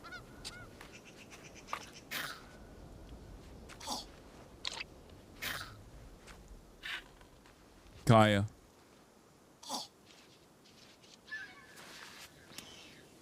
That boy thick. God damn, he been eating eggs in this economy too. under the Brandon regime, under the Trump regime, that one egg's like $4. 4 yen. I mean, it looks mostly like a tanuki. You look mostly like a tanuki. You're right. It's not very good. Guess I'm not much of an artist, huh? It just takes practice, like anything. And you understand that. You play music. Why do you think that?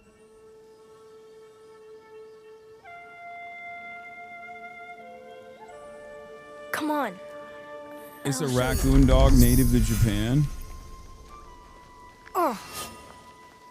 This kid is so gonna die in the hands of Nobunaga. Oh, 100%. He's way too cute. He's way too cute to not be leading the plot forward with a devastating death.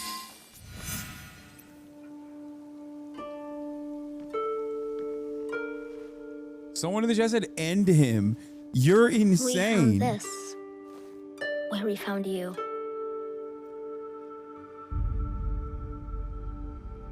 Is that a head? The decapitated head in the... Open it.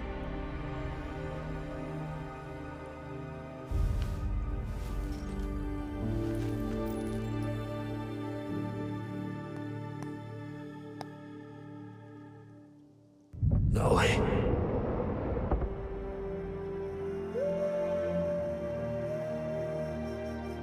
Oh, it's the thing from Zelda.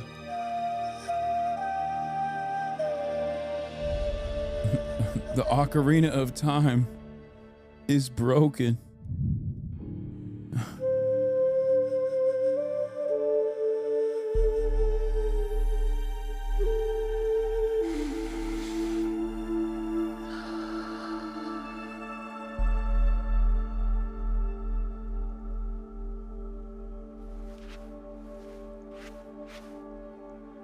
Thank you for this.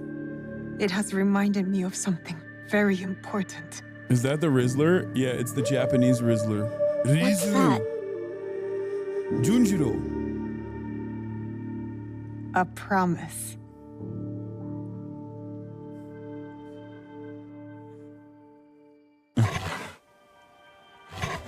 A boom! Boom! A boom! Arigatou gozaimasu.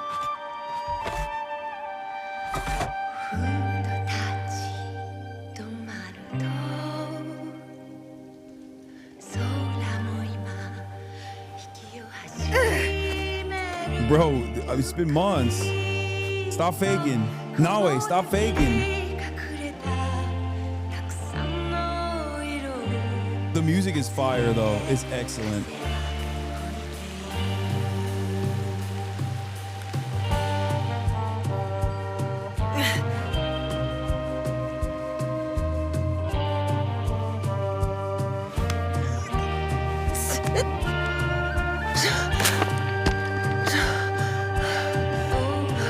he goes to Lawson and gives 5 big blooms to the to the Tamago Sando.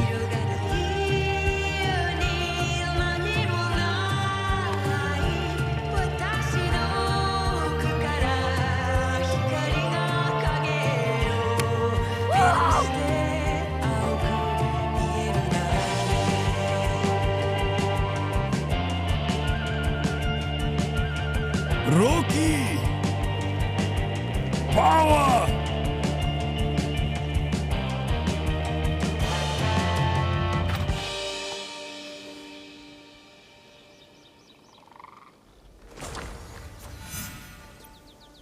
Cut bamboo.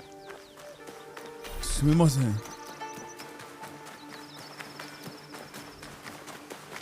カットカット。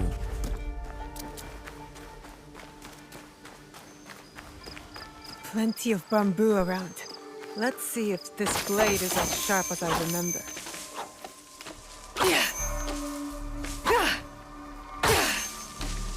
Damn. Why is cut bamboo a mission where you have to cut a bunch of bamboo? What is happening?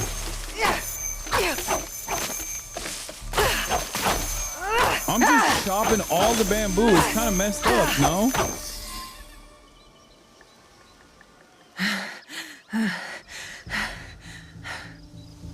Did it work? Do you feel better now that you've destroyed something? Yeah, he's right. He's right. Vengeance is a lonely path now, eh? Believe me, there are other ways to heal. Like eating. All the old people want me to just eat in this game.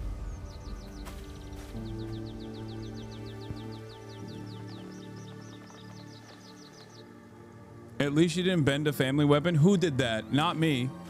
On the tatame mat? Don't be mad.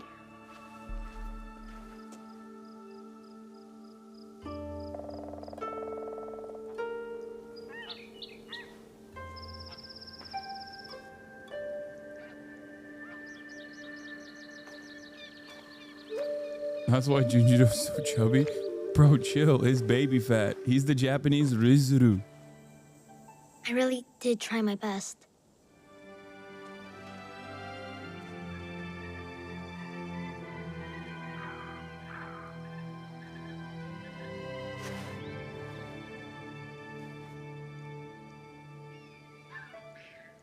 He's the man.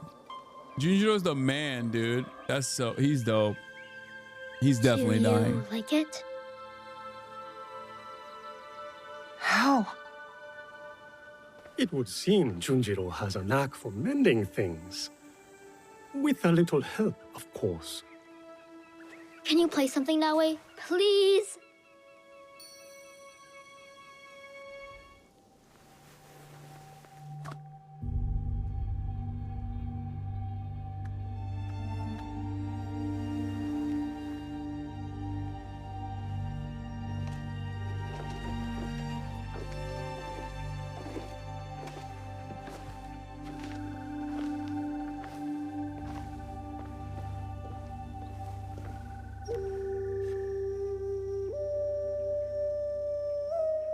That's the new Cardi.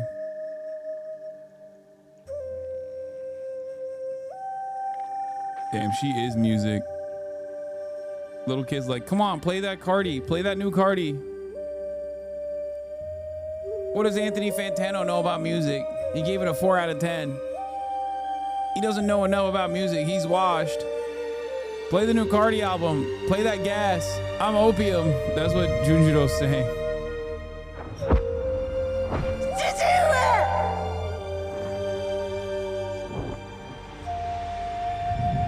Follow the blade.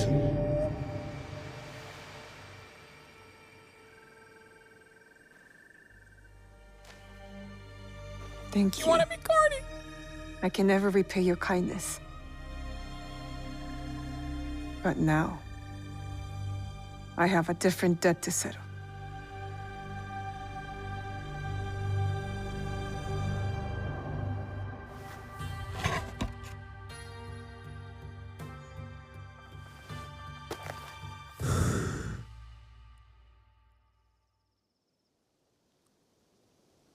Where will you go then? To the home of a family friend, Tomiko. She has a farm in Setsu. Ah, yes. That poor family. You know the place? I have lived in Setsu a very long time, young one. I have heard all its stories, good and bad. To reach the farm, head north following the winding path down the mountain. But be careful. Danger is everywhere. And now, remember to tend to your wounds. Not only the physical ones. Your eyes are on the horizon now. But do not forget to look back, to look within. Yeah. I'm gonna kill a lot of people, okay? Thank you. No disrespect, old man, but it's chopping time, all right? Do you really have to go? Take care of yourself. And the old man.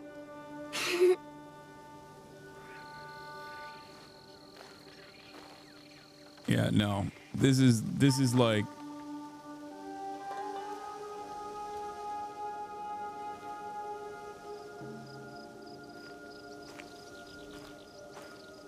take the kid with you like back bling? Just carry him like a backpack? What's he gonna do, bro? I was on that mountain for so long. Feels strange to leave it.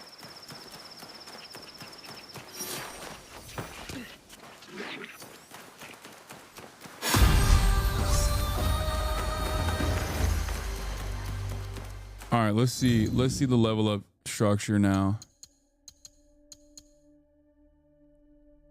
Whoa! Hey, yo! Don't know what happened there. Okay, domo arigato. I did not do that on purpose. Oh, I put the headgear on.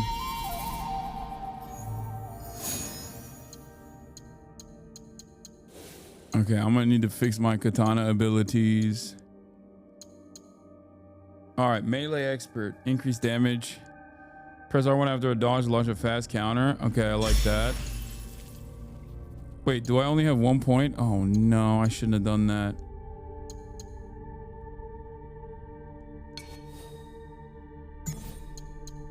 I should do this instead, right? Oh, never mind. That just automatically comes, huh?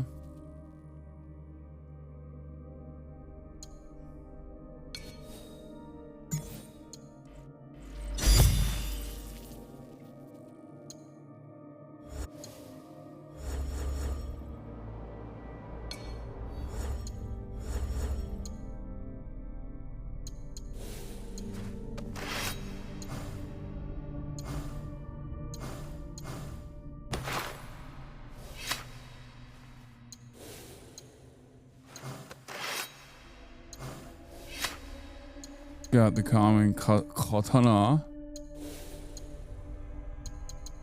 I got no resources. I got no riz.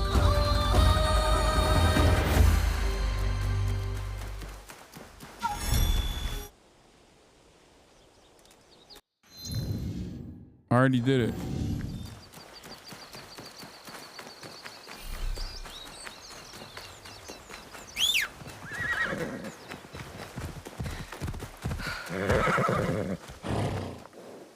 It's been too long, kitty. I've missed you.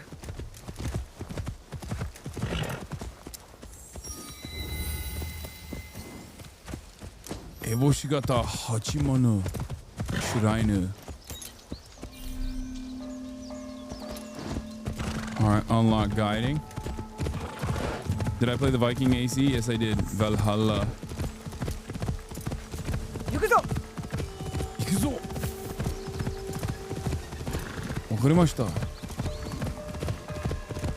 Destroy it? Wait, just go back to the shrine and just destroy the shrine?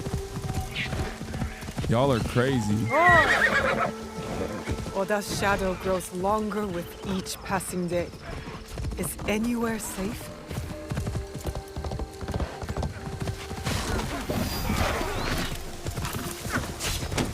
Oi! Wait, oh crap.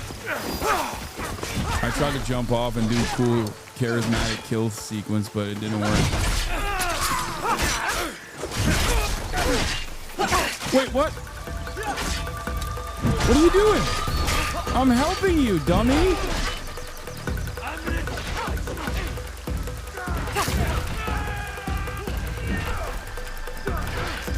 What the hell?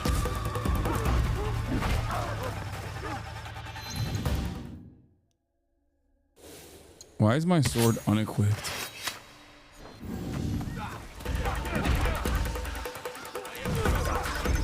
What is happening? Why'd they all decide to kill me now?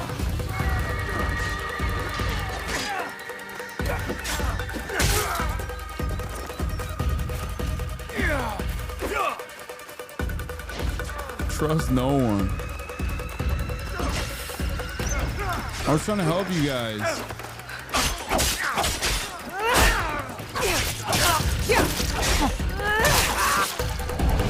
God damn. God damn.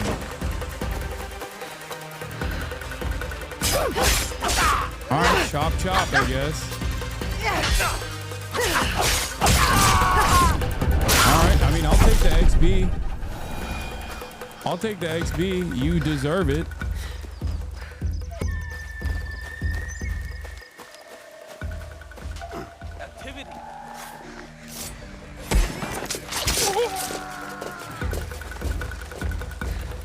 What does this do?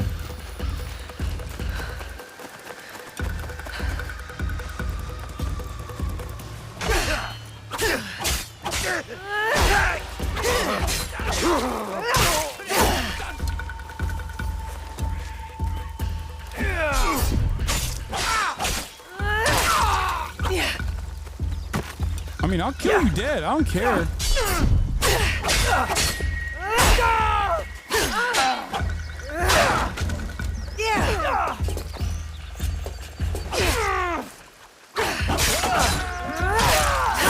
You have another robe thing? What is this? Oh.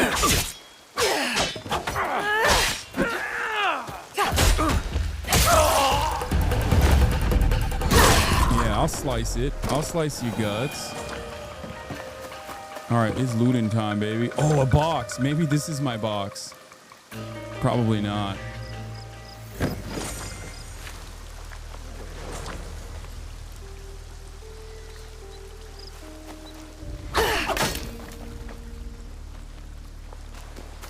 Combat music is really good. I don't know why they decided to attack me like that. That was weird.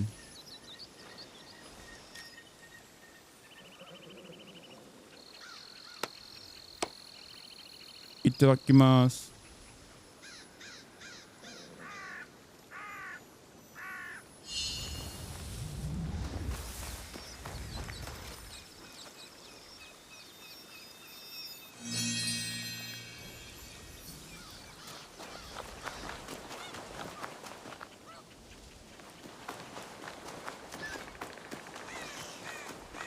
How do you like the game so far? A lot. It's great. Combat is fluid. It's very cinematic. It tickles my weeb sensibilities. I didn't like that they fought me, but the peasants that I was trying to be on the side of,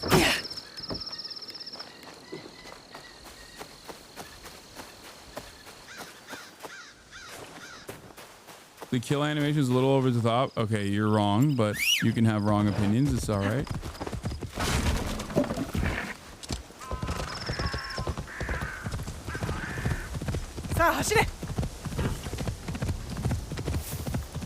Oh, crap.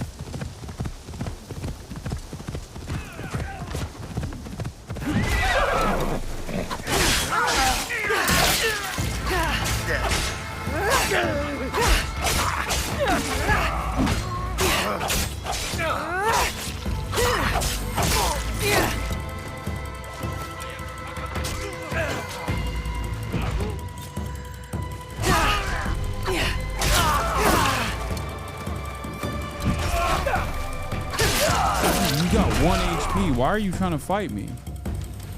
Right, let's see if I can assassinate him. Nope.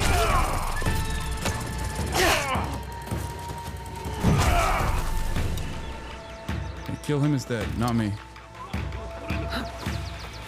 Okay. Okay, big guy. Oh, you're hot? Yeah. Yeah, you can't even pull your sword out because I'm burying you like a pig. All right, you guys fight, and then I'll figure it out. I'll beat the winner's ass. I think I know who's gonna win this one.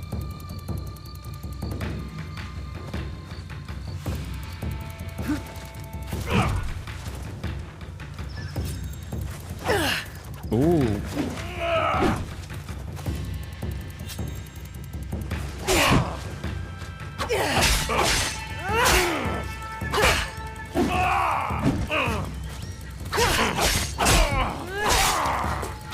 Oh, not so hot now, are you? Yeah, without the helmet too. Yeah, that's right, baby.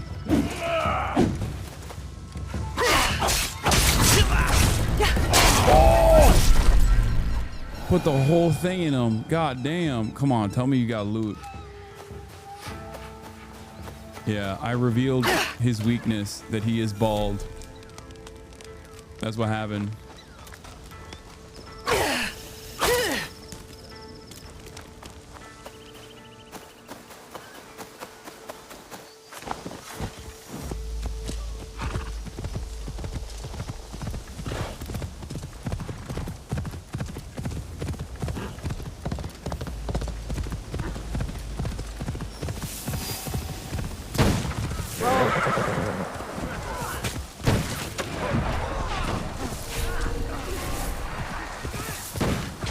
Should I let these guys go and just keep riding?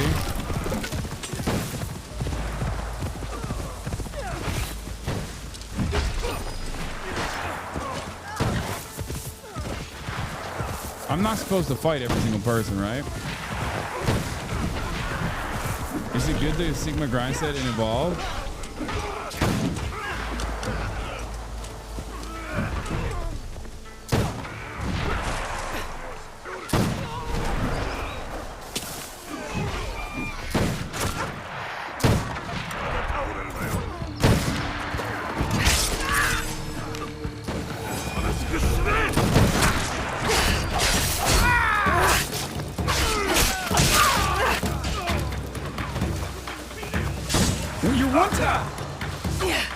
Why'd you come at me when you're one tap, big dog?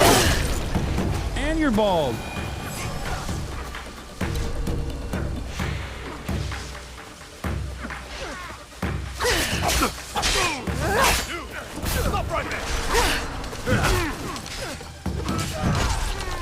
Wait, they're fighting each other. It's fighting you yet.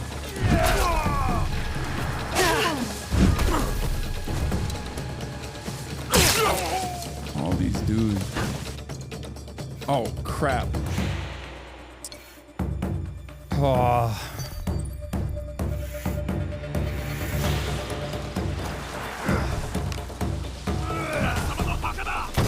Oh, shit.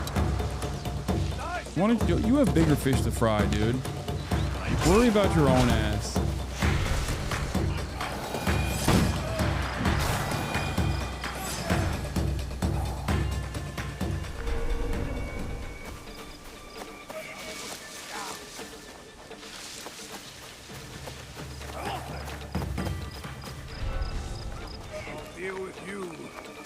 Uh-oh.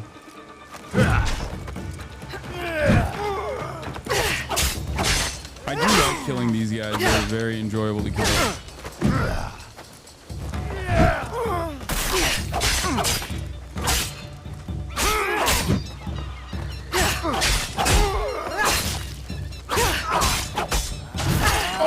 Oh shit. Okay, big boy hits hard though. When he does hit, he hits.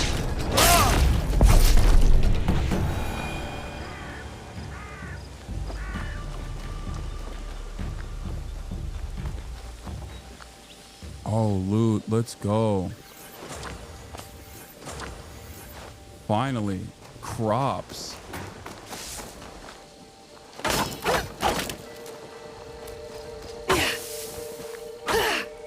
I love slicing shit with this katana.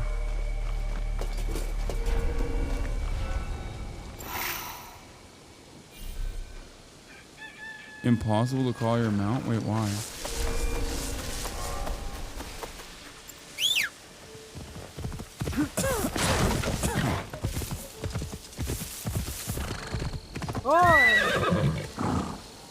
What is that?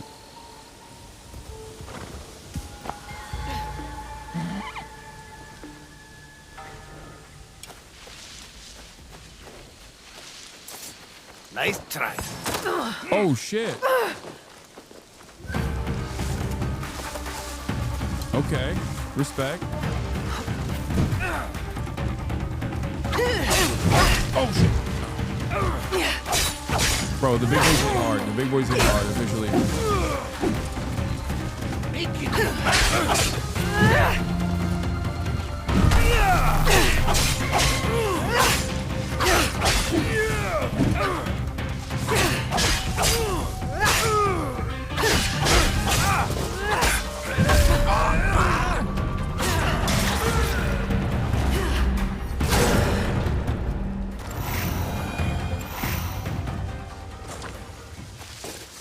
What is this? Tool specialist, common light armor. Wait a minute. Okay. So is everyone in Japan huge, or are you just small? I think I'm just small. Yo.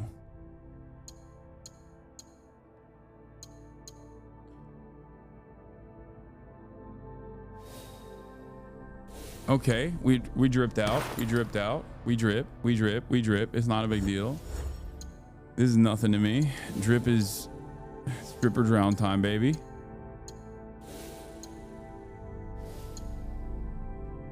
A whole lot of red.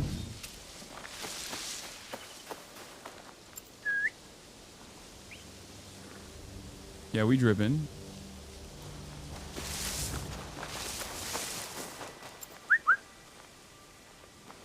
Where'd my dog go? I meant no harm. We should slice your belly open for the insult alone. Oda Zashigaru. I can't let this stand. It's none of your business. I will cut you in two.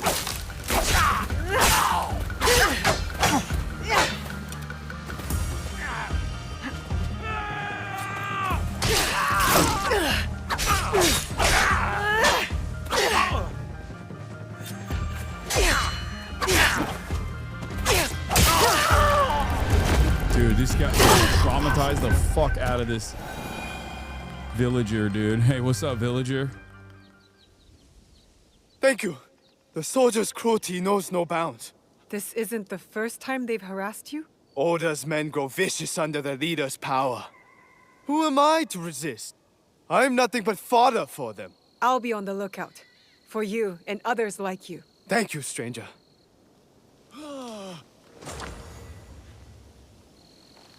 Yeah, I don't think you can use the product anymore. I'm sorry. I kind of murdered a soldier on it. Also, yep, sorry, you can't use the wicker basket either. I needed to cut it because it looks very cool when I cut stuff. Yeah, my bad. Where the hell's my horse, dude? No, actually, where is my horse? There it is.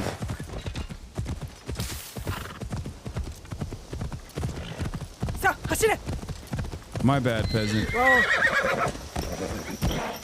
The last time I was here, everything was different. Chichiue was alive. I only hope Tomiko's alright. Ooh, katana.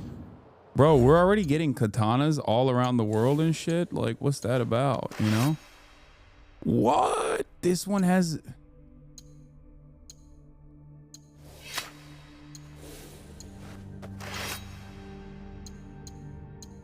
The ability damage is much higher on Matsu Katana. It's serrated.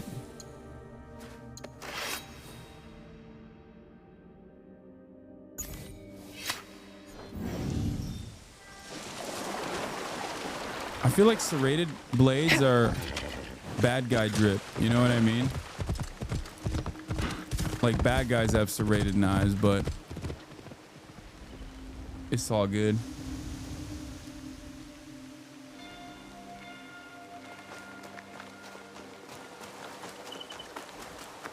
All right.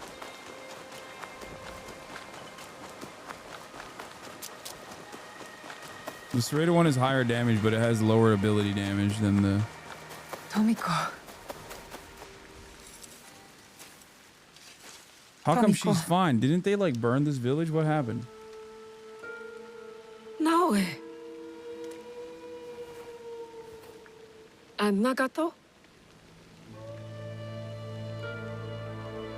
You can slice your own bread. Peanut butter is harder to spread though. I'll pour sake.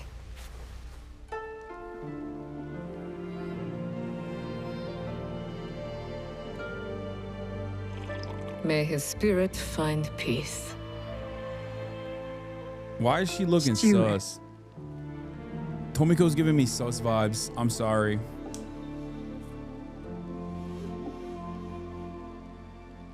She reminds me of the chick from Shogun. I only wish I had seen their faces. The suicidal Cowards, gothic all one. of them. What do you mean? That night, the masked samurai. There are 11 more. They killed my father, the Onryo. The masked man from Katano. I should have known he wasn't just some mad ronin. So there's more than one.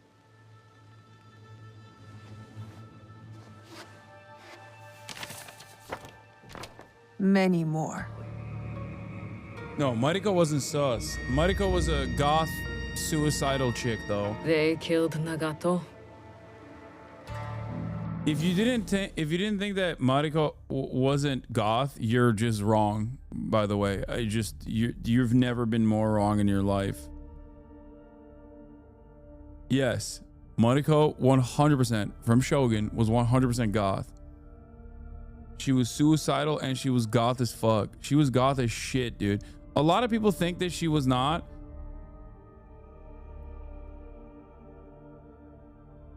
A lot of people think that she wasn't because like, oh, can Japanese be goth? Like she's an adult Catholic convert in feudal Japan. That is the most goth you can be.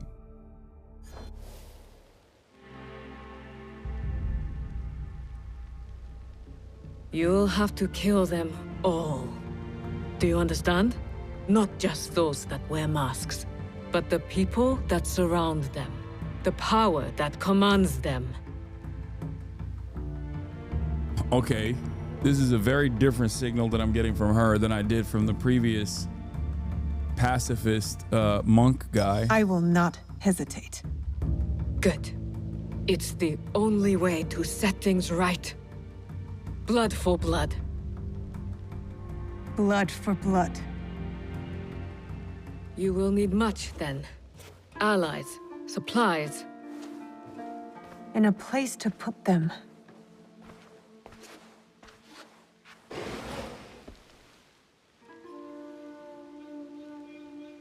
It's yours. Anything. Are you sure?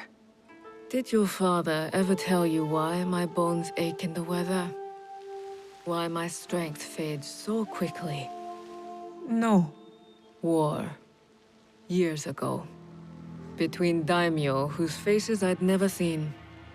Powerful men who fought to rule my land, but never set foot in it. Their soldiers killed everyone. My family, neighbors, left my mangled body in the dirt. Left me to burn as our fields turned to ash. But why? Damn. You weren't the enemy. We were in the way. The last thing I heard, after my husband's screams fell silent, was laughter. Our lives meant nothing. These people don't care about us. So every scrap I have in this world is yours, Naue. As long as you promise to make them suffer.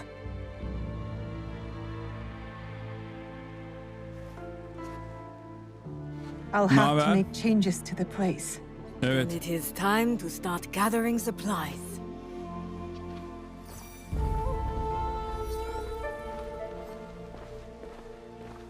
I want to thank Ubisoft for sponsoring the stream once again.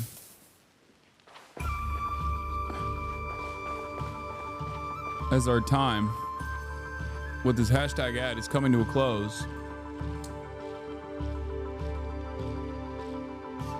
Do I feel bad about saying she's sus? No, I still think she's sus. This game is sick.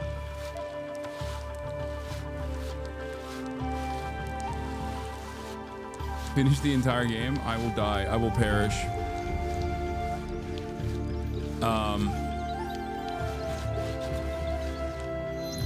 This is maybe it's because I'm a weeb, and I will say it's probably weeb brownie points a little bit for me, but game wise, like fun wise, I think this is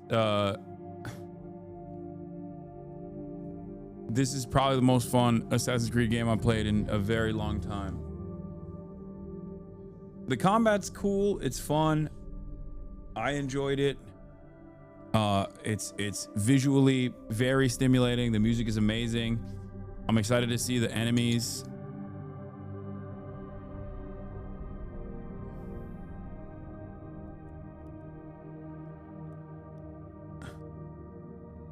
I can't play more tomorrow because tomorrow I will be in Nevada with Bernard Sanders. I'm going to be in Nevada with Bernard Sanders, with my main man, and also Alexandria Ocasio-Cortez. I'm going to the Bernard rally, me and March. But before I end the hashtag, I mean, I already ended it, but I wanted to show you guys the box that they sent me.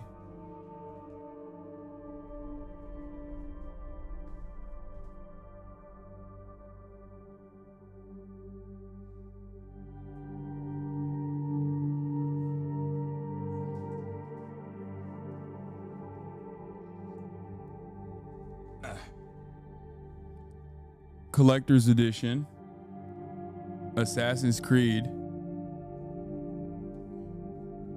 We couldn't figure out what was in the other box in the game. Well, let's figure out what's in this box.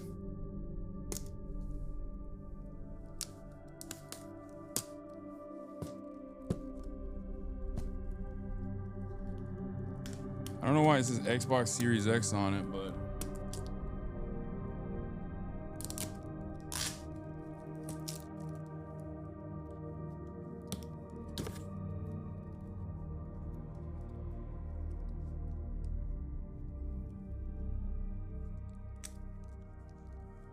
oh, they sent me an Xbox version of the game. Wait.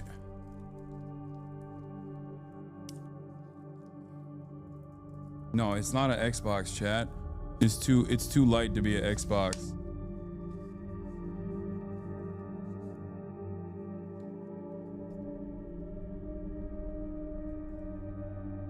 Yosuke Samurai artwork.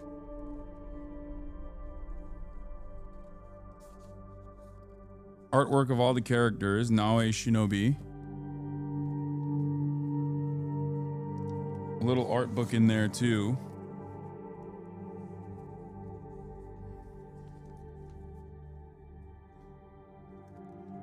There's this. This looks like a holster for a katana.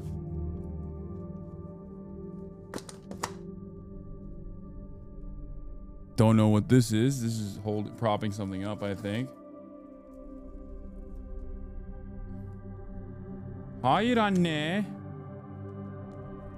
Xbox game they sent me. I don't really have an Xbox, but they also sent this, like a Naoe stand for the game. If I want to put it in here. Let's see what else they got. Let's see what else they got in here.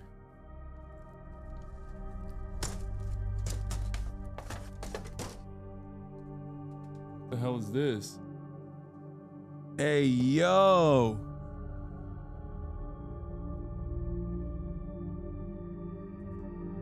There's a cat on it. A scroll. This is chill.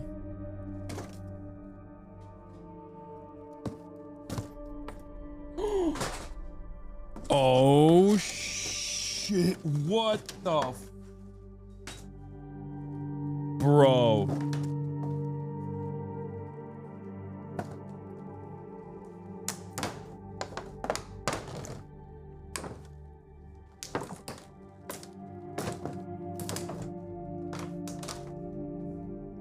No. Dude, this is fucking incredible. It's Yasuke and Naue.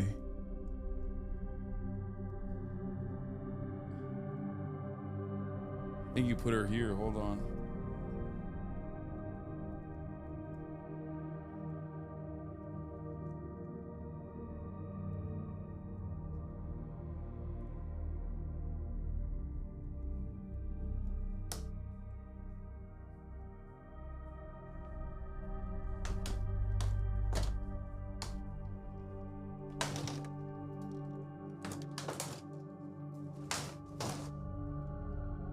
Oh, this is dope as hell, dude. Yo, I love stuff like this. How much does it cost, though? I don't know. I don't care.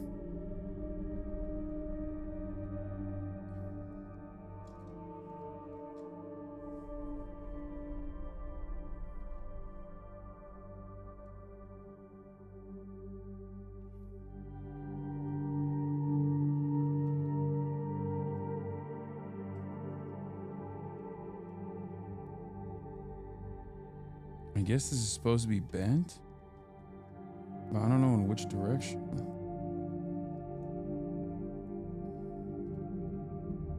Probably this way. No.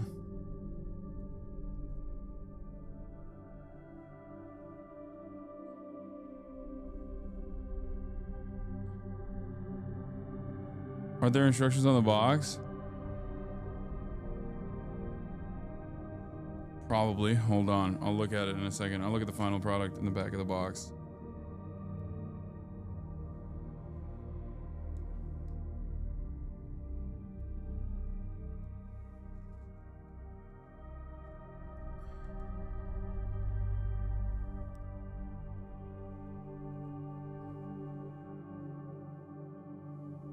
Look at that.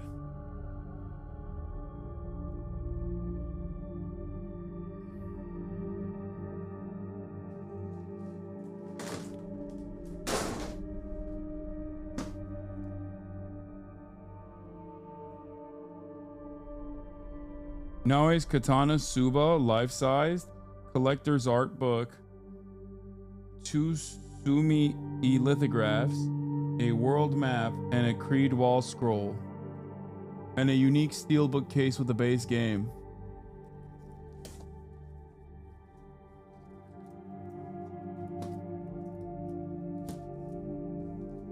That's what they sent me. This is fire.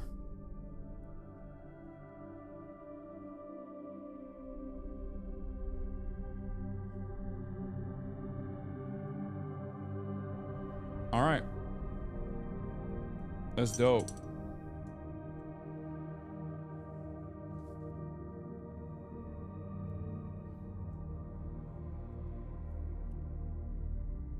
It's not the full katana, no. Hasanabi AC memes on fire. Assassin's Creed memes on fire. Okay, hold on. I'll look at that. Wait, March is calling me.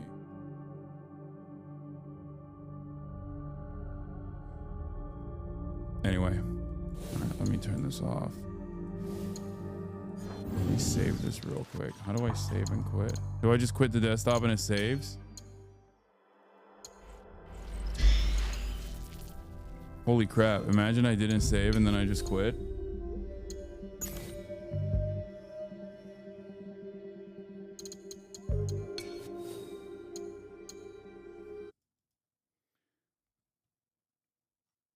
You be cooked with the collector's box. I'm not gonna lie. Yeah, it's dope. Naoe thanking Hellboy Junjiro and Grandpa before leaving to murder bald samurais.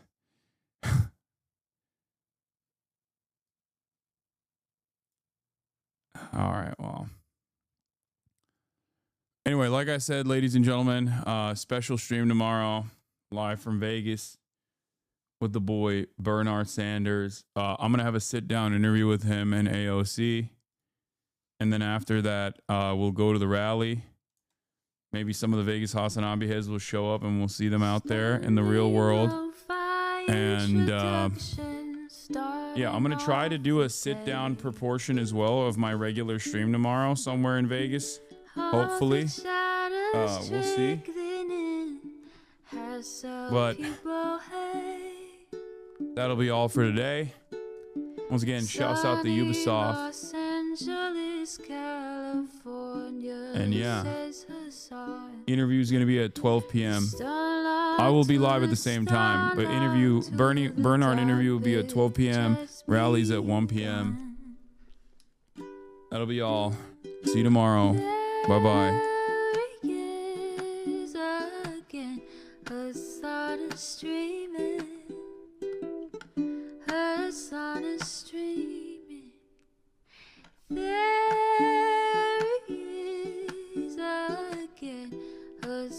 is streaming,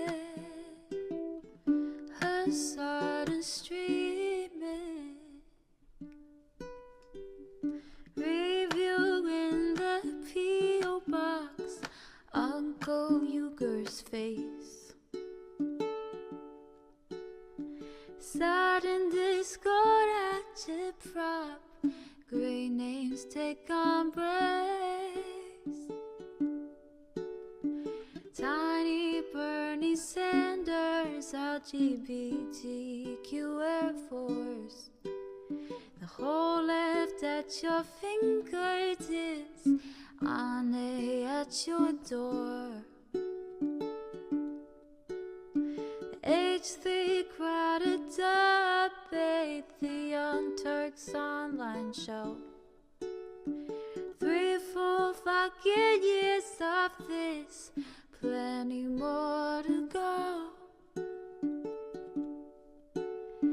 90-day fiance talks of champagne bourgeoisie.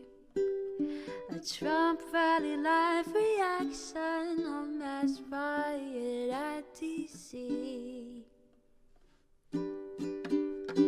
There he is again, Hasan is streaming, Hasan is streaming.